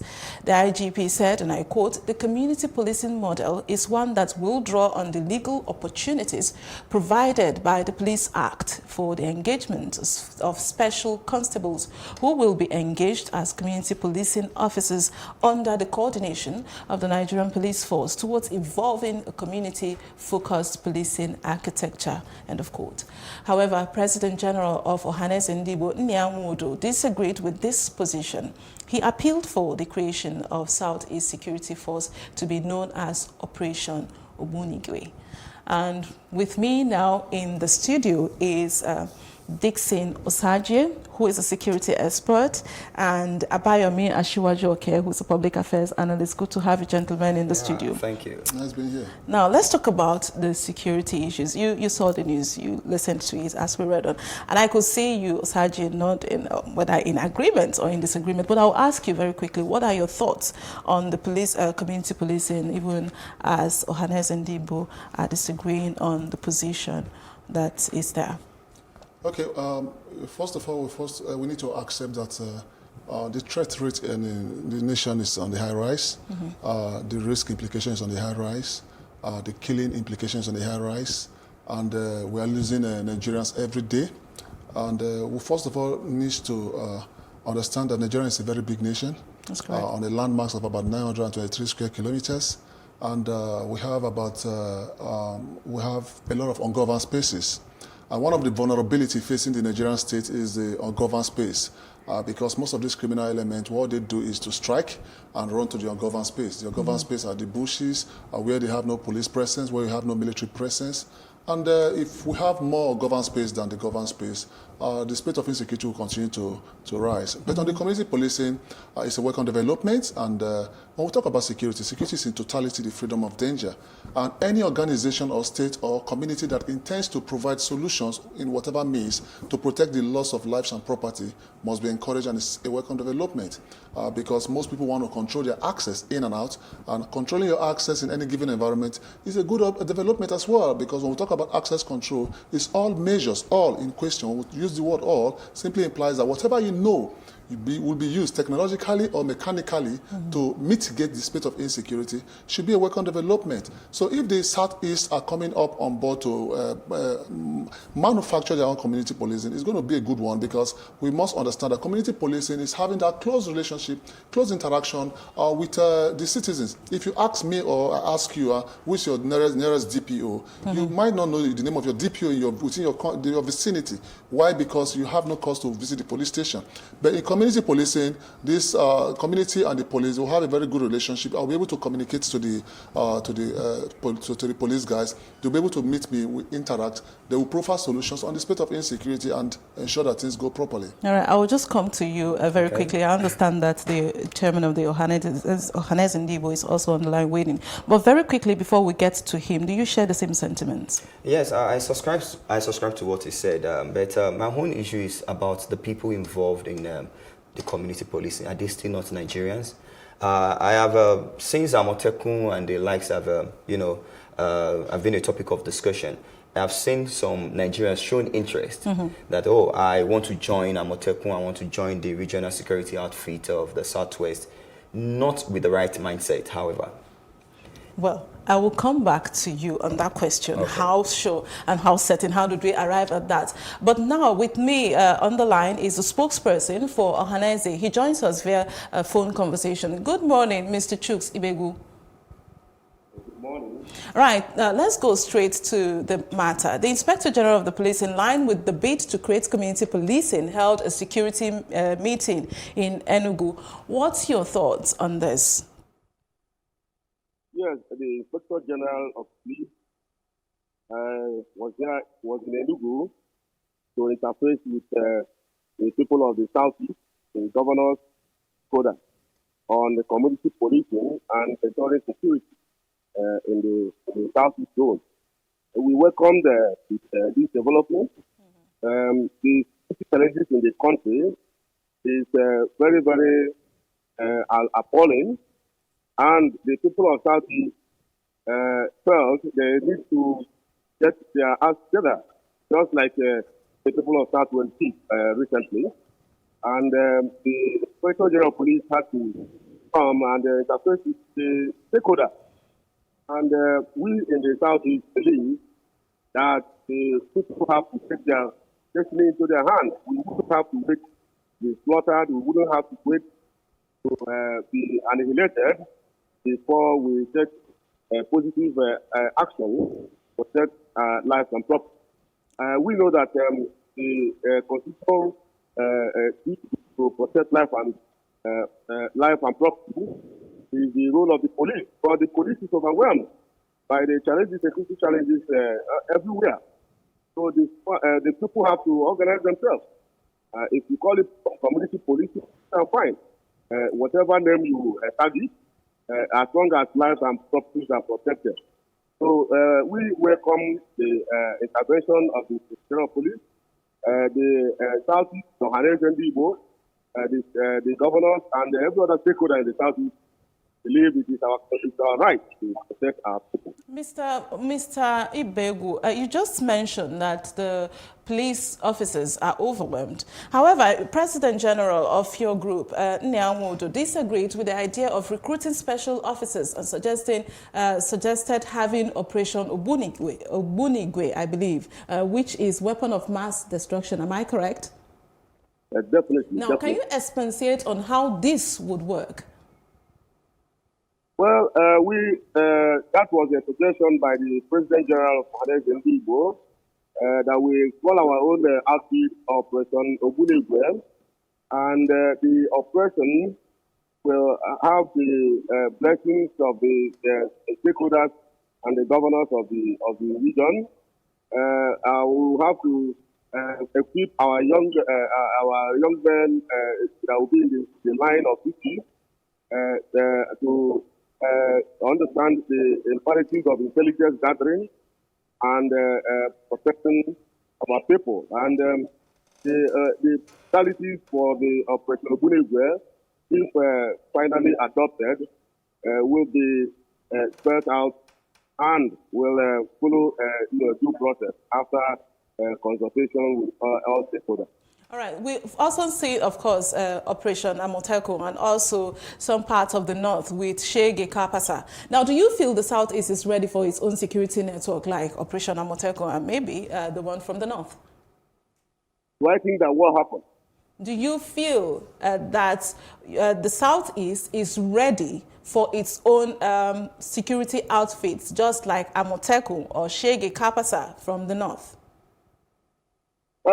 Every part of the country have their own capacities and their own mode of operation. The Southeast is not unaware of the challenges that the suggested Operation Obunigwe will take. We are very well equipped. We are fully prepared to operationalize this suggestion if the stakeholders work out the modality. All right. Finally, in having the conversation, the summit that you both engaged with the police, the governor, your spokesperson rather, mentioned that the Southeast has got its own peculiar challenges, while requesting to be allowed to begin Operation Ubunigwe. Now, what's your advice to the governors in the Southeast on tackling these peculiar security challenges for the Southeastern states? Well, our advice to the governors of the Southeast is to remain firm and to interface with other stakeholders and the vigilante that is already in various communities in Igbo land. We have to make it a regional-wide structure. Of course, we know that presently many communities have their vigilante, but we have to get it, to become a regional affair, and the modalities are, set out properly so that we have a uniform conflation in the entire Southeast region. We advise the governors, they are the chief security officers of their states, that they have to work out the modalities in tandem with the vision of the stakeholders in the region, the Ohanes in the pool, other and stakeholders in the region. And of course, we are not saying that the police and the security agents should not be involved, though it is a complementary effort. We are assisting them to do their policing and security work. All right, Chuks Ibegu, spokesperson of Ohanes, is speaking to us from Abia State. Thank you for your time this morning. Thank you, my sister. All right, we'll come back to our guest still in studio. That's Osaji, security expert, and Aboyomi Oke, who's a public affairs analyst. Before we went to speak to the spokesperson there, Mr. Ibegu, you were mentioning that you've heard, there are people clamoring to join the Amotekun security outfit. And you also mentioned that they are clamoring for it not with the right mindset. And I dare to ask, how did you arrive at that? All right. Of course, I'm on ground. When I say I'm on ground, I have my ears on the ground. I listen. I relate with people and I get feedback. As a matter of fact, allegedly, those sponsoring insecurity in the land, those sponsoring insecurity, yes, in the land, are already preparing their boys to join the security outfit. You may say that they are planning to infiltrate the security outfit. Yes, because that has always been the issue. When a situation like this happens, you see big boys, big men in town, those who are allegedly, like I said, sponsoring insecurity, they will put their boys, they will ensure that their boys are fixed into the military or into the paramilitary, so that whenever they are about to be nabbed, there will always be an insider that would, work their way out of issues like that. So that's exactly what is in place now. The mindset of the young folks or the mindset of the people that are saying, I want to join Amotekun, is not right. It's not for the right reasons. It's just because... Are you saying all of them, or you're saying some of them, or there could be elements? Some of them, yes. I can't possibly say all, you understand? Some of them. So that's the issue. Because even if you employ more police, just like what the IG is saying about the South, is that they want to get in more constables. Constables from where? From the community, right? From somebody who has this mindset of, oh, government hasn't been treating me well, but by the time I get into government, I need to also take my own portion of the big cake, as the case may be, of the national cake. So the right mindset is not there, been issue. So, and that's where the problem has always been. It's always about the people. It's always about our culture as Nigerians. We don't always see the right objective or the right reason to go into anything that we want to do. And at the end of the day, the whole process goes back to where we are coming from. Okay, now let me come back to you. I know you're a security expert. How do we manage intelligence in this kind of situation to be able to sift the good, the bad from the good. So we don't run into the danger of having good intentions, but, it's sabotaged or put in jeopardy. I think Asiwaju made a very important point. He was talking about people who sponsor crimes, which we classified as conflict entrepreneurs. What they do is to ensure they feed from conflict, they live by conflict, and they also make their living from conflict. Yes, I will not overrule his statement because it's a very, very sensitive position here because I think I was on a global channel and I also made mention of that vetting applications when it comes to recruitment of these guys that are going to take care of the state. We need to have an effective background check on these guys. We need to also have an effective vetting on these guys. Then we'll also work on our societal attitudinal change because he is saying that we are bringing people in from the society to come and also be in their moteku. We still have these citizens. They are not special people from abroad. They are not special people from our neighboring countries. They are still Nigerians. So the problem we've been suffering in this country is societal attitudinal change. Until we work on the attitude of our citizens, we will not get things right. If you like, bring a moteku, bring dogotoku, whatever, Operation Banigwe, Shege Kapasa, and whatever the case may be. If the mind, the attitude is not worked upon, we will still have problem. And that is the same issue we're going to have in the police.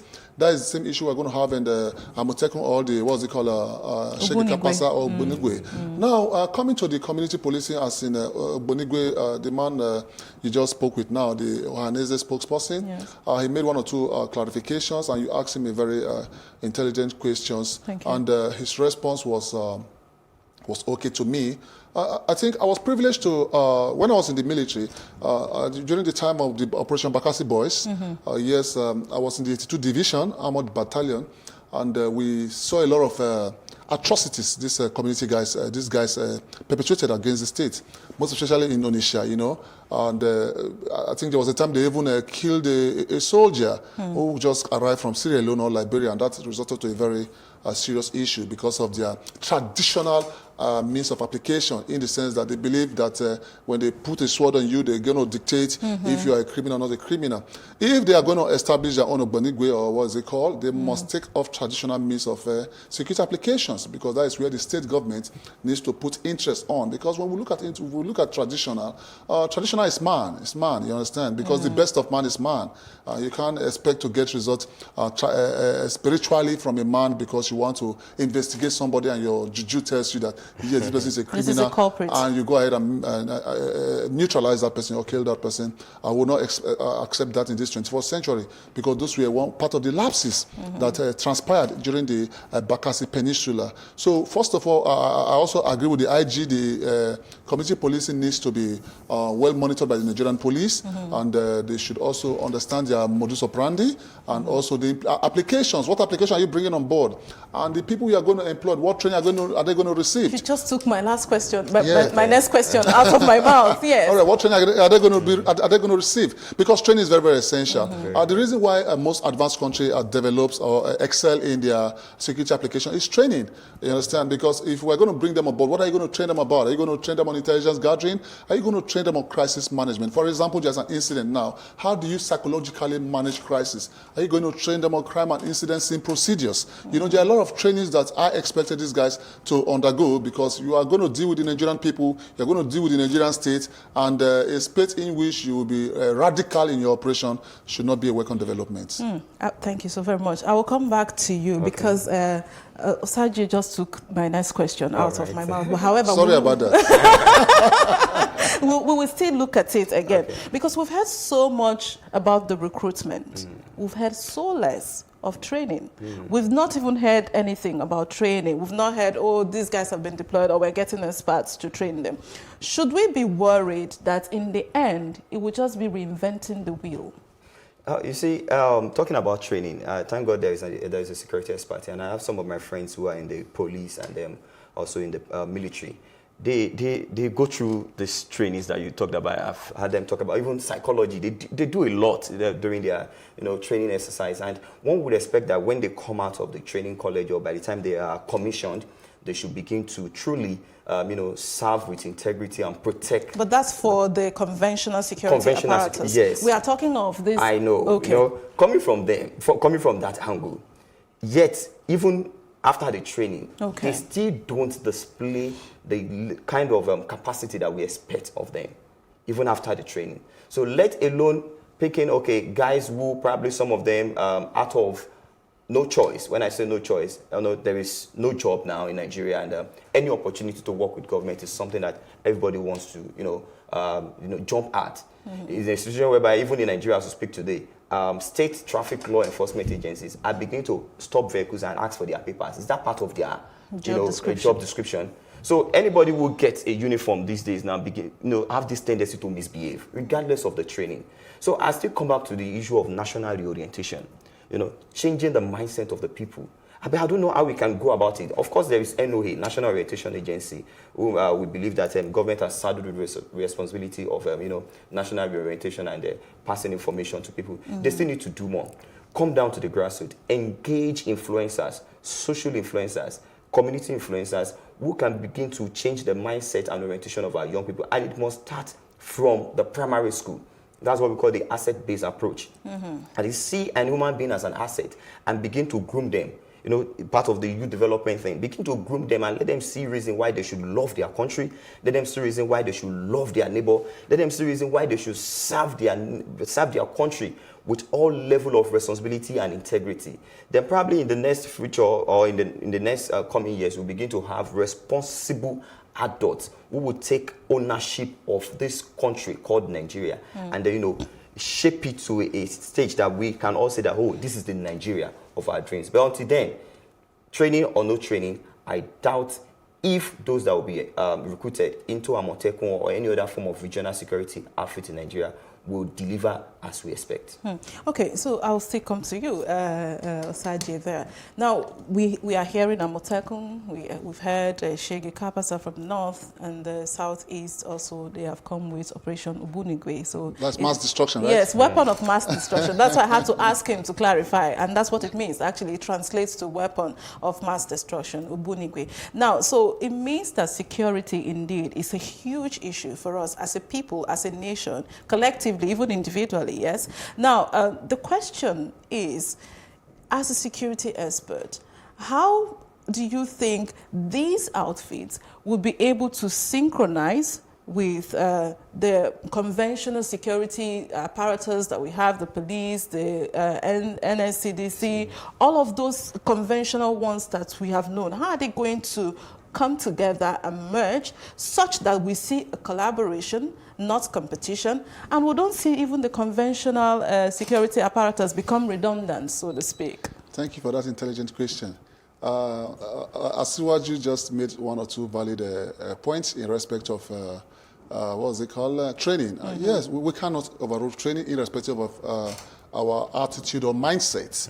But what we need to look at is that we need to have a very good, strong disciplinary measures. The reason why we are going scot-free with crime is that our punishment measure in this country is not effective. Now, for example, in the foreign land where most of us used to go and enjoy holidays, if you drive against traffic or overspeed, in the next few minutes you receive a bill. If you go against a government law, you'll be punished. Now, we need to look into our punishments. You understand? Because if our society, our people get to understand that punishment is also part of a reward to their misconduct, they will begin to behave properly. Because we have what we call general deterrence and specific deterrence. Specific deterrence in the sense that people who commit crime should pay for it. That is why the judicial system needs to sit to the board. Because part of the reason why the state of insecurity is thriving is also the judicial system. Because our judicial system are weak. I was in my friend's office a few days back, and he was just glamoring that he's not happy what went wrong. That's what happened. A matter that was heard a few months back was adjourned to 2022, which implies 2022, which implies that a mother who is conceived now, by that time the child will be 3 years old, and now this has a negative effect to the society. Presuming, for example, it's my own matter, and I'm seeking for justice so that I can be able to, invest my asset back to the country and have a living. And this matter is being postponed to 3 years. I will fall to crime or fall to any possible means to survive. So the judicial system should be held accountable because they've disappointed us a big deal in this country. They play a very big role when it comes to security management. Looking at integration, as you earlier said, in respect of the Motekun, Obanigwe, and the South-South. is very, very, very important because presently our present security architecture is suffering from the question you just asked. There's no information sharing, there's no unity. They don't have a command control center, a unified command control center, because every agency has their own command control center. But what about the unified command control center? A unified command control center is a system whereby intelligence sharing will be shared among all the security agencies. If I'm going to police barrack now, I think they should be able to know that somebody is stepping into this barrack who has a case with the Nigerian army. If I'm going to the army barrack, they should be able to understand that this guy has an issue with the Nigerian immigration. So we need to also integrate technology in our security management. If we integrate technology, it's going to be a very good one because it will also curtail crime. Because Nigerian believes that they are not identified when they commit crime. When you commit a crime, you should be identified anywhere in the world. And that is why I solely kick against the visa regime that was introduced by this present government, because we have a very high state of insecurity and we are bringing in visa regime, and that is going to be detrimental to our survival. Oh, thank you so very much, Osaje and Abayomi. Okay, we will take a quick break now and the news will continue shortly.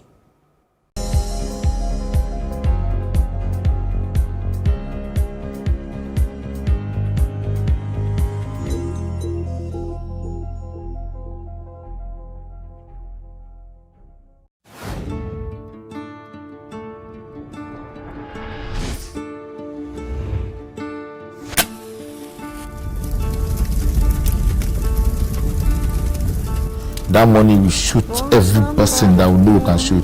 We don't let people die there. You could have killed me for a long period of time. Is that time why I carry gonorrhea? I first go hospital first, but it no go. Now I come make that mama. He just pulled it, he pointed and shot. What is the soul of a man? They suffer too much. They suffer too much. Issues around the Nigerian police, we have to tackle it holistically.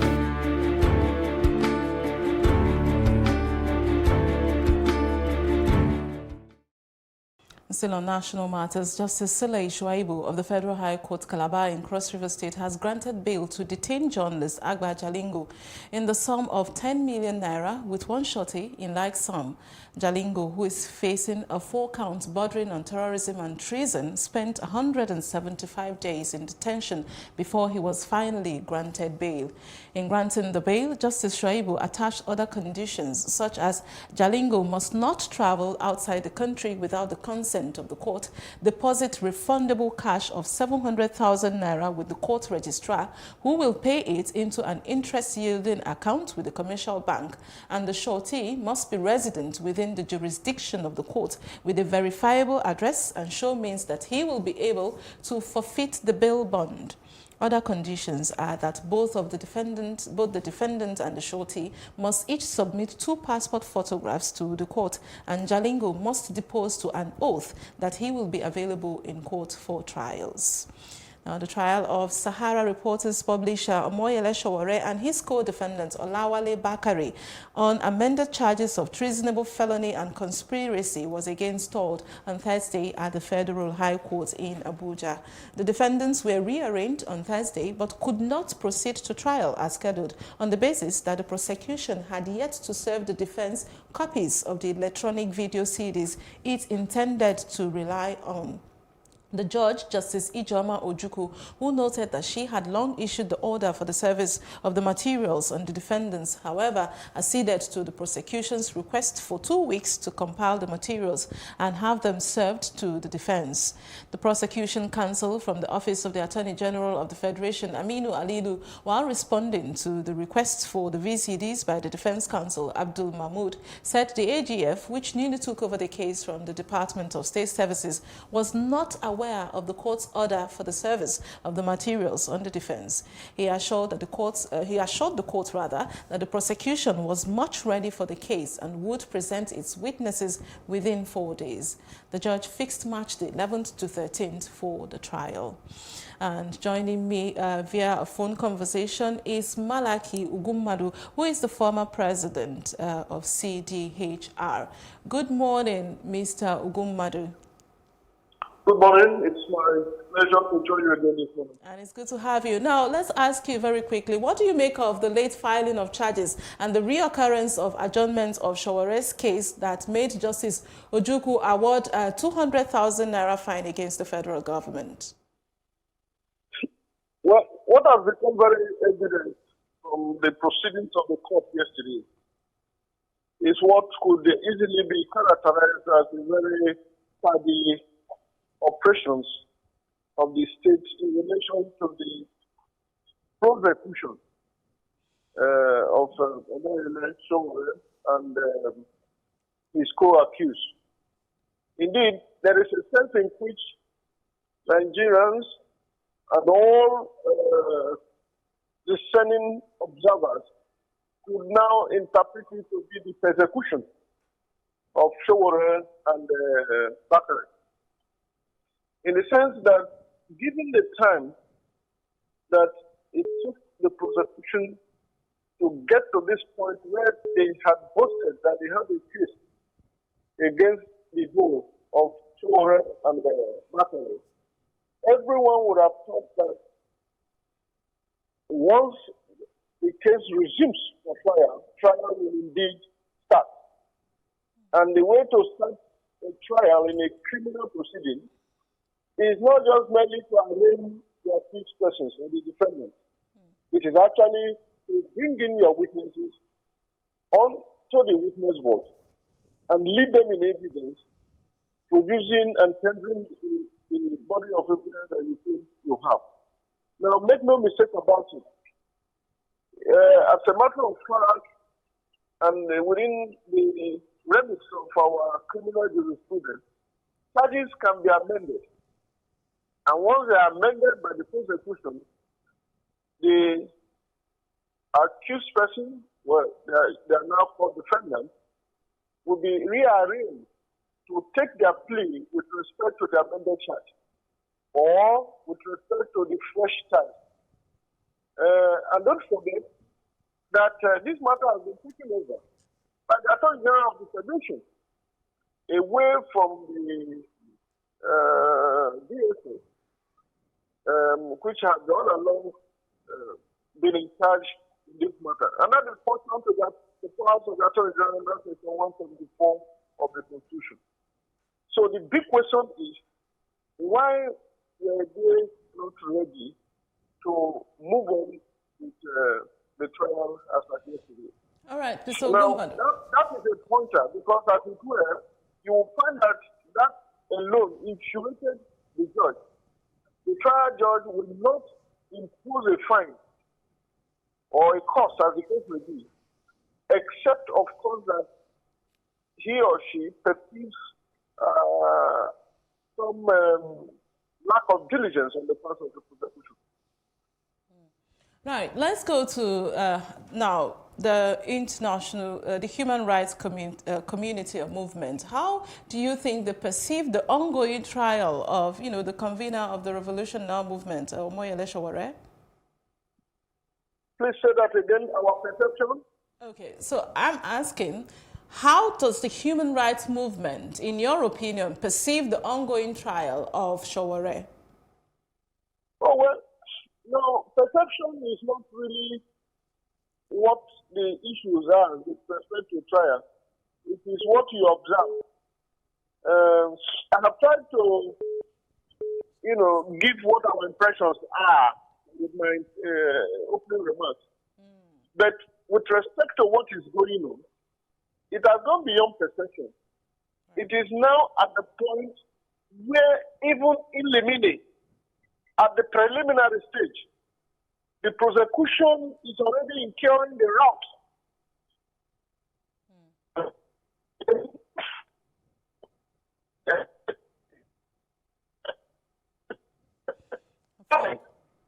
And then please listen carefully. The fine is meant to be paid before the trial can go on. That for us beginning to point in the direction of how very serious, how very prepared, and above all, the whole notion about there wasn't anything in this matter. But I think that the good news is that the people you have brought to court are ready to face trial. Their defenses are prepared, they are in court, and they have requested for the body of evidence, not snippets of the evidence that you have, which they are entitled to, pursuant to their constitutional right to fair hearing. And I think it's going to be a huge commentary, not only on this country, but on the integrity of our law enforcement agencies to deal with serious national issues. Imagine the distractions and the kind of attention, negative one at that this country has attracted on account of this matter. My advice would be that the state should speak and dispense with this matter in a manner that restores the rights of the defendants as well as the integrity of the process to have the result. Like you, Ugumma, the former president of CDH, are speaking to us from Abuja. Thank you for obliging us. Thank you very much. All right. Well, still on the matter, earlier on, Plus TV News, Plus TV Africa had a conversation with Professor Wole Soyinka, who shared his thoughts on the Omoyele Sowore trial and why he had to appear in court himself.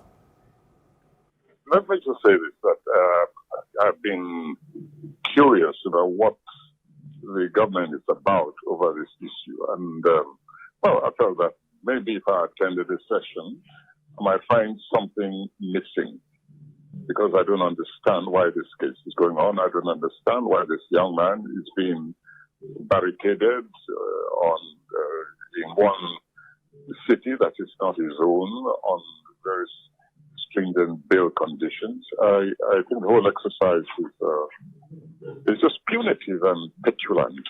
And so I went to court to see maybe there's something I don't know that might be divulged in the courts. That's why I went. Oh, and that's we're pretty much aware that Sowore was incarcerated and also granted bail. Now, the federal government is now accused of time wasting. How do you see this panning out, sir? Oh, both time wasting and person wasting. Wasting the time of lawyers, also who could be attending to far more serious cases of real import for the citizens of this nation, and perhaps even for the government itself. I don't know. But definitely time wasting and wastage of public expense and time and attention. Serious issues. And for me, this attempt to fasten onto a word some real sinister and convulsion prone meaning. As I said, the whole thing just seems banal to me. So, and I have not yet been further enlightened by what happened in court. Anyway, the prosecution was obviously not even prepared to move on after this long adjournment, and I thought we would see what the fireworks they had in their stock was, but we didn't.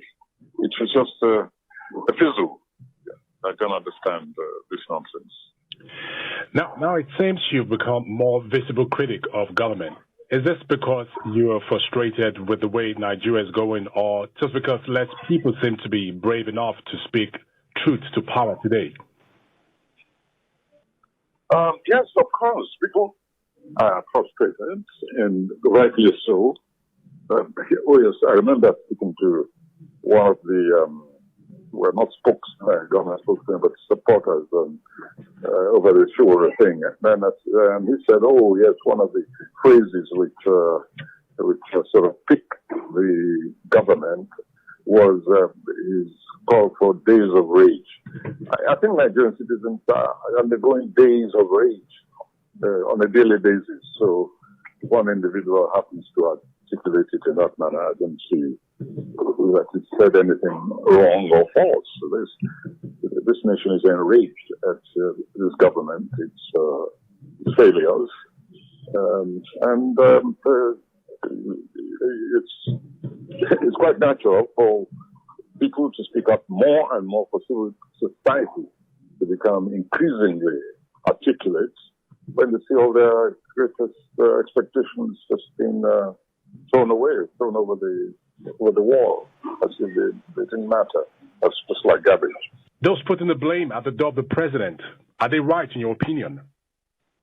But they have a perfect right. The buck stops at his desk. He's committed a number of blunders, in many respects. There's a kind of nonchalance about civic concern, even including security. He wakes up late to very real and present danger, which has been apparent to everybody else. The other day, I remember a statement which shocked me, not from him, not so long ago. He said he was shocked about the state, the level of insecurity in the nation. He was shocked. I was shocked to hear him saying he was shocked. What this has been going on the whole, right across the entire nation? Where does he think all the negligent conduct decisions of the function yet? Where do you think we've landed the Now, what's your opinion on the clamor for the sacking of the service chiefs? Do you see this as a solution to the myriads of security issues we're facing currently? The security issues are a matter both for the experts and for the amateurs, because the amateurs, these represent those who really feel the brunt of insecurity. So they have a voice and they also have opinions. And in many, many instances, even the so-called citizen amateur has a greater grasp of what is required to police to secure his or her own environment.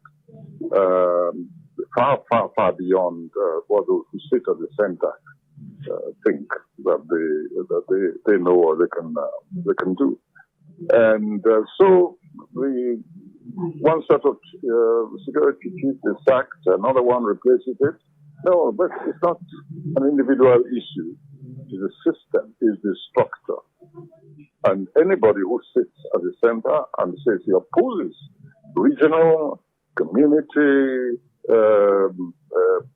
localized policing in one form or the other. Wale Soyinka in an earlier interview. Now, the Human Rights Writers Association, HURIWA, has called on both the federal and state government to respect the rule of law and the fundamental rights of journalists to practice their profession. The executive director of HURIWA, Emmanuel Omubiko, while speaking to newsmen in Abuja, says pressmen have become endangered species in the country, with government officials using security agencies to muzzle the free press. Omubiko condemned the arrest and 7 months detention of detained journalist Agba Jalingo by the Cross River State government, saying Mr. Jalingo is proof of government's intolerance of the media. We'll take a quick break. I'll be back in a moment. Stay with us.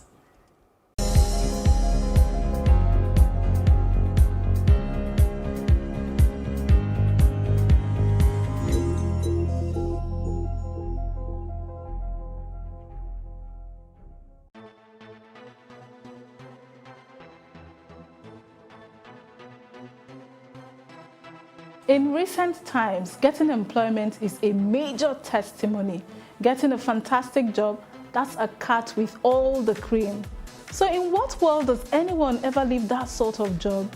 Well, in this world. Not Your 9 to 5 show covers all the seemingly questions and intrigues. I can't work for anybody. Number of times I spent with shoes, I see shoes in my dreams sometimes. I can't be waiting for salary. I know we have a lot of challenges. Working for people is like starting from the scratch. We have political issues, we have socio-economic issues, we even have spiritual issues. I don't think I can do 9 to 5 anymore. So this is not your regular 9 to 5. It's my life, my world. Join me, Amaka Okoye, on Not Your 9 to 5, showing on Monday 5:30 p.m. and Thursday 11:30 a.m. West African time. Wife of the President, Aisha Buhari, says the population of out-of-school children in the north is disheartening. And Mrs. Buhari, who said this during the inauguration of her pet project, Future Assured Youth Education and Empowerment Program, aimed at training 750 young persons in Adamawa, said the situation required the government's urgent attention. She said, and I quote, "The case is most disheartening in the northern states where insurgency, poverty and socio-cultural norms have played key roles in further worsening what is left of the ruins of dilapidated structures, insufficient and poorly motivated teachers at all levels," end of quote. According to her, education deprivation in northern Nigeria is driven by factors such as economic barriers and socio-cultural norms and practices that discourage attendance in formal education, especially for girls. And joining me live in the studio is Kiari Bukar, who is the co-founder and managing director of Trans-Sahara Group. Good to have you this morning. Thank you. First of all, when you heard that news, what's your reaction? Do you agree completely? Totally.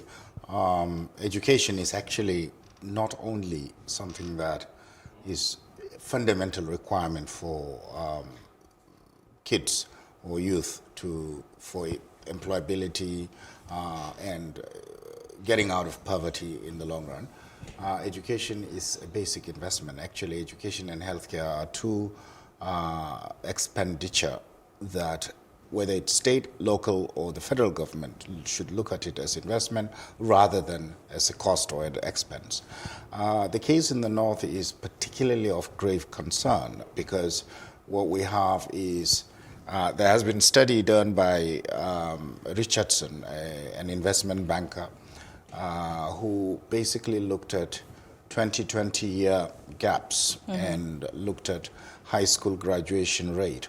And what he has discovered is 42%. If any nation has 42% high school graduation rate, and that nation is in a poor economic state, 20 years from that onwards, that state will, that country would graduate into middle income.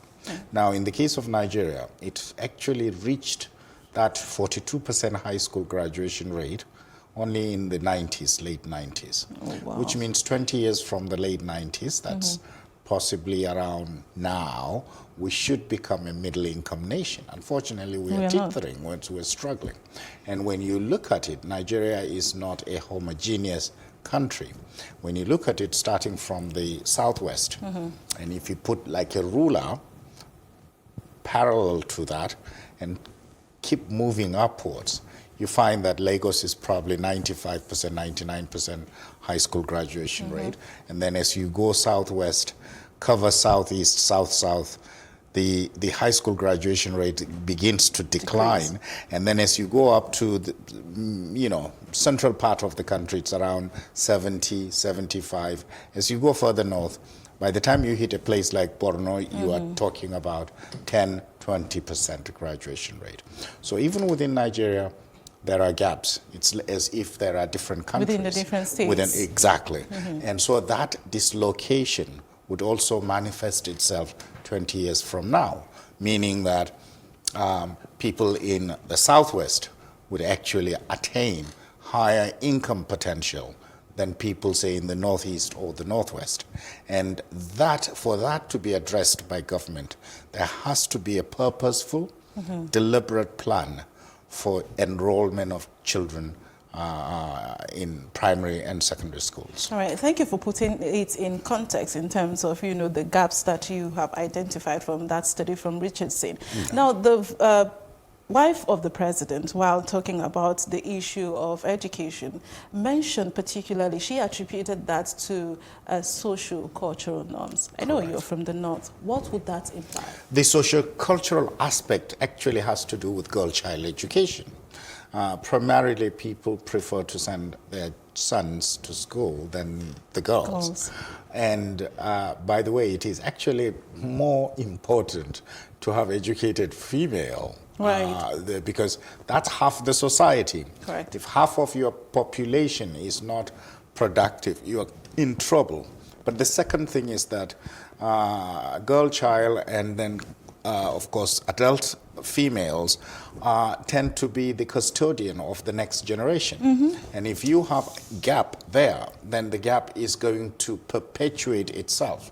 So the illiteracy, the lack of exposure, and lack of even basic hygiene, and the list just goes on and on. So there has to be some kind of incentive to convince parents in the core north to actually enroll their children into formal education. And finally, do you think we'll get to the point where in the core north, people, leaders, traditional rulers, all those who are engaged, stakeholders in the north will come to the point where they feel we should change this cultural system? For the narrative to change, I think we'd have to go back to the core African adage of it takes a village to raise a child. Right. And that has to be, so there has to be a congruence of that a basic paradigm and basic belief. And once that is there, then the traditional rulers, governments, and by governments I mean local governments, state governments, and the federal, and also stakeholders, religious leaders, community leaders, civil society organizations, and the rest. The list goes on. All stakeholders must actually come together, face the same direction, have the same goal, and then move in that direction. And with that, I would hope that the issues that we've been talking about will be addressed squarely. We can only hope. Thank you, Mr. Kiari, for your time now. Thank you so much. And that's our news roundup of events at this hour. For more news update, please follow us at Plus TV Africa on Facebook, Twitter, and Instagram. And also remember to subscribe to our YouTube channel at Plus TV Africa. We will be back again with more stories making the headlines. Join us again. I am Amaka Okoye saying have yourselves a great day.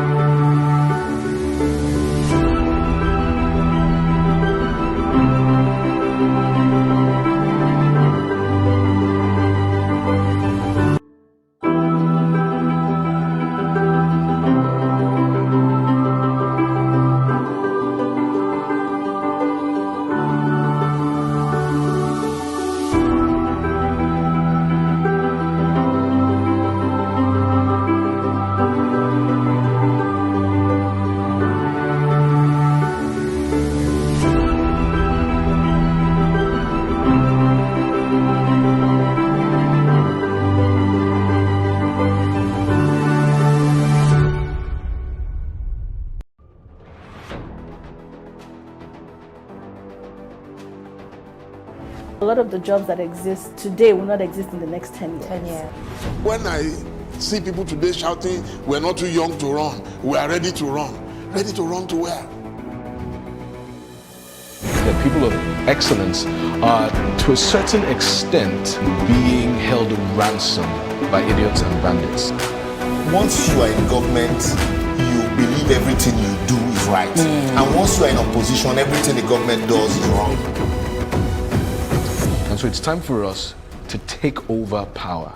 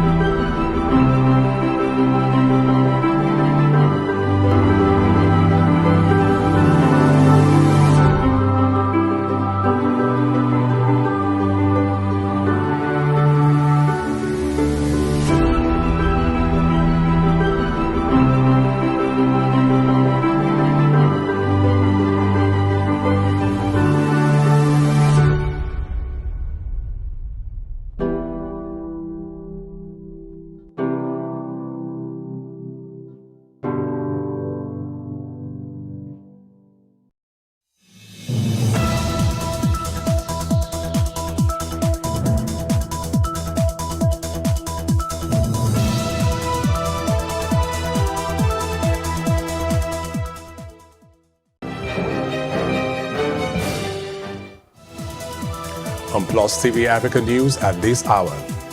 INEC presents certificate of return to Doye Diri of PDP.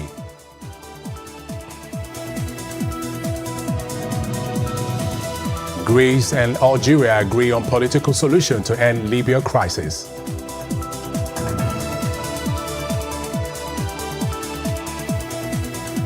And on the foreign scene, at least 5 people died after a tourist boat capsized in southeastern Bangladesh.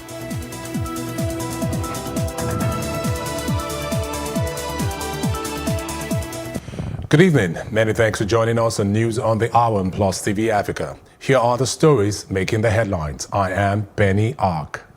The Independent National Electoral Commission, INEC, has handed over the Bayelsa State Governorship Election Certificate of Return to Senator Doye Diri of the People's Democratic Party.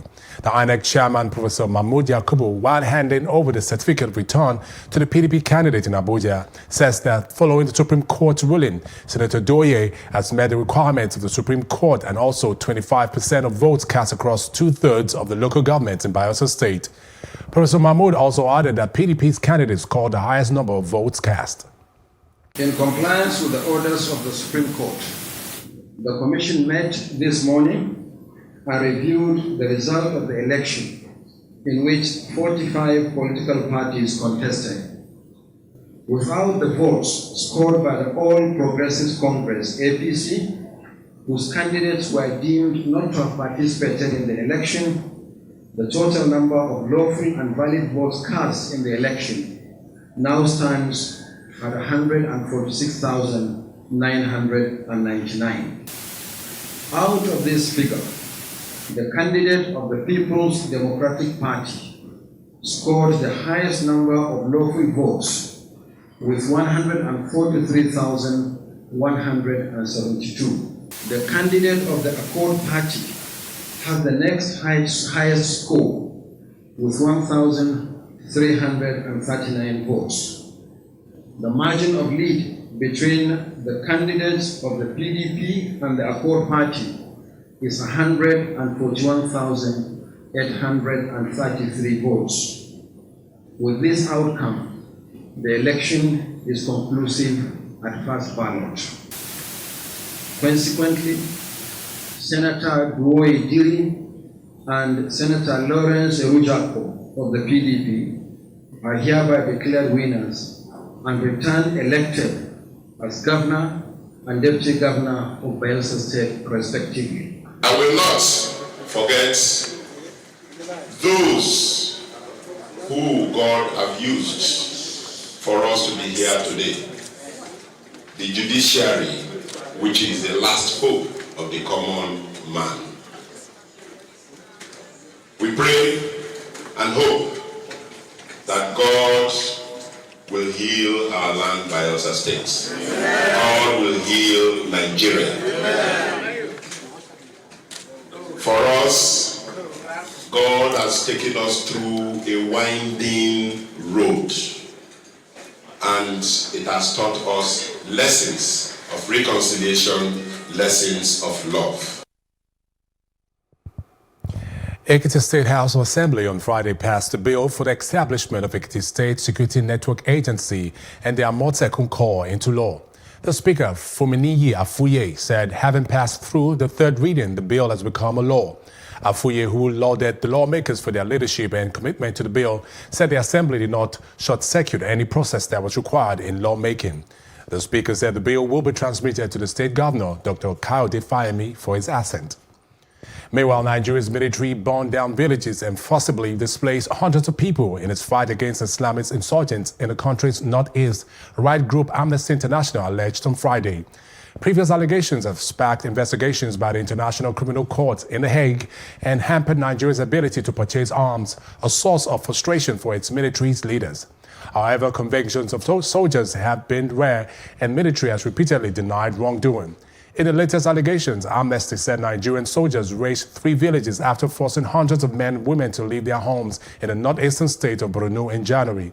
The human rights group said it interviewed 12 victims and reviewed satellite images that showed several large fires in the area, and almost every structure were razed down. In the news, Inspector General Police Muhammadu Adamu and Ohaneze Indigbo, a socio-political group, have disagreed over the modus operandi of community policing in the country. The IGP spoke at the end of South A Security Summit held in Enugu, saying special officers will be recruited as community police. He said these officers will be under the control of the Nigerian police force. The IGP said the community policing model is one that would draw on the legal opportunities provided by the Police Act for the engagement of special constables who will be engaged as community policing officers under the coordination of the Nigerian police force towards evolving a community-focused policing architecture. However, President General of Ohaneze Indigbo, Nya Nwodo, disagreed with the position. He appealed for the creation of South East Security Force to be known as Operation Ogbunigwe. And Dixon Osaje, a big security expert, shares his view on this. We really do not understand where we are being perceived in the global world. And when you go into statistics, you discover Nigeria is the 15th most dangerous country in the world. When you also go into statistics as well, you discover that Nigeria is the third most affected terrorism state in the world. Are you with me? After Iraq, Afghanistan, Nigeria number 3. We are doing so well negatively. Wow, we are doing so well negatively. Each time we have this report card from international organization, what I expected our government to have done is that they should have set up a committee to analyze this report. Like when we were in primary school, when you come first, second, third, or fifth, or whatever position you come, if not first, positively wise, your parents will have to bring you back home, analyze what went wrong, why did you came fourth, why did you came fifth, don't you have the same head with the person that came first? Yes. You know, it's a kind of mitigation factors for you to do more better. But each time we have this report card, we'll just go back home and sleep. Some years ago, we were the 7th most terrorist-affected nation. We came 5th, 4th. Now we are third, number 3. And that is not a good limelight because it's quite scary. Yeah, it's quite scary. It's going to also affect social development, economical development, and also the way we are going to be perceived in the international world. It's not a good one. Like some few days back, I have privileged information of the mayor of Canada trying to come to Nigeria. It takes the government of Canada to approve his departure to Nigeria because of the risk implication in this country. Now, coming back to your question, the vulnerability we have in this part of the world is that we have limited resources policing a majority of the state. Over 200 million people against 371,000 police officers is an intentional energetic failure. Wow. In the sense that, and out of these 371 police officers that are governing this great nation, I was coming this morning, early in the morning, I saw maybe an expatriate or whoever the case may be, plying the highway with escorts, and about 7 to 8 mobile police were giving him escort, which is to say that our policing function has been politicized. And if you give a police escort about 8 teams to a Nigerian or an ICE party, whatever the case may be, our security has been defeated because the essence of police is to police the people, not to police the elites. Because whatever the case may be, the Nigerian police have a role to play in also revamping their own architecture. Giving escort services should be given to maybe other security agencies, private security agencies. In America and England, where these people travel to, you can't, when you get to go to foreign land, you can't see our airlines with escort. Who's going to give you escort? Who? The government will use their tax money to pay the police. The police will not give you escort, and you pay the police for services. That is not done. We need to also look into the police structure and ensure that the police service are well monitored so that they will give us the desired police. Then the Amotekun Operation Mass Destruction. I like that name, but I don't know the people they want to destroy. Because maybe we need the enemies. Yes, because Amaka, you see, people fail to understand something, that security is not about enemy-centric. Security is all about population-centric. The essence of policing or security is not to kill the enemy. Because if you want to kill the enemy, you kill till eternity. Crime can never be eradicated till the end of time. Crime can only be mitigated. And that is why those mitigation strategies must be put in place for you to ensure that you win the confidence of the people. Now, the system in which this Boko Haram are using to excel and they are gaining more momentum is their political strategy. The Boko Haram they persuade our people, they coerce, and they also subvert. Waste pollution is becoming a reality in Lagos, Nigeria, and the need to tackle this menace is essential. It is against this backdrop that statewide waste and environmental education project SWEEP, in collaboration with Lagos State Government and LOMA, held a high-level citizens forum on waste reduction and management. Our correspondent Mercy Emmanuel was there and now reports. Waste management is said to be one of the pressing environmental challenges in Lagos. With its vast population that now exceeds 21 million, Lagos State generates about 10,000 metric tons of waste daily, which makes an average of 3.65 million tons per year, more than any other state in Nigeria. Despite a host of policies and regulations, solid waste management in the state is assuming alarming proportion with each passing day. To clear our waste, to achieve zero waste, and also encourage recycling, it's a collective effort, like the Lagos State slogan that ends with Ajumoshe. We need to teach other people to do it. We had the environmental officers, the Woles in those days, and they were very, very effective and functional. They were even more functional and effective than the policemen. When you hear Baba Wole is coming into your house and he sees any tanwiji or kokoro inside your house, you are gunners for life. And that was what was happening. Not in a fighting approach or a blame approach, but in a way that they can accept it. There are many ways that we've been taught how to get our people to accept that cleanliness is priority, is paramount.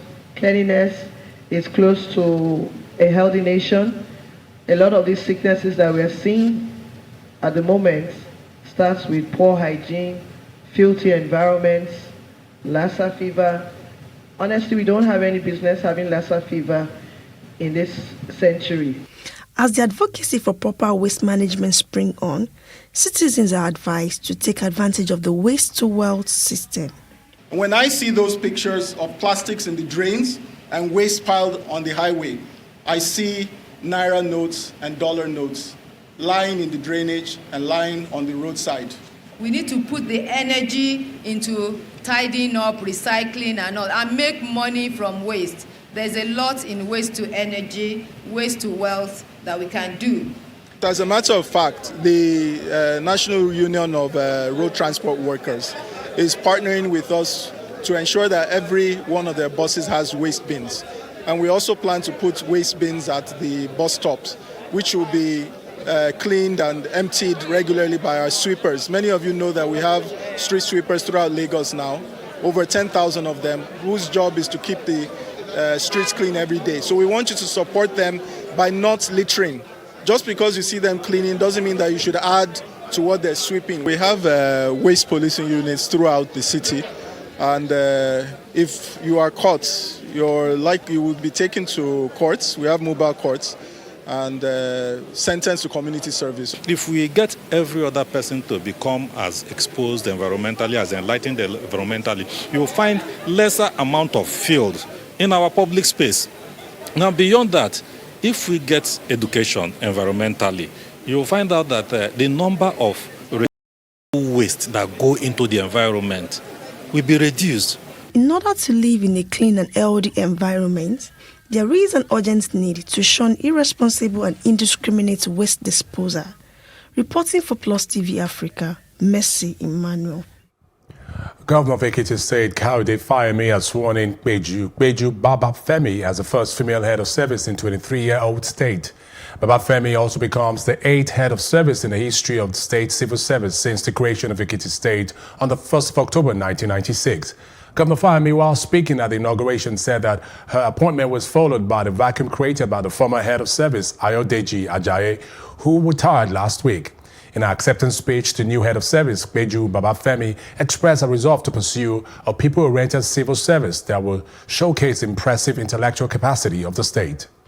As a government, and this you know very well, we are committed to transparency in corporate governance and therefore will not tolerate any act that is in breach of the accord that we signed with the Ekiti people.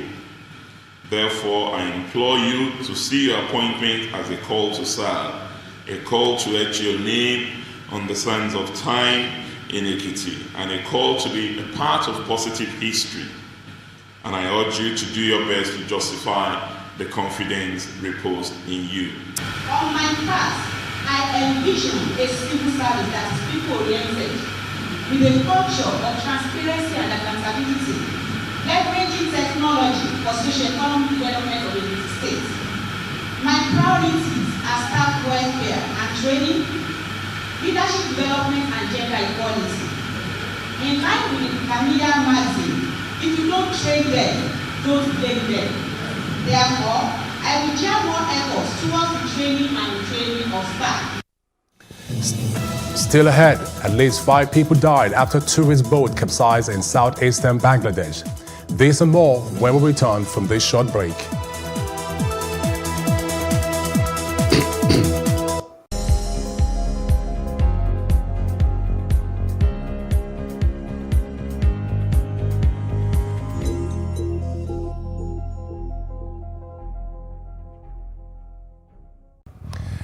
Visiting Greek Foreign Minister Nikolaos Dendias said on Thursday that Greece and Algeria agree on a political solution without foreign military interference for the Libyan crisis. Dendias made the remarks in a press statement after a meeting with his Algerian counterpart Sabril Bokoudom in the capital, Algiers. The work led by Algeria on settling the Libyan crisis aims at reaching a political solution that allows to return to peace and stability in this country and beyond, he said. The minister added that Greece and Algeria highlighted the need for an immediate cessation of hostilities and all foreign intervention within the framework of the United Nations, the Greek minister added. Also, the United States has resumed its military assistance to the Somali government in order to reinforce operations against Al-Qaeda-linked youth militias. The U.S. Embassy in Somalia said in a statement yesterday that the resumption of military assistance comes as a result of their increased confidence in economic reforms that Somalia has implemented. The statement added that the Somali government should focus on restructuring and strengthening the security sector to improve its forces' capabilities to enhance security and stability in the country. The United States announced in July 2019 its intention to restore military support for the Somali army after stopping it in December 2017. South Africa must fix its strained public finances and procure more renewable energy quickly to address a power crisis, President Cyril Ramaphosa said on Thursday. Ramaphosa acknowledged in an annual address to Parliament that growth had stalled, exacerbating high levels of unemployment and increasing hardship for millions of citizens. But his speech was short on specifics or time frames that would have reassured investors that this government had a clear plan to solve the deep-seated structural problems in Africa's most industrialized economy. Ramaphosa came to power 2 years ago with pledges to lift growth and improve governance after a decade of policy missteps and corruption scandals under its predecessor, Jacob Zuma. But he has found it hard to revive investors' confidence given severe power cuts, repeated bailouts to alien state firms, and infighting in its governing. Up next is our foreign news.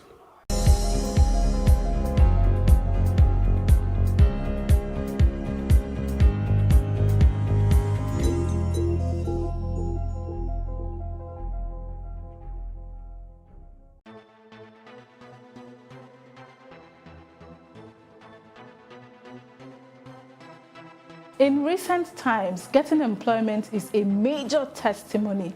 Getting a fantastic job, that's a cat with all the cream. So in what world does anyone ever leave that sort of job? Well, in this world. Not Your 9 to 5 show covers all the seemingly questions and intrigues. I can't work for anybody.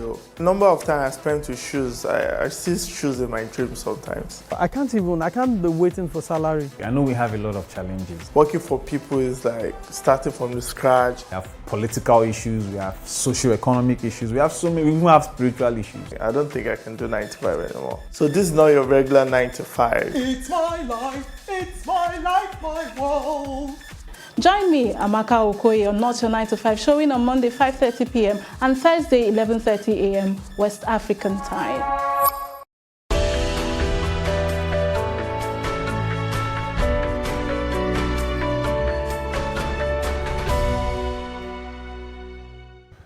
At least 5 people have died after a tourist boat capsized in southeastern Bangladesh on Friday, rescuers said.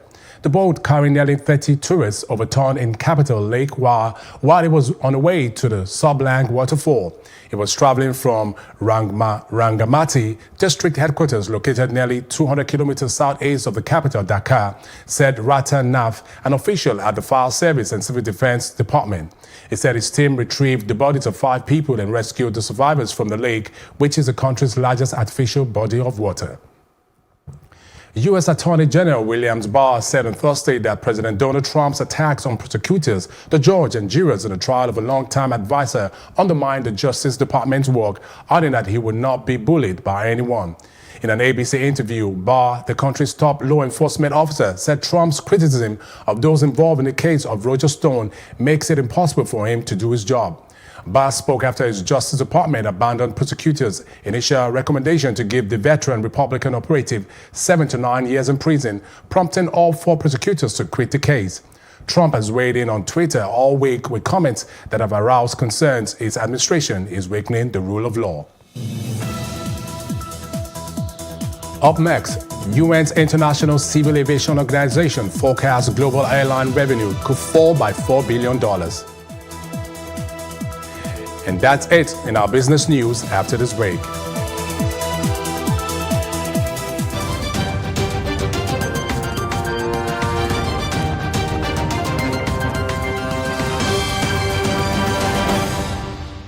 And in business news, following an audit query from the Office of the Auditor General of the Federation, the Senate on Thursday summoned the Secretary to the Government of the Federation, Boss Mustafa, to explain details of an ecological fund totaling 596 billion naira.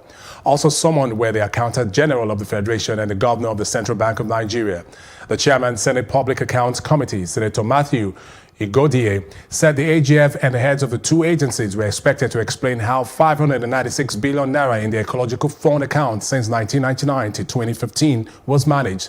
The Auditor General of the Federation, Anthony Ayine, has said the amount was deducted from the Federation account and transferred to the ecological fund between 1999 and December 2015. The AGF also added that contrary to the provision of Section 5, Subsection 4 of the Revenue Allocation Act, which requires that an agency be established to manage the fund, no agency had been established for that purpose. The Accountant General, in his response, told the lawmakers that the fund was domiciled in the central bank account and that the money had been invested. However, the CBN officials said that they did not come with relevant documents. They therefore pleaded with the committee to give them another day to submit the details of the SPAC consideration. The UN's International Civil Aviation Organization, ICAO, forecasts global airline revenue could fall by $4 billion to $5 billion in the first quarter due to flight cancellations linked to the coronavirus outbreak, it said in a statement. The Montreal-based agency said on Wednesday the virus was expected to have a greater industry impact than that caused by the 2003 severe acute respiratory system SARS epidemic, in light of the higher volume and greater global extent of the flight cancellations being seen. ICAO said around 70 airlines have been cancelled all international flights to and from mainland China, and further 50 airlines have curtailed operations. This has resulted in an 80% reduction of foreign airline capacity for travelers directly to and from China and a 40% capacity reduction from Chinese airlines, the agency added. Meanwhile, the spread of the coronavirus, which emanated in Wuhan, China, has likely weighed on global growth. For weeks, nearly all transportation throughout cities around China were halted. The spread of the virus appears to have stopped accelerating while the number of cases continues to grow. Stocks around the globe have been seen with mixed results. The rush to safe haven assets has allowed U.S. equity market to rally. February saw the dollar's index surge to a near 6-year high as investors pile into U.S. assets. The strength of the greenback has been driven by capital flows away from Asian shares and into United States, while the coronavirus will reduce global growth and likely eat into both U.S. and China GDP. There is no doubt there's no double as to which country will fare worse. Still ahead on Plus TV African News is our roundup on entertainment and sports news. We'll be back in a moment.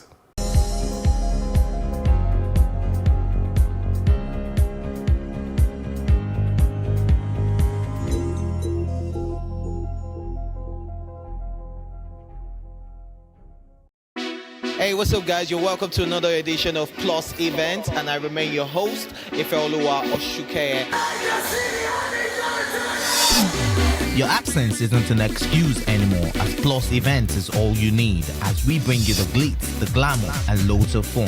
Oh, definitely. Right, no question. He's a living legend.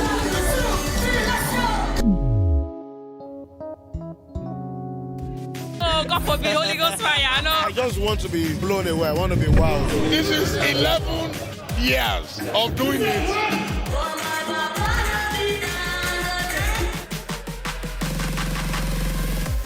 I'm surrounded by so much positivity. No, it's okay. Yo, what's up, my people? It's your boy Starboy Terry. You're watching Plus Event on Plus TV. Stay glued to Plus TV Africa every Saturday and Sunday, 4:30 p.m. West African time.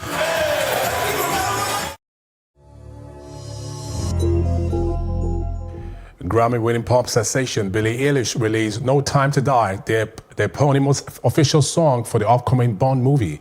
In January 2020, Eilish was announced as the official singer of the title track for No Time to Die. By so doing, she became the youngest singer for a Bond record.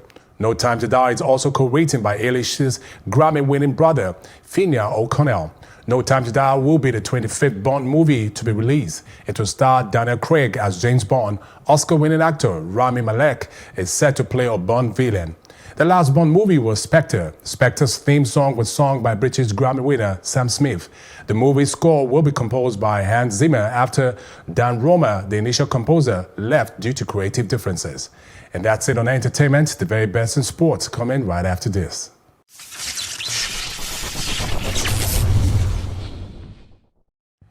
Italy's soccer governing body has asked FIFA's rule-making body, the International Football Association Board, IFAB, to introduce a system of challenge where Serie A teams can challenge the referee's decision and ask for technology to intervene.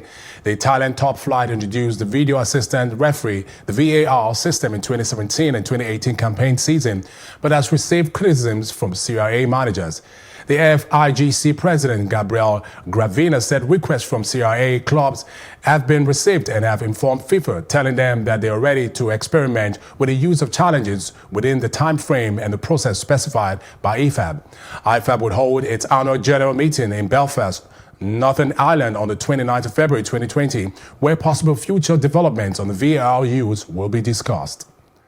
Former champions at number 3 seed Petra Kvitova has withdrawn from the St. Petersburg Ladies Trophy ahead of a quarterfinals match with illness.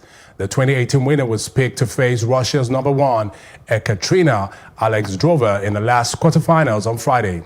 Alexandrova, the Shenzhen Open champion, has now qualified with a walkover for a second semifinals for the season and will face either Netherlands and number 2 seed Kiki Bertens or qualifier Anastasia Patopova. And that's our news roundup events at this hour. For more news updates, please follow us at Plus TV Africa on Facebook, Twitter, and Instagram. And do subscribe to our YouTube channel at Plus TV Africa. We'll be back later with more stories making the headlines. Do join us. I am Benny Ark.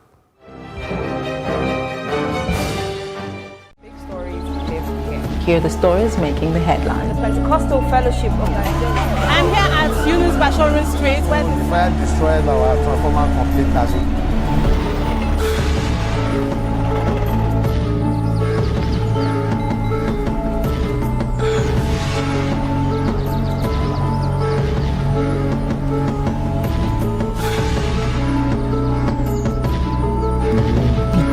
The lowest level you can.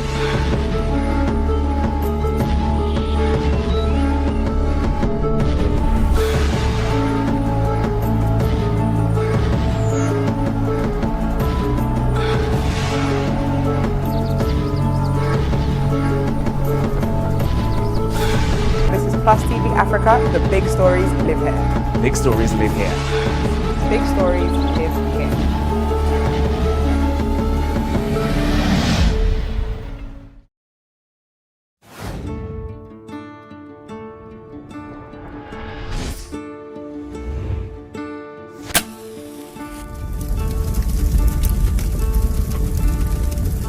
That money will shoot every person that we know can shoot. We don't let people die there. It could have killed me for a long period of time. that time why I carry gonorrhea. I first go hospital first, but it no go. Now I come make that mama. He just pulled it, he pointed and shot. What is the soul of a man? They suffer too much. They suffer too much. Issues around the Nigerian police, we have to tackle it holistically.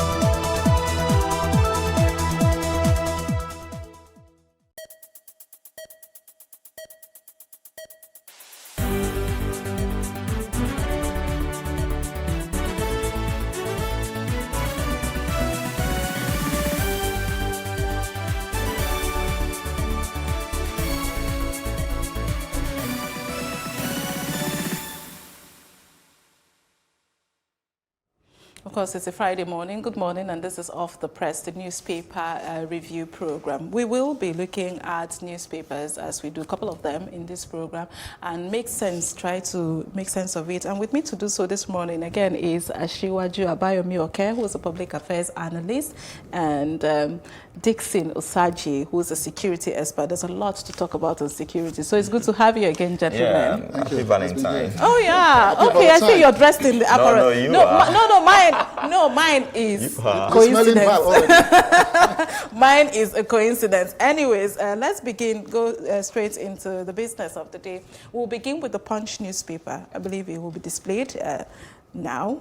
And it says, Nigeria's oil exports fall as explosion rocks pipeline. That story, thank you very much, is already displayed there on your screen. That story is on page 28 of the Punch newspaper. And to the top left, Southwest Governors IG adopt model for Amotekun on page 7. And 4 directors arraigned for fraudulent matters. That's on 2.5 billion pounds, I believe, refinery projects on page 9. Opposition hired miscreants to boo Buhari in Burna. That's according to the presidency. We'll come to that matter, really. And that's on page 18 of the Punch newspaper. The big story for the Punch newspaper, but before we get there, 1999-2003 elections results missing, says INEC. Find out why they chose to go back in time to dig out this information. It's on page 8, actually. Senate summons AGF, CBN governor, others over 596 billion naira ecological fund. The story is on page 28. Now let's look at the big story. Uncertainty surrounds Bayelsa as Supreme Court sacks APC Leon. That's on page 2. Governor-elect sacked for deputies, forged certificates. PDP candidates didn't score 25% of lawful votes, according to Oshiomhole. And INEC to study judgment awaits commission lawyers' advice. All of this will unfold in the coming days, I believe. We have picture stories of people, I guess, jubilating over the Supreme Court judgment there. That's it, already displayed. And to the right also, we have a couple of picture stories. Please grab a copy of the Punch newspaper for details. But before you do that, Achievers Varsity expels 6 students for cultism on pages 4 and 5. The name of that university sounds interesting to me, Achievers. Again, gunmen kill 7, injure 5 in Kaduna attack on page 8. Subscribers must explain need for new mobile lines, according to Minister on page 25. That's the Minister of Information, I believe, talking. Now, Oyo revokes Agodi Jericho GRA land. Ajimobi fumes on page 34. 4 arrested as Yoruba Hausa clash in Ogun. Fire God's Market raises church in Lagos, Ogun.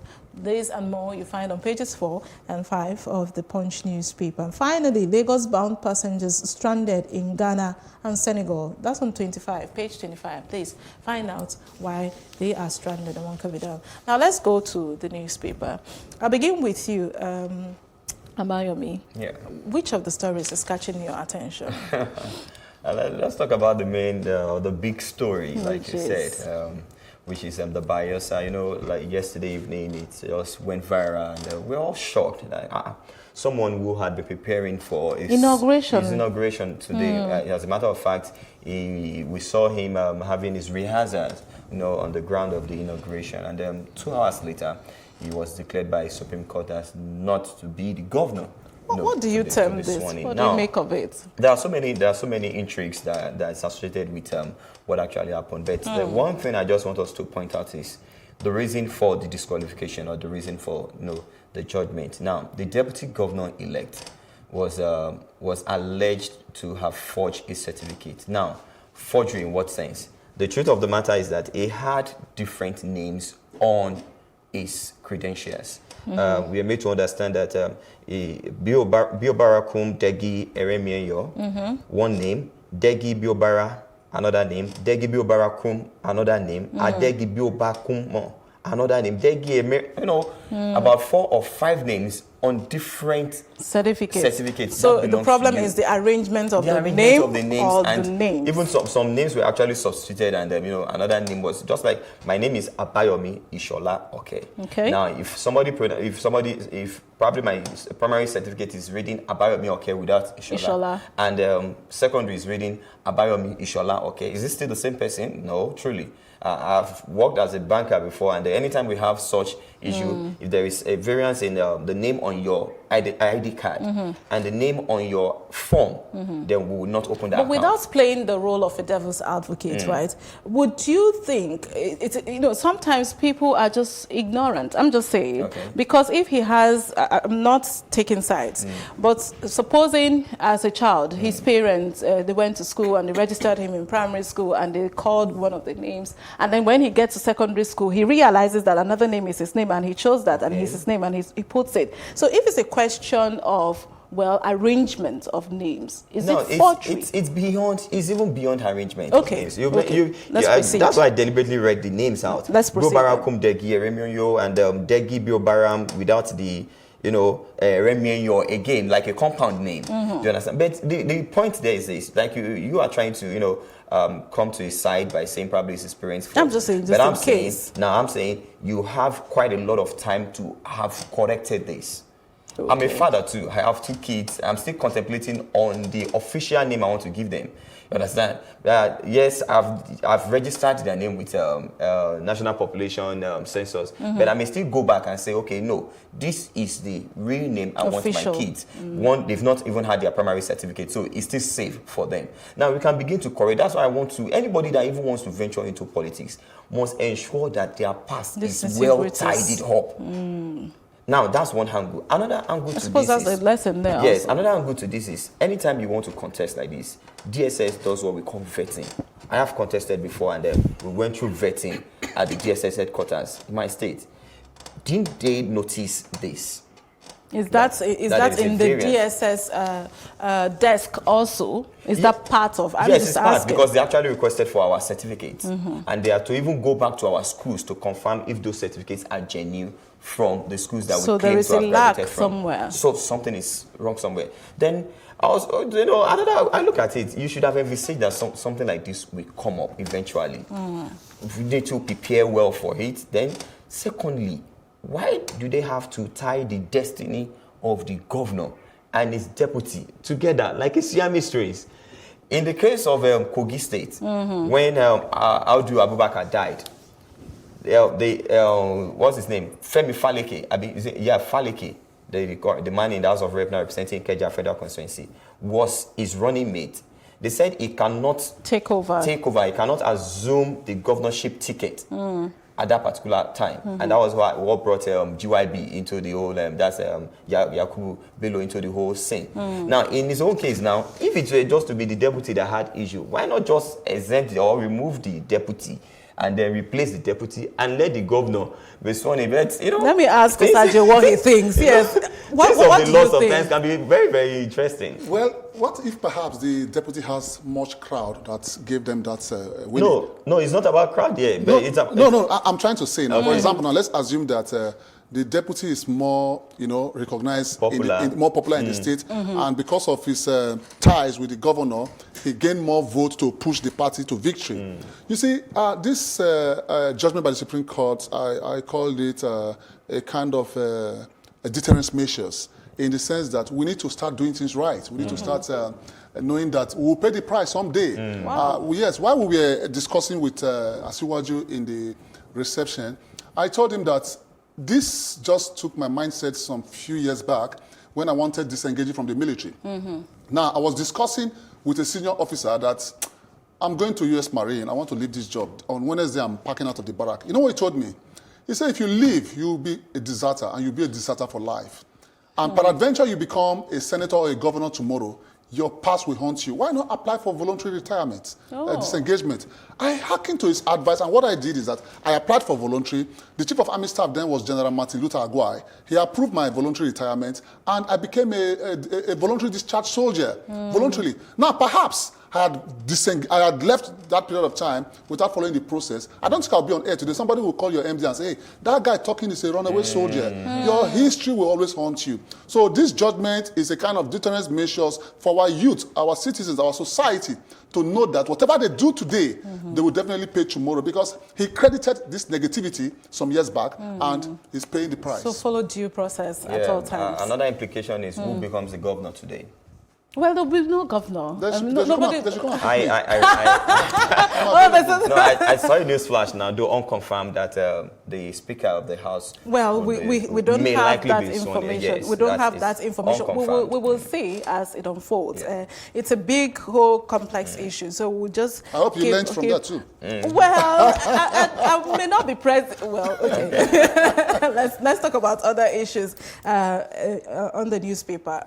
Away from the drama that is still unfolding, we'll say it's still unfolding because we know by 24 hours we'll still see more sides to that story that broke yesterday. Which other story is getting your attention? Southwest governors and Amotekun. Amotekun is still there. And opposition hired miscreants to boo Buhari in Burna. Let's talk about that as a security expert. Burna, I don't know, I think it's an APC state.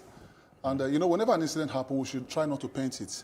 And it contributes to insecurity. That is the problem we're having in this country. We like talking too much, most especially our political leaders. Because I've told the National Assembly that the problem we're having today were planted by them. In the 2019 election, we were here. We saw what went wrong. We saw how they mismanaged our youth.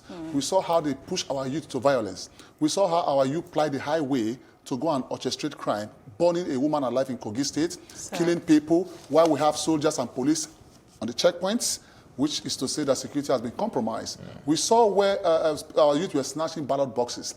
If you're not a contestant, for example, you don't have right to go and snatch boxes. That means you are being instigated. Now, looking at those instigation factors that were orchestrated or motivated by our political leaders, they are paying the price now because they credited those negativity in the past, and they are paying the debts. You understand what I'm saying? So we must learn to understand that whatever we plant today in our youth is going to unfold later on. But I disagree that it's collective. Just like somebody just come and say, 3 of you, go and protest against something like that, and you have a mass crowd. At least definitely there should be let me say, opposition that will counter that booing. But I felt the people of Maiduguri have suffered a lot from insecurity. They feel the pain, they feel the lack of military strategies, and they just decided to let the president knows that we're not happy. Booing doesn't mean that the president is stupid. Booing simply implies that we're not happy with what's happening here. So go and adopt a new strategy, and that is why I've called on the military to revamp their operational methodology. So that's a statement that they have made, you're saying. All right, we'll go to the Nation newspaper in the interest of time, and it would be displayed. Ajimobi sues Makinde over land revocation. Ex-governor seeks damages on page 40, already displayed there on your screen of the Nation newspaper. Lassa fever death toll hits 70,472 cases in 26 states. That's a scary number there on page 41. Please grab a copy to know what that's about. And rain of tributes for high life musician Olaiya, who passed on, I think, 2 days now. God rest him. Buhari and others mourn him. That story is on page 41. We ask God to receive his soul. And still on the Nation newspaper, all firm directors remanded for some amount of money there on page 42. Please grab a copy. And IG Southwest Governors Unite on Operation Amotekun. We've talked about that. It's on the front page there, but it's continued on page 43 of the Nation newspaper. Leon out, Diri hopeful as INEC reviews judgment. Now, Supreme Court nullifies Bayelsa governor-elect victory.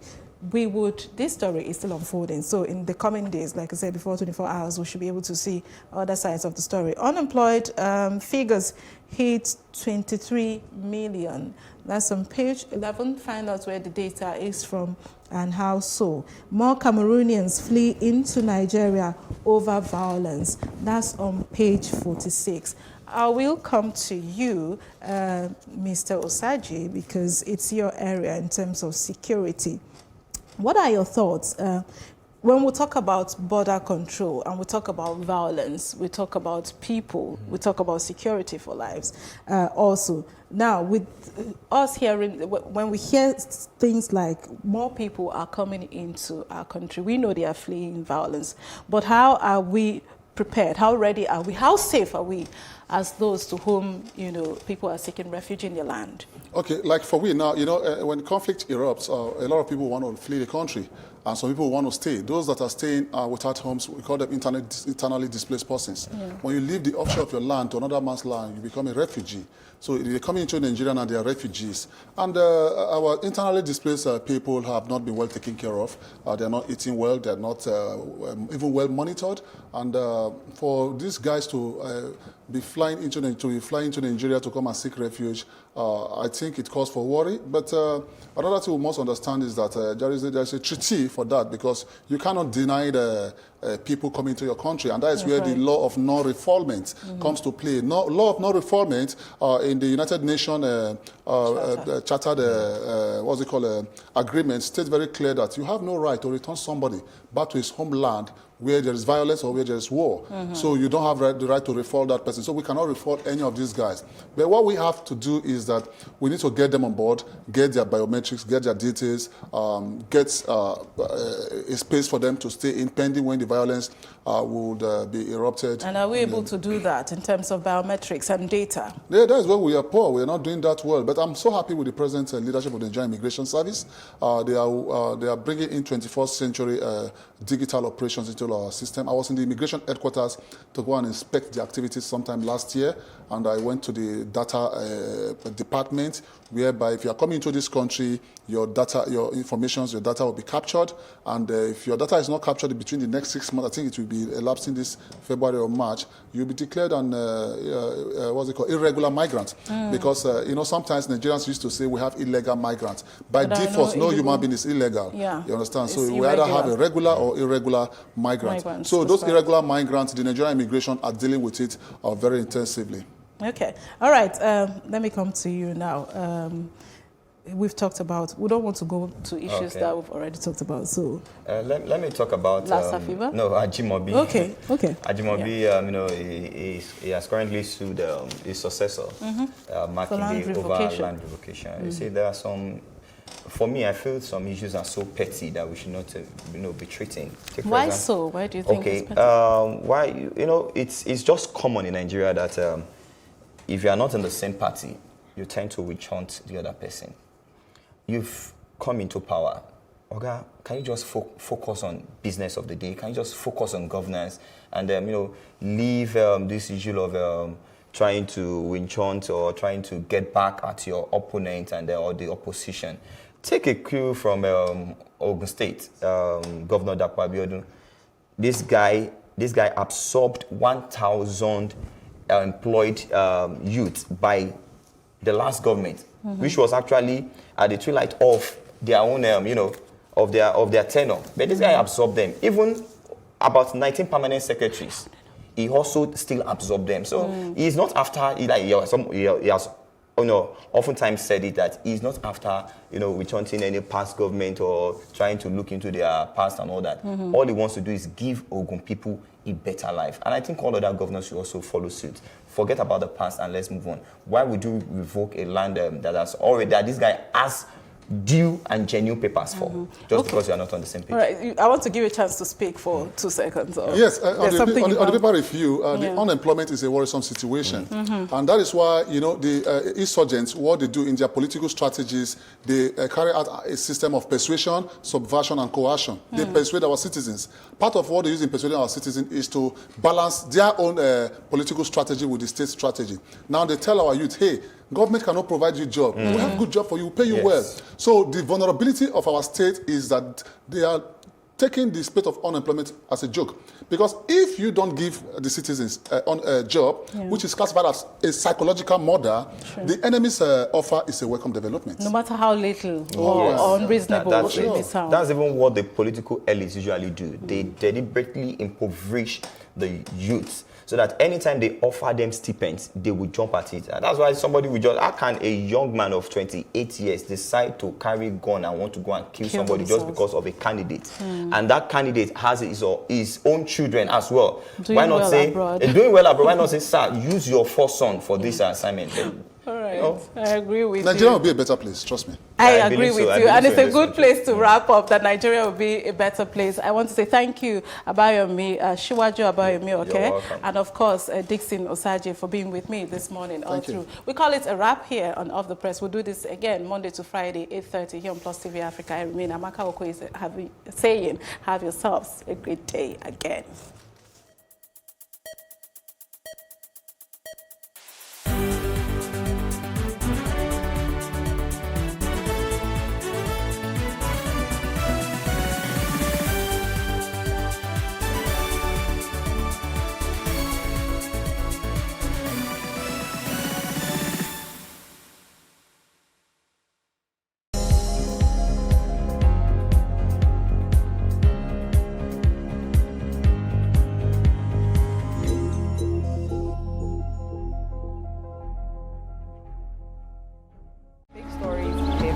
Hear the stories making the headlines. The Pentecostal Fellowship of Nigeria. I'm here at Yunus Bashorin Street. Where the fire destroyed our transformer completely.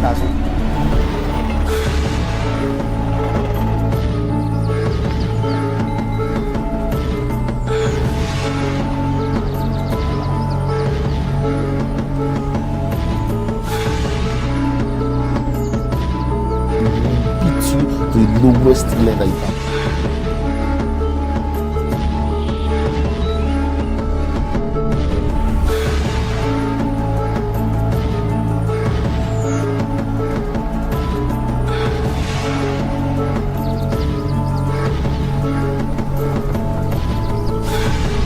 Plus TV Africa, the big stories live here. Big stories live here. Big stories live here.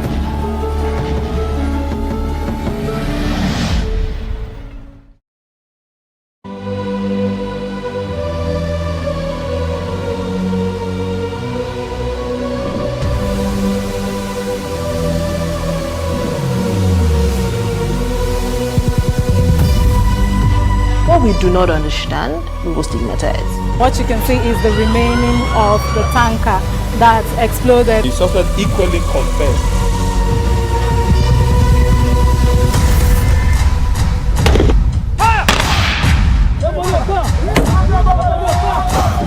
Now 500 naira they collect them. If you no talk, they go beat you. Now 2,500 they pay.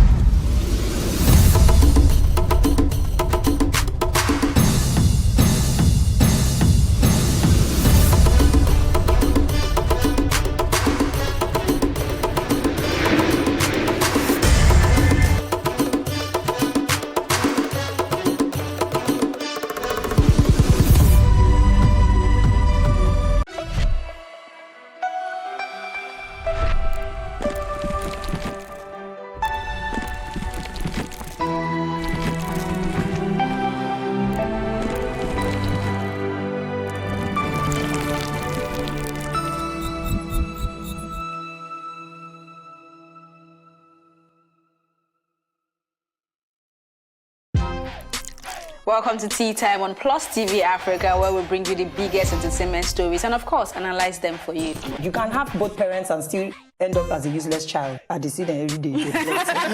Most times I worry more about where I'm coming from and where I am now, and that determines my next step. Why are you sounding like Alibaba now? Across TV Africa, we're feeling good. No time to dull, everybody feeling alright.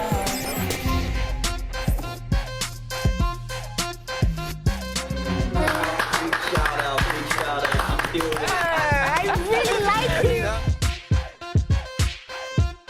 I can still make music and people are still buying. Sometimes I look myself minimal IU. Apala music is for mature-minded people. I got DMs sometimes from Malawi, like, Sleeping early.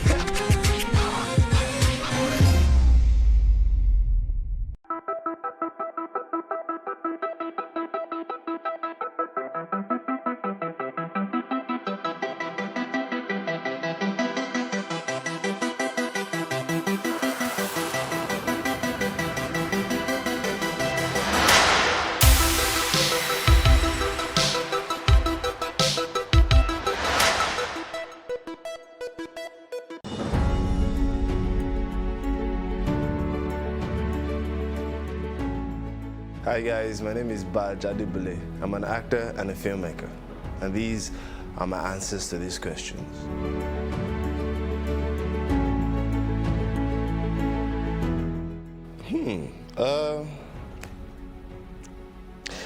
I have danced naked at a balcony before. Don't ask me what happened before then or after then, but yeah, that happened.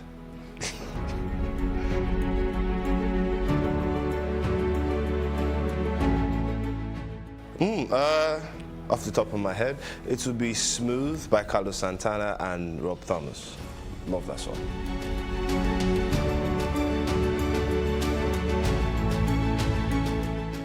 The most recent lie. What's the most embarrassing thing I've ever done? That's the most recent lie I've told.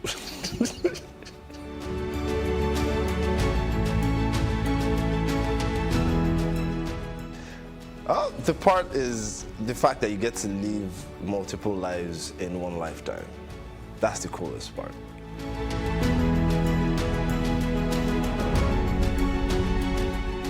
Kiss, date, marry. Kiss, date, marry. I'll kiss Ini. Love you, babe. Date Toket because I'm sure she's gonna be fun. And I'll marry Bisola. We get along so well. I love her. Definitely marry Bisola.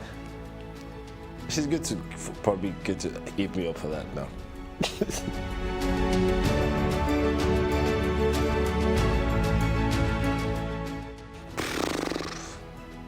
You know, being a Nigerian boy my age, I am a tanga just jumps out straight up, no matter how old you are. I've seen some scarier stuff now that I'm older, like I saw Hereditary like some months ago, and that was crazy. But I am a tanga just jumps out, you know, so yeah, I am a tanga.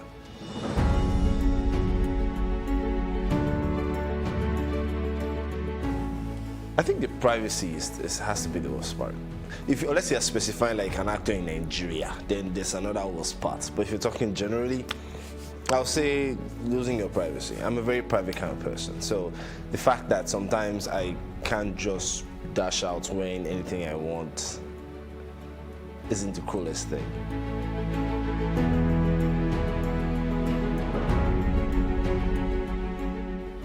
What words? Brokos. Yeah, I just don't see how I can throw that in any sentence, man. I don't even know how I said it in the movie. Brokos, definitely.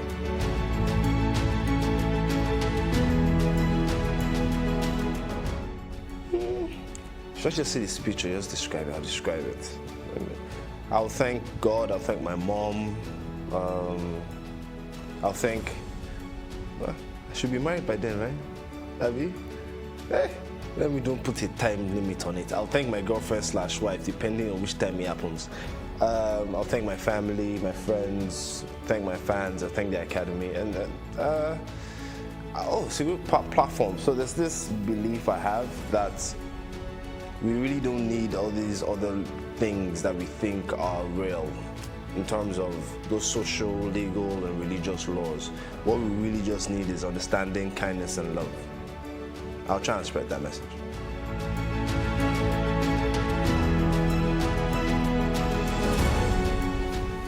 If you're talking about Nigeria, I still want to work with Peter Duce. Come on, I grew up watching the guy. Just one time. just so I can say, yeah, I'm done now. I mean, Nigeria. But if you're talking about worldwide, the list is unending. But for Nigeria, Pete Doche. So that's it on Plus TV Africa. I'm Badge Adibule. Hope you had fun.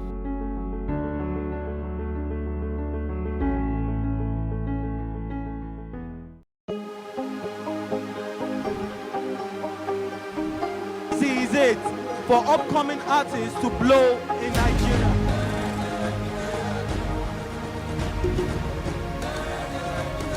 Welcome to Plus Trending. I am Ibukun Awosika, your host, saying thank you for joining us on today's episode. Welcome back. It's tea time on Plus TV Africa. Practice makes perfect. I'm not perfect yet, but I'm a lot better than I used to be. He's a king. He's entitled to marry 100 if he wants to.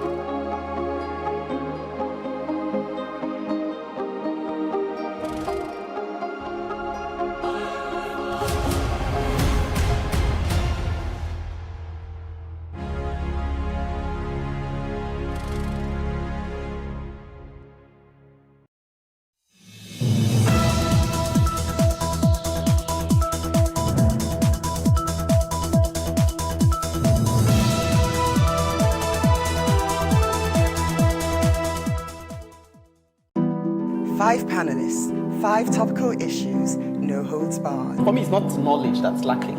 It's that greed, it's that mentality where you feel you deserve to take your own and take it infinitely and let everybody else just manage however they will manage. We're almost becoming hardwired to try and cheat. I would, suggest that we begin to hold our leaders accountable. There was a time in this country when things actually work. I don't think that any organization should be above the law. And I think one of the challenges we have in this country is about governance across the board. Well, what I'm saying is that it doesn't really affect us in Nigeria. That's I don't know what we can do if the system is already corrupted. We've been warned as a continent of the influx of the Chinese. If you don't repay your debt, they will just colonize you.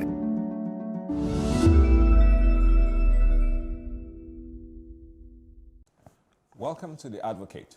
We keep pushing and campaigning for the issues that concern us all. No surprises there. However, it might surprise you to know that I believe God is a black woman. Do I have attention now? Keep watching to find out more.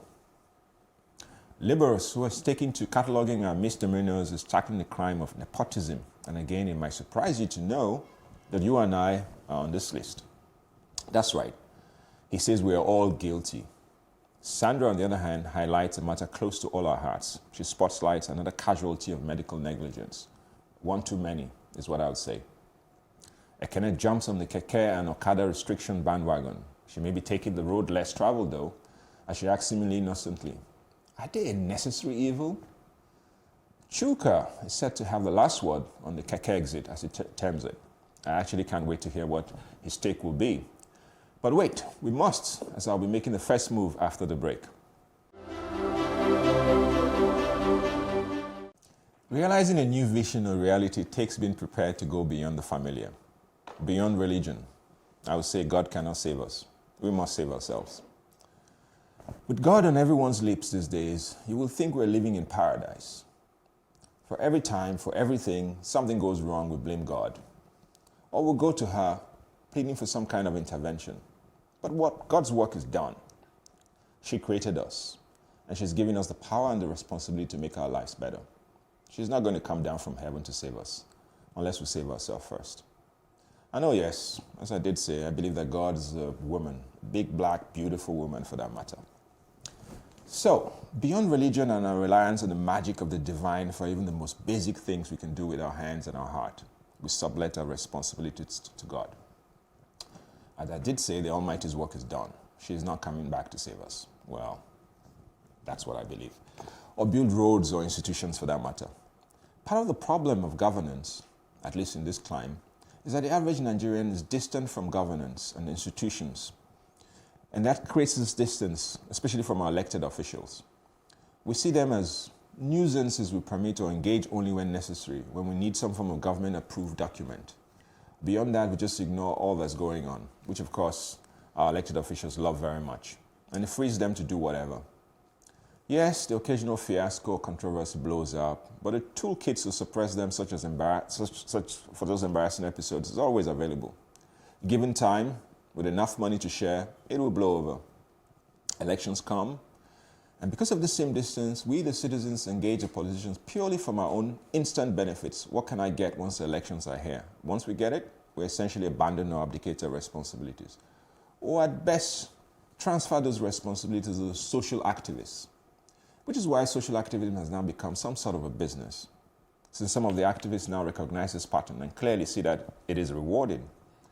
Citizens, we, all of us, have to accept some measure of responsibilities for the failures that are all around us. We never seek solutions, just immediate options to get us around our immediate problem. So we're constantly seeking for options rather than solutions. No matter how good these options are, they are not solutions. At least they're not long-term solutions. We need to engage at an organic level, from our neighborhoods to our communities, to our cities, to our states, to the federal level. Ask questions, demand answers. For instance, God forbid if my house catches fire. Where is the fire service? How quick will be the response time? Do I know that? Can we go see the fire truck? Where is the fire service? Can we ask questions about their funding, about their training? Because even if you're rich, no matter how rich you are, you live in Banana Island or some expensive part of Lagos or Nigeria, I don't know how many people will park a fire truck in their compound or have trained firemen in their employ. Yes, we need government and a responsible government. And even though the road to Banana Island, even that road is full of potholes, and it floods every time the angels take a piss. If you have an emergency, health, fire, robbery, whatever, your help will probably not come in time because all the basic infrastructure that supports that help getting to you will be delayed because of our distance from government. Engagement means not just participating in elections. That is great. But that is often the end result. If citizens do not engage as to what, who, when, and how the institutions that underpin democracy are meant to function, then forget the elections. That is mere formality. That is, the results have already been decided. They have shaved your head in your absence and left you again with a huge bill. For some of them includes even travel to Dubai and pedicure and manicure. Engagement includes deciding on the processes, justifications for government decisions and policies. The process is more important. Engagement means speaking up individually and not subletting our voices to activists. Engagement means coming out to demonstrate and protest. Engagement means demanding accounts of stewardship from our elected officials, including asking how much was spent to host the so-called town hall meetings and so on. How much does the Lekki toll bridge cost? How much does it make each day? And why should we pay 400? What's the justification for that? Engagement also means that when our fellow citizens are asking questions, we don't vilify them simply because of their ethnic origins. In fact, now it can be argued that Nigeria's largest opposition party is social media, because I don't see what our so-called PDP opposition is doing. And so it's on Twitter, Facebook, that opposition voices are very much present. And no wonder some people in power, the political elite, are attempting to push for the restriction of that last remaining opposition stronghold. But we as citizens must never be afraid of our government. Indeed, in any country where citizens are afraid of their government, that country cannot be called a democracy. I've said everything. I have? Yes, you have. Well, let me add extra then. Okay. I like the bit about citizens' engagement. I choose to not get distracted by the she god. You're clearly on a journey of discovery, so that's allowed. Well, yes. Yeah, I like the citizen engagement. The only thing I sort of think to myself is, someone here on The Advocate once said that the average person is too bogged down with the daily travails to actually, like for example, you say the toll gates. It's frustrating, but where do you begin? Do you now pack your car, start going to the office, even to get the so-called electronic ticket? It takes time you don't have because you've been stuck in traffic en route to somewhere else, and then maybe you have to go and buy petrol for your generator. It's quite a lot. So my sense of the way I feel, and I've always felt, is that those of us who are a little more privileged in terms of enlightenment and education and maybe even time or access to some of these things should create the bridges for people to bring them closer to governance. So we need to set up, systems that allow people to just hop on. Yeah. So for example, if people are being oppressed in an area, set up maybe some sort of petition list, something that makes it easy for people to just key in and add their voice to your voice and mobilize themselves. That's the only way we're going to get group action. So I threw that in. Yes, so the problem I think is because of the way this so-called, richer people who could have, driven this process, how they made their money might be the major problem. To patronage as well. To come out like that. Although there's still there's still quite a few who could do it. And so I like the fact that you're calling them out to... Yes, I'm calling us. Because sorry, you wanted to say something. No, I was going to say, I just like the fact that you're saying God really cannot help us. Okay. And that's the truth. A lot of us, when situations happen, there's a fire incident, there's a health challenge or something, we're quick to call on God. Even him, he said, God forbid. I noted that. God forbid if my house catches fire. And I was going to point that out. So why are you instead of him to look after his house? Well, do you understand? Because it's a social narrative that exists. It's a natural disaster that would happen if it happens. And so that's why societies put these things in place. He said something as expensive as Banana Island is. I don't think there's a fire service station here. Recently, some shops in Balogun Market caught fire. Sure. It took eternity for the fire service to assess the place. And so you expect that there should be a standby fire service in places like that, apart from keeping... Meanwhile, road safety will arrest you for not having a fire extinguisher in your car. How do you now arrest government for not providing these basic things? Wow. And then the issue that Chuka raised is very also key. Some of these people also are bogged down with the issues that you raised by pursuing, all the basic things to provide for their families. Than even if they now go out to fight for these things and they are victimized, nobody comes for them. That's true. Yes. That's true. So, well, it's a short case. I think my advocacy has kind of stretched the boundaries, but here we go. So was it a case of putting the cat among the pigeon with my advocacy? Depends on how you look at it. Liberus, when we come back, looks set to put all of us in the dock with his advocacy after the break. I will plead not guilty, Liberus, at this point. 5 panelists, 5 topical issues, no holds barred. For me, it's not knowledge that's lacking. It's that greed. It's that mentality where you feel you deserve to take your own and take it infinitely and let everybody else just manage however they would like. We're almost becoming hardwired to try and cheat. I would, suggest that we begin to hold our leaders accountable. There was a time in this country when things actually work. I don't think that any organization should be above the law. And I think one of the challenges we have in this country is about governance across the board. What I'm saying is that it doesn't really affect us in Nigeria. That's really I don't know what we can do if the system is already corrupted. We've been warned as a continent of the influx of the Chinese. If you don't repay your debt, they will just colonize you.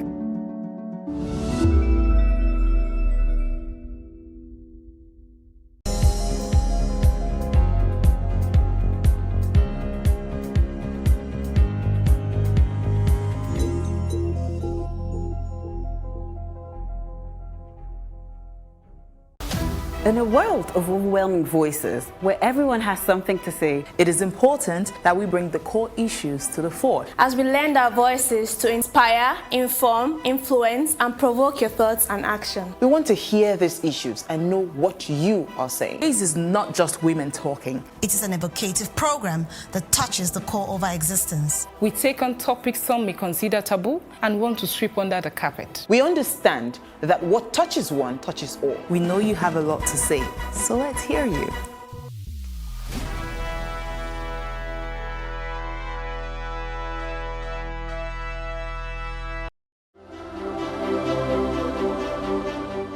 The problem with nepotistic appointment is that you cannot dismiss them for incompetence as they were never hired to perform in the first place.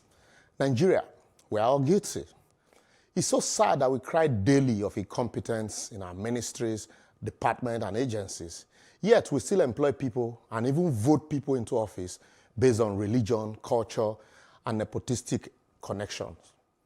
People who we can't employ into our private business as a result of incompetence are daily finding their way to public service and public offices as a result of who they know. Otherwise, how can one explain the fact that People who applied for jobs in MDAs or are screened at interviews are not the ones finally employed, but those who didn't pass through the process, but knows a governor somewhere, a minister, a senator, director, PAMSEC, or knows somebody that knows somebody. You can never imagine the frustration of going through an employment process only to be told, you'll hear from us. Not because you are not qualified or didn't do well in the process, but because some other persons who were not part of the process would be used to replace you because they know somebody up there. Ministries are selling job slots to highest bidder.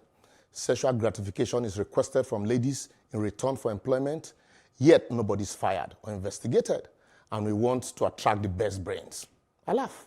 As it is in the public sector, so it is in most professions in Nigeria, including privileges in profession that is supposed to be noble, the legal profession. What's the essence of a good education if you cannot guarantee employment unless you are connected to someone? What's the point reading your books when all you need to be gainfully employed or become a public officer is either to serve as the master's table, as a Minister for Labour in Ngige has described it, or your parents would have to beg their way through for you with a note. Please, the bearer is from me. Interview and employ. We cope. As a result, learning is de-emphasized in the place of paper qualification. Are we happy that some of our graduates can't even spell graduation? That's how low we have sunk, and the shame is on all of us. What's the point remaining in a country that doesn't guarantee hope, fairness, and equality, despite the abundance of natural resources? No wonder our young, able-bodied men and women would rather cross the desert to Europe for slave jobs or sell their bodies to the highest bidder at home or abroad. I know you say join politics if you want to change the narrative, yet you refuse to make it attractive to bright minds. According to Sonny Okosu, how long shall we be patient before we reach the promised land? Our governors or politicians or presidents fail to perform, we vote them back into office. After all, they tar the road to our village as if it was their money. Because failure these days are a benchmark for success. If Jonathan did it that way and failed, Buhari must do it that way. It doesn't matter whether we already know the end result as failure. Forgetting that a wrong precedent set today becomes a conventional practice of tomorrow. Our service chiefs are out of ideas on their job. We insist they remain there because they are from the same community or region with us. We benefit from corruption and corrupt processes. We say it is connection. We must realize that the country is what we make of it. As our leaders and rulers are drawn from amongst us, and the little process we circumvent today becomes an impunity tomorrow if not addressed. I would therefore advocate that as Nigerians, we should remember that we're all the ones in opposition and not the political class. If you see a wrong and refuse to address it because our relations or religious or friends are involved, then we shouldn't blame others when they imbibe the same practice tomorrow, simply following in the precedents we overlooked. Yeah, I think that's true. I think I was discussing this with someone recently, where conventional practice becomes, I don't know. A norm, yes. Yeah, it becomes the law. We say it in law. Yeah, exactly. It was in law, whatever circumstances. I think we've established this over time that the fundamental issue we face as a country is as a result of the fact that the best brains are not in authority. So if we're going to start from the very head, talking about the presidency, going down, to ministries, and it's only people who are well connected and who has, the money who make it to those offices. And that's the reason why we continue to face the problems that we face today. Talking about offices, most employers, I think let me say that the men are even at a disadvantage if you do not have money to buy your way through, there are a lot of unemployed young men out there. Meanwhile, the ladies, for those of them who can, go to dinners in short skirts in the evenings, they get employed. And this is becoming... I keep asking myself, why are we so short-sighted? Because I made a note of something he said. He said, you benefit from corruption, and you say it's connection. Mm-hmm. That means we all, in a sense, are guilty, in quote. I mean, I try to separate myself, but it makes no difference. If the majority are like that, then that's the tide, the way the tide is flowing. So you sort of say, why is it that people look the other way, even when they see something that they wouldn't do, but they don't want you. So whenever I go to report, people, they don't want you reporting. They don't want you rocking the boat. They want to just hush, hush. Why is it? Is it that they feel, well, it's the norm. All of us do it. I don't know. What is it that makes people not want to flag up wrong practice? Because for me, it's instinctive. I can't tolerate an environment where people are doing things that I feel ultimately is affecting the whole. Because for me, it's like if we're pulling in one direction, like we're here, we're working, and we're pulling one, and somebody is doing something in a way that is dropping the standard, I feel you're letting us down. So I forget the sentiment, because I feel we put sentiment over substance too often. Just by an aside, very quickly, sorry, Bruce. I was listening to Sibajo the other day on one of these conferences, and the guy had details and things he could drop down. And I said to myself, this guy is presidential material. He's making those points about finances without looking at his notes. And yet, why are you laughing? He's the vice president, and he was talking as if he was advising a government. Can I I'm just thinking that our president doesn't make those kind of points. You know, this guy is doing it without notes. That's the brains I didn't we're want looking to for. talk on this, but you raised this issue. That is the vice president, the number 2 person That's the brain, who sits down with the president. Yeah. So when they do anything right, they say the presidency is one. But here he is giving advice to who now? Yeah, because that's the problem. Yeah. And so on the issue of dropping the ball, if you complain and it is attended to swiftly, you encourage the next man to complain. Okay. When Fulanis were killing people, I expected Mr. President to say, look, this is not what we stand for. I'm a Fulani man, but this is not what we stand that's for. kind of body I'm going to language you want. deal decisively with whoever is dropping the ball in our name. Yeah. But when that didn't happen, that's the convention that we're talking about. Can I say that? I mean, I do agree with you. I mean, I was just this morning I was reading a tweet from a young friend of mine, David Hunay, who tweeted the same thing about that he went through like a school reunion, a wedding brought about us, like mini school reunion, and of all the private school he went to, the class of 40, there were in total about 4 or 6 of them remaining in Nigeria. Every other person had gone out. So the best and the brightest who can find solace in here are leaving. So we have this, we're creating this system unknowingly where we're just left with a sea of mediocrity. And it's again, from physics and from economics, we're rewarding it each time. Yeah, that's so it's self-fulfilling. Meritocracy. Yeah. So I find, I mean, I've worked in government for many years, and I find that you know, when way back in the 60s, when the former president of the US said something about the best and the brightest, and in setting up NASA to go to the moon, and there's no such vision, not even in one agency within the system, within our system, that you will say the best and the brightest are here. And it's amazing. that's sad. I mean, what you're saying, it's amazing how meritocracy or a merit-based organization can inspire people. Like if you even take our telecoms, I like the fact that there's competition. I feel it's healthy. So once you set up a system that lets people know that this is what you're rewarding, football, whatever, sports, then you find that people will immediately key into it. So I think what we're getting, according to what he's saying, is a function of what we are endorsing. For me, we endorse it, we agree with it. Once it favors you, it's connection. If it doesn't favor you, it's corruption. Really. So we need to change. Yes. And so, a zero tolerance policy ensures we are all judged by the same rules. After the break, Sandra is tackling a matter that requires a raising of the bar above ground zero. Never mind applying zero tolerance anyway. So, Sandra, I'll wait to hear from you. 5 panelists, 5 topical issues, no holds barred. For me, it's not knowledge that's lacking. It's that greed. It's that mentality where you feel you deserve to take your own and take it infinitely and let everybody else just manage however they will manage. We're almost becoming hardwired to try and cheat. I would, suggest that we begin to hold our leaders accountable. There was a time in this country when things actually work. I don't think that any organization should be above the law. And I think one of the challenges we have in this country is about governance across the board. What I'm saying is that it doesn't really affect us in Nigeria. That's really I don't know what we can do if the system is already corrupted. We've been warned as a continent of the influx of the Chinese. If you don't repay your debt, they will just colonize you.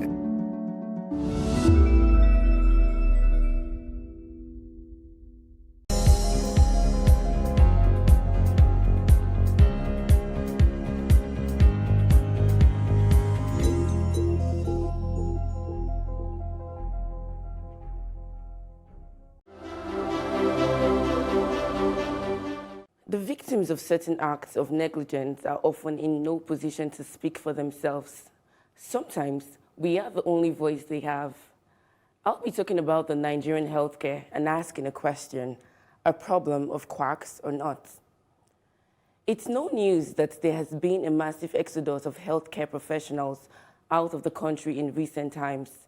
Doctors and nurses are living in their droves on a regular basis in search for greener pastures and with little or no attempt by the government to improve the state of things. The brain drain of the health sector would inevitably worsen. This does not bode well with any of the average Nigerian, as living here is gradually becoming an extreme sport. While the middle class and elites could afford to invest their wealth in medical tourism and get quality treatment abroad, the rest of us become endangered species. Such was the case of Alex, a 27-year-old student of the Federal University of Gombe, who walked with his 2 legs into a general hospital with the sole aim of visiting a dentist, but was wheeled out on the same day as a corpse. As stories flew across social media, there was the disclaimer by the Nigerian Dental Association that the alleged specialist who administered a wrong injection wasn't a qualified dental surgeon, and all attempts to bring him to book have till date proven abortive. It was also told that the supposed surgeon was on leave the entire day. What would have seemed to be a harmless toothache escalated into a terrible disaster, and some folks, we call it fate. It is difficult not to notice the deaths that occur daily in the country from preventable causes. There was also the case of a doctor's refusal to treat a patient with severe knife injuries because of a lack of police reports, which of course led to her bleeding to death. In other instances, cases of wrong diagnosis, wrong prescription of drugs, inadequate medical equipment, and the list goes endless. An interaction with a doctor friend on these issues rather sees pertinent questions being raised, all pointing fingers to the Nigerian government again. He asked, how do we prevent a man-made catastrophe such as these when Nigerians' annual budget per person is only $6, not for a day or a month, a whole year? Why won't there be incessant industrial actions and preventable mortalities? To put this in perspective, the annual threshold per person in the US is $10,000, while our country can only boast of $6 for her citizens. How do we surmount our peculiar challenges as a developing country with so little resources allocated yearly? This only reveals where the priority of the government lies. A country with an estimated population of 180 million has only 1 doctor per 6,000 citizens. How sad. So I'll say, someone definitely needs to take the blame. The question is it going to be the quacks and the unethical medical practitioners, or the government and its policies who have failed to address the issues and concerns of healthcare professionals and systems in the country? If any significant progress is to be made, all hands must be on deck to ensure that our health sector is given the priority it deserves and spare the untimely death of our loved ones and leave fate completely out of it. You see, this deep also, sigh. Yes, seriously, because humans are involved. Yeah. Here, I had a debate with a colleague recently saying, the way we highlight death in Nigeria, say people don't die in other countries. But I said, well, when people die in other countries, there are steps to ensure that there's no repeat occurrence. Yeah. And then there are steps also to ensure that it is avoidable. But here, we allow people die like chickens. And so that's the difference. And also, it also connects to the topic raised by Emeka and I, that who is responsible? The people who don't want to take responsibility. During the break, we were talking about people not perceiving their own acts as contributing to this pool. And they would rather point accusing fingers at government. Your doctor friend says, oh, it is the government. But he is a doctor, forgetting that even if The moment you sign to work there, whatever is given to work, you manage it. If these people are brought to book, now they are making excuses. The man was not on duty that day, or the person is not qualified, it's not registered, and it ends there. The man will still come back the next day and work there. No sanctions. So if there are no sanctions, it will keep repeating itself. So at our own individual level, at organizations, Chuka comes here and talk about architecture, criticize, give knocks to his people. How many of us would do that? That's basically why. Yeah, no, I agree with you. I mean, because when I was thinking about what you're saying, the Swiss cheese analogy came to mind. You know, so many holes on so many levels that you can't, because for this thing to happen, you would have had several systems failing.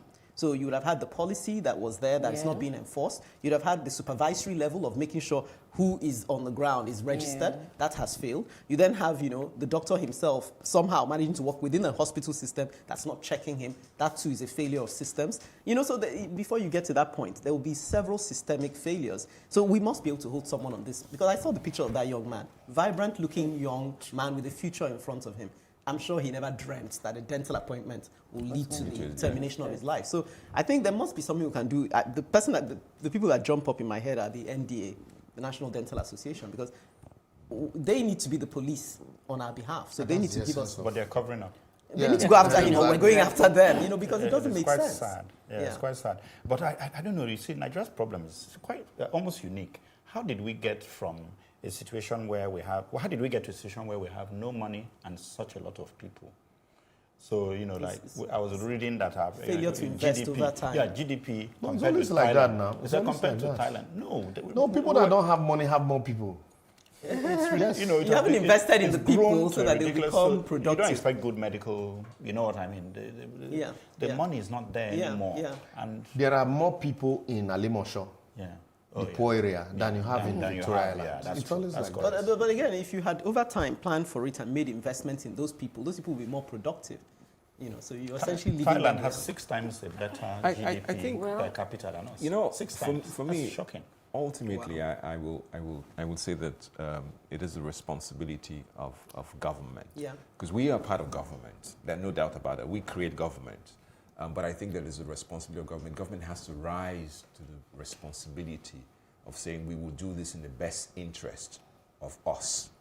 So call it enlightened best interest. And that is what we require. And I think that's the kind of leadership that's required to make this kind of changes. Well, we keep speaking on behalf of the many unheard voices. However, this is where we get to hear your voice. On When in Doubt, they will take all down. Babatunde Odebiyi says, "Dear all, I'm really fascinated by this program, very educative and eye-opening. However, I observed that on and off, all of the people just talk at the same time. At some other time, the panelists do not allow the other panelists to finish their thought before being interrupted by the other one. Please, we cannot all be talking all together at one time, like in a marketplace. Thank you for this, Babatunde. We'll certainly take this on board. On human trafficking in Nigeria, Nati Rebe says, no one forces anyone into sexual exploitation, but they choose to be in it because it's paying off. Quite unfortunate, though. Thanks, Nati. However, you will find some are tricked into it, like the lady that just returned from Lebanon. On When in Doubt again, they take her down. Kunta Kinte says, unfortunately, they don't need to reach the point of doubt before taking these subversive steps. Someone in the corridor might have hatched a plan on how money can be made in the area. So they had to come up with this lame excuse. Take it all down has always been the escape route of government. It is sad we have never had one that ever bothered to think things over before taking decisions that affected the people.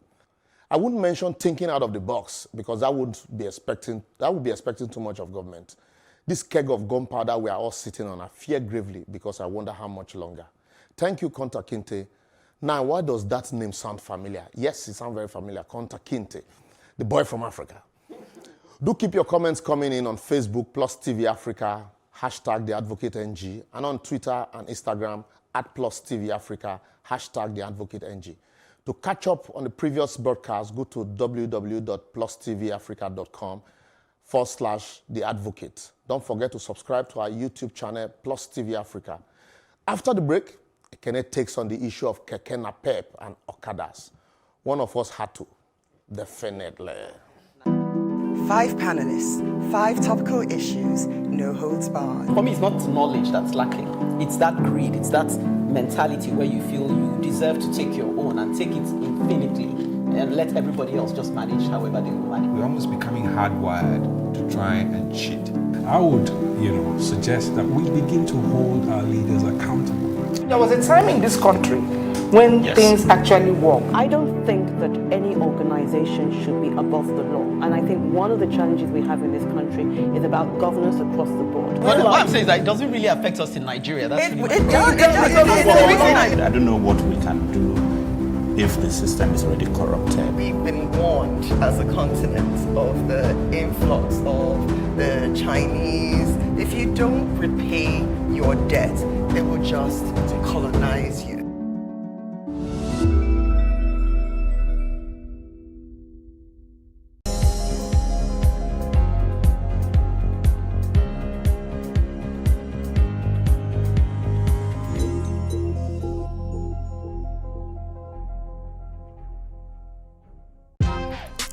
Welcome to Tea Time on Plus TV Africa, where we bring you the biggest entertainment stories and, of course, analyze them for you. You can have both parents and still end up as a useless child. I see them every day. Most times I worry more about where I'm coming from and where I am now, and that determines my next step. Why are you sounding like Alibaba now? Plus TV Africa, we're feeling good. No time to dull, everybody feeling alright.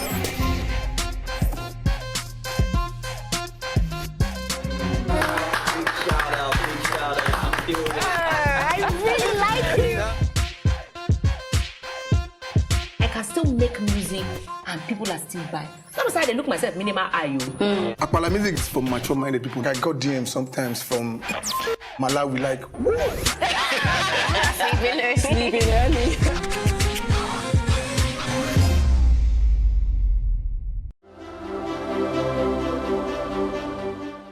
Yep, Libby, you got that right. This was a topic begging to be tackled, so I'll be rising to the challenge and asking, Keke Napep and Okadas, a necessary evil?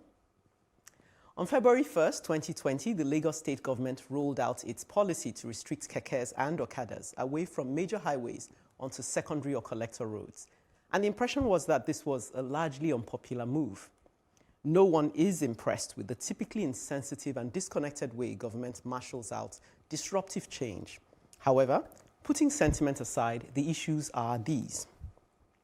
The restriction in question is already an existing law.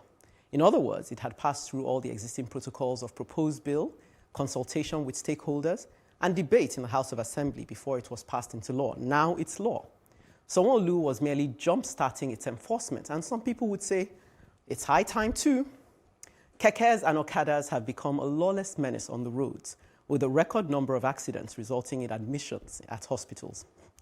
According to Gbenga Omotosho, Commissioner for Information and Strategy, from 2016 to 2019, there were over 10,000 accidents recorded at the general hospitals alone. This number excludes unreported cases and those recorded by other hospitals. The total number of deaths from reported cases is over 600 as of date. So whilst we argue on the necessities for kekes and Okadas, let us weigh into the debate the fact that there are widows and some fatherless and even motherless children who will testify to the real cost of the Okadas and keke hazard. The volume and growing influx of Okadas and the unskilled men that ride them, who flood the already, and women, the already flooded market, ensure that the policing of this menace is well nigh impossible. Since before the ban, there was an estimated 2 million cars, over 500,000 Okadas, and another possible 200,000 kekes to just 4,000 police officers. Kekes and Okadas cannot be the solution to the employment of our teeming, uneducated and unskilled workforce. In addition to the loss of limb and life, there is the proven correlation between the presence of Okadas, kekes, and increased crime, as the states that have enforced the ban of such vehicles have documented a 70% drop in crime rate. Conversely, whilst we continue to manage a poor substitute, and I mean poor, the real deal will never emerge, as the same government we look to supply quality public transport will have the excuse, as always, that we're yet again subsidizing the absence of the same. Clearly, there is a need to get creative in solving our transport problems. A standard restriction could still allow for a renegotiation of the policy enforcement that would permit a select registered and regulated motorbike users, but not the free-for-all that exists now in the name of necessity. It's time to hold our government accountable, as we keep saying, both at the state and federal level, for the investment and infrastructure that is due us. Lagosians and Nigerians deserve a more efficient and safe transport system that is truly reflective of the megacity and giant of Africa. Okadas and kekes are not going to take us to the promised land. If there's such a thing as a necessary evil, then the retention of kekes and okadas would still fall short of that merit list. But nah, there ain't such a thing. Kenny, please, I would plead with you. You won't say anything on this. No, I'll hold my peace. I'll try. I can't promise anything. I'll try. Please permit me. I'll try. Nobody ordinarily, no graduate ordinarily would want to ride Okada. Like we say, it is that opening created by the lack of, opportunities or facilities that will make people. Growing up, Okadas were not. Nobody. We didn't know Okada. We knew taxis. We knew buses, public transport, and we were okay. But after some time, Okada came up. I remember when they started, it was 50 kobo. In some cases 1 naira. But today, it has become what it is. Government, unfortunately, you said something. Government will not think outside the box. Yes, what led to this? How do we ensure that we curb this or we solve the problem so we don't have a recurring? You pass a law and then you restrict. This is not the first time they are restricting, but during election, they donated Okadas and helmets to these same people because they used them for election. After the election, you come back with this. You're recycling. In London, I'm running up quickly. In London, you have trains, you have buses. You can determine, you have trams, you can determine your transport fare for a whole month. But here, government will ban before they begin to bring alternatives. There are accidents on Okada, there are accidents on our cars, there are accidents on bad roads. So which one should we treat first? There needs to be a holistic approach to it, and not just this knee-jerk approach that we like. And at the end of the day, you say, wait, the palliatives will come later, and they never come. I think that, Liberos, you just kind of, echoed what I was thinking. I will say that it was necessary to do something of the Okada because they were becoming a menace. Yes. It will amaze you that my wife says to me, "Emeka, why do you have a katana? Katana is a Japanese sword. Why do you have it in your car?" He says, it's deterrence. Because you're allowed to have one? I don't. Yeah, because of the menace of Okada. Because one day they almost, assaulted me. Wow. And until I brought the thing out, then we had equal balance of terror. Yes. I'm clearly as mad as you. Yes, that's what I was going to say. But they're a menace. But I thought there was a better way to handle the menace. So it's graduated. Yeah. And that's the role of government, impact analysis. Right. What will happen if we take this decision? Yeah. And what are the palliatives? And can we sequence this? Manage this transition Can we do period. this here in Ikeja, test it? Can we move to Shomolu? Can we do this? So you test it. And to come up with such a broad plan that's clearly disruptive, I think that's the word. We saw we're seeing it, the consequences of that. And even the public communication tools to manage it were not well structured. Yeah. But, do I want a city without Okada? Yes. I will go for that. Yes. I will go for better transport systems because they were clearly a security menace. We're looking at this, but the security aspect is actually fearsome. I don't know if you saw Area Father Charlie Boy's comments on Facebook and Twitter this morning where he talked about his name, Area Father. Yeah. Yes. Where he talked about speaking with some gentleman who's Hausa, who coordinates, who knows a little bit about it, and saying that these people were fundamentalists, that somebody's paying have a lot of them. Yeah, somebody's paying them to, giving them money to come into Lagos. Yeah. And they were like sleeper cells. Yes. And it might I have a sound... friend who said that one of his gate man was, the moment they confirmed him to be Boko Haram, he ran away. But the solution to the problem is not outright ban. Like you said, you ban them, you identify that these people are Boko Haram. And so you have bound them or you restrict them. But there is a big question. They are Boko Haram. Where are they going to go? Where are they going to go? Go somewhere else. Exactly. Where are they going to go? Yeah. So if we all ban Okada, won't they move into? They're already here. They'll move into something else. Yeah. So how do you take a census of these people? Why don't you take a census of them, do a registration that would have before been you now? So you have the data. You just say, oh, yeah, we know that these people are a menace and then security threats, so we ban you. And yet you can't flush them out of the country. You can't ban insecurity. It's intelligence. It's intelligence. You can't proclaim, I ban insecurity, and then insecurity goes away. It's not done. But I must admit, the roads are more peaceful. Even if there's traffic, I'm loving it so much. Yeah. See, elite speaking. Elite talk. It's like labeling people elite. Elite but I'm not afraid of the labeling because I know I'm not elite. I'm a woman of the people. Well, you won't know when you are exposing I'm sorry, I don't elitist tendencies. It has really deposited a lot of hardship on the average Nigerian. You know, this morning when I came in, I was interacting with one of the ladies, and she was just talking about the hardship of getting to the office on a daily basis. I mean, on Monday, it's, you know, Nigerians or Lagosians really felt the effects fully on Monday. My colleagues were getting home at past 11 p.m. and leaving the houses as early as 5 a.m. just to beat time. And the traffic. So this is the consequence of the creating an alternative. Amen. So I really don't see how this is going to make Lagos better, or this is how to. I mean, I know you could all tell stories on both sides. I know someone who was gunpoint, somebody on an academy monitoring her in traffic, circling her. Finally, she had a gunpoint. Give me your bag, and she's just petrified. She doesn't know how she managed. She had seen them circling, so she took her passport and whatever under her seat, and that's how she escaped. They're taking her passport and travel allowance. The fact they can do it at 1:30 in the afternoon on a jack stretch tells you that you're dealing with something. Hawkers on this traffic, people drive, rob also. Yeah, no, but these ones can get away because they're motorbikes. No, but this guy has a motorbike, so he's able to make a fast exit with your bag. It's not quite the same. Well, Ekene, you've had your go, so now it's my turn. So after the break, I'll be looking at the Keke and Okada pandemonium from a different angle. 5 panelists, 5 topical issues, no holds barred. For me, it's not knowledge that's lacking. It's that greed. It's that mentality where you feel you deserve to take your own and take it infinitely and let everybody else just manage however they will manage. We're almost becoming hardwired to try and cheat. I would, suggest that we begin to hold our leaders accountable. There was a time in this country when things actually work. I don't think that any organization should be above the law. And I think one of the challenges we have in this country is about governance across the board. What I'm saying is that it doesn't really affect us in Nigeria. That's it does.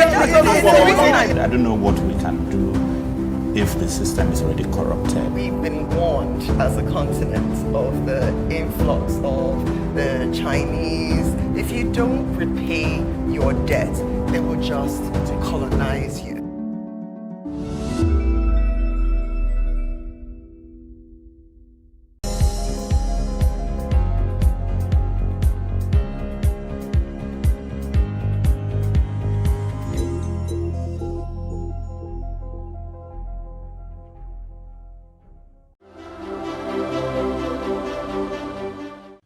It should come as no surprise to us how interconnected our lives all are. Some issues merely flag it up that much more. So I'll be discussing the mega city confusion, part 1, and that's Keke exit. This is the first in a series aimed at examining the growth of Lagos as a mega city. I wondered for quite a bit what had happened to the buses and boats that were the legacy of former Governor Ambode. I know he was being hounded for apparently over-invoicing the state for the buses. Then I heard Sanwo-Olu's people gleefully reporting that their government had arranged a revolutionary overhaul of water transport with those same boats that had been presented to us at a lecture by the managing director of LASWA, a lecture I personally organized in 2018. Now, this was part of the reason this government felt that it was okay now to ban Okada and Keke without adequate notice or preparation. So am I expected to take a boat from Falomo to Obalende or what, especially at peak travel time? They say that Okada trade is not long-term. Tailoring and bricklaying are. They say deaths and injuries from Okada and Keke outnumber all else, be they untrained Okada or those owned by corporate transporters. This is patently untrue and inaccurate. The corporate transporters collectively have a fantastic record. They say that terrorists and criminals use these means of transport more so than any other. And they say a modern megacity should not have these contraptions around. What hoppycock? There's far more crime on the internet and WhatsApp. When will those be banned? How many car drivers in Lagos are suitably licensed? How many Lagosians know who has the right of way at a roundabout? How much is spent on car repairs from collisions with others? Remember that car body parts are imported and a drain on our economy. How many LASMA patrol cars are in good body shape? None. These are the enforcing officers, by the way. How many car drivers have killed and maimed Okada riders? How many government bus drivers have caused harm to others on the road? Lagos has character, good or bad, but one nonetheless. Any growth study must absorb and abstract those qualities to make our own authentic city. Keke, Okada are not the problem. It is their regulation that is. That puts the blame on the Ministry of Transportation and the governor, Sanwo-Olu. They are failing and clutching at straws. The mega city concept is greatly misunderstood. Quit talking about Dubai. This is Lagos, Nigeria. I shall continue next week. I like your it's Atsu reference. Yeah. Let's pace ourselves on this one. You see, I also will continue with you next week. Yes. Because this morning, coming to the island, I look at the number of vehicles all coming to the island today alone, and then I look at the number of people in these vehicles, and I tell myself, why is it that nobody's thinking? Everybody comes to Lagos Island, Victoria Island, Ikoyi daily. In the evening, these places are empty. They all go back. Why are we not thinking of creating mass housing for low-income earners around these places that will be affordable? Yeah. With that also, you take away a lot of cars that would have to drive in. And then you can now make VI Zone 1 and say, look, you congestion, charge these places. But no, we won't. Fashola wanted to build Oloibiri. Somebody said, no, you can't build low-cost housing, close to the waterways. It's only for expensive and high-earning people. All of these are ways to solving a mega city problem. And so, with that, you don't need to drive from Alakuko, Alagbado, whatever. How also, we've been discussing Fort Mainland Bridge. In 2003, Tinubu said we should imagine Fort Mainland Bridge between Badore and Ikorodu. Do you know that if you are traveling from Ikorodu to Victoria Island or to Ajah, you will have to still come all the way to Third Mainland Bridge? Meanwhile, you can stand in Ikorodu and you're seeing Badore right in front of you.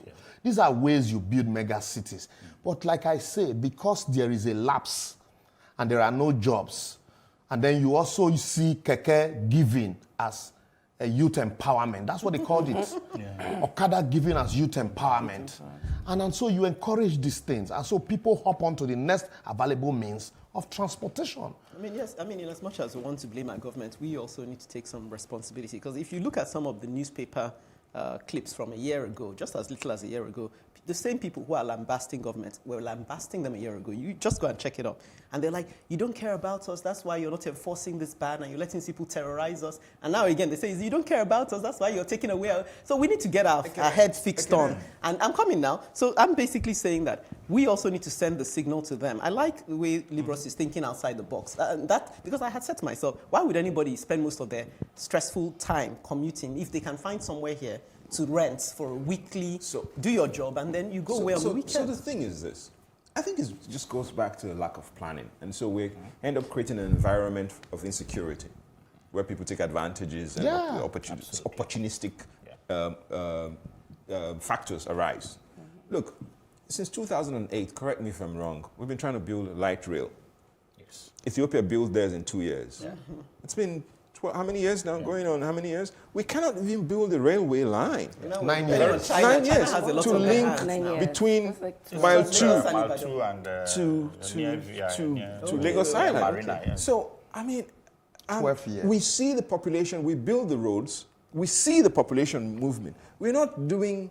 So when people say mega city, and that's why I agree with you, there is no mega thinking. Yes, that matches the mega. On the other hand, to match the mega city. It is mega thinking that can use mega so cities. you just mount it. Oh, we're going to do Lagos is a mega city. Meanwhile, you have No, but then to be sympathetic to those at the helm. I can't sympathize with you. Let me give you some information. We pay taxes, we're here. What am I sympathizing with you? Commissioner of Transportation, his own, and I think I've said this before, let me just repeat it though. He says that, look, it's almost impossible with the funding they have, and as long as people keep coming into Lagos, which you can't stop, to match the demands of a megacity. Do you know how many people go to Dubai every day? When he went to London, he found that his number 2 equivalent was able to get any amount they put down. The system would match it by 40%. Here, the federal government are ignoring Lagos, whereas Lagos is the hub. Shebi, we said, let's go to Lagos, we'll go so that we'll have federal and Lagos will exactly. Is it happening? There's no thinking. The problem is thinking. You can think out solutions. People are coming. You also say that Lagos is a port city, so people are coming. What about the federal government saying, let's create more ports in other places, let's push them so that population will go to those places? So if you focus only on Lagos, people will come here because the opportunities are here. It's simple. As I speak to you, it's simple. This will be my topic next week. As I speak to you, I go to Apapa every week. I can't drive to Apapa. I take a ferry to Apapa, and then I'll have to take a bike to where I'm going to because I can't get a bus to that place. Now I will have to trek from Flour Mill all the way to Warehouse Road. And then that's your, port hub. That's the seaway into Nigeria. You have 2 major ports in Apapa and it is not accessible. Somebody needs to think. Not even inside the box now. But we're talking as if we don't know that there are people frustrating even those who want to think. Sorry, Sandra, you must say something. Well, really, I think we have all said everything I would have loved to say because, looking at mega cities, talking about Dubai is far-reaching even. Who is talking about Dubai? Let's closely. He mentioned Dubai. Somebody. So talking about Dubai is far-reaching. Look at Abuja, which is closest to us. Let's look at the policies that have been put in place in Abuja and then, match it down to Lagos. Are we really ready for this kind of move? We're not. We don't even want to be ready. We don't want to deal with consequences of our failures. So how do we get ready? Because that's what we're doing. What are we advocating The way for? we can get ready, I already said it's simple. The thinking, let's do the thinking for them. Will they listen to us if we donate thinking for them? In Oniru, for example, we are building a co-Atlantic city.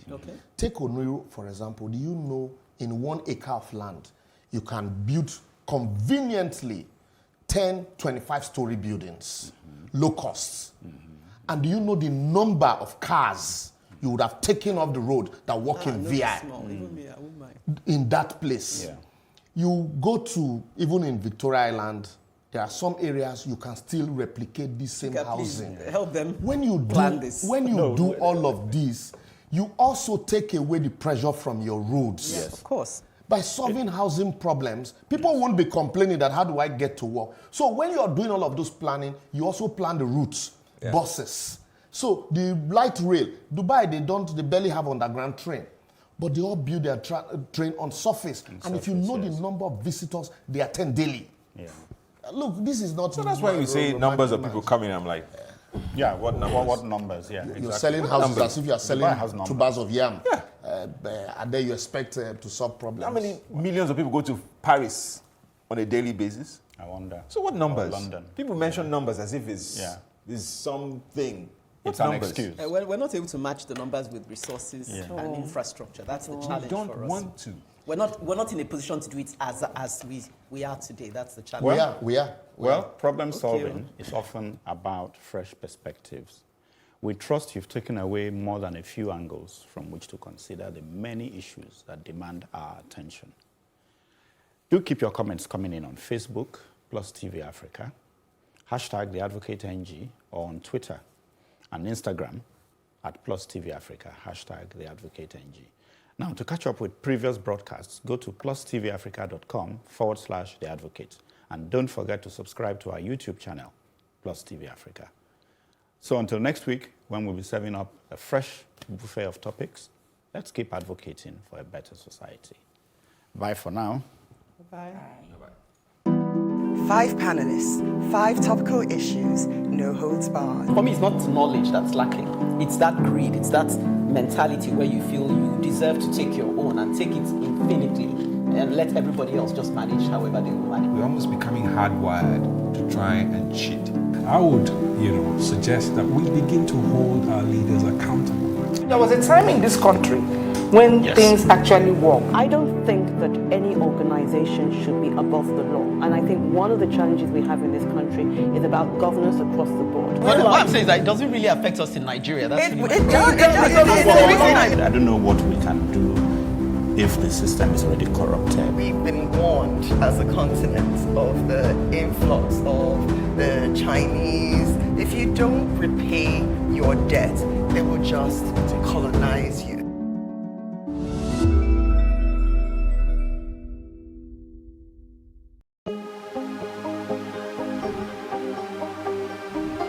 Is it for upcoming artists to blow in Nigeria?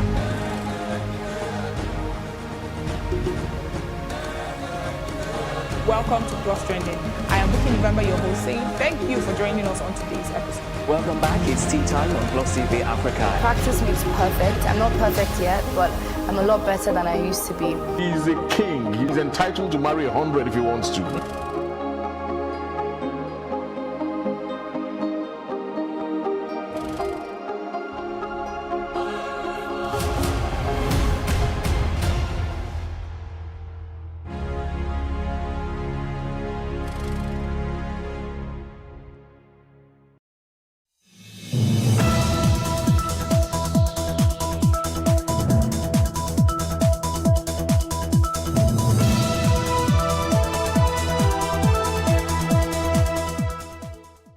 Barely 24 hours to its inauguration, David Leon of the All Progressives Congress, APC, as governor-elect of Bayelsa State, has been sacked by the Supreme Court.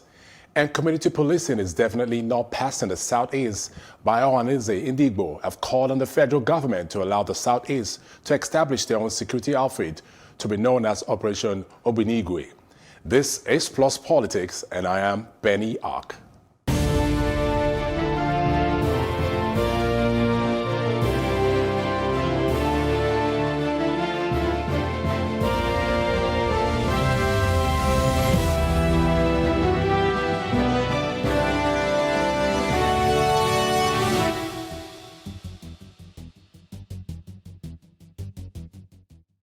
The Supreme Court on Thursday sacked David Leon of the All Progressives Congress, APC, as the governor-elect of Bayelsa State, barely 24 hours to its inauguration.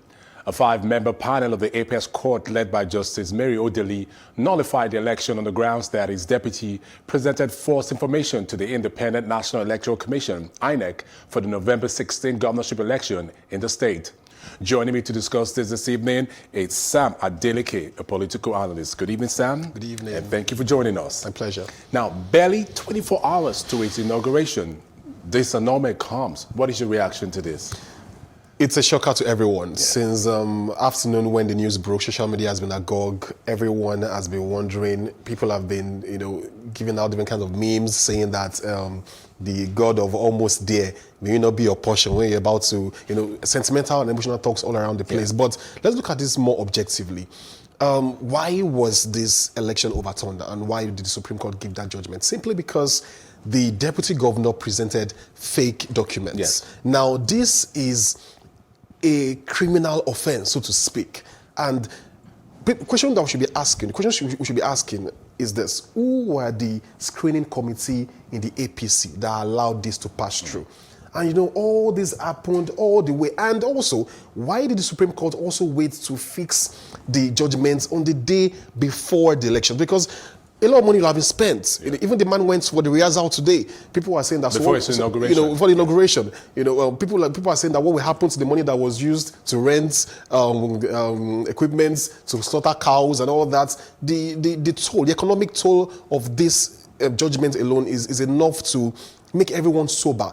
That this is not just about, and of course, political pundits kept saying that, is the Supreme Court trying to give compensate the PDP for what they did in Imo, and people are saying that no, these are two different things entirely. Let's look at this without being emotional about it. It's what is wrong is wrong. And if we look deeply across the political landscape, there are many officers who are brandishing and who are currently leading us, so to speak, with fake and not original documents. So this is a wake-up call to every politician out there that, see, the Supreme Court is not a court that is predictable anymore. I think it's good for the system. Even though we have had shockers in the past few months, I think this upsets will make everyone sit up and like, okay, you don't just go by the Godfather choice anymore. Let's be objective. Well, some have also speculated that the hand that pulled the string might have been involved in these, and the hand that pulled the string here, they're referring to Wike, that he seems to have strong backings when it comes to the judiciary over there in the South. Would you want to subscribe to that? Well, to be honest, we can't remove politics from everything because we are political animals, and there are judgments and implications and the bigger picture. Because even during Wike's tenure and when his own court judgment was going to be struck, then there were news and rumors around town that that he went to beg the Peter Odili, the husband to Mary Odili, the lead justice in this 5-man panel. So news have been flying around that this has political and judicial undertones. But to be honest, we cannot separate these things. And unfortunately, the Supreme Court is the most senior court. So there is no one we can appeal to right now. It is what it is. Now, I'm concerned the reason given for the grounds while he was sacked is deputy. I mean, then people beg to ask the question, why then not prosecute the deputy? Because it's tantamount to forgery. Why should, because he met every criteria and he was governor-elect, why not prosecute the deputy? Why the governor? It's a joint ticket. But looking at it politically and legally, is this correct? Well, I'm sure legal pundits would definitely agree with the fact that what the Supreme Court did was based on evidence. Because, of course, on his deputy. On his deputy. And he probably was not privy to it. But then the voters didn't just elect Leon. The APC was elected. So whatever judgment or whatever implication of someone's action would definitely, cause ripple effects on the party as a whole. So it was a sin that someone had to pay for, the party, someone's error. So and then politically, do you think this is correct? Because this is a precedent now being set. It is. Like I said earlier, even Tolu Ogunlesi, the SSA to the president on digital media, tweeted that every political party should sit up. And this is a wake-up call for them to take more time to scrutinize every document presented by the candidates so that they will not get this or face this embarrassment at such critical time or juncture in the political process. And now joining us now on the phone is a politician, Asu Ikiye. Good evening to you, Asu. How are you doing? Good evening. Fine, thank you. Thank you for joining us on Plus Politics. Yes, how you doing? Now, let me have your 2 cents, Asu Ikiye, on the situation, the sacking of the governor of Bayelsa State. What is your reaction to this development? Well, for your information, the governor was not sacked. It was the governor-elect that was sacked. He had not been inaugurated, which was supposed to be tomorrow. Yes. And he was sacked. And my take on it is very simple. Every one of them are Bayelsa. The governor-elect is a Bayelsa. The one who is to be sworn in is also a Bayelsa. We believe that the best persons should be given opportunities to serve the state. And under that circumstances, I believe that it was proper for the proper procedures when it has to do with the laws of the land are followed in getting the person who becomes the governor. So PDP had a very strong case. And that strong case is what they pursued to the Supreme Court. And that verdict came, although the verdict came when we had all given up. But today, the city of Yenagoa is in jubilant mode because the law has taken its course in our political dispensation. And I think we are very, very excited about it. All right, people have argued the fact that the deputy should have been prosecuted because he was the one with the falsification of documents and not the governor-elect. What do you say to this? Well, it all boils down to how laws are enforced in Nigeria. I believe that when a state is not called a state, you are about to see things like this. Why do we tamper with the law when it is very clear? Why do we use positions to alter the legal procedures when it's supposed to be very clear. This case should have been settled before the Supreme Court, but because we were not following our laws, were not properly legislated, we have that kind of scenario. And I think that this is a very clear case in point where people who have fallen short of the law should have been dealt with before a particular time, and they were not dealt with. And so today, the Supreme Court has given us the answer. Like you rightly said, the Supreme Court has given its ruling. But do you think this represents the will and goodwill of the people of Bayelsa? Does it sit well with the people of Bayelsa as it stands? It is difficult to sit at a vantage point and consider a court decision as the will of everybody. Now, there are two sides to a decision.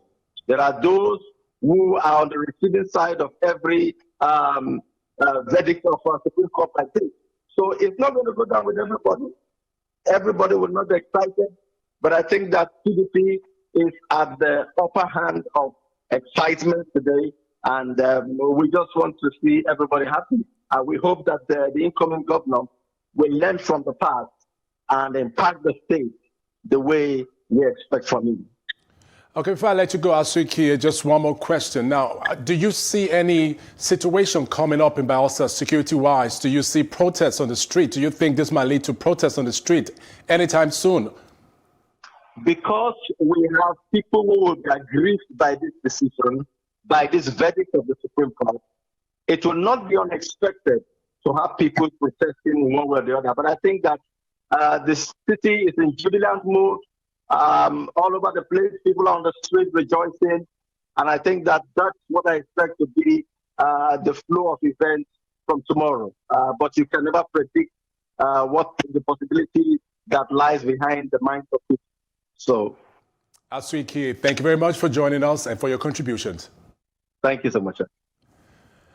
Now, it's amazing that the grounds given is the falsification of documents by the deputy. Now, one would have expected for this to happen. It could have been maybe irregularities, widely spread during the election. But none of this was the case here because given the results, the governor-elect actually won. He did. In the major places was meant to win. My worry in this entire scenario was what the High Court that sat on this judicial, on this election tribunal, why didn't they spot that before it's even moved to the Supreme Court? So it simply shows that there has been some gaps and holes in the system. And I think the National Judicial Commission should call to question and query the judges at the High Court who missed that significant. Because if we do not respect institutions, we don't respect certificates, because certificates are what people go to school to read and study for.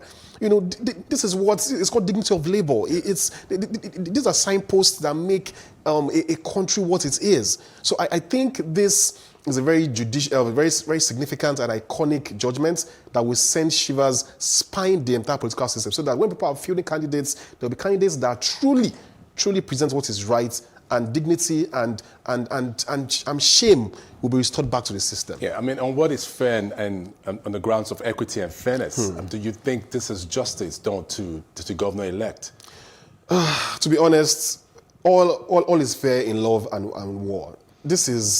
It's a game of who wins and who gets power at the end of the day. But just like Asuiki has said, if truly the purpose of power is to serve, then it should not be a thing of do or die. Now, the new person who's going to be sworn in tomorrow now will come in. He has the burden of service because you have just been trumped up at the last minute when you didn't even expect it.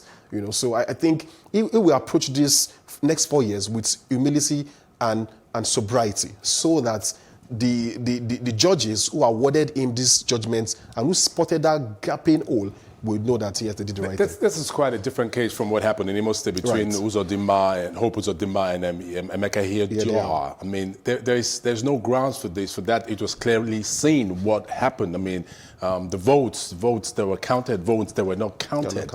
And at the end of the day, I mean, in weeks to come, unfortunately, like you rightly said when you were talking earlier on, it can appeal this because this was a decision, this was a ruling passed by the Supreme Court. What are his chances in any way in this situation? Ooh, his chances are very slim. It's just like, I think he will have to just give a concession speech, just like the former governor of Imo State did. And fortunately for him, he has not even been sworn in yet. So we can't even say he's a former governor. There's nothing like a former governor-elect, you know. But in the case of Imo, where he won and he was removed, right now people are saying that this is not just because people actually voted overwhelmingly for the APC candidates, and that the people, the person who was not voted for, who people didn't like, is now the one there, you know. So I think, you know, the way the political system works, there'll also be cross-carpeting, I believe, in the next few weeks. Oh, yes. People will move and alliances will shift. So I think it's just politicians will just remain politicians. And who knows, some of them might even go to the beer parlor tonight and talk and strike a deal. You did say, I mean, this people went out and voted for him. This was the people. Right. This was the person the people wanted and they voted for him. And I did ask Asuikia, does this represent the will and desire of the people of Bayelsa? It's clear it doesn't. It doesn't, because democracy is the government of the people, for the people, and by the people. It's about a game of numbers. It's about those or the person that carries the day. Now, this person carried the day, but then a technicality which is major made him lose his mandate. So, unfortunately, the people of Bayelsa have to, you know, tolerate these new governments. And, of course, just like Asuikia said, who is on ground, a jubilation across Bayelsa. Let's hope that this jubilation also makes the party, PDP, accountable and sober with this new mandate they've gotten. Now, this just shows there are a lot of grey areas and holes that needs to be tackled by electoral system and also the judiciary. I mean, it's not the first we're seeing situations like this. I mean, what are they missing out on? The judicial system and the electoral, they've called for electoral reform over the years, and it's still a clamor. What is pertinent for us at this point in time in view of 2023? So to avoid situations like this from reoccurring. You know, where there is no consequence, impunity will reign. And if the judiciary does not sanitize its rank and file, we will keep going through the same cycle. Because to be honest, it's not so much about laws. Even though the president and this president has not lived up to expectation as someone of integrity and someone who will bring true change. Because the amendments that be proposed, this is the 5th year. This man should have signed, and this man should have made significant and bold moves. So if that has not been done, now let's look at the people who are to execute, the NJC, the rank and file, to ensure that the people who are manning and who are presiding over these cases are people of integrity, people who will not be linked with politicians who are questionable, so that people will not have the grounds to say, oh, it is because Wike and Odili, it is because this and that. That should not be the basis for people. People should say, oh, okay, judicial system, judiciary is sacred, the sanctity of rule of law, these men are incorruptible. That should be what the NJC should be looking at going forward. And also the INEC, because apparently this is an indictment on our electoral process. It is because why didn't their lawyers and also their screening process ensure that whatever certificate that they submitted, even at the submission, the primaries level, because INEC usually involved in the names of those who are names of party candidates, they should have screened this and flagged this from that point. Why waiting until this dying minute? So I think it's important that the henchmen and the key men in these institutions take the bold step to ensure that they leave a good legacy of integrity, legacy of transparency, accountability, so that the system is not just thrown upside down at such a significant People are saying, moment. why are they just finding this now? Why are they just finding this out now? And that's why they said the hand that pulled the string could have been involved in this, that it's beyond what has been given as a reason. You know, and we know the godfatherism figure they still plays in our politics. It does. You know, and so how do we resolve this kind of situation to ensure they don't happen again? Whew, that's an interesting question. Godfatherism will never cease as long as the earth remains. It will only be tempered. Only if and only if we have a responsible and proactive citizenry that will continuously damn the consequences. If we have more agbajalingos, more showerers, more people who will not be beholden to the powers that be, because apparently these are men who have entrenched interests, men and women in this polity who have been there for years, but people who just come every 4 years, periodical and seasonal politicians, they can't make a change. So I think people should start getting interested in the political process and move from online to offline and start marching the streets, gathering momentum, gathering consensus, start planning and building momentum towards the big day. I think that will result in lasting change. If not, we'll keep in this. We'll keep talking about this godfatherism too. Sam Adeleke, thank you very much for your contributions. Thank you. And thank you for staying with us. We'll take a short break now, and when we return, the Southeast catches the community policing bug. Do stay with us.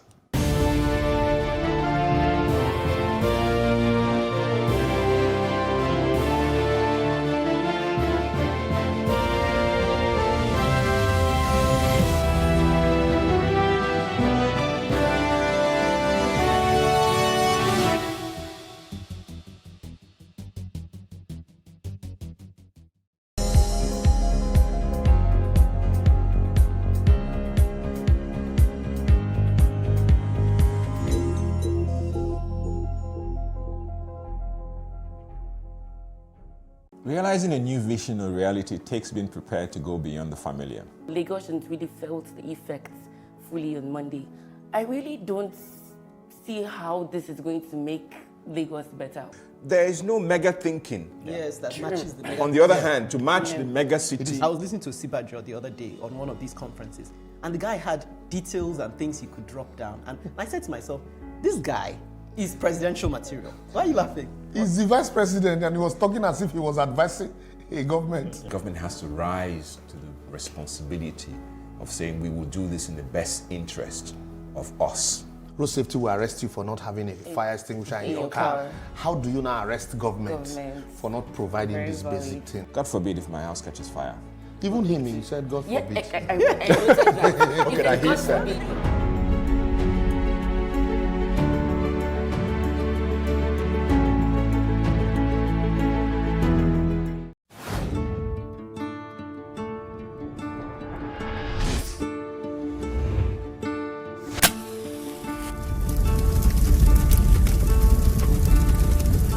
That money will shoot every person that we know can shoot. We don't let people die there. You could have killed me for a long period of time. At that time why I carry gonorrhea. I first go hospital first, but it no go. Now I come make that mama. He just pulled it, he pointed and shot. What is the soul of a man? They suffer too much. They suffer too much. Issues around the Nigerian police, we have to tackle it holistically.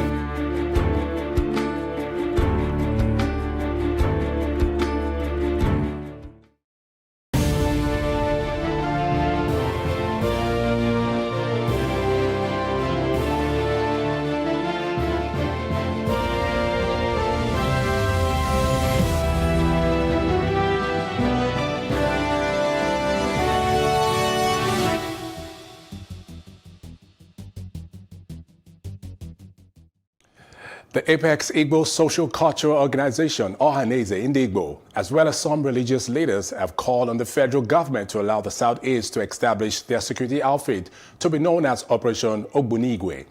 And while this is happening, the Sultan of Sokoto, Alhaji Sahad Abubakar, has told traditional rulers to speak out about the problems of the country. And joining me still in the studio to discuss this is political analyst Sam Adeleke. Thank you, Sam, for staying with us still. Now, the Sultan of Sokoto, Sahad Abubakar, has told traditional rulers to speak out about the problems of the country. What roles do you think they have to play with the myriad of issues surrounding us right now? The monarchy system, in Nigeria has predated, or definitely has predated the political system here. Before independence, before we had the regions, and before we had the presidential system of government, we've had these traditional rulers rule and preside over their individual kingdoms for years. Territories, yes. Territories, and they have been so absolute. But over time, these powers have been dissipated and diluted, primarily because of the influence and the power of the governments, because they are the ones that now fund these institutions. And he who dictates, or he who pays the piper dictates the tone. And for someone like the Sultan to have made this pronouncement, there's no smoke without fire. He has been vocal of late. The Sultan of Sokoto has been vocal of late. It used to be Emir of Kano. Now Sultan has taken over.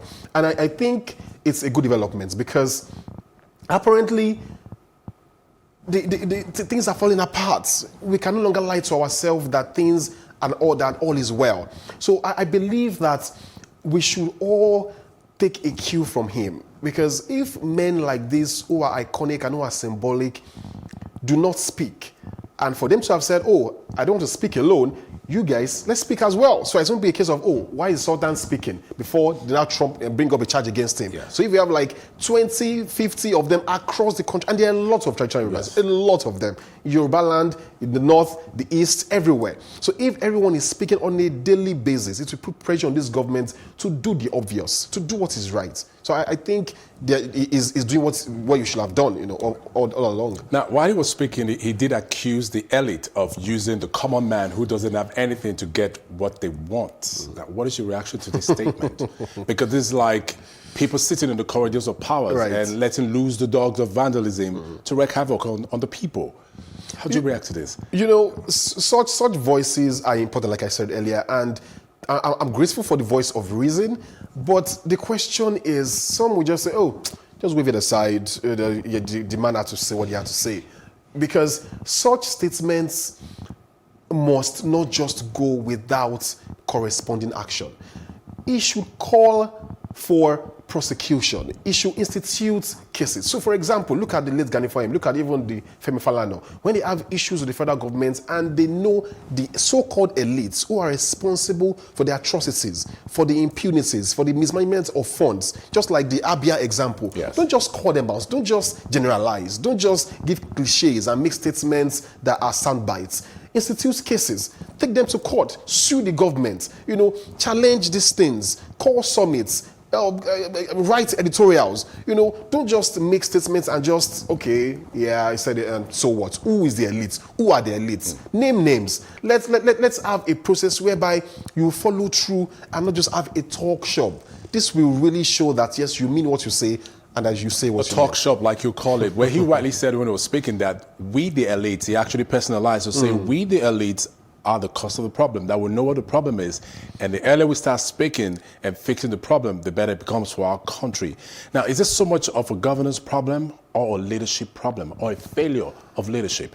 Leadership.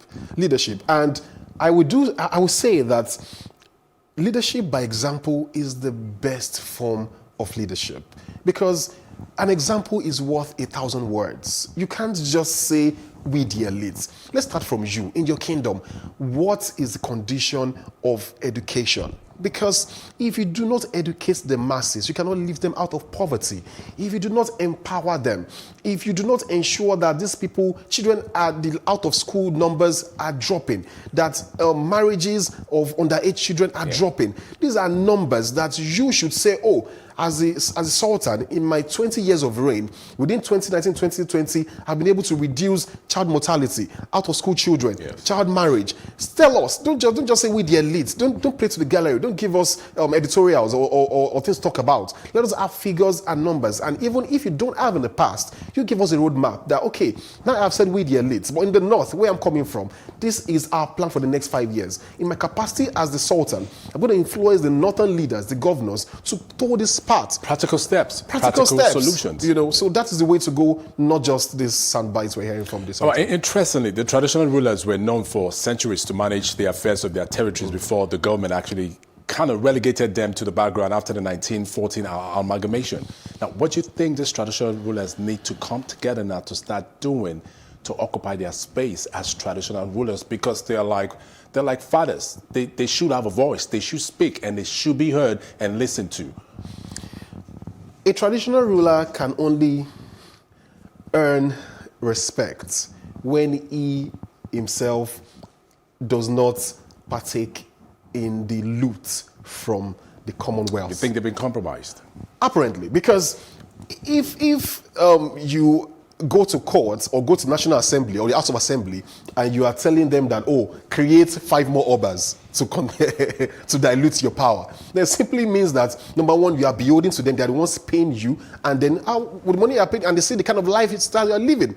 You are living more than your means. How is the Oba earning? How are the sultans? How are the traditional? What's their income? Because these are factors that we cannot overlook. So if they are able to achieve some level of financial independence, I'm talking in an ideal situation. Yes. But if they are able to detach themselves from that handout and that pay, from being on the payroll of government, then that independence will give them that leverage to be able to speak to power, and then power would listen to them. Now, the Sultan said, and I quote, "You cannot have peace and security when you do not have good governance and justice. Without justice, you can't have good governance. That is what our forefathers said. We need to rise to the occasion. Things are really bad." End of quote. Governance. Governance is multi-layered. At the same time, it is the person that controls the money, that controls the power and controls security, that really, really has the burden of governance. These traditional rulers can only talk. They can only have the paraphernalia of power because they're the custodians of culture. We have the festivals, we have the respect and all that. But if they cannot order their bodyguard or the police to arrest this person, prosecute this person, if they don't have the apparatus of justice and security, they really can't do much. So I think it's about moral suasion. It's about being able to use their moral standing, their integrity, their capacity as fathers to be able to compel the people who hold the apparatus of power. Because if not, they will just be talking, they will just talk, and then the governor will just dangle the FCC at them and then keep quiet. So I think that is the way they can influence governance if they themselves come to equity with clean hands. Now, recently there's been a whole lot of setting up of security outfits and regional security outfits. Don't you think the government can actually get this monarchs involved in this creation of these outfits for effective community policing? Shouldn't the monarchs be involved in all of this? In fact, they are involved already. The Southwest example is there for us to see. The Oni of Ife, led every other governor to that inauguration. And I was privileged to be a guest of the Oni last month during the Royal Leadership Youth Awards, where I was one of the awardees. And in the palace in Ife, the monuments of the Amotekun were actually all over. Yeah. So I was like, oh, okay, so this is where they drew the inspiration from, because Oni as a progenitor of the Yoruba race. Now, they were proactive. They didn't wait and ask for permission from the federal government. So that's why this issue of restructuring, so to speak, it will organically evolve. And that's why when we heard the Oaneze in Digbo asking for permission, you don't ask for permission to protect yourselves. It will come naturally. So that is why if you are using one mouse to say, oh, we are working with the police or community policing, and then the Oaneze, that's governors are saying that, and then the traditional people are now saying, oh, we want permission to do this. No, it's a federating system.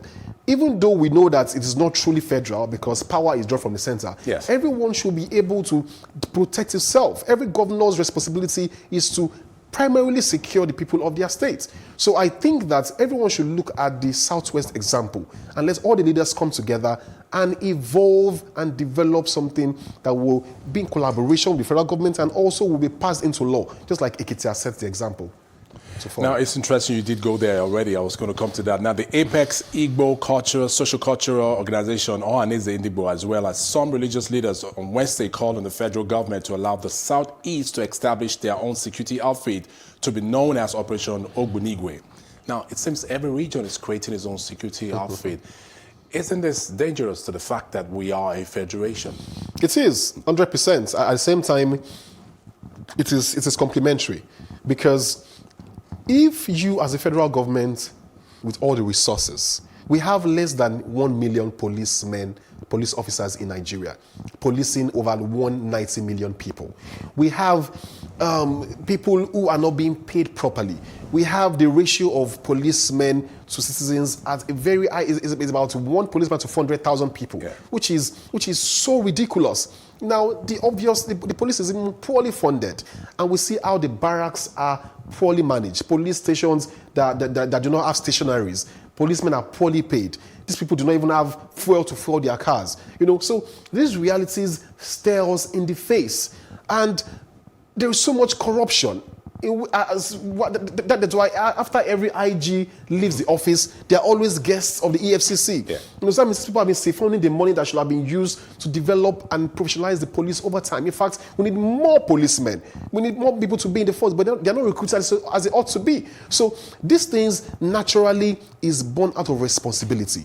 People who are beginning to take arms and arm themselves. People are beginning to have vigilantes. And then the government of the regions thought about, okay, why not let's make this more professional? Let's make this more formal. So I think it's a naturally evolving instinct to self-preserve itself, because part of the human characteristic is self-preservation. So if the federal government, whose responsibility is to secure everyone, is failing, definitely people will preserve themselves. So that's what's happening here. Okay, now that's a big concern. I mean, regionalism of the security outfits. Some people have said, some social commentators out there have said, this is Nigeria eventually disintegrating, that this is us going our separate ways. And there's been concerns about when the Amotekun started, an SY governor of Kaduna State, Balarabe Musa, said the federal government should not allow this to go through because it's a ploy ultimately for them to create their own country. And now the South, the East, the Easterners, the Northerners, everybody's trying to create their own security outfit. Do you see a case of anarchy here? There's only one person to blame, and that is the key man in charge of this country. Because the commander-in-chief is the one who we should ask that, Oga, why are things falling apart in your house? Everyone is bringing up their own security outfit because they want to protect and preserve their lives. So if there are the legitimate fears about Nigeria be disintegrating, it is everyone has a right to pursue self what's the word now? Self-actualization. Okay.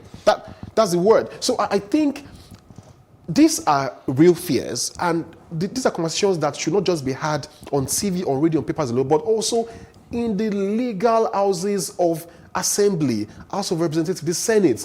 Let's talk about the fact that, see the implications of securing your people. They will go their own way and they will secure themselves. So I think it is important, and that's why I appreciate what the Senate just did today, in the papers of today, whereby they are dusting up the reports of the national conference that was called by President Jonathan in 2014. So I think this is a wake-up call to every leader, to everyone in this country who's a political leader, that yes, let's talk about our existence as a country. We should stop sweeping these things under the carpet. Just like the way Rwanda, I love remarkable Rwanda. I've been there twice. They do not hide their past. They have monuments that remind them of the genocide in 1994. So everyone is reminded of where they are coming from. But Nigeria likes to, bury our head in the sand like ostriches. So it's important that we talk about the things that can threaten our national coexistence.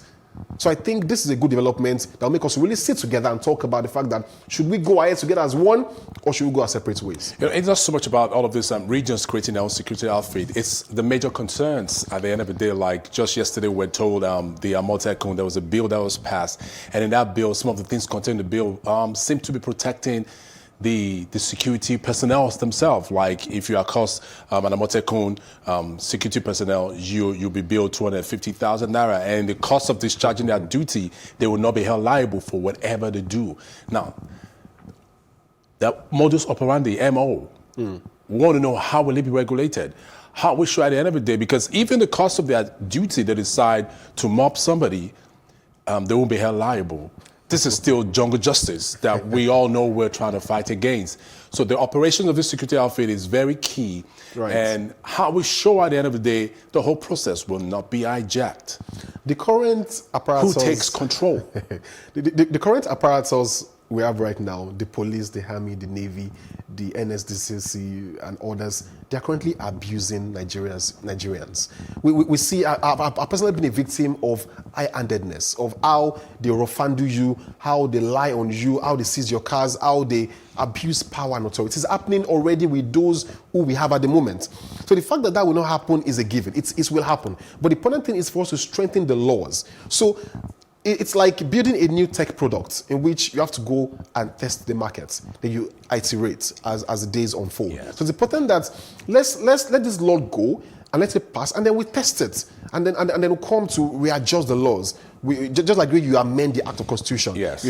Because every law that challenges Constitution should always be challenged itself. So I do not think that we should always be afraid or we should fret when a new development comes, because we cannot have a perfect situation all the time. So it will keep changing, things will keep getting adjusted, and of course the judiciary will always hold them accountable. Yes. And always try and interpret the laws and the letter and the spirit of the law. Sam Adeleke, political analyst, thank you very much for joining us and for your contribution. My pleasure. Thank you for staying with us. We'll take our report now, and when we return, I'll be giving you my take. Do stay with us. The convener of the Revolutionary protest, Omoyele Sowore, will be rearraigned on Thursday, February 13th on fresh charges. This was concluded after Justice Ijoma Ojukwu adjourned the case following the resumption of Sowore's trial on Wednesday at the Federal High Court in Abuja. The prosecution, A.K. Alilu, informed the court that the Office of the Attorney General of the Federation, AGF, has taken over the prosecution of the case and has filed fresh and amended charges. Alilu added that they are yet to effect service of the amended charges on the defendants. The prosecution is always not ready to proceed, coming up with one excuse after the other. And if you are following the trend, maybe before we finish this case, Sowore will become a millionaire, because each time they ask for adjournment, it is at a cost, which is not coming from their pocket, it's coming from taxpayers' money. That's the way they are wasting taxpayers' money, because it's not coming from their pocket. All the VAT that they are increasing to 7.5 or whatever, this is the kind of nonsense they will be using it for. Don't forget, on the 6th of December, an issue cropped up in court when the learned Sikh, Femi Falana, insisted that the proof of witness statement, they have lined up their witness statement, but the documents that they have on their witness statement are redacted statements, summary statements. So we have asked them, please serve these documents on us. That they have not done. Tomorrow we'll be in court. We did not apply for adjournment. We were supposed to be before the court yesterday, we are here today, and we're also going to be in court tomorrow. What we asked for wasn't an adjournment, but in fact we asked for time to serve the amended charge and proceed to arraignment. That's what we asked for. So, well, the defense themselves never asked for cost, but we'll take necessary action regarding the issue of cost. But the fact is that we are back to court tomorrow for the purpose of arraignment on the amended charge.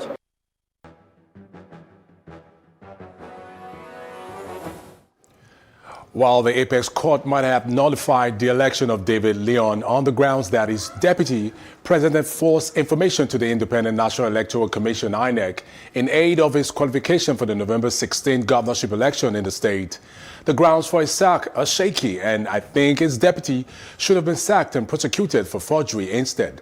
The truth remains that we cannot have peace and security when we do not have good governance and justice, because without justice, we can't have good governance. The royal fathers have for centuries managed the affairs of their territories before government relegated them to the background after the 1914 amalgamation. It's about time these monarchs rise to the occasion, speak out and partner with stakeholders and the security agencies in the fight against insecurity and save the country. The call by the Sultan of Sokoto asking the monarchs to speak out should be heeded. Nigeria is in dire need of leadership that will save our country and put it on the right trajectory. Traditional rulers must speak the truth to power and demand that governance takes place with their communities. They wield a lot of influence and should not be a willing tool in the hands of politicians who are not keen on serving the people that voted them into power. That's our show for tonight. Join us tomorrow, same time. Do stay well.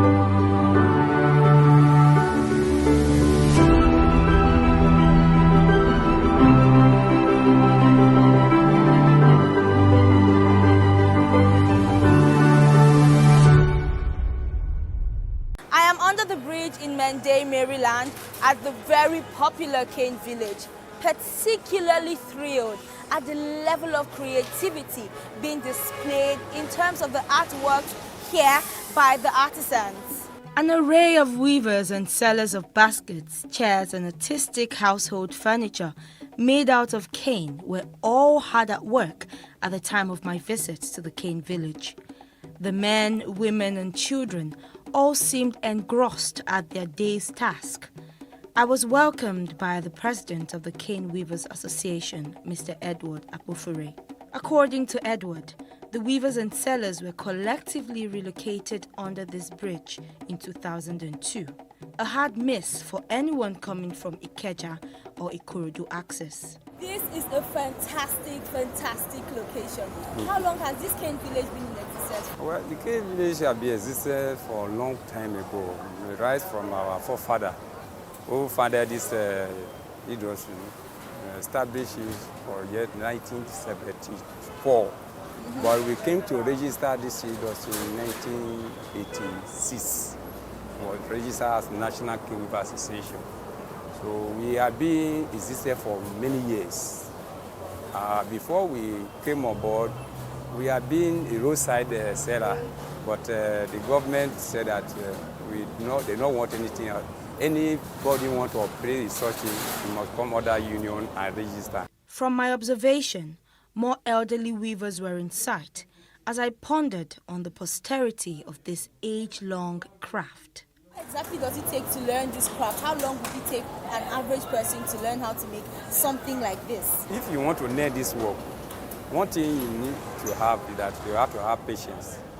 This work is not something you can just carry knife and do. You go for process. You got the material which is called cane. And from there, you scrape it. After you scrape it, you tear it. After you tear it, then you now carve it. And this here you are sitting on today now, before we work on it, we have procedure go through before you come like this. We have the framework.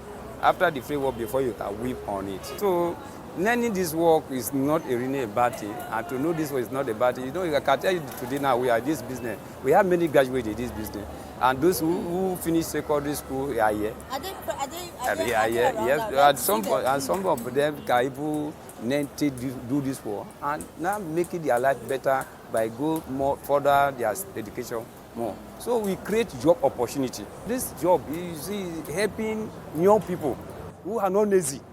I was eager to meet the university graduate who came into the business for what he described as a lack of jobs in Nigeria.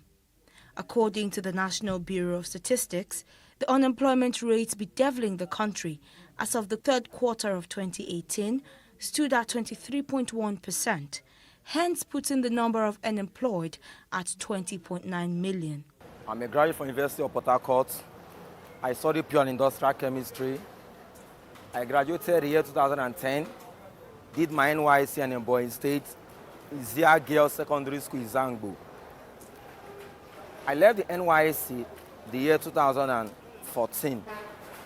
So, but due to Nigerian no job creation for we the youth, so we engage ourselves since Nigeria said that everybody should find themselves doing one or two things.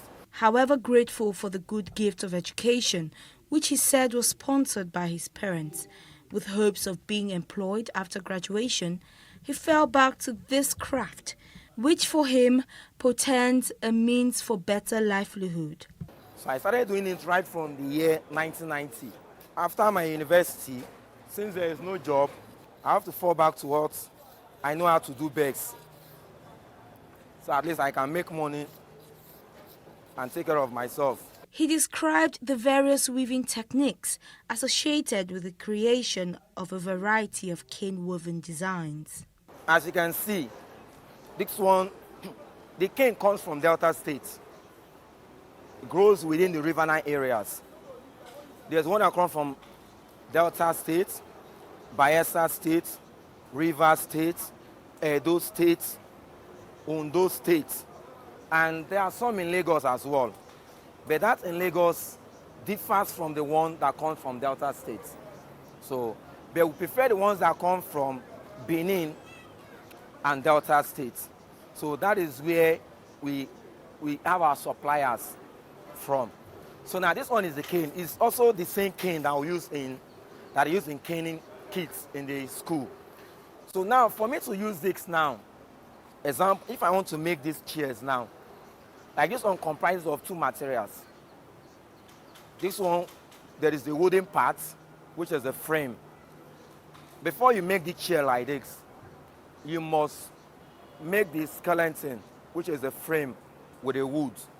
Then after the wood, then before you get your cane, then after the cane, you cannot just use the cane like this. If you can say that the color of this one and the color of this one, they are two different colors. Then when I get to this stage, now depends on what I want to use it for. Depends on what I want to do. If I want to do this chair, then definitely I'm to chair this into 4 pieces because I'm to use just the back of it. I won't use the inner of it. But if I want to do another design, maybe something like this, I'm going to use the inner of it and the outside. While this craft had transcended many generations, I could tell it consumed a lot of production time, which affected the ability to meet up with purchase order demands from customers. For this reason, some of the weavers have employed the use of rattan made from polyester, a more expensive but efficient material imported into the country. Macaulay, however, confirmed my assumptions. The manual processes delays the production. So, and that's the reason why these days we are now shifting from the cane aspects to the one we call the outdoor, the rattan process, which is now the one that has been done through polyester materials. But meanwhile, it's not being done in Nigeria yet, and it's more expensive compared to that of the cane. Like if you see these two materials now, they are different. This one is the rubber one. This one is made from polyester. Then why this one is a cane. So this one is faster in production compared to this. While the cane weaving procedure can be done in isolation of things like electricity, the rattan procedure may use an electric-powered compressor or one which makes use of fuel. But due to the inconsistent power supply in the country, weavers such as Macaulay settled for compressors which make use of fuel. Meanwhile, in doing this, there is no how I can do this without the help of this gun and a compressor. Meanwhile, there is a stapler we put inside. Then with the help of the compressor, see, we use this to staple the rubber to it so that at least it can hold.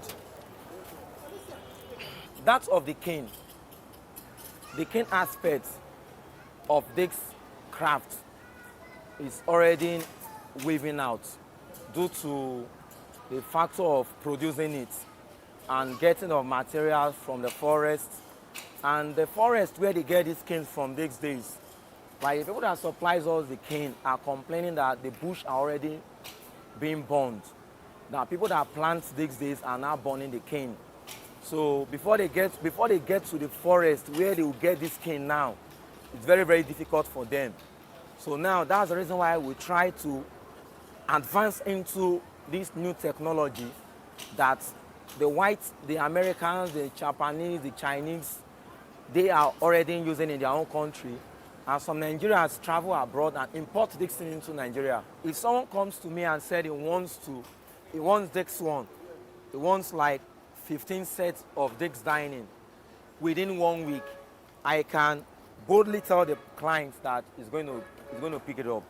But that of the cane, even 1 month, it won't be ready due to the process of preparing your materials, getting your frames ready. Like that of the cane, a set of cane chair, at least you get it for like 150,000, 170,000. But a set of rattan chair, the least amount you can get is 250,000. This market right here does have a high level of economic benefit for the country if issues such as financial deficit as well as a restructuring of the business can be done by the government. The weavers remain optimistic about their ability to expand and possibly export their products someday. Edward says financial aid from the government would go a long way. If government shall now say, I want to give individual 500,000 to start. I tell you, when you invest 500,000 for this business by a year, by the end of the year, you will make a return of even 300,000 on top of that 500, even $1 million. Because during December time, the period of December, when many companies want to do outpass gift, they come here to have a demand of basket, meaning even when you do not have money, you can never meet up there because they will come, they will demand more than you don't even have.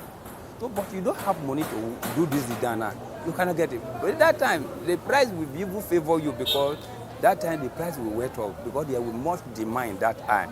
So if the government help us, we give us money, we do this business, we keep them toward December time, we bring them for sale. You know, when you borrow money for back, maybe all these back microfinance now, you borrow today, tomorrow you are coming to collect the money from you. And this our business does not go like that. You see, we do the business, you give us money, you give us time to work with that money.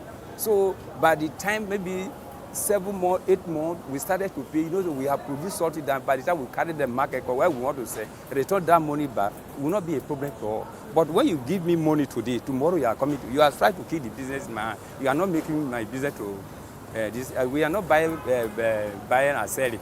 It's not this buying and selling this thing. So it's something you produce before you can sell. For Edward, financial aid from the government and a restructuring of their current location to take on a more tourist look would improve the shortfall in supply as well as make them more competitive in the global market, hence giving way to export. Like this place we come to dinner, government can come to this place and turn it to tourist center as cane industry. So whereby they build a good structure, and whereby people come and make their daily bread, whereby government can get sort of it, out of it. It's the looks of this our work now. You have to finish them. To export them is another problem because we don't have the financial background to carry this work outside for people to buy. We only look at this rata work now. Before we don't know how to do them, but now we are now named them and we know how to do them. So all those things that are even we are going for abroad for, we have them. We have the knowledge, the people who are so intelligent to do this craft work here in Nigeria, in this game industry. It's just what the government should come and ask us, how can we do it? And we tell them the other side of it, where we need their help. Macaulay was gracious enough to take me round the cane village on a tour. This is dining for 4. 1, 2, 3, 4, 4 chairs. There's going to be a glass of 10 mm on it, which is this. This is a glass. This glass will be on it. If I'm to produce this one now, to do this one alone, it's going to take me about 1 week to produce just one of this. But if I'm to do it in the rattan, it's going to take me maximum of 2 days. I'm done with it. This one cannot withstand the outdoor. It's not something that can withstand rain. And that one can withstand rain. This one is made with raffia. We'll call this one raffia. This material is sort. This material, we get this material from Cotonou. Something like this one now is about 2,000. And how long would it take you to make it? This one takes about 1 hour. So that's the reason why during the Xmas period, people don't even do chairs. Amazing, amazing items. I certainly had fun here, and I did get myself some take home as well. For Plus TV Africa, I am Irene Ubani.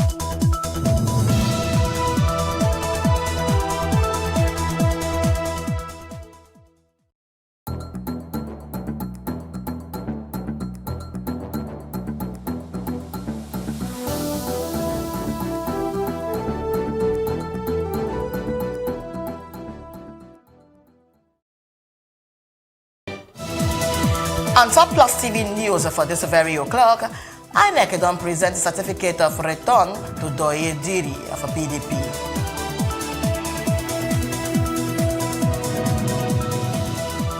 And Greece and Algeria don't agree on top of political solution to take end Libya crisis.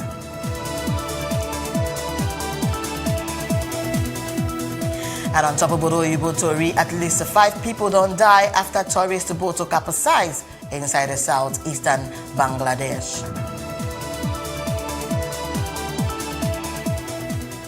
My country people, you do well, so you join us inside News on the Hour for Plus TV Africa. And this one, Nadem Tori, we want some given until this very o'clock. My name, na Destiny Momo. And the Independent National Electoral Commission, INEC, don't declare it the candidate for the People's Democratic Party, PDP, Doye Diri, as the winner for the Bayelsa governorship election, and sake of them follow Thursday's Supreme Court judgment. The chairman of INEC, Professor Mamoru Yakubu, he make the declaration for one news conference on Friday for the commission headquarters inside Abuja.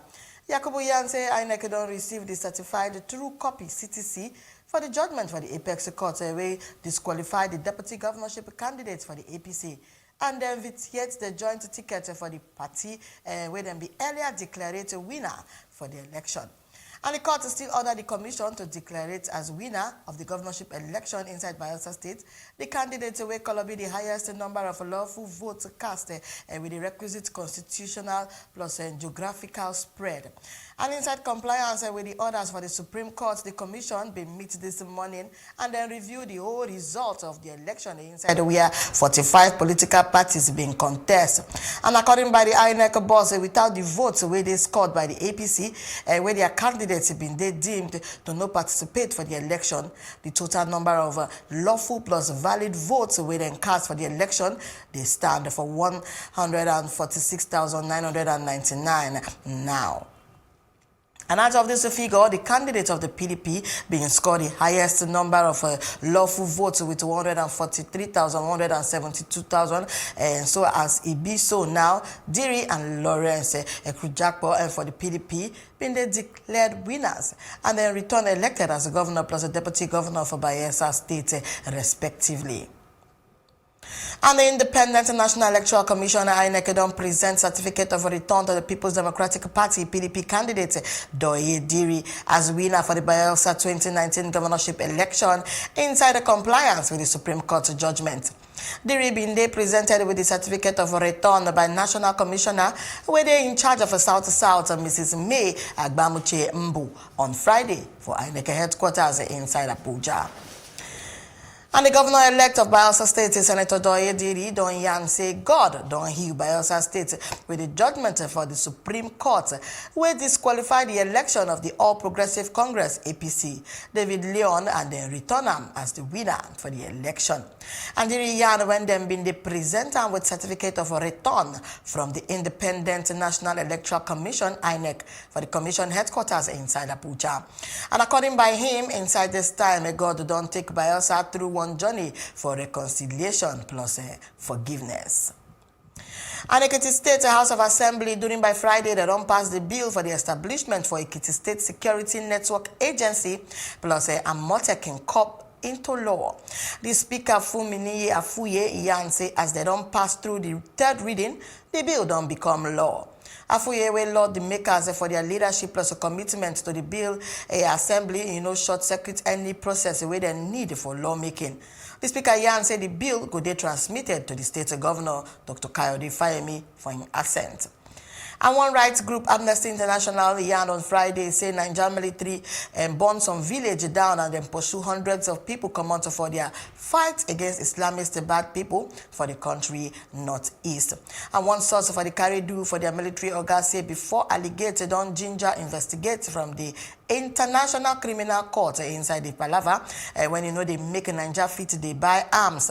But the convictions for soldiers don't scarce, plus the military, they talk plenty times, say their hand no dey any carry do for the latest alligator. Amnesty say Nigeria soldiers burn 3 village them after them pursue hundreds of men plus women to come out from their house for the northeastern state of Burna for January. The human rights group will say then talk to 12 victims and then show satellite image when then show plenty big fire for the area and then still burn down almost all the house for the town. And the Inspector General of Police, Mohammed Adamu Plato Haneze Ndibo, when he be win one socio-political joint body, don't say them no agree for worker of community policing for the country. The IGP talk for the end of a Southeast Security Summit when they do inside Enugu, say then go recruit special officers as community police. And he said these officers go day under the control of the Nigeria Police Force.